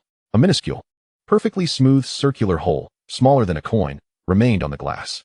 Immediately afterward, it continued its unstoppable, ferocious path, accurately piercing the brow of Prince Fahd, who had just concluded a battle and was contentedly lighting a cigar to savor the exquisite taste of victory. A faint sound, akin to a balloon being punctured, echoed. The prince's large head, adorned with a traditional Arab headdress, burst open like a watermelon struck by an unseen bullet. Red and white, mingled with the brain matter ignited by desire, splattered across the luxurious Persian carpet of the presidential suite and onto the pristine bodies of the 2 terrified college students who had completely soiled themselves in shock. He would never comprehend how he met his demise, his face frozen in an expression of grotesque, victorious satisfaction. Target eliminated. Desert Scorpion Teams 2 and 3. Proceed with the indiscriminate eradication of all armed rebel targets within the hotel as per the original plan. With the Scorpion King's blood-soaked, murderous command issued. The thunderous roar of 30mm chain guns from the 2 accompanying Sandstorm aerial gunships erupted into life. A torrential rain of depleted uranium armor-piercing rounds, vicious enough to shred a light armored vehicle, cascaded down like 2 waterfalls of death, mercilessly descending from the hotel's pinnacle. Layer by layer, this edifice, once a symbol of opulence and indulgence, was transformed into a burning, wailing graveyard of steel. The following morning, as Prince Salman awoke from a shallow sleep filled with nightmares amidst violent, earthquake-like explosions, he beheld a scene he would never forget, one that was both shocking and utterly surreal. He saw that the formidable rebel tanks and soldiers that had once besieged his palace had mysteriously vanished. In their stead knelt rows of surrendering soldiers, weapons cast aside, their faces etched with fear and submission. Before them stood General Ahmad, the most formidable and steadfast ally of his detestable uncle, a man he had only encountered in reports. Yet, the once mighty general now lacked his former grandeur, reduced to a pitiful state. Kneeling on the cold marble steps of the royal palace with a gun pressed to his head, beside him lay a circular object, wrapped in white cloth, dripping blood onto the ground. "Your Highness, I have not failed you." A young officer, clad in a specially designed combat uniform that blended seamlessly with the desert environment, stepped forward. With a sharp military salute directed at the still-dazed Prince Salman, he kicked aside the blood-soaked white wrap. A severed head, frozen in an expression of horror and disbelief, rolled to rest at the prince's feet. It was none other than the head of his wretched uncle, Prince Fahd. "Our boss commands." The young officer's voice was cold and devoid of emotion. "The rebellion has been quelled. Now, it is time for you to fulfill your promise." Chapter 233, The Royal Gratitude. The rebellion quelled? Prince Salman gazed down at the lifeless head of his uncle, then out at the ranks of surrendering rebels, kneeling like docile sheep. He felt as though he were trapped in an absurd, surreal dream. In a single night, a mere night, a bloody military coup capable of toppling his entire nation's regime had been effortlessly subdued by that distant Eastern man, employing methods that seemed almost miraculous and devoid of reason. This was no mere display of power. This was divine intervention, the manifestation of a war god wielding incomprehensible, otherworldly force. "Your Highness, our boss does not appreciate delays." The commander of the Scorpion Special Forces, codenamed Scorpion King, observed the still-dazed Prince Salman with a hint of impatience in his tone. Oh, of course, of course." Prince Salman awoke from his stupor, nodding fervently like a chick pecking at grain. He dared not harbor any doubts or hesitations.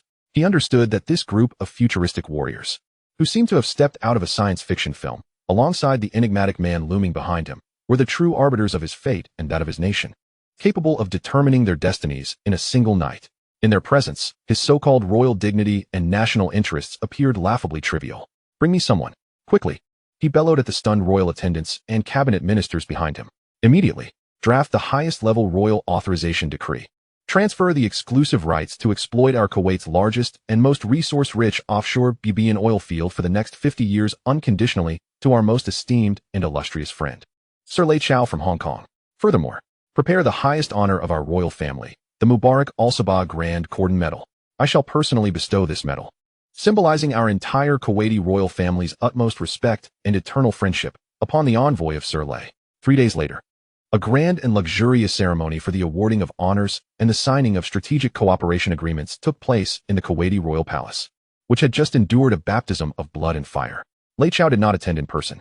He merely dispatched Zhao Yazi as his plenipotentiary to receive this trifling token of gratitude. When Zhao Yazi, a stunning beauty clad in a bespoke white gown meticulously tailored by Chanel's chief designer, imbued with the essence of Eastern classical elegance and the aura of a modern queen, ascended the palace steps draped in a vivid crimson carpet. Flanked by a phalanx of heavily armed lace-shielded female bodyguards, she moved with the regal grace befitting a true sovereign. The entire Kuwaiti royal family, from King Salman, who had just recently reclaimed absolute power, to the ordinarily haughty princes and nobles, all bowed deeply on either side of the steps, their noble waists bending in utmost reverence. Their demeanors, humble, respectful, tinged even with a trace of fear, were as though they were welcoming their genuine sovereign from the suzerain land. Meanwhile, seated in the audience were ambassadors from Western nations such as the United States, Britain, and France, whose faces contorted into expressions as unpleasant and complex as if they had swallowed a fly upon witnessing this scene suffused with surreal magic realism. They knew, from this moment forth, that the centuries-old, Western oil hegemony dominated by the Seven Sisters would be irrevocably shattered by this unruly barbarian hailing from the East, who disregarded all conventions. "I object," as King Salman prepared to personally hand over the oil field extraction rights agreement, already sealed with the royal insignia and symbolizing Kuwait's economic lifeline for the next half-century, to Zhao Yaji. An arrogant and enraged voice erupted untimely from the viewing platform. A corpulent, slick-faced white man, resembling a senior executive of an oil company, abruptly rose from his seat, pointing at King Salman and Zhao Yaji on the dais, and bellowed with threatening admonition. "I represent Shell, Mobil, BP, the Seven Sisters of Oil, and the governments of the United States and Britain backing us. We vehemently protest and condemn this unequal treaty which gravely disrupts the existing order and principles of fair competition in the international oil market. King Salman, you are inviting wolves into your fold. You are betraying your nation's fundamental interests. And you, young lady from Hong Kong, his eyes, brimming with greed and envy, fixed intently on Zhao Yaji. I warn your master, Lei Chao, to cease this foolish, suicidal endeavor immediately. Middle Eastern oil is not something for a yellow-skinned monkey to meddle with. Should you persist obstinately, we will unite the entire Western world to impose the harshest and most comprehensive economic sanctions on your Lei group. We will freeze all your overseas assets. We will ban all your products from our markets. We will consign your nascent commercial behemoth to the depths of the sea amid our wrath. This brazen tirade, rife with naked threats and racial prejudice, instantly chilled the atmosphere at the ceremony to a glacial stillness. A flicker of unease and dread crossed King Salman's face, while the eyes of Zhao Yaji's Lei Shield bodyguards ignited with a frigid and overwhelming murderous intent, as if poised to devour their prey alive.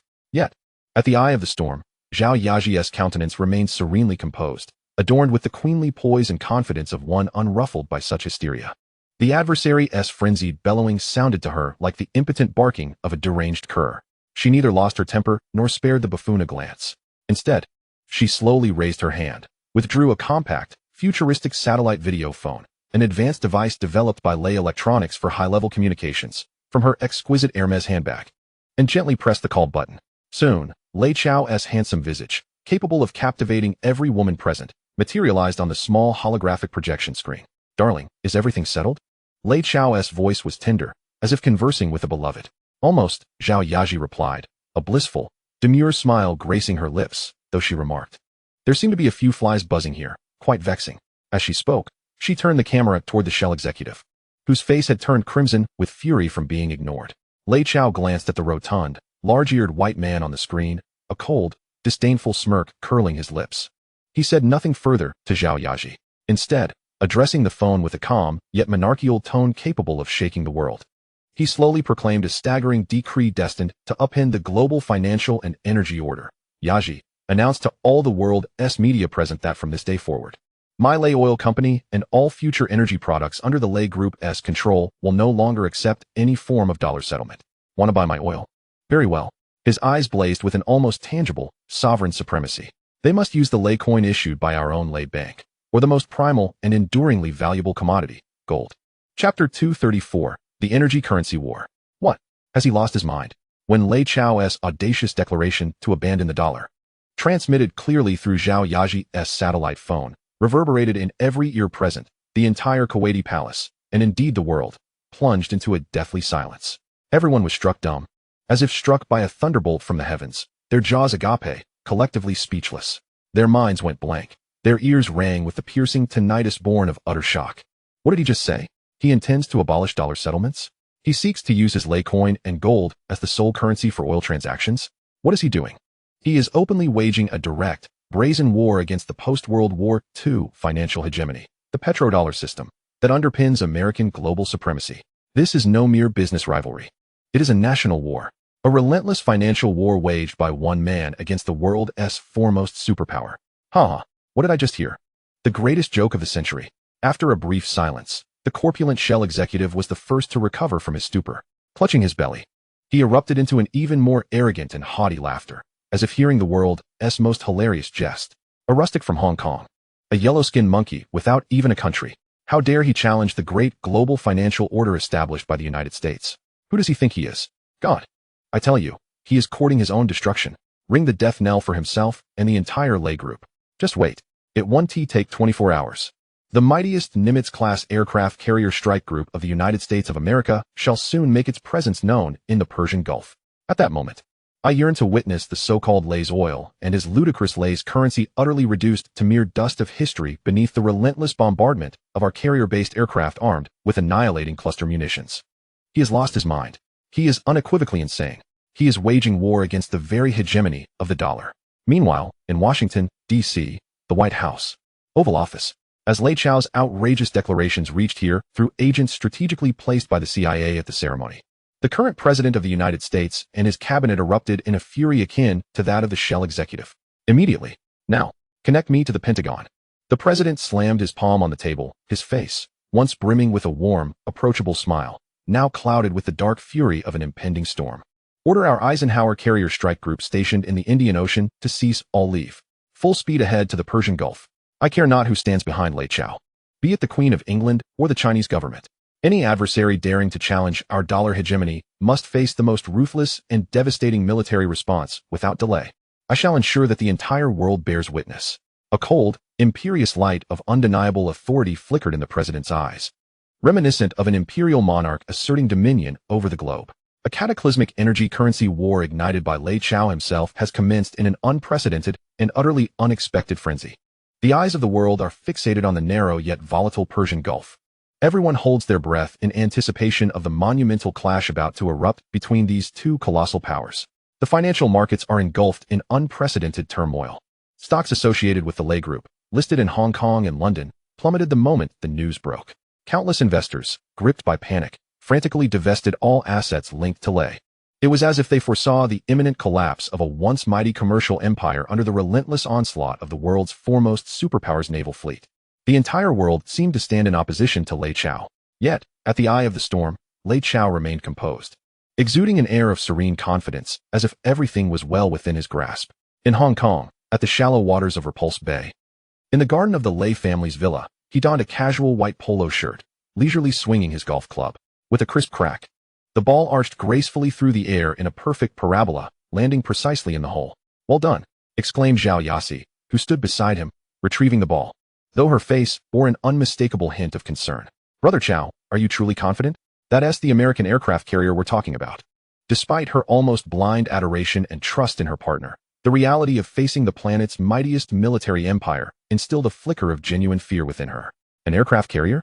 A disdainful smirk curled at the corner of Lei Chao's lips. He slowly lowered his golf club and retrieved a semi-transparent, futuristic terminal from his pocket, visible only to him. "Yasi, remember this," he spoke with calm assurance. "The most formidable weapons in this world are neither aircraft carriers nor atomic bombs. Rather, they are the secrets hidden in the hearts of every individual."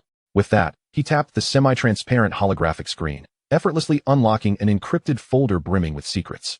The folder bore a simple yet lethal title: Pandora's Box, American Politician Edition, Senator John McCain. Lei Chao's gaze fell upon the striking images within. Set against the backdrop of an opulent private yacht, the focal point of the photographs was none other than the hawkish and hardline Senator John McCain, a senior member of the Republican Party's Armed Services Committee who had fervently advocated for military action against the Lei Group. Yet in the photographs, Senator McCain was not engaged in discussions of state affairs. Instead, he was bare-skinned, his physique having succumbed to indulgence, engaging in an indecent exchange with two Eastern European models, no older than 16, involving unspeakable transactions of a carnal nature. The imagery was sordid, decadent, and primal, sufficient to make any voter who glimpsed it recoil in disgust. It was enough to obliterate the career of this once promising political star in an instant. "This is the one." A devilish smile crept upon Lei Chao's lips as he selected the most explosive image from the collection. He discreetly dispatched the photograph to Senator McCain's private email, the subject line reading a mere friendly greeting. "The weather is nice in the Persian Gulf, isn't it?" 10 minutes later, in Washington, on Capitol Hill, within the secret chamber of the Senate Armed Services Committee, Senator John McCain was fervently delivering a patriotic and imperialistic call to arms, his voice rising passionately as he addressed his equally indignant colleagues. "We must not tolerate any nation, organization, or individual challenging the global financial order established by the United States of America. This is the gravest provocation to our nation's core interests. It is the most shameless violation of our global hegemony. I propose that we not only deploy the Eisenhower Carrier Strike Group, but also empower our president to utilize any military means necessary, including Tomahawk cruise missiles, to deliver the most thorough and devastating surgical strikes against the so-called Lei Group's illegal assets in Kuwait." As he reached the crescendo of his speech, bracing for the thunderous applause that was sure to follow, his BlackBerry, a device reserved for personal correspondence, suddenly buzzed ominously in his pocket. His brow furrowed in annoyance, yet instinctively, he pulled it out to take a glance. In that instant, the confidence and arrogance that typically adorned his handsome visage drained away, leaving him pale as a ghost. His blue eyes, usually brimming with political acumen, widened in horror, resembling two fish about to burst from their sockets. Within it lay an abyss of endless, overwhelming, and unfathomable terror. He felt as though every ounce of strength had been irrevocably drained from his body at that moment. With a thud, his legs buckled, and he collapsed onto the cold chair. Cold sweat cascaded from his forehead like a torrential waterfall. No, it was impossible. This could not be. His lips trembled, and from his throat emerged a murmuring akin to delirium, suffused with boundless fear. Senator, what is the matter with you? The colleagues surrounding him observed his ghostly, haunted visage. Their expressions a blend of confusion and concern. McCain struggled to lift his head, forcing a grim, disconcerting smile that was more painful than tears onto his pale face. I am fine. I merely, suddenly feel. His voice, fraught with overwhelming dread, became dry and hoarse. Perhaps we should reconsider the necessity of employing force to resolve this crisis. A peaceful diplomatic solution may indeed be a more prudent choice for our great United States. The following day, as the global media eagerly awaited the formidable Eisenhower aircraft carrier to boldly enter the Persian Gulf, delivering an unforgettable lesson to the audacious Eastern merchant, a mysterious announcement that left military observers worldwide astounded was subtly released by the Pentagon spokesperson. The USS Eisenhower Carrier Strike Group requires urgent maintenance due to an unforeseen technical failure. The planned mission to the Persian Gulf for freedom of navigation will be temporarily suspended. The Carrier Strike Group will return to its Diego Garcia military base in the Indian Ocean for a 3-month strategic rest following repairs. This announcement, laden with implications, detonated like an underwater mine, igniting a firestorm of public discourse across the globe. Everyone pondered in disbelief. Why, at such a critical juncture, had the once unassailable Uncle Sam, who prided himself as the world's policeman, seemingly faltered? Chapter 235, The Super Refinery. Faltered? No, they had not faltered. In Hong Kong, at the headquarters of the Lei Group, in the operations command room, Lei Chao observed the holographic screen displaying real-time satellite imagery of the Eisenhower aircraft carrier, now turning its bow away from the setting sun towards the Indian Ocean. A cold, mocking smile crept across his lips. They had merely learned, albeit temporarily, the art of weighing risks and benefits. He recognized that using compromising information to threaten a politician could only provide a fleeting solution. It was akin to a potent drug, effective yet superficial. Politicians could be replaced, but national interests were eternal.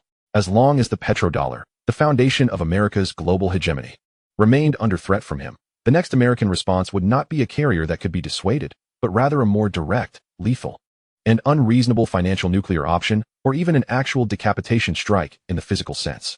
It appeared that merely holding the power to dictate oil prices was far from sufficient. Lei Chao's gaze shifted back to the enormous world map before him. His eyes deepened with strategic foresight, more profound than ever. Crude oil was merely a raw material, the true source of immense profit, capable of influencing the livelihoods of countless families, resided in refined oil. Only when every vehicle in the world ran on Lei Group's gasoline, every factory's machinery operated on Lei Group's diesel, and every aircraft's engines burned Lei Group's aviation fuel, would he truly grasp the lifeblood of the world's energy in his hands. At that point, not even the President of the United States, nor even God himself, could act without first contemplating whether he and his followers would still have the means to drive or eat the next day. A grander, more audacious plan rapidly took shape in Lei Chao's mind. He intended to establish a colossal global refining empire of his own. Old Zhang. He pressed the internal communication button to connect with the Technology Development Center. Boss, how may I assist you? Zhang de Biao's voice burst forth, brimming with unrelenting passion and vitality. I am granting you 3 months and a budget of $10 billion. Lei Chao's voice was calm, yet imbued with undeniable authority. I do not care how you achieve it, through recruitment, acquisition, or redemption from my system's marketplace. I want you to construct the world's largest, most technologically advanced, and highest efficiency super refinery in Kuwait. I demand our refined oil production costs to be 30% lower than those of the Middle Eastern tycoons. What? $10 billion. And it must be 30% cheaper than the Saudis. Upon hearing this seemingly fantastical demand, Zhang de Biao's heart, always filled with boundless enthusiasm for technology, skipped a beat. He knew this was nearly an impossible task. However, the calm yet profoundly confident voice of his youthful boss reignited a spark of determination within him. Yes, boss. He gritted his teeth, an intense gleam of a mad scientist flickering in his eyes. I will ensure the task is accomplished. Under Lei Chao's reckless financial investment and the system's industrial halo, an almost cheat-like enhancement, miracles unfolded once more. In less than 6 months, a sprawling complex, covering over 10 square kilometers, emerged from the desolate Kuwaiti desert, a colossal steel behemoth reminiscent of a science fiction film, comprised of countless towering silver distillation towers, intersecting vast pipelines, and a futuristic automated control center. This future refinery, independently designed and constructed by the Lei Group, utilized the supercritical fluid extraction and catalytic cracking integrated refining technology. which Lei Chao had redeemed from the system's marketplace at an exorbitant cost, surpassing contemporary capabilities by at least 50 years. Its refining efficiency was 5 times that of the world's most advanced refineries, with energy consumption only 1/3 that of comparable facilities. Moreover, the comprehensive production cost of the refined oil plummeted to a terrifying level, one that left all global competitors in despair. As the first supertanker laden with high-quality, low-cost refined oil produced by the Future One refinery slowly departed the Persian Gulf, it surged toward the vast markets of the East, brimming with boundless vitality and hope. The global energy landscape has once again been irrevocably transformed by this barbarian hailing from the East. Countless developing nations in Southeast Asia, having received the steady and affordable industrial lifeblood supplied by the Lei Group, have seen their domestic economies instantly accelerate as if pressed upon a fast-forward button. Mainland China, a key focus of Lei Chao's attention, has consequently ushered in an unprecedented golden era of development. The continuous stream of high-quality refined oil, transported by sea to major ports such as Shanghai, Guangzhou, and Tianjin at prices nearly half those of the international market, has acted like the mightiest east wind. It has injected the most vigorous and crucial primal impetus into this ancient nation, recently awakened from a decade-long calamity and in the nascent stages of reform and opening up. With myriad industries awaiting revival and renewal, countless factories have thus resumed operation. Countless machines have been set in motion. The entire country's industrialization process has advanced by at least a decade as a result. In gratitude, the elder statesman who once drew a circle over the South China Sea personally carved out time from his busy schedule to pen a letter of commendation and hope for Lei Chao, this overseas scion whose indelible contributions have propelled the nation's rise. At that moment, the cold, mechanical system prompt in Lei Chao's mind sounded once more. As expected, ding. Detection, the host's control over the global energy lifeline has significantly propelled the motherland's industrialization, making an outstanding and irreplaceable contribution to the great rejuvenation of the Chinese nation. Your Huaxiao racial fortune level has successfully increased to intermediate. Fortune bonus effect. When undertaking any commercial, political, or military actions related to the interests of the Huaxiao people worldwide, your additional luck value bonus will increase from 10 to 30. Congratulations, host. You have unlocked and obtained a brand new personal exclusive title, Energy Czar. Title effect. All your energy-related industries, including but not limited to petroleum, electricity, coal, nuclear energy, etc., will receive a permanent 20 increase in production efficiency, profit margin, and technological leadership. Gazing at the golden, radiant new titles and attributes displayed on the system panel, brimming with power and honor, a genuine victorious smile blossomed on Lei Chao's face. He knew that he had taken yet another step closer to the ultimate goal, to truly command himself, and, indeed, the fate of the entire world.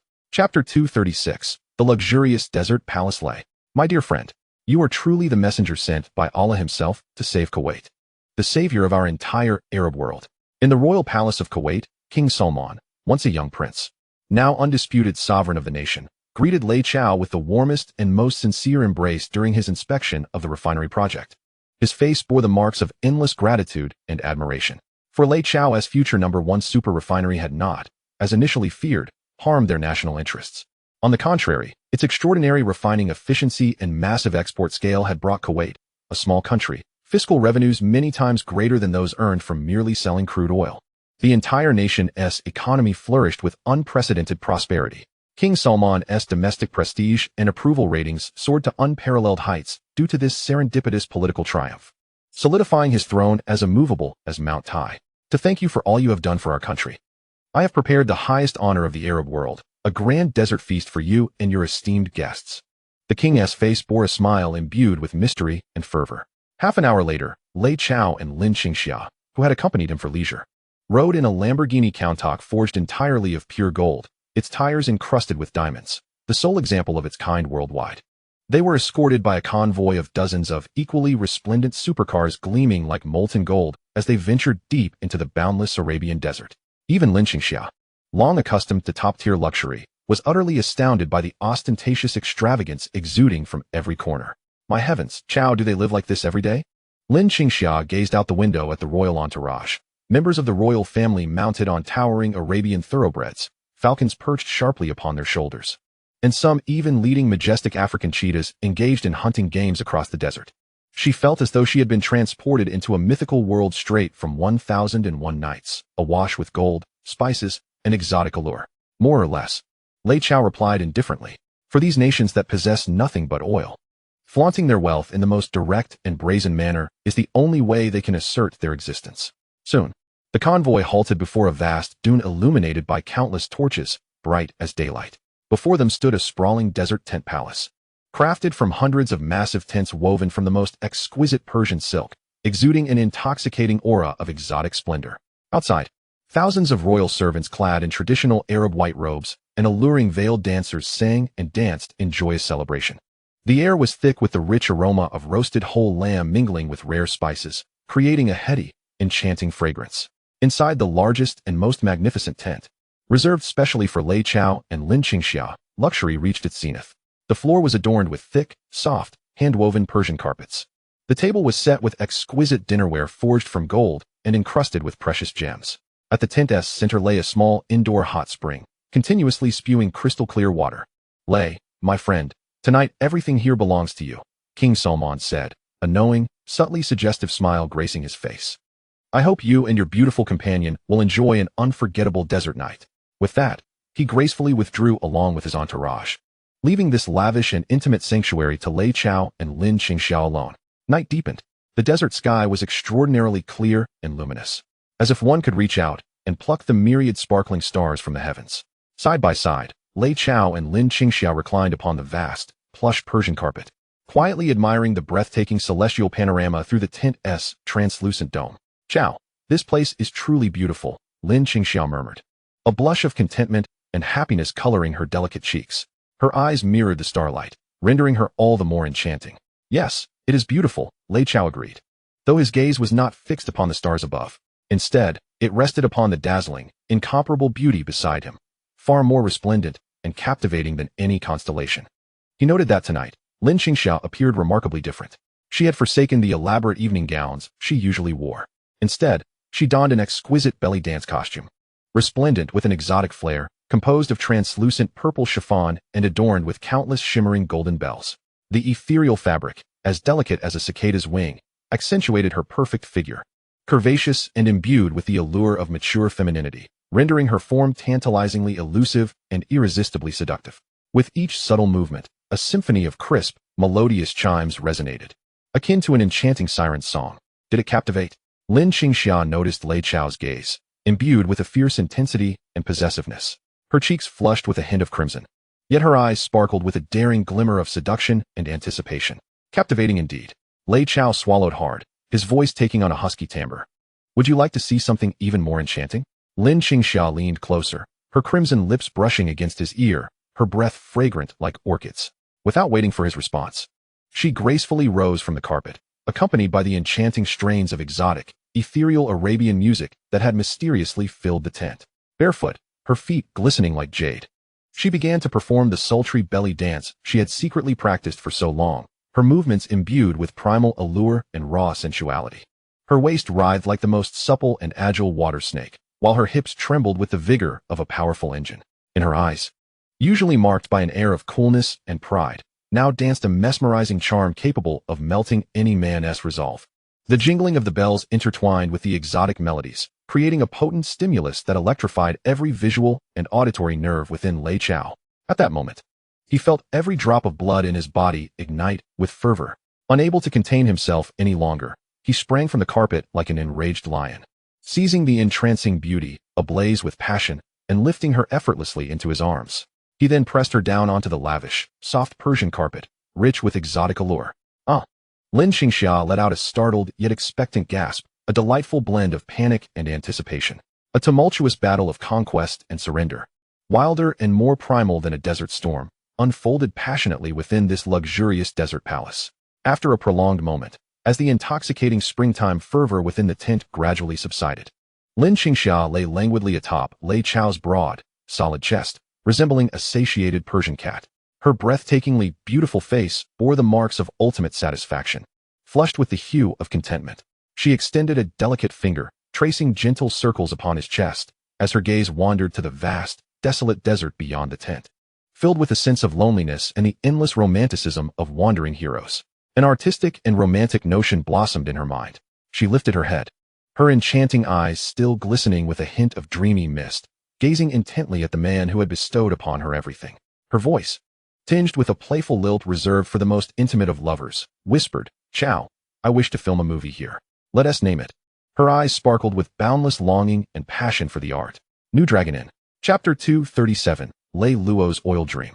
New Dragon Inn. Lei Chao stared at Lin Qingxia, who had just emerged from an exhilarating encounter yet now appeared like an artistic young girl, her eyes shimmering with infinite aspirations for cinematic artistry. A tender smile of indulgence graced his face. He understood that, at her core, she was a born actress destined for the silver screen. No matter how high a status or how vast a fortune he bestowed upon her, it could never replace the sacred and unparalleled space that cinema held in her heart. "All right," he said, reaching out to gently tease her exquisite little nose. "If you want to film, then we shall. I will grant you a budget of $100 million, securing the world's finest directors, screenwriters, and martial arts choreographers for you. I shall even construct a replica of the Dragon Inn right here in this desert. I want your new Dragon Inn to become an eternal, unsurpassable monument in the annals of martial arts cinema. Chao, you are so wonderful," Lin Qingxia exclaimed, excitement spilling over as she offered him her sweet, scarlet lips once more. Meanwhile, far away in Hong Kong, Lei Luo was consumed by worry over a minor issue, unable to enjoy his tea or meals. "Chao, I heard from Zhu Yuzi that the oil you procured in the Middle East is cheaper than our mineral water in Hong Kong." At the Lei family villa in Repulse Bay, in his study, Lei Luo, the venerable patriarch of the Lei group who had long embraced a retired lifestyle, was on a secure satellite call, vociferously addressing his son, whose success had become somewhat overwhelming. His voice brimmed with the envy and ire of a rural magnate who had just learned of a wealthy relative's fortune in the city. "Yes, Dad, what's wrong?" came Lei Chao's somewhat helpless response from the other end of the line. "What's wrong? This is a significant issue," Lei Luo exclaimed, slapping his thigh, his expression one of profound dismay.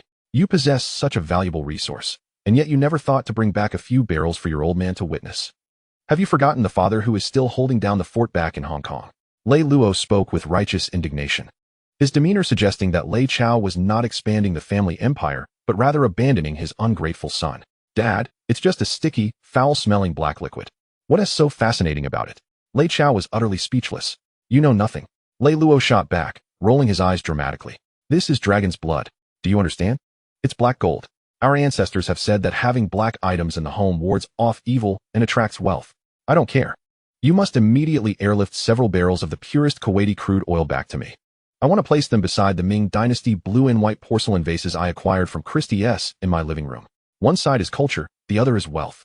That's what true harmony looks like. This is worthy of our Lei family's elite status in this fusion of Eastern and Western opulence."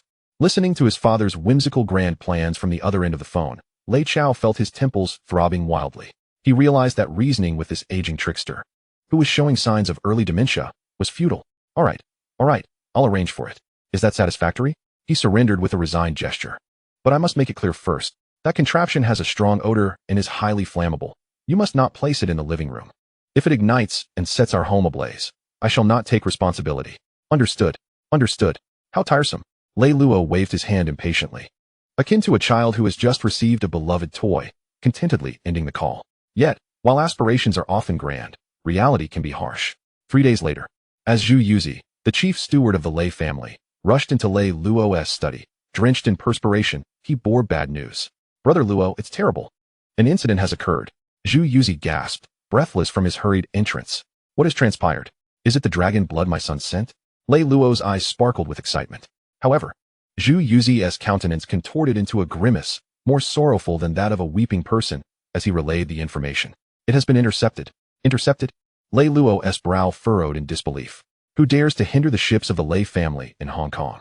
"It's not in Hong Kong, Brother Luo," Zhu Yuzi lamented. "It is at the Suez Canal. According to the latest communications from our shipping company, the British-controlled Suez Canal Authority has, without warning, issued a new fee notification to all vessels bearing the Lei family flag. The notification stated that, effective immediately, all Lei Group vessels passing through the Suez Canal would face a toll increase on top of the existing charges." Zhu Yuzi swallowed hard before revealing the blatant, targeted, and insulting figure with a tone bordering on despair. "Threefold increase." Chapter 238, The Canal Gambit. Threefold. Upon hearing this figure, Lei Luo's face, typically adorned with a hint of sardonic amusement, darkened like the sky before a tempest. "By my ancestors, these insolent wretches, have they gone mad?" He slammed his palm onto the sturdy desk made of precious mahogany, causing it to resonate with a resounding thud, fueled by his immense fury. They are clearly attempting to strangle my son's enterprise. As a seasoned fox who had navigated the treacherous waters of colonial struggles in Hong Kong for much of his life, Lei Lo instantly grasped the underlying motives. This was no mere adjustment of commercial pricing. It was an act of revenge. It was a despicable, vile counterattack orchestrated by the venerable British financial consortiums, who had been thoroughly defeated by his son through various means of strategic undermining in London and Hong Kong. They dared not confront his son, Lei Chao, head-on in the arena of direct competition. Instead, they resorted to the most ancient and shameless geopolitical tactics, leveraging their waning colonial influence over the Suez Canal, a vital maritime artery connecting east and west, to impede his progress. They aimed to obstruct the flow of inexpensive goods from the east to the west and the black gold from the west to the east, choking it within the narrow confines of the canal under their control. This cannot stand. I must call my son immediately. Lei Lo, frantic as an ant on a hot pan, grabbed the phone to dial. Tell him not to confront those British bastards directly. We can take a longer route. We can go around the Cape of Good Hope. I refuse to believe they can buy up all of Africa. However, just as he was about to dial, the door to the study slowly creaked open. Lei Chao's tall and imposing figure had quietly appeared at the threshold. His demeanor remained composed, as though the collapse of the world bore no consequence to him. Father, there is no need to call. He walked in leisurely, retrieving a premium Cuban cigar from the box on the table and expertly lighting it. This trivial matter does not require your esteemed intervention. Trivial matter. Lei Luo's eyes widened in disbelief. Is this truly a trivial matter? They are practically holding a knife to our throats. That is not a knife. Lei Chao's lips curled into a cold, disdainful smile. It is merely a stick that appears menacing but shatters at the slightest touch. With that, he disregarded his father, who was in a state of frantic urgency, and strode directly to the secure red satellite phone, which connected directly to the Prime Minister's office at 10 Downing Street. He understood that attempting to reason or negotiate with the bureaucrats of the Suez Canal Authority, who only understood the language of fees, was the most foolish and wasteful endeavor imaginable. To resolve this issue, one must engage with the individual who truly held the power to make decisions and converse with her in a manner she could comprehend. The call was swiftly connected, and a voice familiar to Lei Chao, a woman imbued with the steely resolve of the Iron Lady, responded. Sir Lei, what pressing matter brings you to call at this late hour? On the other end was Margaret Thatcher, the first and only female prime minister in British history. Her voice tinged with fatigue, yet still carrying the poise and arrogance befitting the highest ruler of the British Empire. Good evening, Prime Minister. Lei Chao's voice was calm and polite, yet beneath that veneer lay an undeniable chill. I have heard that your country's canal authority seems to be experiencing a minor fiscal dilemma. Might you be seeking to borrow additional toll fees from a friendly partner to alleviate your increasingly empty treasury? Lei Chao's words dripped with sarcasm, cloaked in veiled barbs. Following a brief silence, Thatcher's tone turned slightly irritable. Sir Lei, I believe you may have misunderstood. The adjustment of the Suez Canal tolls is a purely commercial decision made by the Canal Authority in response to the latest fluctuations in the international shipping market. It is not directed towards any specific nation or enterprise. The British Empire is a nation that respects the spirit of contracts and free markets. We would never resort to such base tactics to interfere with normal commercial activities. Her response was grandiloquent, meticulously crafted to deflect all responsibility, as though she were utterly oblivious to the matter at hand. Is that so? Lei Chao chuckled, the sound icy and laden with unmasked menace. He recognized that engaging in verbal sparring with someone steeped in political maneuvering was futile. There was but one way to deal with her, to be even more unreasonable, more resolute, and far more ruthless. Very well, Prime Minister. Lei Chao's voice transformed, becoming as frigid as the eternal Siberian winds. Since you regard this as merely a commercial game, let us resolve this matter with the most unadulterated commercial methods. He paused. In his profound gaze erupted a terrifying financial tempest, so substantial that it could send tremors throughout the entire financial district of London. I shall grant you 1 hour, he declared.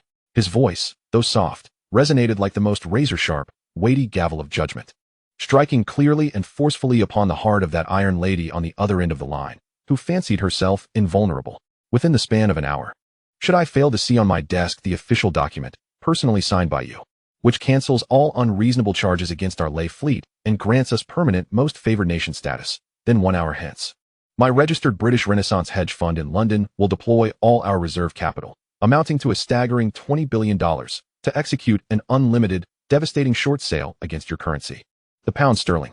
Simultaneously, Lei Chao's voice grew increasingly frigid, laden with an unmasked, naked threat of death. As the largest overseas holder of British government bonds, we will also execute a one-time sale of all our holdings, worth over £50 billion, in the London bond market tomorrow. I am unaware of the minor commercial storm this action may unleash upon your already precarious financial system. However, I am acutely aware that a devilish smile curled upon Lei Chao's lips. By that time, dear Prime Minister, you may find yourself bereft of the leisure to discuss any trifling matters of contractual spirit. Beep, beep, beep. With that, Lei Chao abruptly hung up, leaving behind the figure clutching the cold receiver in the Prime Minister's residence at 10 Downing Street, her complexion turning as pale as parchment in an instant. For the first time, a tremor named fear flickered in the blue depths of her typically resolute and confident eyes. Chapter 239, Strategic Reserves. Damn, damn, damn. This madman, this barbarian from the East.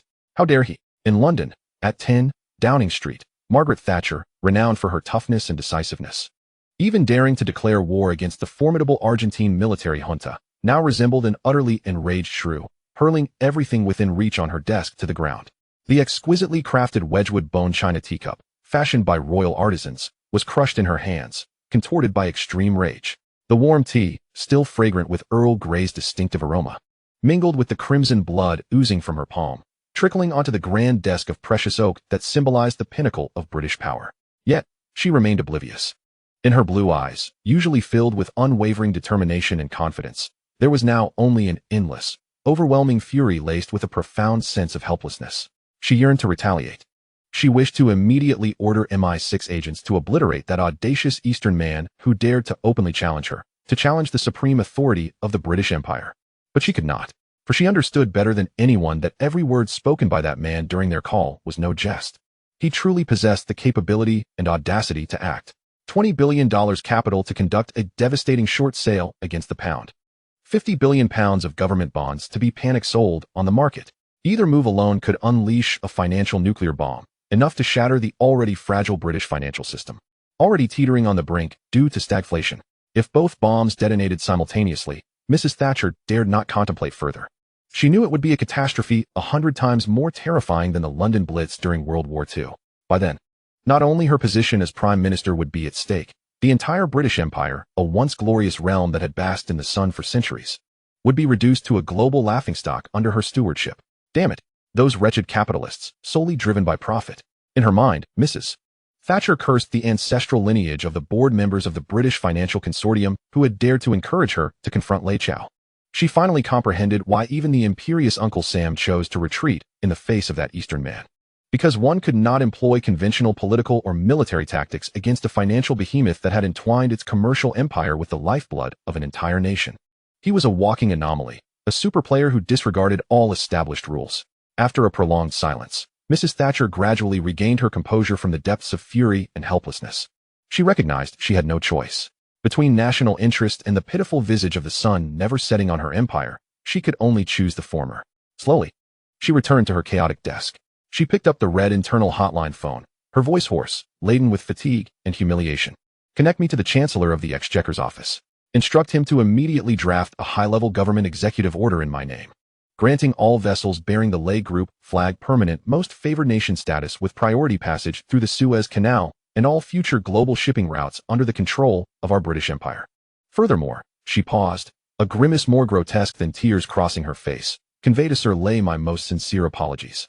Half an hour later, in Hong Kong, at the Lei family villa, in the study, Lei Chao observed the freshly minted official document from 10 Downing Street, bearing the personal wax seal of the Iron Lady. Emerging from the fax machine, a victorious smile crept across his lips. He knew he had triumphed once more, winning this unequal international contest. Done. He casually tossed the document to Lei Lo, who had witnessed the entire spectacle of how his son had compelled the highest leader of a world power to bow her proud head with mere banter. Lei Lo, an old hand, stood in stunned silence, utterly speechless at his son's extraordinary prowess, gazing at the document rife with humiliation and concession. He felt that all the so-called status and prestige he had accumulated through a lifetime of violence and corruption paled into insignificance against the higher dimensional power play his son commanded, where nations were mere pawns and finance the weapon of choice. Son, are you human or divine? After a long moment, he finally emerged from his stupor, staring at Lei Chao with the eyes of one beholding a complete stranger, murmuring, I am, of course, human. Lei Chao chuckled softly, patting the shoulder of his father, whose worldview had once again been profoundly transformed. He was merely a man who could occasionally play the role of a deity. With that said, he turned his attention away from his father, who was still grappling with these astonishing revelations. His gaze once more fell upon the expansive map of Hong Kong. His expression grew exceedingly contemplative. Although the crisis in the Suez Canal had been temporarily averted, it had nevertheless sounded a clarion call. The energy security of Hong Kong, the very foundation of his success, was alarmingly fragile. It resembled a prematurely born infant, dazzling in appearance, yet severely weakened beneath the surface. Every aspect of its industry, livelihood, and transportation was heavily reliant on external energy supplies. Should any disturbances arise in the international arena, should any hostile force sever the maritime lifelines connecting east and west, then the entire metropolis he had painstakingly crafted would be rendered completely paralyzed in an instant, deprived of the industrial lifeblood it so desperately required. This was utterly intolerable to him. Hong Kong must possess its own strategic energy reserves. A grander, more extravagant infrastructure plan rapidly took shape in Lei Chao's mind. He envisioned forcibly implanting a steel heart within this land, capable of providing a ceaseless surge of power. Approaching the map, he firmly drew a colossal circle in the vast expanse of the South China Sea, just south of Hong Kong Island. Abu. He activated the internal communication. Notify our group's lay infrastructure. Instruct them to immediately initiate the highest level land reclamation project. I care not for their methods or costs. I demand that within 3 months. At this location, his finger emphatically pressed down on the center of the circle he had just drawn. Construct an artificial island of no less than 10 square kilometers. And on this island, erect the largest and safest strategic oil reserves in the world. I want our petroleum reserves to be sufficient to sustain the normal operation of our city even in the event of a global blockade. 3 years. Under the almost unreasonable financial might of Lei Chao and the aura of the infrastructural madman, another monumental engineering marvel was born. One that would inspire awe in architects around the globe. In less than a year, a modern, futuristic steel island surged forth from the sea.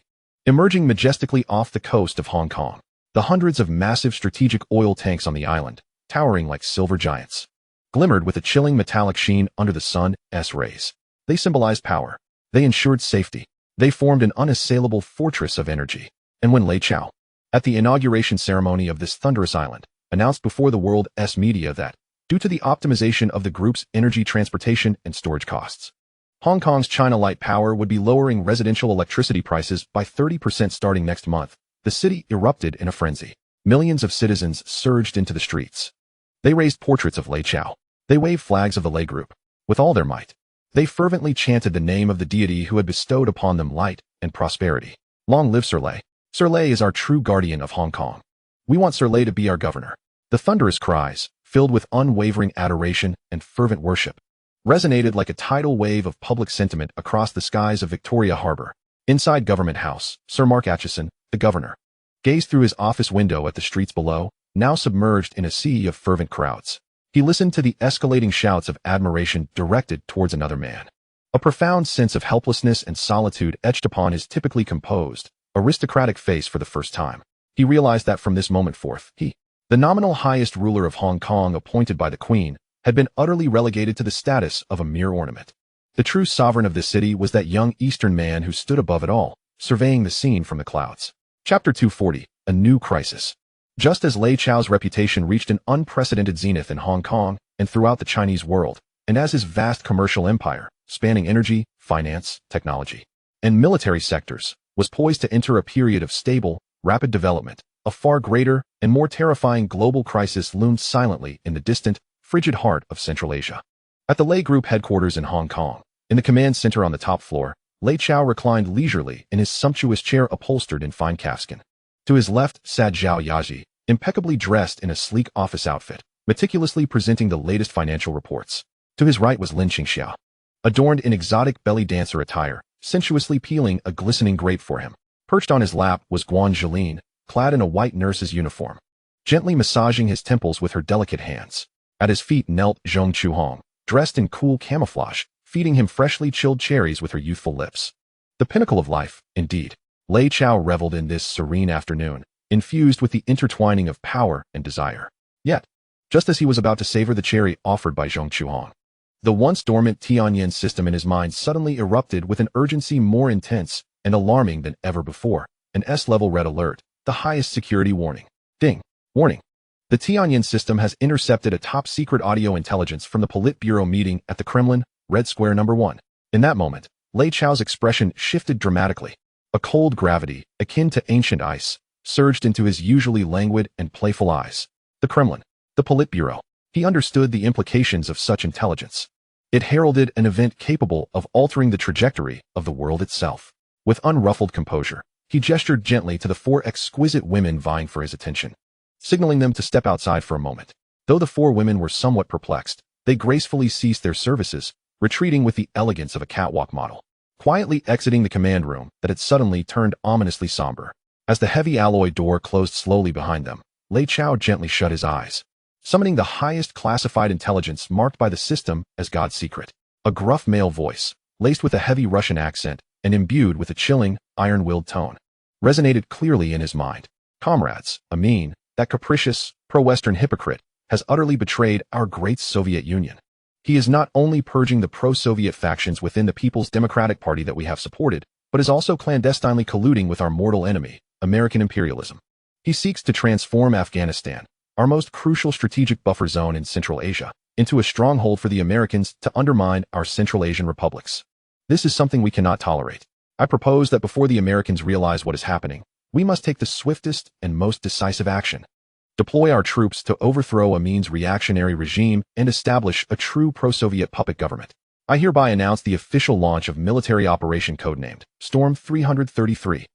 Orders for the 40th Army Group stationed in the Turkmenistan Military District. On the night of December 24, 1979, as all Westerners indulge in their hypocritical festive revelry, we shall cross the Amu Darya in its entirety. In the name of internationalist aid, we will conduct a comprehensive armed invasion of Afghanistan. As the chilling and blood-soaked decree from the Kremlin concluded in Lei Chao's mind, an oppressive silence engulfed the command room. Slowly, he opened his eyes, revealing a gaze as profound as the night sky, devoid of shock, but rather illuminated by the cold excitement of a shrewdest hunter. Having spotted a plump quarry unwittingly lured into a trap, the Soviet invasion of Afghanistan, a protracted and bloody quagmire that would ultimately lead to the downfall of the mighty Soviet Empire, was about to unfold its nefarious prologue. In the eyes of the world, this was a calamity, a perilous signal of escalating confrontation between the 2 Cold War factions, a crisis fraught with uncertainty and destructive risks. However, in the perspective of Lei Chao, the sole time traveler with a divine viewpoint, this was an unprecedented opportunity to amass a fortune through war. He understood the magnitude of the burgeoning black market for arms and logistical supplies that this conflict would spawn. He knew how desperately the Afghan Mujahideen, backed by the CIA, yearned for advanced weaponry to counter the steel tide of Soviet forces. From Stinger missiles to Javelin anti-tank missiles, from night vision goggles to bulletproof vests, these were mere heaps of cold equipment for the affluent American government. Yet for Lei Chao, the underground arms king with an independent military production line and a global covert transport network, they represented lucrative contracts that would fill his coffers to overflowing.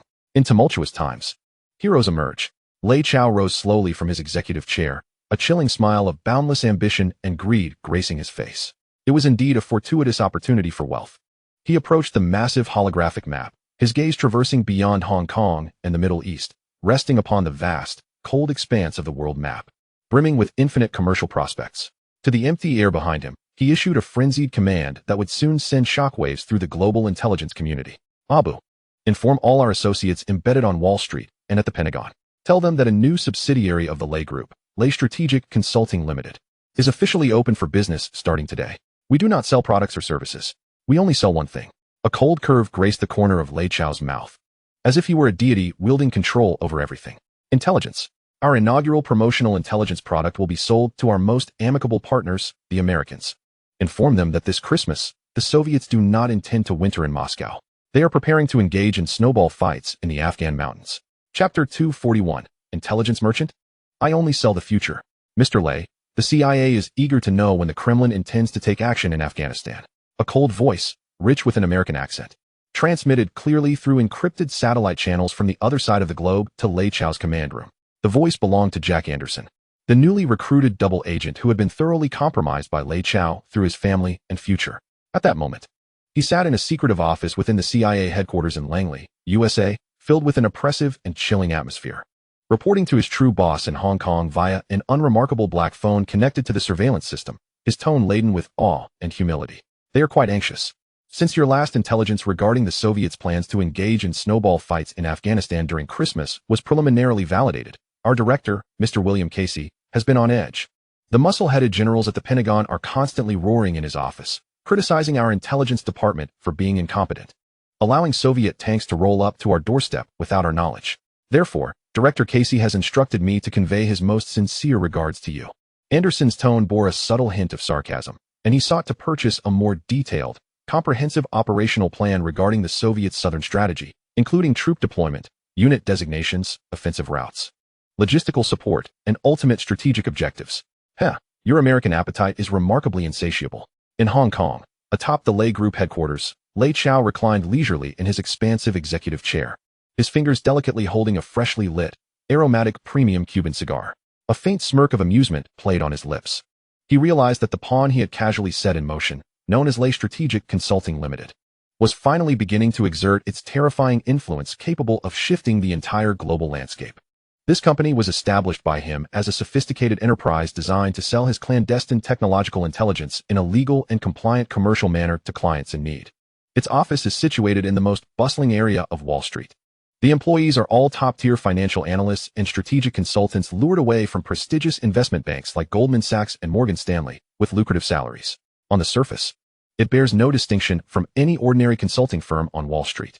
However, all the premier intelligence agencies worldwide, from the CIA of the United States to the KGB of the Soviet Union, from the British Secret Intelligence Service to Israel's Mossad, are fully aware of the reality behind it.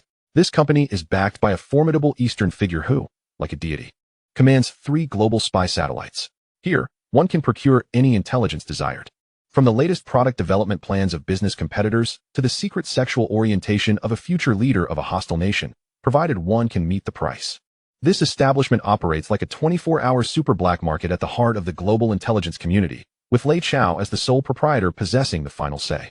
Name your price, Anderson, Lei Chao said, taking a puff of his cigar and slowly exhaling a perfect smoke ring. For a friendly rate, it's $100 million. $100 million. Anderson on the other end of the line gasped in shock. He knew his boss was ruthless, but he had not anticipated such an outrageous demand. A piece of intelligence costing $100 million? This was no longer about selling information. It was outright extortion. What? Too steep? The corners of Lei Chao's mouth curled into a chilling smile. You may inform Casey that he can choose not to purchase. Then let him and his elite team flounder like headless flies in the frigid mountainous terrain of Afghanistan, playing a game of hide-and-seek with over 100,000 Soviet troops. Anderson found himself momentarily speechless, choked by Lei Chao's malicious taunt. He understood the truth in Lei Chao's words. In the rapidly evolving landscape of modern warfare, intelligence equates to life and victory, although $100 million seemed astronomical.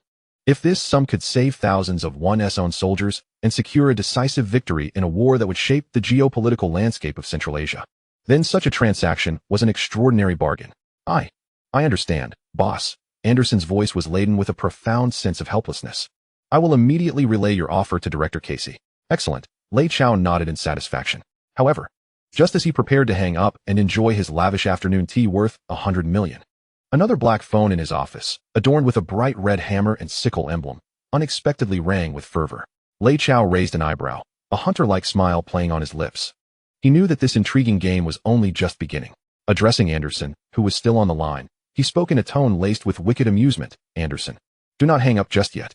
I believe your CIA might require a transcendent 3-way discussion with an old friend. With that, he pressed the speakerphone button on the red phone. A cold voice, thick with a Slavic accent and tinged with suspicion, resonated throughout the office. This is the Chaika. I am looking for Mr. Lei. That would be me, Lei Chao replied, seamlessly switching to fluent Russian as if it were his mother tongue. Meanwhile, Anderson, far away at the CIA headquarters in Langley, nearly leapt from his chair upon hearing the Chaika designation. Realizing he had never envisioned meeting his greatest adversary in such a surreal, magical realist manner. Mr. Lei, we at the KGB's First Chief Directorate are very interested in your company's latest strategic analysis report on the economic forecast of the United States over the next 5 years. The voice on the line was direct and to the point. We would like to know the price of your report. Not expensive, Lei Chao said, a devilish smile creeping across his face. He glanced at the holographic projection of the still trembling Anderson, then continued in a cold, emotionless tone reminiscent of an auctioneer. Just like your American counterparts. $100 million. Deal. The mysterious voice from the KGB, after hearing Lei Chao's audacious offer, responded without hesitation, as if $100 million were merely petty cash. This unhesitating generosity struck a deep chord of humiliation in Anderson, who was still reeling from the shock of the hefty price tag. Excellent, my friend. I do enjoy conducting business with straightforward individuals, Lei Chao remarked with a satisfied smile. He understood that for the Soviets, currently at the zenith of their national power and eager to compete with the Americans globally, any opportunity to gain insight into their principal rival's economic pulse was invaluable. The payment will be transferred to your company's account via our secret Swiss account within 24 hours. Along with the balance from our previous intelligence purchase, the KGB voice continued, cold and efficient. As for the report we require, rest assured. Lei Chao's lips curled into a knowing smile. My offering will undoubtedly exceed your expectations. He was aware that he was not providing the Soviets with any mundane economic forecast report. Rather, it was a meticulously crafted strategic poison, filled with misleading data and benevolent misjudgments, designed to lead the already stifled Soviet planned economy into utter ruin. His intent was not merely to profit from both sides, reaping the rewards of war and intelligence. He aimed to stealthily insert a dagger into the backs of both superpowers, engaged in a life-and-death struggle on the global stage that would determine the course of the world for decades to come. He sought to ensnare the Americans in the quagmire of law enforcement in Afghanistan while rendering the Soviets comatose with the illusion of economic prosperity he provided. He intended to exhaust both of these superpowers, which had, in previous eras, inflicted endless suffering upon his own nation, until the last drop of their blood was drained in this proxy war he orchestrated. Then, he, accompanied by the Eastern Dragons silently rising at a terrifying pace behind him, strode onto the world stage, already a scene of utter devastation, as a savior. There, he would gather the most bountiful and exquisite legacy of power left in the wake of the thunderous collapse of the two great empires. This was his true, ultimate stratagem unveiled. Having effortlessly pocketed a couple of $100 million in petty cash from the blundering superpowers of America and the Soviet Union, Lei Chao was far from satisfied. He understood that, compared to the monstrous profits wrought by arms trading, the sale of intelligence was but child's play. Abu. He pressed the internal comms button. Boss, any instructions? Inform our old friends embedded in the Middle East. My voice now ice-cold, brimming with unabashed anticipation for war, I said. Tell them we've just received a fresh batch of high-quality, cost-effective new merchandise. See if they're interested in attending a unique weapons exhibition and sale here in Hong Kong. 3 days later, Hong Kong, upon the high seas of Victoria Harbor. A luxurious cruise ship, stealthily converted by the Lei Group into a temporary offshore arms bazaar, blazed with light and buzzed with activity. Representatives of secret military procurement delegations from Iraq and Iran, two mortal enemies embroiled in the blood-soaked carnage of the Iran-Iraq War, sat at opposite ends of the negotiation table. Brought together under the enthusiastic invitation of Lei Chao, the undisputed king of war, in a scene tinged with surreal magical realism. The air was thick with an awkward yet volatile tension. General Muhammad, long time no see. Who would have thought we'd meet here? The Iraqi delegation leader, a corpulent general of the Republican Guard, sporting two trademark mustaches, offered a feigned smile to his counterpart opposite him, the Iranian representative, clad in somber black clerical robes, his face as pale and grim as the dead. Humph, Samir, put away your hypocritical facade, the Iranian delegation chief. A senior Revolutionary Guard mullah retorted coldly, his voice dripping with undisguised loathing and murderous intent. Were it not for the lives of the hundreds of thousands of our soldiers bleeding on the front lines for our respective nations, I would delight in severing your fat, pig-headed skull with this very blade forged for decapitating infidels. You, furious at this religious insult, Iraqi General Samir slammed the table, about to retaliate vehemently. Yet, as he reached for the golden pistol at his waist, a symbol of his rank, two towering, impeccably dressed black-suited Lei Shield security personnel silently materialized behind him like stoic sentinels, radiating an icy, palpable aura of lethal menace. Their emotionless, corpse-like stares fixed steadily upon the two quarrelsome clients still squabbling over petty national hatreds. The chilling gaze pierced deep into the souls of both Samir and Muhammad, iron-willed generals commanding vast armies and ruthless killers in their homelands, instilling an instant, bone-deep dread. They knew without doubt that uttering another word of nonsense would see their brains splattered like crushed watermelons, mercilessly extinguished by these grim reapers. Ahem. The charged atmosphere in the reception room dissolved into one of ease and cordiality. At that moment, the heavy door crafted from precious teak would creaked open slowly. Lei Chao entered, clad in a sharply tailored white Armani suit, a cigar dangling from his lips, flanked by a cadre of black-clad bodyguards. He moved with the regal composure of a monarch, a gentle smile, warm as a spring breeze and infused with the zeal of a consummate businessman, played upon his face, completely oblivious to the fact that the two men seated before him were sworn enemies, each eager to devour the other alive. Ha! Generals, welcome. Welcome to the Ark of Peace, proudly presented by the Lei Group. I, Lei Chao, extend our company's sincerest greetings to you both, he exclaimed, naturally taking the seat at the head of the enormous negotiation table, though traditionally reserved for a mediator. His presence transformed it into a throne from which the fate of all present, and their nations beyond, seemed to be decided. Mr. Lei, we've come here to, I understand. Lei Chao interrupted with a gentle wave of his hand, cutting off the Iraqi general's attempt to speak further. Slowly, he produced two exquisitely crafted, identical weapon sales catalogs from his bespoke crocodile leather briefcase. Like an impeccably efficient and considerate top-tier salesman, he slid one to each general. General Samir, I'm aware your Iraqi forces have recently suffered heavy losses on the front line, relentlessly pushed back by the Sheikh-class main battle tanks imported from the Eagle Nation by the Iranians. You're in desperate need of advanced anti-tank weaponry capable of penetrating the thick Chabam composite armor of those tanks, Lei Chao said, a benevolent smile curling his lips. Fortunately, I have here a batch of the latest Hongjian 8 anti-tank missiles, internally sourced from my Chinese friends, high quality, competitively priced, and available in large quantities. Most importantly, his voice took on a devilish, seductive tone. They are fully compatible with all your existing Soviet-era infantry fighting vehicles and armed helicopters. Plug and play, no deception. General Samir's eyes, perpetually gleaming with cunning and greed, instantly lit up with ecstatic hope, as if he had glimpsed a lifeline. Before he could utter a word, Lei Chao calmly turned his deep, starry eyes toward the silent Iranian mullah. Esteemed General Muhammad, I know your Iranian Air Force once boasted the world's most advanced F-14 Tomcat fighters, sold during the Pahlavi era by our American friends. However, due to the stringent arms embargo imposed by the U.S. government against your unfriendly theocratic regime, your prized Tomcats have become nothing more than rusting relics. Grounded in hangars for lack of critical engine and radar replacement parts, Lei Chao explained, his face adorned with an equally benevolent, yet devilishly tempting smile. Coincidentally, I also have a batch of original, genuine F-14 core replacement components, procured through special channels from another American acquaintance. Fair price, and free shipping to boot, dear sir. The Iranian mullah, who had consistently exuded an air of calmness, could no longer restrain a violent spasm across his pallid visage, reminiscent of a corpse.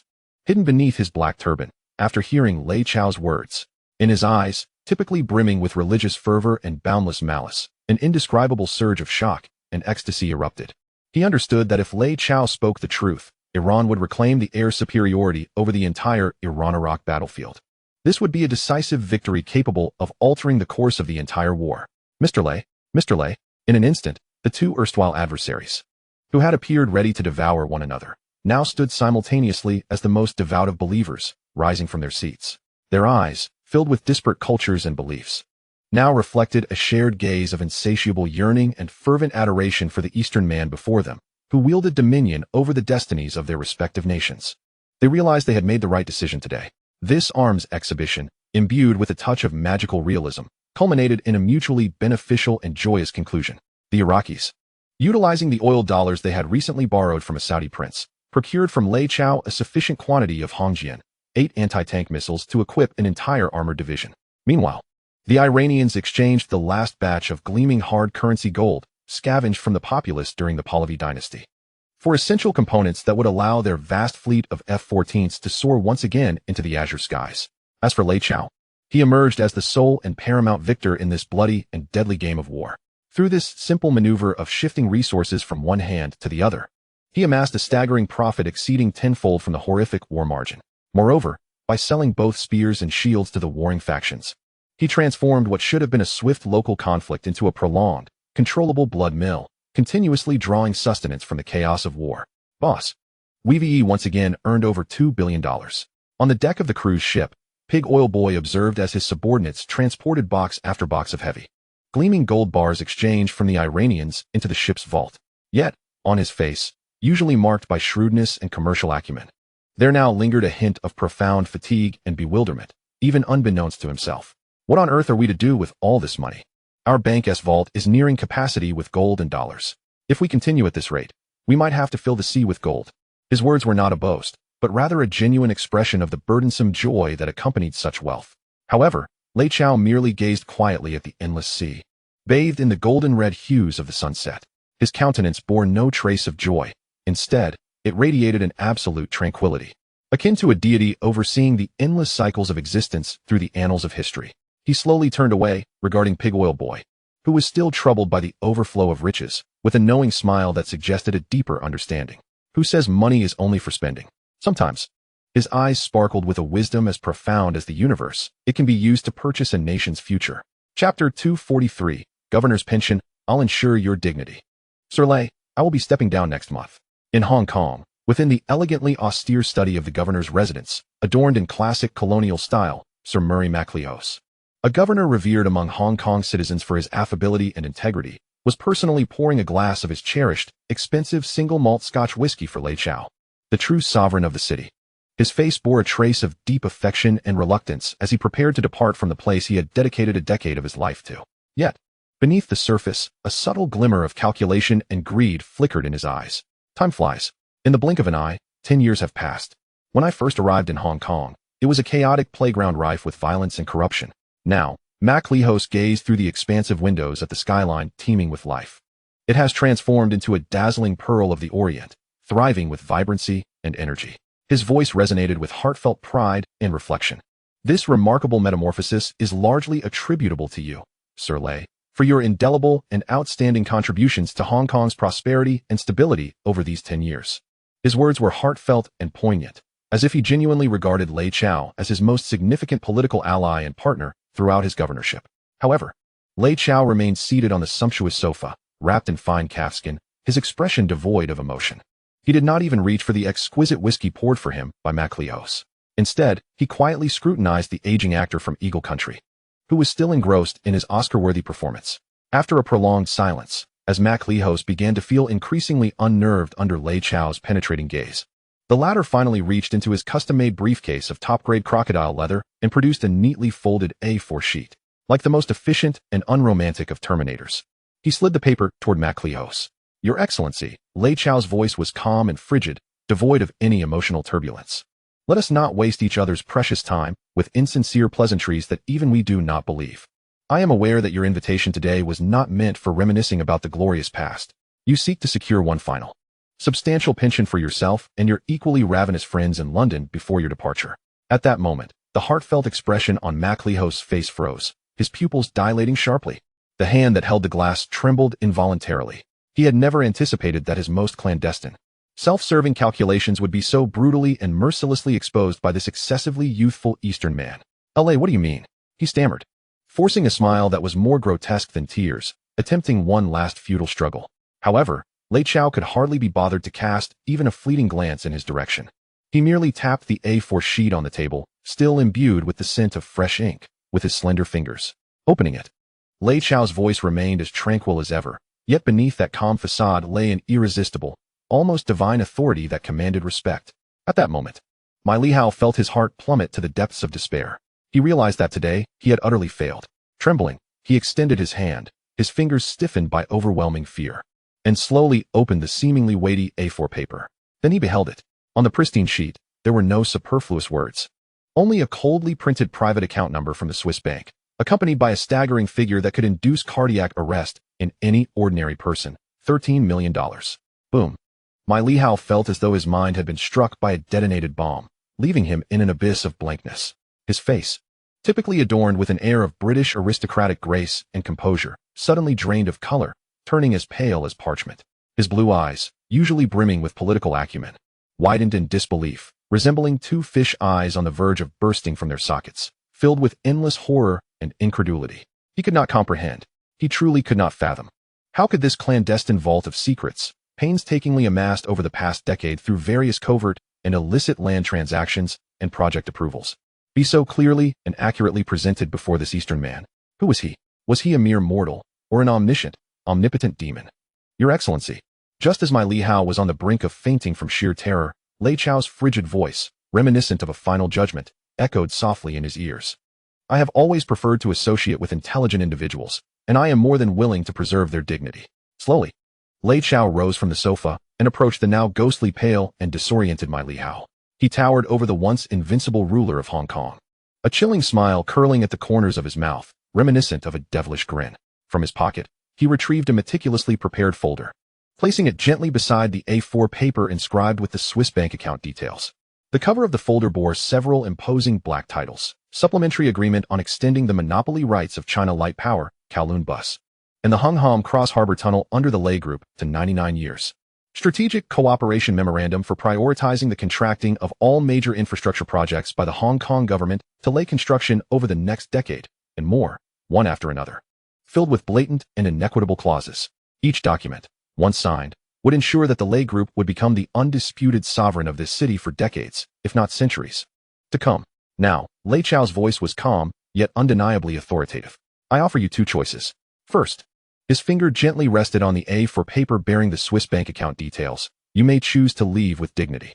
Sign this pension supplementary agreement I have prepared for you, and take your legitimate earnings of over $100 million, along with the esteemed glory of being the governor of a distinguished British colony, back to London as a respected wealthy gentleman. We shall remain friends. Second, his fingers slowly lifted, and a palpable chill radiated from his eyes, filled with a murderous intent. You may choose an undignified path. This document, and all the sordid transaction records it represents, will find their way to the desks of the top officials at the Independent Commission Against Corruption, ICAC, in Hong Kong, and the Secret Intelligence Service, MI6, in London by tomorrow morning. At that point, a cruel smile curled on Lei Chao's lips. What awaits you is not a glorious retirement ceremony, but rather a potential prison sentence that could last for many years. You choose. Having heard this, my Li Hao's fragile heart could no longer bear the immense weight of fear and pressure that felt like a mountain crushing down upon him. His vision darkened, and he crumpled like a heap of mud, utterly collapsing onto the cold sofa. He understood that he had never truly possessed a choice. After a long pause, just as Lei Chao believed he might witness my Li Hao succumb to a fatal fit of anger and shame, the once iron-fisted governor slowly lifted his head from the depths of despair, resembling an enlightened monk who had achieved a profound understanding. Astonishingly, a grateful smile of relief appeared on his pallid face. Trembling, he retrieved a Parker pen from his pocket, emblematic of his gubernatorial status. Without even glancing at the agreements filled with clauses that undermined his position, he boldly signed his name in flamboyant strokes where required. Upon completion, he exhaled deeply, as if he had just accomplished the most significant and honorable mission of his life. Then, in a gesture of sincere gratitude, he bowed deeply to the very young devil who had just led him to the brink of an abyss. His voice was hoarse, yet brimming with heartfelt appreciation. Thank you. Thank you, Sir Lei. Thank you for granting me my final dignity. Chapter 244, a love letter exclusive to Victoria Harbor. Boom, bang, pop. The resplendent, multicolored fireworks burst forth like the most ardent blossoms of summer, illuminating the ink-black night sky over Victoria Harbor, one after another. The dazzling light transformed the entire sea surface and the skyline of Hong Kong Island into a scene akin to broad daylight. On the Tsim Sha Tsui Promenade, in the lively lawn Kwai Fong of Central, and atop the peak, millions of Hong Kong citizens emerged from their cozy homes, resembling a congregation of devout worshippers gazing skyward. Entranced by this unprecedented, lavish visual feast, their faces radiated with boundless astonishment and joy. Oh my goodness, how romantic this is. Indeed, I have never seen such beautiful fireworks in my entire life. How much could this possibly cost? At least tens of millions, right? Tens of millions. You underestimate the financial prowess of Sir Lei. I have heard that the budget for tonight's fireworks display alone amounts to a staggering 100 million. 100 million. Just for a fireworks show. My goodness. The world of the wealthy is truly beyond our comprehension. The murmurs of discussion, exclamations of awe, and expressions of envy rose and fell like waves, coalescing into a sea brimming with joy and gossip. However, just as everyone was still reeling from the price of the fireworks display, the brilliant fireworks in the sky underwent an even more astonishing transformation. Thousands of vibrant fireworks simultaneously blossomed in the night sky, resembling a divine brushstroke orchestrated by the hands of God. Against the inky backdrop, they slowly sketched out two enormous and beautiful Chinese characters, visible to every corner of Hong Kong Island. Ya, Ji. Immediately following, beside those two poetically infused names, a cascade of radiant golden fireworks, akin to a meteor shower, formed declarations of love exuding supreme dominance and affection. Happy birthday, my queen. Boom. As that imperial declaration of possessiveness solidified into an eternal, resplendent tapestry above Victoria Harbor, the entire city of Hong Kong erupted. After a brief moment of stunned silence, the citizens unleashed a roar of applause and cheers that surpassed any previous outburst, akin to a tsunami crashing upon the shore. Yaji, it's Zhao Yaji. Today is her birthday. My heavens. Sir Lei must truly adore her, having booked the entire Victoria Harbor for her personal fireworks display, writing love letters. This is what true celestial love looks like. Oh, I'm so envious. Why does my boyfriend only gift me deathly Barbie pink lipstick? From this day forth, Zhao Yaji is my sole goddess. Sir Lei is my only god. I am utterly enamored with this couple. In an instant, all of Hong Kong was completely immersed in a joyful ocean crafted by Lei Chao for his beloved, filled with the scent of dog food and lemons. It was as if today was not merely Zhao Yaji's birthday, but a collective celebration for all 7 million citizens of Hong Kong. As the only leading lady of this unprecedented romantic spectacle, Zhao Yaji stood quietly before the expansive floor-to-ceiling windows of the top presidential suite at the Lei Group headquarters, offering a breathtaking view of Victoria Harbor. She was adorned in a stunning silver backless mermaid gown, personally chosen by Lei Chao from a French haute couture collection. The fabric, shimmering like the Milky Way, accentuated her perfectly sculpted figure to perfection. Her face bore a flawless, exquisite makeup. Around her neck, she wore the magnificent, deep-sea blue diamond ocean heart, a symbol of her rightful place as his queen. She looked as if she had stepped out of a fairy tale, a true queen. She gazed quietly at the dazzling fireworks that bloomed solely for her, watched as her name was spelled out in the sky by the fireworks, and listened to the thunderous cheers of blessings and envy rising from the throngs below. Unbeknownst to her, her beautiful eyes, always filled with wisdom and strength, were now glistening with tears of happiness. In that moment, she felt like the happiest and luckiest woman in the world. Just then, a pair of powerful, warm, and strong arms encircled her slender waist from behind. The heat radiating from him, mingled with the scents of cologne and cigars, her most familiar and cherished aroma, pressed against her gently quivering back. Do you like it? Lei Chao's husky, magnetic voice, as sweet as the most enchanting love song, whispered in her ear. Zhao Yaji could no longer contain the overwhelming love within her heart. She swiftly turned around, wrapping her delicate, ivory-like arms around the broad neck of the man who had given her everything, lifting her to the heavens. She offered her desirous, sweet red lips, long yearned for. A kiss, more fervent and intense than the brilliant fireworks outside, unfolded passionately in the world's most romantic presidential suite. After a long while, their lips parted. Zhao Yaji, feeling utterly satiated, collapsed like a pampered Persian cat onto Lei Chao's broad chest. Her breathtakingly beautiful face was flushed with sheer satisfaction. In her eyes sparkled a hint of curiosity and anticipation that one only shows to their most intimate lover. Chao, you have done so much for me today. I truly don't know how to thank you. What birthday gift have you prepared for me? She had assumed that tonight's extraordinary fireworks spectacle was the pinnacle of romance and surprise that Lei Chao could offer. Yet, she had underestimated her man's imagination and financial power. A gift? A mysterious, affectionate smile played at the corners of Lei Chao's mouth. He slowly produced a thin document, elegantly wrapped in a luxurious gold-embossed envelope, from his pocket. Then, like the most refined and generous magician, he delicately presented the seemingly unremarkable document to Zhao Yaji. Open it. This is the true birthday gift I have for you. Zhao Yaji, filled with curiosity and confusion, accepted the document, still exuding a faint scent of ink. She gradually opened the envelope, and then she saw it. The cover of the document bore several imposing, cold black titles. Transfer agreement for non-dilutable permanent original shares of Lei Holdings Group. At the bottom of that agreement lay a terrifying astronomical figure, capable of making every billionaire on the Forbes list feel utterly insignificant. 1%. One boom. Zhao Yaji felt her mind blank as she beheld that seemingly small number, which represented wealth and power sufficient to purchase a medium-sized country. She understood that, given the Lei Group's current formidable stature, this thin slice of 1% represented a true value exceeding 100 billion. She was completely petrified. Her hand clutching the document trembled violently. It felt as though she held not a mere document, but a colossal and weighty mountain of gold. One she could scarcely fathom in her lifetime. This is far too precious for me to accept. After a long while, she finally emerged from her endless astonishment. Her first reaction was not one of ecstatic joy, but rather a firm refusal. Yet, Lei Chao simply extended his hand, enveloping her slightly chilled fingers, which trembled with emotion. In his warm, calloused grasp, he cradled the document along with her hand in his palm. His eyes, deep and starry, radiated an irresistible blend of dominance and tenderness. Foolish girl, what is mine is yours. From the moment you chose to be with me, you became the matriarch of my vast business empire. So accept it. His voice was laced with boundless affection. You deserve this.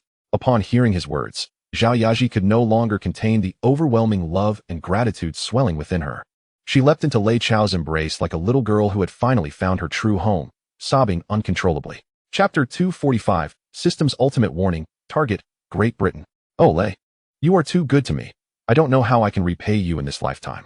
On the magnificent, plush bed draped in the finest velvet of the presidential suite, Zhao Yaji, who had just experienced a profound exchange of gratitude that surpassed even the fireworks outside, lay languidly like a thoroughly satiated Persian cat upon Lei Chao's broad and solid bronze chest. Her breathtakingly beautiful face still bore the traces of exquisite blush and contentment. In her eyes sparkled a hint of the blissful troubles that only the most intimate of lovers could evoke. But you've given me so much money. I don't even know how to spend it. Her instincts as the chief steward of the Lei group compelled her to instinctively worry about preserving and growing this immense wealth, which could easily baffle even the governors of any central bank. Silly girl. Lei Chao gently brushed her delicate nose with his fingers. A confident and composed smile graced his lips. If there's so much money that you cannot exhaust it, it merely indicates that our vision is still insufficiently expansive. Our assets have reached a bottleneck. We must seek a larger, broader new channel that can accommodate our already unwieldy commercial vessel. At that very instant, as Lei Chao uttered these philosophical and strategic sentiments, a cold mechanical notification echoed in his mind, seemingly to corroborate his words without warning. Ding. System's ultimate warning. Detected that the total personal and corporate assets under the host's name have reached the theoretical limit of the current world economic scale. Your wealth is now substantial enough to influence or even control the economic lifeblood of any mid-sized nation. However, this wealth, built on non-sovereign entities, is inherently unstable. Should you encounter a systematic, cost-agnostic assault from a true global superpower, everything you currently possess could collapse and vanish in an instant. Warning. Warning. If the host wishes to break through the current asset bottleneck and achieve the ultimate leap from being wealthy enough to rival nations to controlling a state, you must find a sovereign nation with a profound historical foundation within the next decade, and thoroughly transform it into your personal and familial private property through capital infiltration and economic control. System task has been automatically generated. Ultimate main quest, the Eternal Sunset, has officially commenced. Quest objective, dominate the waning British Empire. Quest requirements, within 10 years, through capital acquisition and political infiltration, gain comprehensive control over more than 50% of the core industries of the Eagle Nation, including water, electricity, gas, communications, and transportation. Additionally, successfully support a political faction in the Eagle Nation's parliament that is entirely loyal to you. Quest difficulty, hellish. Quest reward. Host lacks sufficient authority to view. Quest failure penalty, annihilation, eternal damnation. Gasp.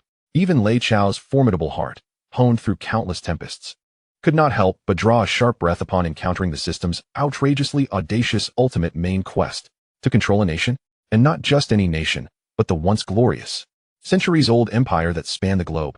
This was no mere commercial game. This was the true game of power. This was to utterly subjugate the former sovereign state that had once forced open the doors of his homeland with opium and cannon fire, compelling it and its proud citizens to serve him and the Lei family. The profound sense of vengeance, steeped in historical cycles and reverse colonization, ignited a long-dormant fervor within Lei Chao's blood, causing it to boil anew in that moment. How intriguing. Truly, this is immensely intriguing. A fierce blaze, more intense than ever before, erupted in his eyes. He relished challenges, particularly those fraught with thrill and radical impossibilities. Just then, the cold system notification chimed again in his mind. Ding. Detected that the host has accepted the ultimate main quest. The system is automatically scanning and analyzing the current real-time national situation and potential crises of the target country. Scan complete. Target country, the United Kingdom of Great Britain and Northern Ireland. Current ruling party, Conservative Party. Current Prime Minister, Margaret Thatcher. Current national status. Economy, deeply entrenched in the most severe post-war stagflation crisis. Domestic unemployment rates are soaring. Inflation is rampant. Major state-owned enterprises are suffering significant losses and inefficiency, becoming a heavy financial burden on the nation. The current Thatcher government is desperately attempting to salvage the crumbling economy through an unprecedented and radical privatization reform. Military, due to prolonged economic decline and diminishing national strength, its conventional military capabilities have markedly diminished. Its overseas territory in the South Atlantic, the Falkland Islands, is increasingly threatened by military aggression from neighboring Argentina. According to the latest intelligence intercepted from Buenos Aires by the Tianyan system, the military junta of Argentina's Galtieri is highly likely to embark on a military venture aimed at reclaiming lost territories in the Falklands within the next 3 months. A ploy to divert domestic discord. A comprehensive risk assessment suggests that the British Empire finds itself in its most vulnerable, chaotic, and susceptible state in centuries, presenting a historic strategic opportunity. It is advised that the host promptly makes his way to London to partake in the impending feast of division over the core assets of an old empire. Upon reading this, Lei Chao smiled. exuding an air of confidence and an uncontainable anticipation for the forthcoming epic opportunity to capitalize and reap rewards. He realized that the vast sum of money at his disposal had finally found the perfect avenue for deployment. Chapter 246, The Iron Lady's Invitation, A Call to London for Rescue. Just as Lei Chao had resolved to set forth to the sun-kissed empire that awaited him with open arms, a red, high-security satellite phone, directly connected to 10 Downing Street, rang unexpectedly on his bedside table. The phone seemed to affirm his thoughts as it chimed in with perfect timing. A mysterious smile, imbued with a sense of control, crept across his lips. He knew who was calling. He slowly reached out and pressed the speakerphone button. A voice he recognized, imbued with the steely and cold essence reminiscent of the Iron Lady, resonated clearly throughout the presidential suite. Yet this time, the voice lacked its usual reserve and arrogance, replaced instead by a facade of warmth and carefully manufactured cordiality. "Oh, my dear Sir Lei, good evening. I apologize for disturbing your rest at such a late hour." On the other end, the first and only female Prime Minister of the Eagle Nation, Lady Margaret Thatcher, spoke with a tone that was unexpectedly amiable, as if she had entirely forgotten the humiliation of the recent night when Lei Chao had forced her into a corner with financial maneuvers. "Good evening, Prime Minister," Lei Chao replied, his voice calm and composed. He even took a moment to playfully pinch the adorable little pout of Zhao Yaji, who instinctively grimaced upon hearing a woman's voice. "Your personal call at this late hour surely isn't just to discuss the weather in London tonight, is it?" Lei Chao's words were laced with subtle sarcasm. After a brief, awkward silence of precisely 1/100th of a second, Lady Thatcher's typically stern visage contorted into a somewhat forced smile. Sir Lei, you remain as witty as ever." "Very well, I shall be direct." She cleared her throat, her voice regaining a hint of the Iron Lady's seriousness and competence. "I presume you are aware of the minor economic difficulties currently facing our great British Empire?" "Yes, I have heard a little," Lei Chao responded nonchalantly. "Our conservative government is determined to guide our magnificent British Empire out of its present predicament, to restore the former glory and vitality of our ancient nation. We are preparing for an unprecedented, thorough, and radical privatization reform." Lady Thatcher's voice soared an octave at the mention of privatization, imbued with a fervor akin to religious zeal, as if she were leading a grand crusade to save the nation. "We shall divest all those loss-ridden, inefficient state-owned enterprises that have become a heavy financial burden on the nation, including Eagle Telecom, Eagle Gas, Eagle Airlines, Eagle Railways, and even our Thames Water Company. Everything shall be opened up to capable, visionary, and socially responsible strategic investors from around the world. We believe that only by introducing the finest private capital and the most advanced management practices can these once mighty state giants regain their rightful market vitality." In a sudden shift, Lady Thatcher's tone became imbued with sincerity and anticipation. "You, Sir Lei, the Eastern wizard who has built an extraordinary commercial miracle across East and West in less than a decade, are the most sought-after and perfect strategic partner for our grand wave of privatization reform." This was the true purpose of her call tonight. She was seeking investment from Lei Chao, the financial mogul she had recently despised, extending an earnest invitation. She understood that for her ambitious and controversial privatization plan to succeed, what was most lacking was capital, sufficient funds to fill the vast void of losses incurred by those state-owned enterprises. And looking across the globe, only those fabulously wealthy Middle Eastern oil magnates or the Eastern god of wealth before her, who had just harvested billions from the international gold market, could muster such substantial cash flow in such a short time. Thus, Lady Thatcher's voice grew increasingly humble, almost pleading. "I, Margaret Thatcher, in my capacity as Prime Minister of the United Kingdom of Great Britain and Northern Ireland, formally extend to you, Sir Lei Chao, the most sincere invitation. I hope you can visit us in London at your earliest convenience. I shall host a private welcome dinner of the highest caliber at 10 Downing Street, where we can discuss the grand blueprint for future economic cooperation and mutual development between our two nations." Upon hearing this, Lei Chao smiled, a knowing and playful smirk that radiated absolute confidence, as if everything was under his control. He understood that the grand chess game he had set in motion months prior had finally reached its pivotal and perfect concluding moment. "Very well, Prime Minister," Lei Chao replied, his voice still calm and composed, as if he were merely responding to an invitation for a weekend gathering from an ordinary friend rather than receiving a momentous diplomatic overture from the leader of a world power. "I have received your generous invitation. Please convey my regards to Her Majesty the Queen and all members of your cabinet, and inform them that." The corners of his mouth curled into a mysterious smile. "Clean your neck. Oh no. Prepare for the most lavish banquet. My checkbook is ready. It will arrive shortly." He hung up the phone. Lei Chao slowly rose from the bed and walked to the enormous floor-to-ceiling window. He gazed out at the vibrant, sleepless city that belonged to him, In his eyes sparkled the supreme ambition of a sovereign preparing to embark on a grand expedition. He understood that his audacious dream of acquiring the entire Eagle Nation was finally about to unfold in a magnificent spectacle.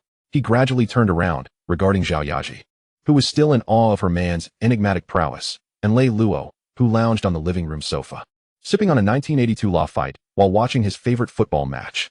A confident and grand smile adorned his face. Dad, Yaji, prepare yourselves. We are heading to London.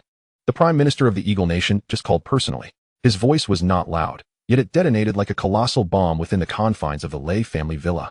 They invite us to save the day. Chapter 247, The Lei Family Meeting, Distribution of Powers Before the Expedition. What?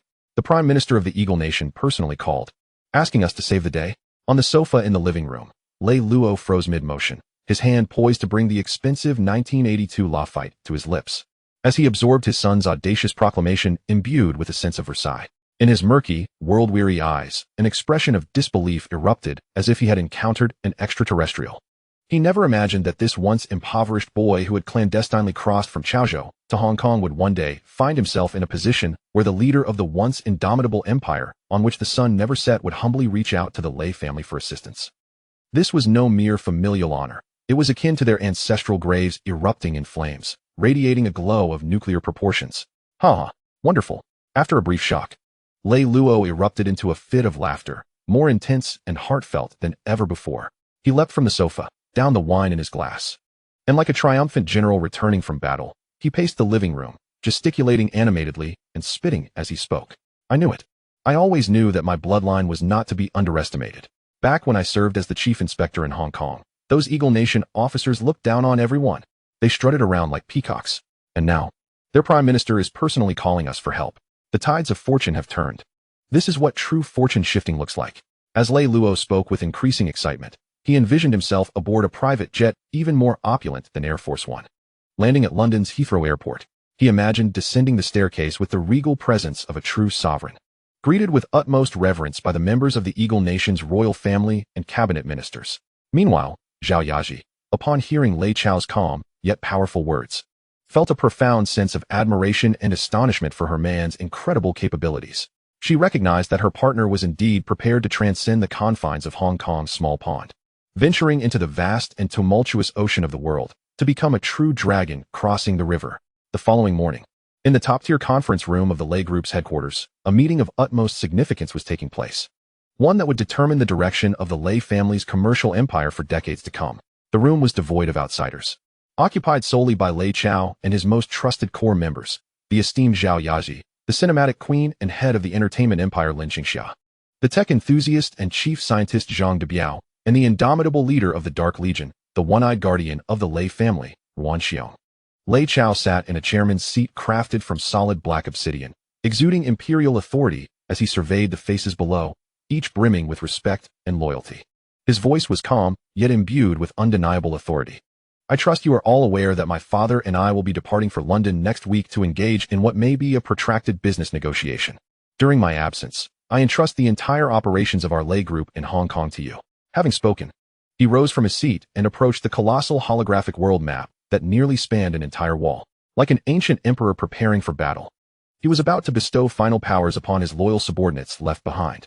Yaji, his gaze first fell upon Zhao Yaji, clad in a sharp white business suit, radiating an aura of wisdom and confidence befitting a queen of commerce. You are my most trusted ally and the matriarch of our vast business empire. From today forth, I officially appoint you as the executive vice chairman of Lei Holdings. In my absence, you shall possess a veto power second only to mine. All major investment projects exceeding $1 billion must bear your signature to take effect. The keys to our bank's vault and the highest privileges of our Pandora's box shall also be entrusted to you. I entrust you with safeguarding the Lei family's coffers and blades. These words, laden with utmost trust and absolute delegation, caused everyone present to gasp in astonishment. They understood that this was no mere division of power. It was a profound entrustment, handing the very lifeblood of their colossal empire to this woman. Upon hearing her partner's weighty declaration, Zhao Yazi felt tears of emotion welling up in her wise and steadfast eyes. She abruptly rose from her seat and deeply bowed to Lei Chao. Her voice resonated with unwavering determination and resolve. Yes, boss. I, Zhao Yaji, vow to defend every ounce of the Lei Group's interests. As long as the group stands, so shall I. If the group falls, I shall perish with it. Lei Chao nodded in satisfaction. His gaze then slowly shifted to Lin Qingxia, who was adorned in an artistic Chanel ensemble, exuding an air of nobility and icy elegance. Qingxia, the entirety of our entertainment empire and our mythical film company in Hollywood is entrusted to you. I have but one request. A confident smile graced his lips. I wish to see the logo of Lei Film Industries displayed upon the screens of every cinema worldwide within 3 years. I desire the Oscar statuette to be within our grasp. I want you to be universally recognized as the queen of cinema. Yes, boss. Lin Qingxia also rose, her countenance, often marked by a hint of aloofness and pride, now radiating boundless ambition and fervor. Zhang Debiao, present. Boss. Zhang Debiao, clad in his perpetually unchanged plaid shirt, emanating a distinctly tech-savvy aura, suddenly sprang from his seat. Our Longxin project and our future technology laboratory are entrusted to you. I shall impose no budgetary constraints. Provide as much as is needed. Whatever is required, you shall have it. I demand only one outcome. A glimmer of unbridled aspiration for future technologies sparkled in Lei Chao's eyes. I want our Chinese chip technology to thoroughly surpass that of the United States within the next decade. Surpass Japan. Surpass every nation on this planet. I aim to establish China chip as the singular standard for all high-tech products worldwide. Yes, boss. Zhang Debiao's face flushed with excitement. He felt every technical cell in his body igniting with fervor. Finally, Lei Chao's gaze settled upon the silent, one-eyed man, Wan Xiong, who had remained like a statue in the corner. His voice turned frigid, laced with an unmistakable aura of lethal intent. One-eyed dragon, during my absence, the security of the Lei family and the heads of all our enemies shall be entrusted to you. I grant you the highest scorched earth authority. Anyone daring to plot against me from behind, regardless of their identity or background, you need not consult me. His lips curled into a chilling smile reminiscent of death. Utilize our full power to physically obliterate him and his entire family from this earth. Yes, boss. A glimmer of bloodthirsty excitement flickered in Wan Xiong's solitary eye. With the delegation complete, Lei Chao surveyed his 4 loyal and dedicated subordinates, each with their own distinct roles. A genuine smile of satisfaction illuminated his face. He knew that his audacious dream of conquering the world finally had a solid and reliable backing. All right, he slowly resumed his throne. His voice brimmed with unparalleled ambition. The preparations for our expedition have been fully accomplished. Next, his gaze seemed to pierce through the walls of the conference room, through the skies of Hong Kong, and across the vast Eurasian continent, reaching out to the ancient, sun-never-setting empire trembling in the rain. Let us venture to London and impart a vivid lesson to those proud denizens of the Eagle Nation, still lost in the glory of their bygone empire, about what true capitalism entails. Chapter 248, The Farewell of the Women, A Night of Sleeplessness. The night deepened. At the Lei family villa in Repulse Bay, within the opulent master bedroom that perfectly blended modernity and classicism, the lights shone brightly, yet the atmosphere felt oddly tense. Lei Chao had just finished his bath, clad in a loose silk robe, emerging from the vast, steamy bathroom. Then, he beheld a scene that made his scalp tingle. On his king-size bed, spacious enough for 10 to frolic upon, sat 4 breathtakingly beautiful women, each possessing a distinct charm. They resembled exquisite courtesans from different realms, eagerly awaiting the arrival of their sovereign. Each exuded a lethal allure potent enough to make any normal man surrender instantly. Zhao Yazi, draped in a pristine white silk nightgown, radiated an aura of intellect and grace befitting a queen. Lin Qingxia, adorned in an artistically inspired black lace negligee, her usually cool and proud eyes now ablaze with fervor and admiration. Guan Jiling, clad in a tantalizing white nurse's uniform, her large, doe-like eyes now shimmering with a hint of sorrowful yearning. And Zhong Chuhong, sporting a youthful, vibrant camouflage tank top and ultra-short shorts, her face, usually marked by defiance, now etched with deep reluctance at the impending farewell. For women, for utterly distinct manifestations of beauty. Yet at this moment, they all gazed at him with eyes brimming with complex emotions of longing and reluctance, akin to an invisible web of tenderness and passion enveloping Lei Chao, the king preparing to embark on his overseas campaign. Cough, cough. Even Lei Chao, whose heart had been tempered to a rock-like resilience, felt a slight pressure in the face of this scene, which could only be described as a paradise of unparalleled beauty. Why are you all still awake? He forced a smile, attempting to dissipate the heavy atmosphere. However, the response was a synchronized, mournful inquiry from the 4 women. You are leaving tomorrow. How can we possibly sleep? Upon finishing, the 4 exchanged glances, a spark of camaraderie illuminating their eyes. Then, like 4 beautiful huntresses who had long conspired a battle plan, they gracefully rose from the bed. They moved with the elegance of seductive catwalks, swaying their perfect figures capable of driving any man to madness. from 4 different directions. They slowly cornered Lei Chao, their common prey, towards the center of the plush, grand bed. Chao, it was Zhao Yaji, the rightful queen, who spoke first. Her usually wise and strong gaze now held a hint of the softness and possessiveness that only emerged before her man. We understand that your journey to London is for the grand future of our Lei family. We shall not weep and wail like those ordinary women who would drag you down. However, her tone shifted dramatically, her voice transforming into an exquisite whisper, laced with endless tenderness. Before your departure, you must ensure that we, your sisters who have steadfastly guarded this realm in your absence, are thoroughly satisfied. With that, she shed all restraint, extending her ivory-like, delicately slender arms to encircle Lei Chao's neck. She willingly offered her luscious, fragrant lips, while Lin Qingxia, Guan Jiling, and Zhong Chuhong, 3 enchanting sirens already deeply entwined in affection, also cast aside their hesitations. Like 3 beautiful, possessive sprites, they simultaneously leapt into Lei Chao's broad, warm embrace. It was a farewell filled with reluctance and lingering affection, destined to leave even this stalwart man feeling weary and achy. A monumental farewell battle that would ensure the entire Lei family villa remained sleepless throughout the night. Thus, it commenced in a frenzy that none anticipated, dramatically unveiling its exhausting yet joyous prologue. The following morning, as the first warm rays of sunlight streamed through the expansive floor-to-ceiling windows into the lavish bedroom still tinged with the remnants of spring's allure, Lei Chao slowly opened his weary eyes, tinged with traces of bloodshot fatigue, amidst the chaos of the battlefield. He beheld the 4 stunning beauties sprawled beside him, resembling 4 pampered kittens, utterly sated. On their breathtaking faces now rested sweet smiles filled with profound satisfaction and bliss. Lei Chao could not help but reveal a wry smile of indulgence and resignation. He felt the intensity of last night's encounter surpassed even the most arduous jungle battles he had commanded in the Golden Triangle. Gently and cautiously, he extricated himself from the tender haven of their embrace, feeling as if his back might break. He made his way to the bathroom for a bracing cold shower, then donned a meticulously tailored deep blue bespoke suit, crafted by the chief designer of the prestigious Italian luxury brand Brioni, exuding an air of British nobility. When he emerged from the bathroom, he had fully restored the commanding presence of a confident and powerful business tycoon. He approached the bed, bestowing a tender farewell kiss on the smooth foreheads of the 4 still dreaming beauties. Then, without a backward glance, he exited the room filled with warmth and lingering affection. He understood that from this moment onward, he would temporarily bid adieu to these sentimental ties and step into a broader, more perilous realm of the world stage, embarking on a new and magnificent journey, one that belonged to him and the entire Lei family.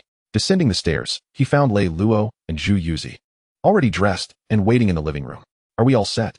Lei Chao inquired, glancing at his flamboyant father, dressed even more ostentatiously than a prince from the Eagle Kingdom, and at Zhu Yuzi, who clutched 2 enormous Hermes suitcases, his face alight with eager anticipation for the upcoming journey to London.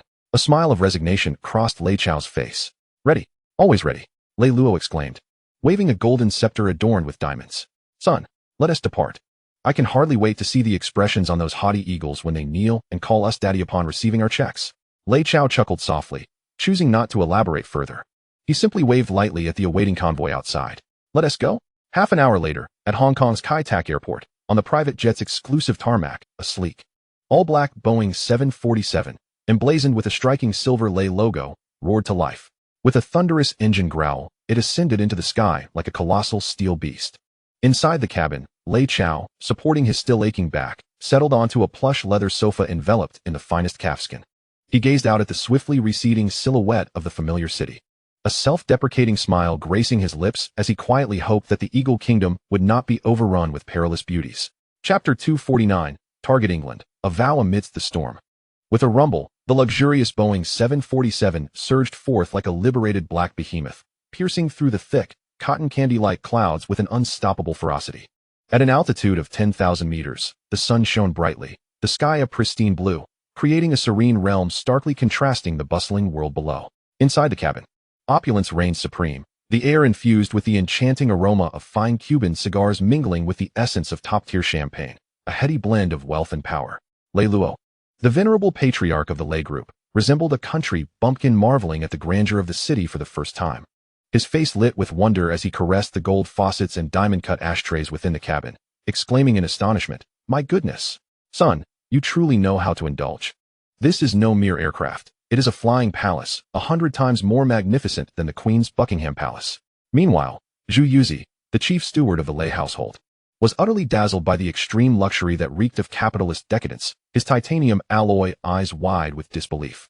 He knelt on the plush Persian carpet, blissfully polishing the expensive shoes handcrafted by Italy's finest artisans for his two masters, embodying the most devoted and professional of servants, his servility evident to the core. However, as the sole master of this airborne palace, Lei Chao remained unperturbed by the superficial pleasures built upon wealth. He sat quietly on the leather sofa, facing the expansive window, cradling a glass of Louis XIII, his deep, starry eyes gazing through the thick, triple-layered, bulletproof glass at the endless, rolling sea of clouds beyond. His countenance bore no expression, as if he were not embarking on a lavish and indulgent transnational journey, but rather undertaking a solitary expedition fraught with uncertainty and challenge. His mind raced with thoughts. He was strategizing, contemplating, and meticulously orchestrating the final and most crucial tactical simulations for his audacious and ambitious sojourn to London. He was acutely aware that, although the Iron Lady, Margaret Thatcher, had rolled out the red carpet for him and prepared a sumptuous feast of privatization, mere wealth would not suffice to securely digest those national assets, which represented the very lifeblood of a venerable empire. He required an opportunity, one that would transform him from a mere foreign investor into a national savior upon whom the entire British Empire would come to depend. A perfect token of allegiance. He needed a crisis, a monumental national calamity capable of diminishing the empire's dignity and inflicting profound wounds. Then, he would descend as a messianic figure, employing an unforeseen and thunderous approach to aid them through their tribulations. Only then could he truly win over the hearts of those Americans, who, at their core, remained steeped in discrimination and arrogance towards people of color. Only then could he secure sufficient political leverage in the forthcoming, more brutal parliamentary struggles and political games, which would be rife with invisible strife. This token of allegiance, this fortuitous opportunity that could elevate him to legendary status, was already crystal clear in Lei Chao's mind. He slowly closed his eyes, mentally activating the cold, futuristic terminal of the Eye of Heaven system within his mind. Ding! The Eye of Heaven system is currently monitoring the latest military developments in the waters surrounding the Falkland Islands in real time. A substantial task force belonging to the Argentine Navy has quietly departed from its home port in Belgrano 3 hours ago. Flagship, aircraft carrier ARA 25 de Mayo. Escort vessels, a total of 12 combat ships, including the ARA Hercules missile destroyer. Their course is clearly directed towards the capital of the Falkland Islands, Port Stanley. According to the system's risk assessment model, the Argentine military Honas operation, codename Rosario, has entered its final countdown preparation phase, expected within the next 48 hours. A modern multidimensional landing war aimed at reclaiming lost territory will resoundingly commence in the frigid waters of the South Atlantic. Lei Chao, upon concluding his review, smiled, a smile imbued with confidence and an exhilarating anticipation for the impending epic war. He understood that the astonishing gift he had meticulously prepared, one that would drive the entire British Empire to the brink of frenzy, was finally about to be unleashed. Father. He slowly opened his eyes, gazing at his amusingly astonished father, still marveling at the golden toilet within the cabin. A mysterious smile curved at the corners of his lips. When we arrive in London, I shall show you what true warfare looks like. Chapter 250. Arriving in London. This cursed place is even worse than Kowloon City. 12 hours later, amidst a gentle jolt, the sleek black Boeing 747 Super Private jet descended like a weary black giant bird returning to its nest, landing slowly at the heart of the ancient, once great empire, London. Heathrow International Airport.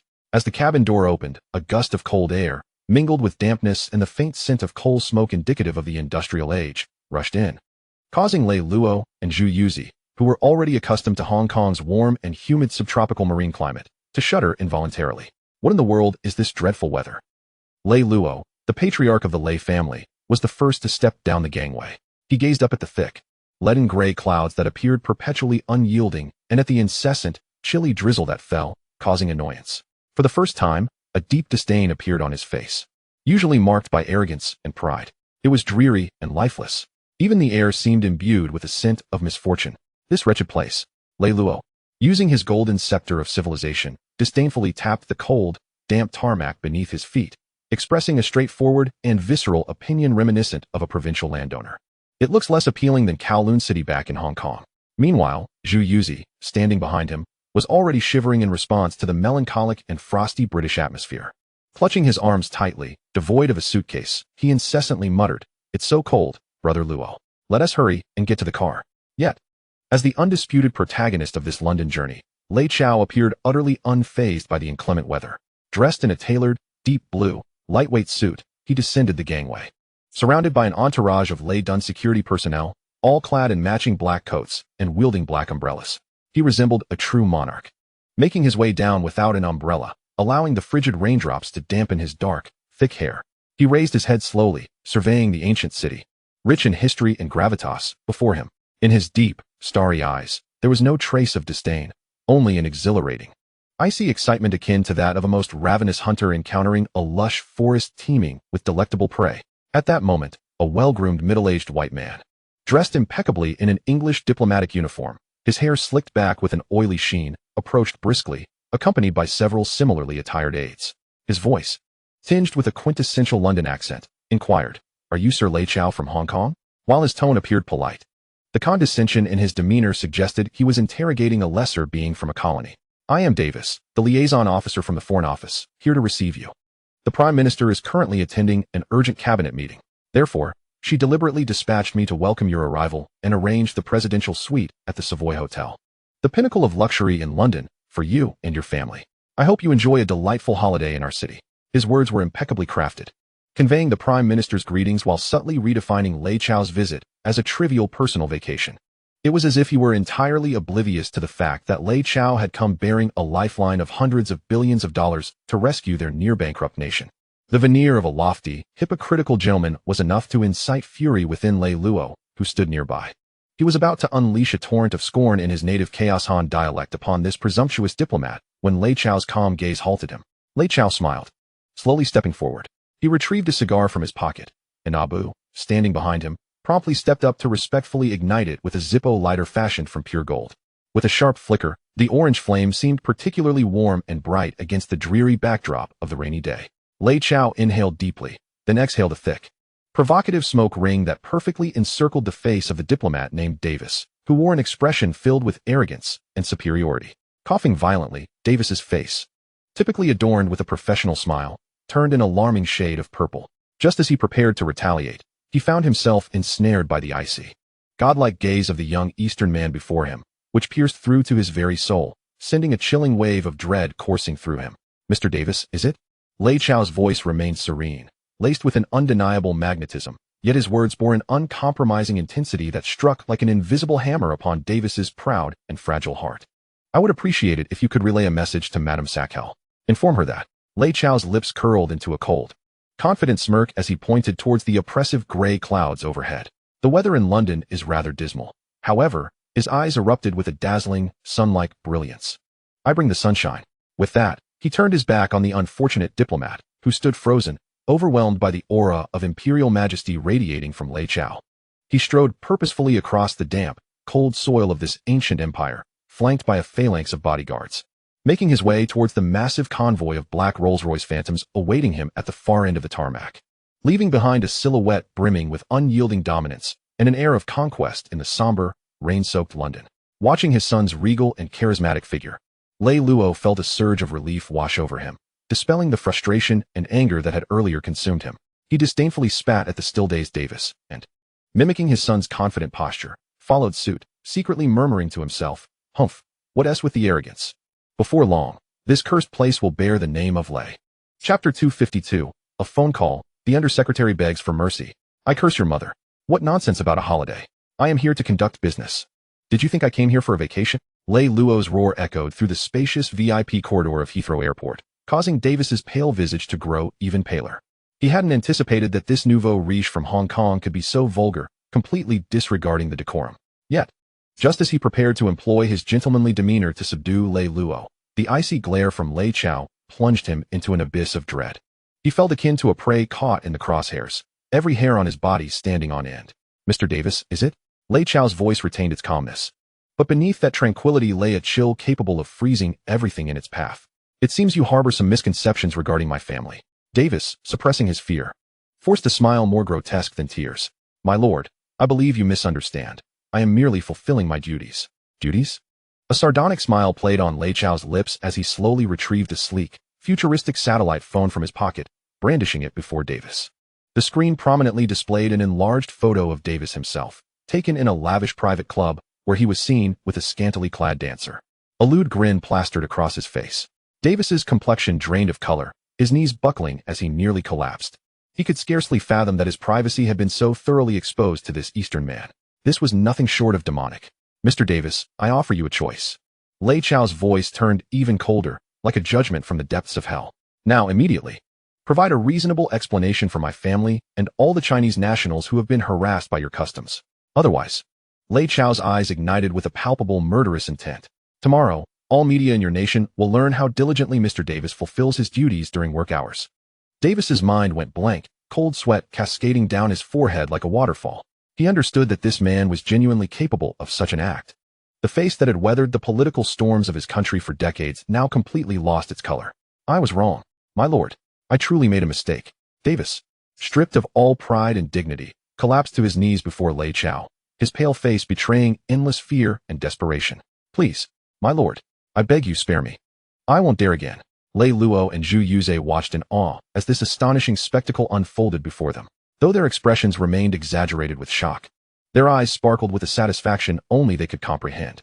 They understood that their son was truly poised to unleash a reckoning upon this land that had once oppressed their people. Yet, Lei Chao merely cast a cold glance at the groveling Davis, devoid of any compassion. He recognized that such arrogance and condescension could not be quelled merely by intimidation. A more formidable and impactful lesson was necessary. Abu, Lei Chao's voice was calm, yet imbued with undeniable authority. Inform my associate that I require a small favor. Yes, boss. Abu immediately retrieved his encrypted satellite phone and began issuing commands. 10 minutes later, a black Bentley, adorned with the official license plates of the Eagle Nation government, roared into Heathrow Airport's VIP tarmac, flanked by several police motorcycles at breakneck speed. The car door swung open, and a tall, imposing middle-aged Caucasian man, impeccably dressed in a tailored English suit, leapt from the vehicle with a velocity 3 times that of Davis. He was none other than John Smith, the Deputy Minister of the Interior of the Eagle Nation. Lord Ray, exclaimed John Smith, his voice dripping with obsequiousness. Oh, my dear Lord Ray. On behalf of the entire government of the British Empire, I extend my most sincere apologies. Without waiting for Ray to respond, he dashed forward at a sprinting pace, grasping Ray's hand, still fragrant from his recently extinguished cigar, with fervent urgency. His face was a mask of sycophantic smiles, more abject than any of Ray Lo's subordinates when he served as the chief inspector in Hong Kong. In a sudden pivot, he turned to the cringing, prostrate Davis, who was trembling in fear, and bellowed with thunderous wrath, Davis, you wretched fool, what have you done to our most esteemed Lord Ray? With a vicious kick, he sent Davis staggering, nearly toppling to the ground. Do you have any idea, you damned imbecile, whom you have offended tonight? As he continued his tirade, he raised his hand and delivered a resounding slap across Davis's face. The sharp crack echoed across the empty tarmac, causing all present from the Eagle Nation customs to tremble in dread, scarcely daring to breathe. You insufferable fool! How dare you treat our most distinguished guest from the British Empire with such a despicable, ignorant, and revolting display of racial discrimination? John Smith shouted, jabbing a finger at Davis's nose. Listen closely. Effective immediately, you are dismissed. All your pensions, all your benefits, abolished. I shall bring you before a military tribunal. You shall pay the most excruciating price for your folly. Davis was left reeling from the verbal onslaught, his pale countenance etched with despair and terror. He realized he had irreversibly ruined his life. He had never imagined that as a mere customs liaison, he could lose everything in an instant due to offending this Eastern man. Mr. John Smith, is it? Ray's voice was calm, yet undeniably authoritative. I have heard from my father that your customs officials seem to harbor some misunderstandings toward us Eastern Chinese. Upon hearing Ray's words, John Smith's face, previously adorned with sycophantic smiles, froze in an instant. He understood that this was a warning from Ray. My lord, you are mistaken. Truly, you have misunderstood.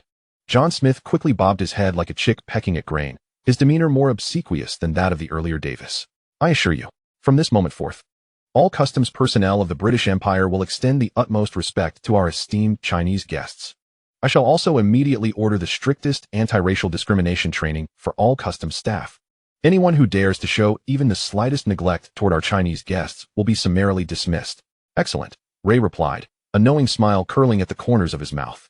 He reached into his pocket and produced a custom briefcase made of the finest crocodile leather, retrieving a check issued by Ray International Bank, amounting to a staggering £100 million. He tossed it before John Smith as casually as discarding refuse. This check represents our Ray Group's contribution to your nation's anti-racial discrimination charity fund. John Smith gazed at the astronomical figure on the check, one he could never hope to earn in a lifetime. and his eyes, usually suffused with professionalism, now sparkled with the uncontainable joy of finding a treasure. Trembling, he carefully picked up the check, displaying a reverence akin to that of a pilgrim discovering a sacred relic. Thank you, Lord Ray. You are indeed the most generous and magnificent friend of our British Empire. John Smith stammered, overwhelmed with elation, feeling as though he had struck the lottery that evening.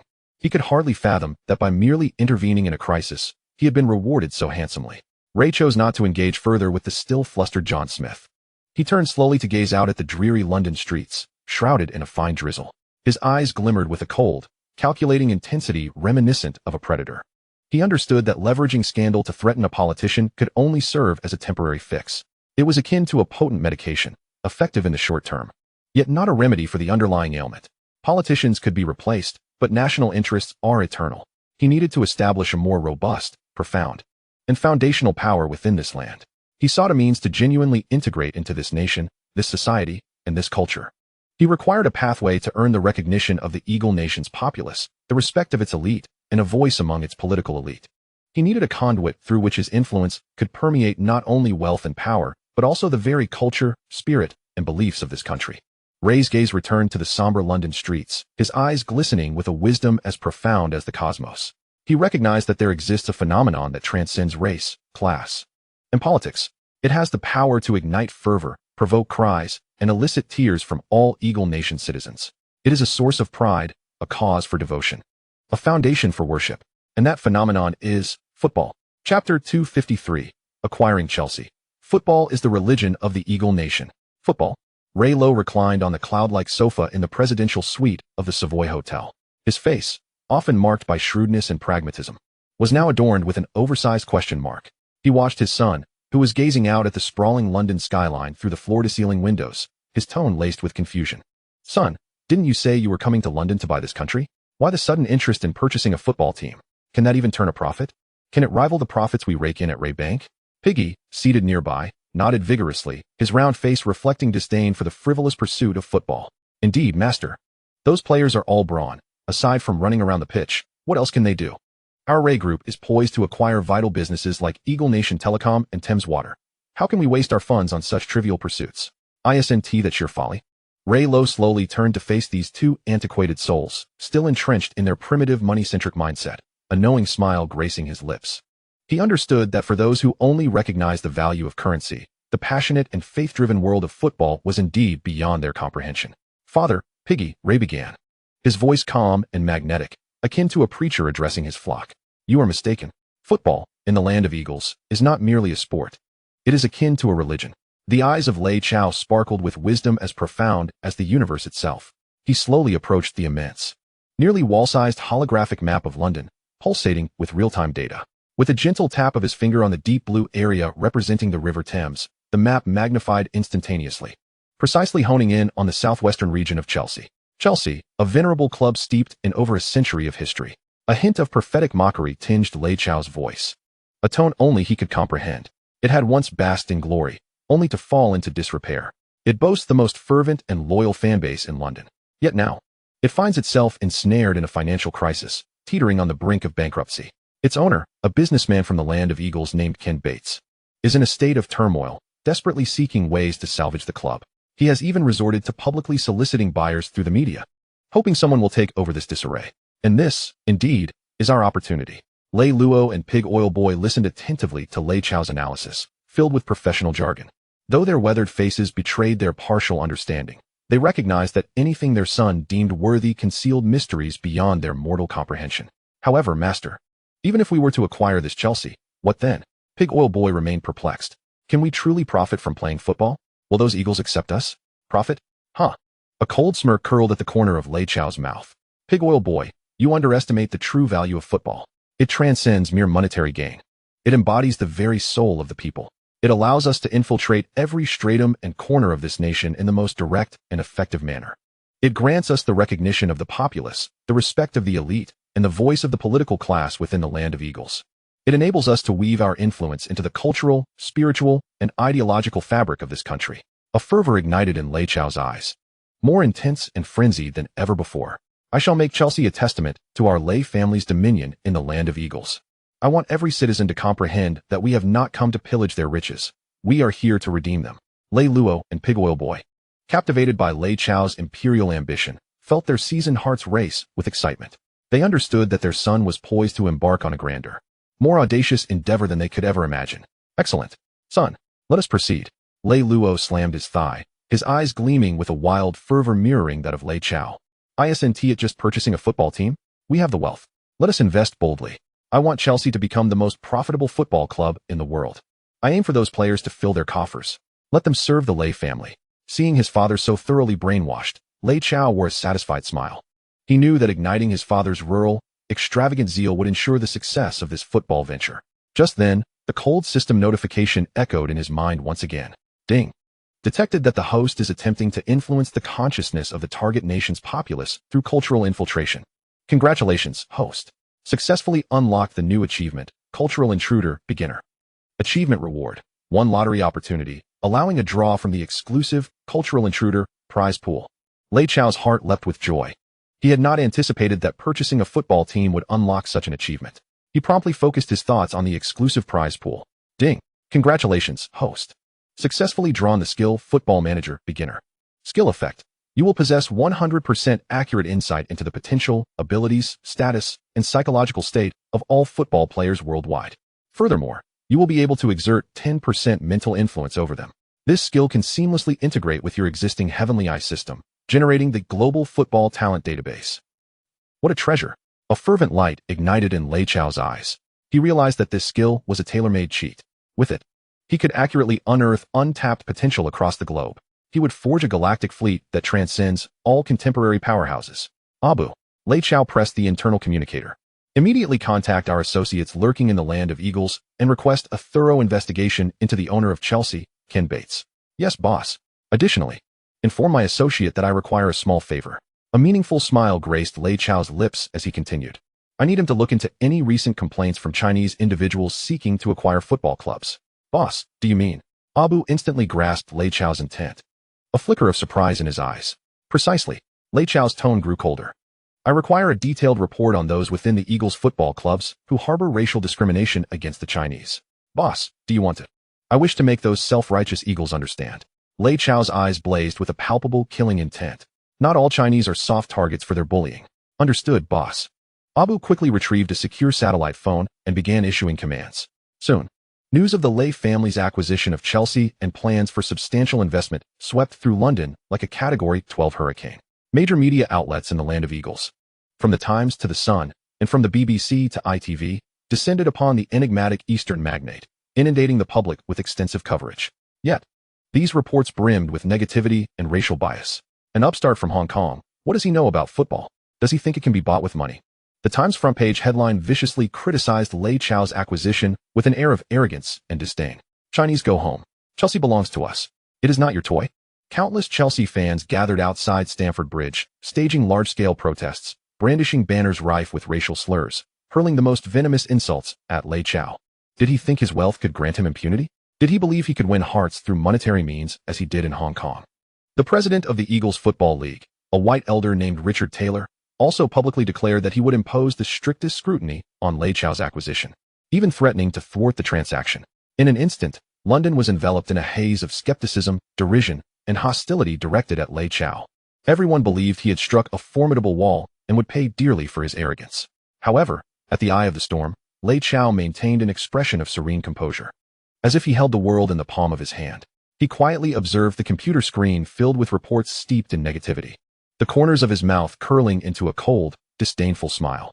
He knew that these foolish Americans were utterly oblivious to the fact that they were about to confront a devil from the future, possessing a godlike perspective. Abramovich. Lei Chao pressed the internal communication button once more. Boss, inform the media and the fans. A fierce, palpable intent for vengeance ignited in Lei Chao's eyes. I, Lei Chao, did not come here to play house with them. I came here to conquer them. Tomorrow, I shall hold a press conference. I will declare before all the media in the world that I, Lei Chao, shall bring championships to Chelsea. Chapter 254, The Madman's Declaration. I want Messi and championships. Countless reporters erupted like a pack of rabid dogs, each succumbing to an unprecedented frenzy of professional zeal. They understood that an extraordinary private war, instigated by a commercial titan against the entire American football establishment, was about to unfold under the watchful eyes of the world. Yet, Lei Chao paid no heed to the frenzied journalists below. He stood calmly before the microphone, his eyes, deep as the cosmos, sweeping over the faces filled with curiosity, skepticism, and ridicule. I, Lei Chao, shall not only bring championships to Chelsea, I shall also bring Messi, a god of football, who will surpass all stars of this era, greater and more dominant than ever before. He will usher in a legendary era that belongs to him and to us at Chelsea. Boom. When Lei Chao's audacious declaration regarding Messi reverberated through countless microphones and cameras, the entire banquet hall, indeed the whole world, fell into a profound silence. After a brief stillness, the hall erupted into a cacophony, louder and more frenzied than ever before. He has lost his mind. He is undoubtedly insane. Does he believe he is a god? Does he think he can buy an imaginary player with money? He is openly defying the traditions of American football. He is insulting all of us who cherish the beautiful game. He left behind a cold, disdainful silhouette, and under the protection of Abramovich and a retinue of bodyguards. He departed from this cacophonous realm of deceit without looking back. He understood that words could never compare to actions. He intended to demonstrate a most direct, bloody, and visually striking live broadcast to announce an unassailable truth to the entire world and to all those lurking in the shadows. Coveting his vast commercial empire, whoever dares to touch the Lei family's possessions will meet their demise. Whoever dares to question the Lei family's promises will pay the most excruciating price. He was aware that the Messi he spoke of did not exist at this moment. However, he possessed a divine perspective through the heavenly eye system. He wielded the football manager, beginner, skill, enabling him to accurately perceive the potential, abilities, condition, and psychological states of all football players worldwide. He knew that in distant Argentina, a prodigious young talent named Diego Maradona was rising at an astonishing pace.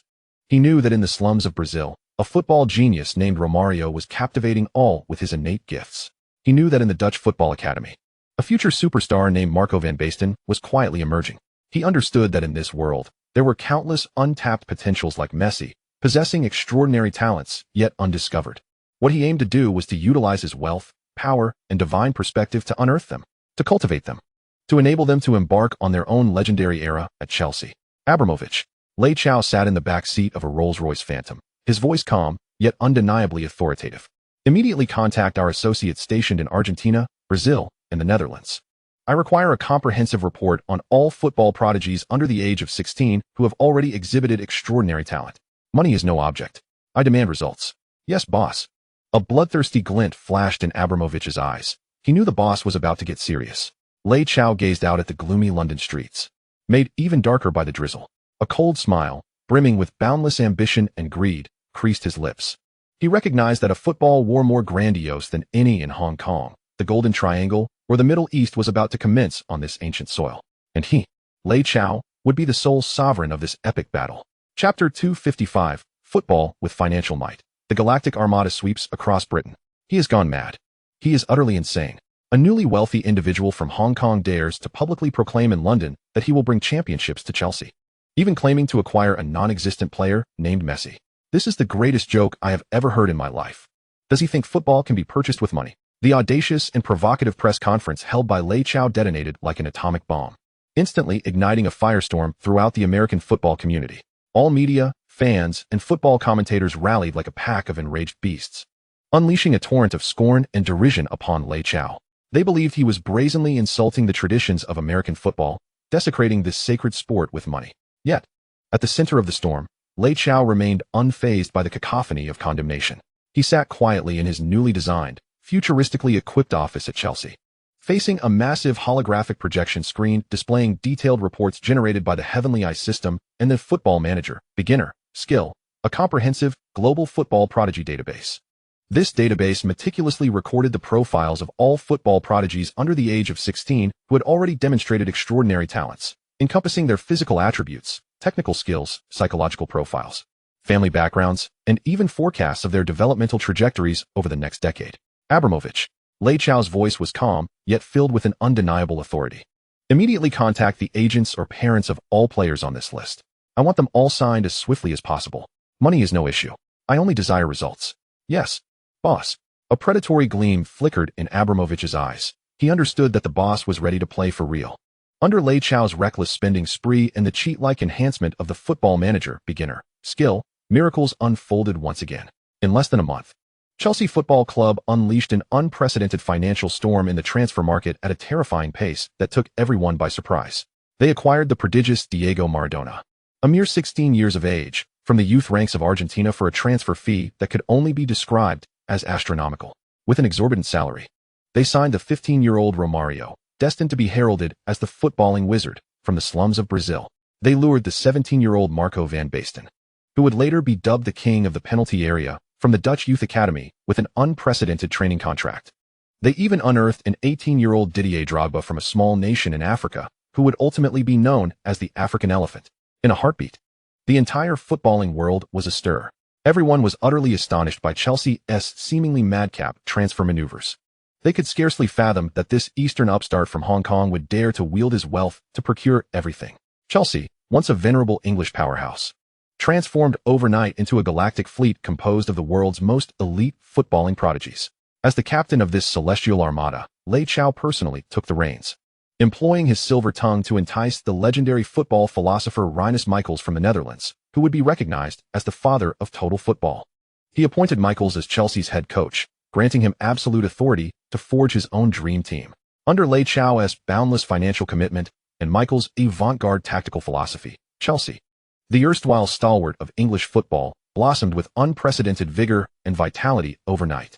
As the new season commenced, Chelsea, this galactic vessel crafted by Lei Chao himself, swept through the English Football League with an overwhelming ferocity, leaving a trail of victories in its wake, each one a testament to their prowess. They captivated all who had previously doubted, mocked, or even cursed them, including the fans of the Eagle Nation, with their dazzling attacks, intricate teamwork, and the astonishing talents of their extraordinary players.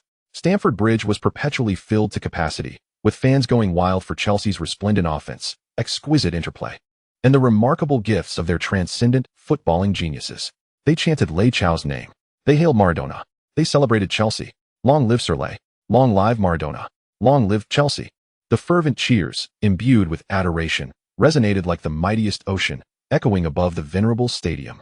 Yet, as the clandestine benefactor of this galactic fleet, Lei Chao refrained from attending the matches in person. Instead, he quietly sat before the grand floor-to-ceiling windows of the presidential suite at the Savoy Hotel, observing the dominance of his crafted masterpiece unfold on the television screen. His expression remained inscrutable, as if all of this were merely a calculated numerical game to him. However, his father, Lei Lo, was thoroughly enraptured by the vanity and joy that wealth had afforded him. Every match, Lei Lo donned a tailcoat crafted from pure gold, adorned with a pigeon egg-sized imperial green jade, and occupied the most luxurious VIP box at Stamford Bridge. Like the most fervent fan, he would erupt into ecstatic roars and cheers for every goal, every spectacular save, and every precise pass. After the game, he would burst into the players' dressing room, exuberantly proclaiming in his boisterous, landowner-style voice to the warriors who had just endured 90 minutes of battle, "Well done, brothers. Tonight, all expenses are on me." He would even descend to the pitch, bellowing at the stars his son had acquired with astronomical sums in his rudimentary English. "Run. Give me a run. I didn't spend so much money to have you sauntering about the field." His antics, brimming with rustic charm, yet genuine emotion, quickly earned him the endearing title of London's beloved old man among Chelsea fans. He was even hailed by local media as London's most popular football mascot. Countless fans clamored for photographs and autographs, and he even established his own fan club, with throngs queuing daily outside his hotel, eager for a glimpse of his legendary persona. Lei Lo, once a formidable figure in the shadows of Hong Kong, now basked in an unprecedented realm of vanity and joy, akin to a child embraced by the world. He understood that his son had indeed ushered him into a broader and more splendid world. Consequently, Chelsea's VIP box became the most sought-after social venue in all of London. Countless dignitaries, parliamentarians, and magnates vied for the opportunity to enter Chelsea's VIP box on match days. They knew that here, they could not only witness the most exhilarating football matches on the planet, but also engage with the enigmatic Eastern man who wielded control over the entire Chelsea club, the Lei Group, and possessed the power to influence the very economic lifeblood of the Eagle Nation. Chapter 256, The Stadium Box, a social hub for the elite. Sir Lei, you are truly magnificent. What a remarkable team you have brought to London.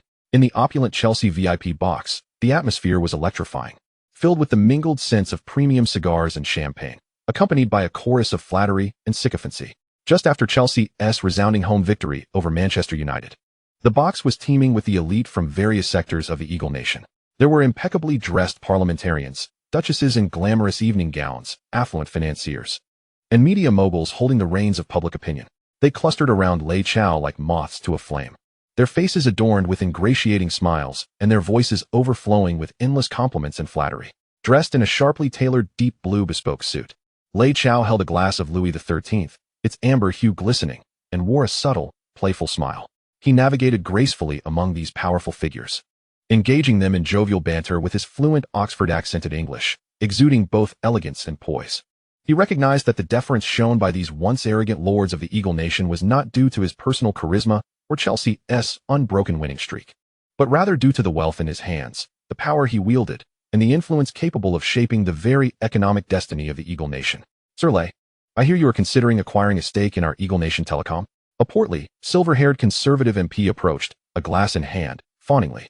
I personally believe this is an investment of immense strategic significance. If the Lei Group were to take the helm at Eagle Nation Telecom, our telecommunications sector would surely usher in a new era. Indeed, Sir Lei, Thames Water would also welcome the investment from the Lei Group. Another duchess, adorned in an exquisite evening gown, gazed at Lei Chao with her alluring eyes and sweetly remarked, at Thames Water, we possess the finest water sources in London alongside the most comprehensive supply network. Should the Lei Group take the helm, the drinking water safety of our London citizens will be impeccably assured. As Lei Chao listened to these flattering words brimming with ulterior motives, a cold smirk played at the corners of his lips. He was acutely aware that these dignitaries from the Eagle Nation resembled sharks, drawn to the scent of blood, vying to partake in the bounty offered by this Eastern tycoon. However, Lei Chao remained unperturbed by their insincere flattery. He listened in silence, his eyes shimmering with a profound wisdom akin to the vastness of the cosmos. He understood that these elite figures were akin to a pack of greedy hyenas, focused solely on profit with no sense of loyalty. What he sought were those he could wield and control, mere puppets. Ladies and gentlemen, Lei Chao gradually raised his wine glass, signaling for silence. The room fell instantly quiet, as if all present were devout acolytes awaiting their deity's utterance. I will earnestly consider all of your suggestions. His voice, calm yet magnetic, resonated like that of a patriarch addressing his flock. However, I, Lei Chao, have never been fond of indiscriminate investments. I prefer purposeful investments. I favor those that yield returns. I seek endeavors that can elevate the value of the Lei Group. With that, Lei Chao's gaze meticulously swept across each dignitary from the Eagle Nation, his eyes glimmering with a sharp, cold light reminiscent of a blade. He was acutely aware that these elites were merely a horde of avaricious hyenas, fixated solely on profit, devoid of loyalty. Yet, he possessed a means to inspire their allegiance. Just then, the chilling chime of the system notification echoed in his mind once more. Ding. Detected that the host is attempting to influence the political landscape of the target nation through social infiltration. Congratulations, host. You have successfully unlocked a new achievement. Political Infiltrator, Beginner. Achievement Reward. 1 lottery chance, which can be used to draw a random reward from the Political Infiltrator exclusive prize pool. A surge of delight coursed through Lei Chao. He anticipated that engaging in social activities on the football field would lead to unlocking an achievement. He promptly focused his thoughts on the exclusive prize pool. Ding. Congratulations, host. Successfully drawn the skill, Game of Power, Beginner. Skill effect. You will possess 100% accurate insights into the backgrounds, weaknesses, needs, and political stances of all global political figures. Additionally, you will be able to exert 10% mental influence over them. This skill can seamlessly integrate with your existing Eye of Heaven system, generating the Global Political Figures database. What a splendid acquisition. A fervent light ignited in Lei Chao's eyes, more intense than ever before. He realized that this skill was tailor-made for him, an invaluable cheat. With it, he could precisely unearth those political potentials yet to be discovered worldwide. He could forge a political advocacy group entirely obedient to his whims, the Lei faction. Abu. Lei Chao pressed a button for internal communication.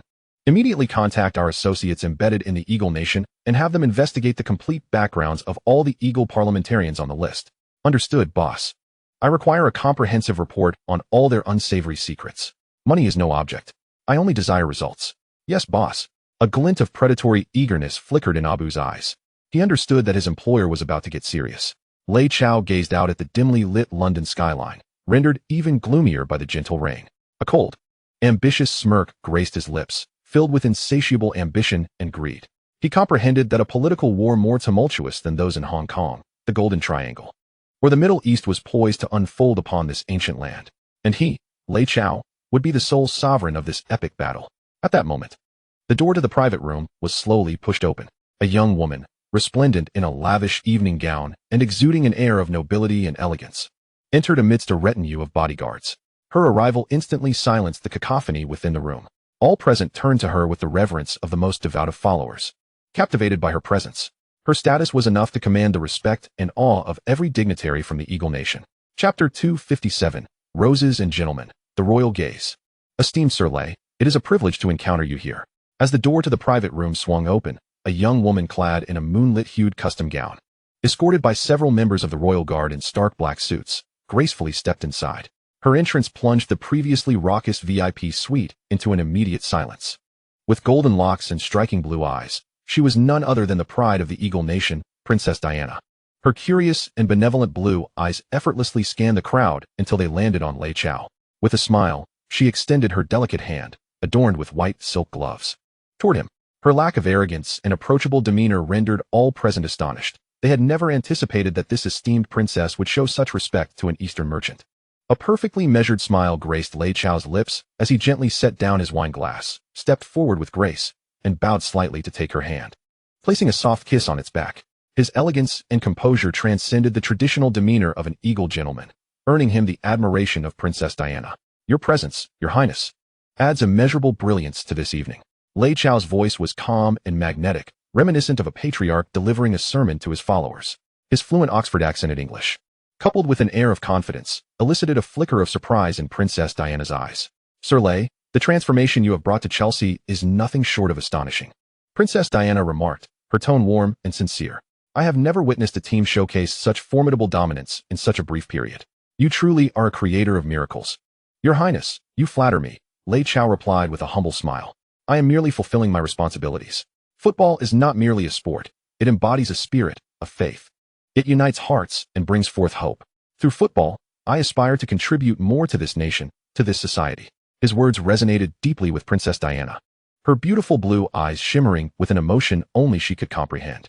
She recognized that the Eastern man before her sought more than mere wealth and power. He pursued a transcendent value.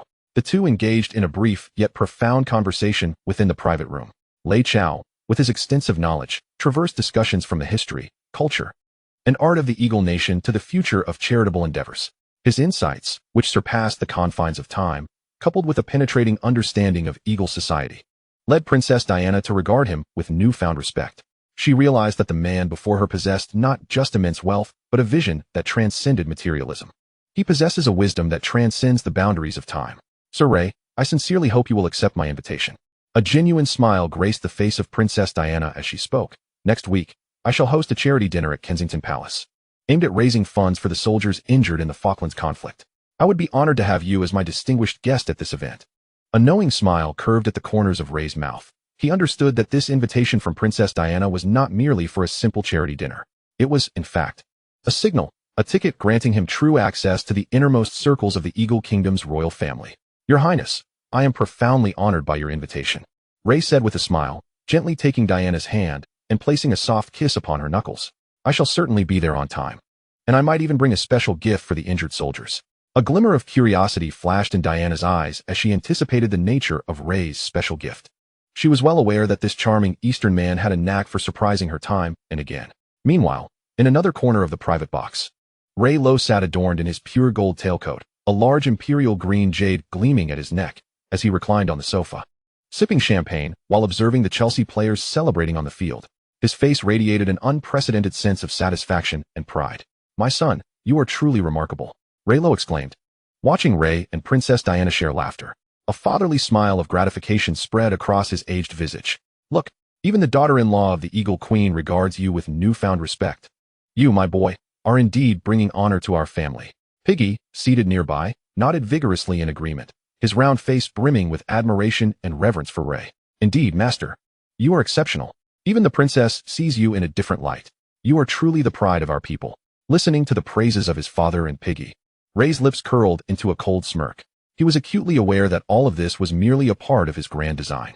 His ambitions extended far beyond conquering the football realm of the Eagle Kingdom. He aspired to dominate its political sphere and, even more, to conquer the royal family itself. He intended to make the entire Eagle Kingdom work for him.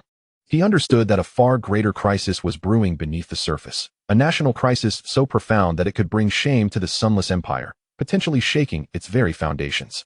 This crisis represented a fortuitous opportunity for Rei to ascend to greatness. At that moment, the chilling sound of a system notification echoed in his mind. Ding. Preliminary contact with a core member of the target country's royal family successfully established. Your social influence within the target nation has reached a new pinnacle. Congratulations. You have unlocked a new achievement, Royal Enchanter, Beginner. Achievement reward. 1 lottery chance to draw from the exclusive Royal Enchanter prize pool. Rei felt a surge of exhilaration. He had not anticipated that a mere conversation with the princess would unlock such an achievement. He immediately focused his thoughts on the exclusive prize pool. Ding. Congratulations. You have successfully drawn the skill, Royal Decree, Beginner. Skill effect. You will unconditionally gain access to private decrees from members of the target country's royal family, allowing you to mobilize certain royal resources and obtain the royal family's absolute support on specific occasions. Skill cooldown, 1 year. What a remarkable boon. A fervent light ignited in Rei's eyes, more intense than ever before. He recognized that this skill was tailor-made for him, a cheat code of sorts. With it, he could secure royal support at critical moments, providing the strongest backing for his ambitions in the Eagle Kingdom. He was acutely aware that the privatization feast of the Eagle Kingdom was about to commence, and he, Rei, would be its sole master. Just then, his encrypted satellite phone rang abruptly. On the other end, Abu's voice resonated with urgency and gravity. Boss, our contacts within the Ministry of Industry have relayed alarming news. The Eagle Kingdom's largest automobile brand, Rover, is on the brink of bankruptcy. Rover? On the verge of bankruptcy? Rei's brow furrowed slightly. He was familiar with Rover, which had once stood proudly alongside Rolls-Royce and Bentley, but now resembled a fading elder struggling against the currents of time. He had not anticipated that this emblem of the Sunless Empire's industrial might was teetering on the edge of collapse. Yes, boss, Abu's voice was laden with gravity. According to the intelligence from our contacts, all factories under the Rover Group have ceased production for over a month. Tens of thousands of workers face unemployment, and the union has organized multiple large-scale strikes and protests. The entire automotive industry in the Eagle Kingdom is shrouded in a shadow of despair. A profound wisdom flickered in Rei's eyes, as deep as the cosmos. He understood that Rover's bankruptcy was not merely the failure of a company. It was a signal, a milestone indicating the industrial decline of the entire Eagle Kingdom. He knew that Madame Thatcher, the Eagle Kingdom's Iron Lady, was likely grappling with this crisis. Rover's collapse would represent not just an economic loss, but a significant political blow as well. Abu, Rei's voice was calm, yet exuded undeniable authority. Immediately activate the Eye of Heaven system to conduct a comprehensive and in-depth strategic assessment of the Rover Group. I need to uncover all its secrets, including its core technologies, patents, assets, liabilities, and all hidden values. Understood, boss. Abu promptly retrieved the encrypted satellite phone and began issuing commands. Soon, a detailed strategic assessment report of the Rover Group, generated by the Eye of Heaven system and the global corporate database, materialized on the holographic projection screen before Rei. The contents of the report ignited an unprecedented fervor within Rei, a wildfire of ambition. He discovered that although the Rover Group was waning in the automotive sector, it harbored a severely undervalued strategic treasure, its stake in Rolls-Royce, the aviation engine giant of the Eagle Kingdom. He recognized that Rolls-Royce was not merely a luxury car brand. It was one of the world's foremost manufacturers of aviation engines.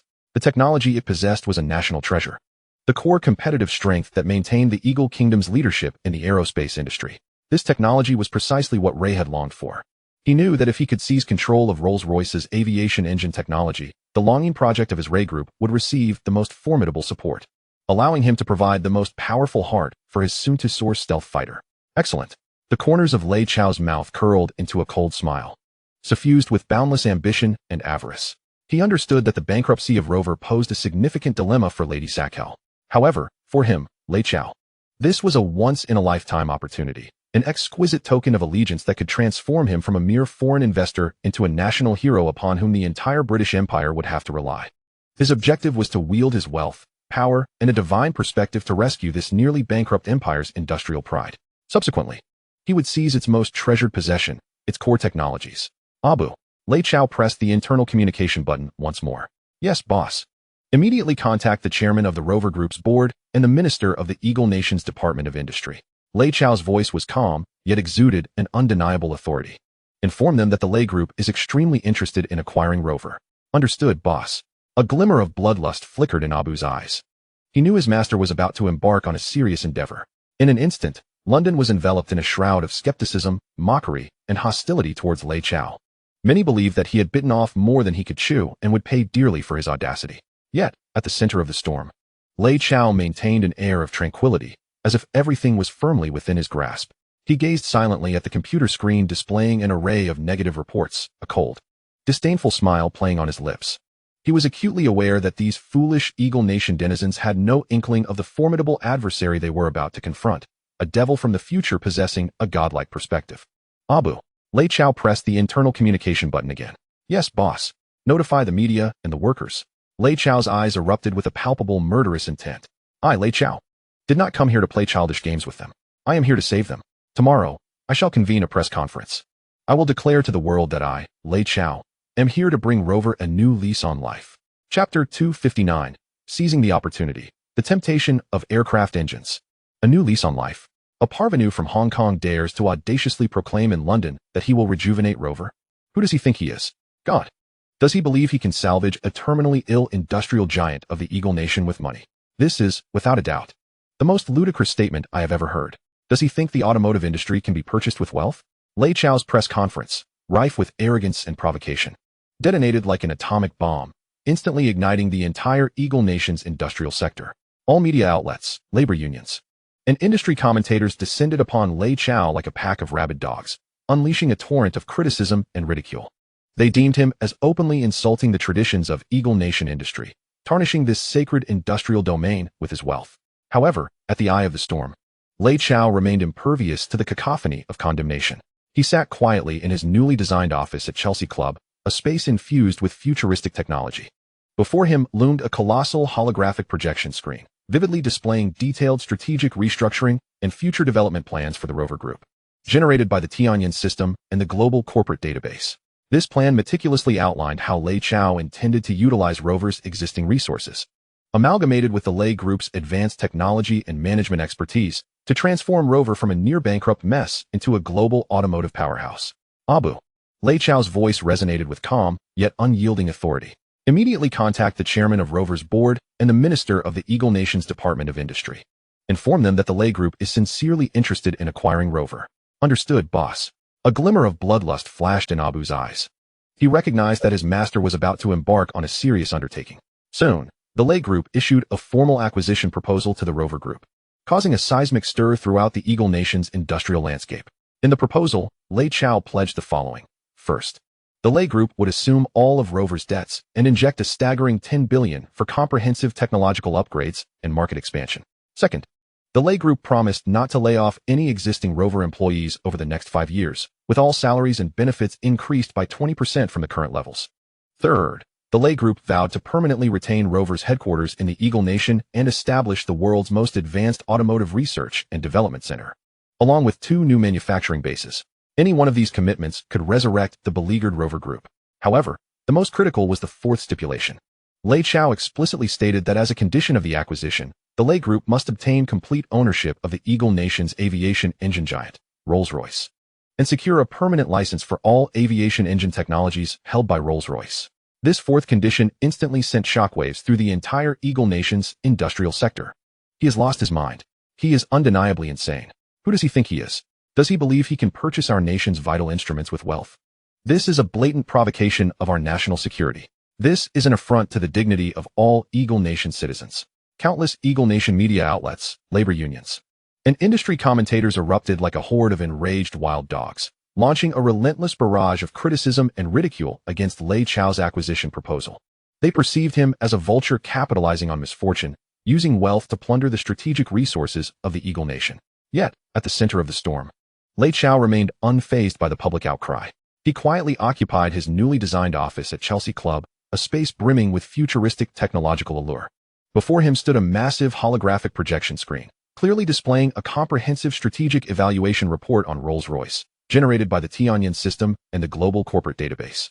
This report meticulously detailed the intricacies of Rolls-Royce's aviation engine technologies, including their advantages, disadvantages, future development potential, and the pivotal role they would play in the global aviation industry. A profound wisdom sparkled in Lei Chao's eyes like the cosmos. He understood that Rolls-Royce's aviation engine technology was the Eagle Nation's crown jewel, its core competency for maintaining a leading position in the aviation sector. This technology was precisely what Lei Chao had yearned for. He realized that if he could seize control of Rolls-Royce's aviation engine technology, his Lei Group's Dragon Roar initiative would receive unparalleled support. He would be able to provide the most formidable heart for his stealth fighter jet, destined to soar through the skies. Abu. Lei Chao pressed the internal communication button once more. Yes, boss. Immediately deliver this document, the strategic restructuring and future development plan of the Rover Group, along with this report. The strategic assessment of Rolls-Royce, to 10, Downing Street with utmost urgency. Lei Chao's voice was calm, yet imbued with an undeniable authority. Inform Mrs. Thatcher that she is faced with two choices. First, she may reject my acquisition offer, in which case she will witness the Rover Group's demise, resulting in tens of thousands of workers facing unemployment and the entire automotive industry of Eagle Country plunging into despair. Second, she may accept my acquisition proposal, and she will then behold the rebirth of the Rover Group. Furthermore, she will receive a secret gift from my Lei Group, one that possesses the potential to transform the entire industrial landscape of Eagle Country. Yes, boss. A glimmer of bloodlust flickered in Abu's eyes. He understood that the boss was about to engage in serious business. Lei Chao gazed out at the London streets, which appeared even more somber in the light rain. The corners of his mouth curled into a cold smile, filled with insatiable ambition and greed. He was acutely aware that an industrial war more grandiose than those in Hong Kong, the Golden Triangle, and the Middle East was about to unfold on this ancient land.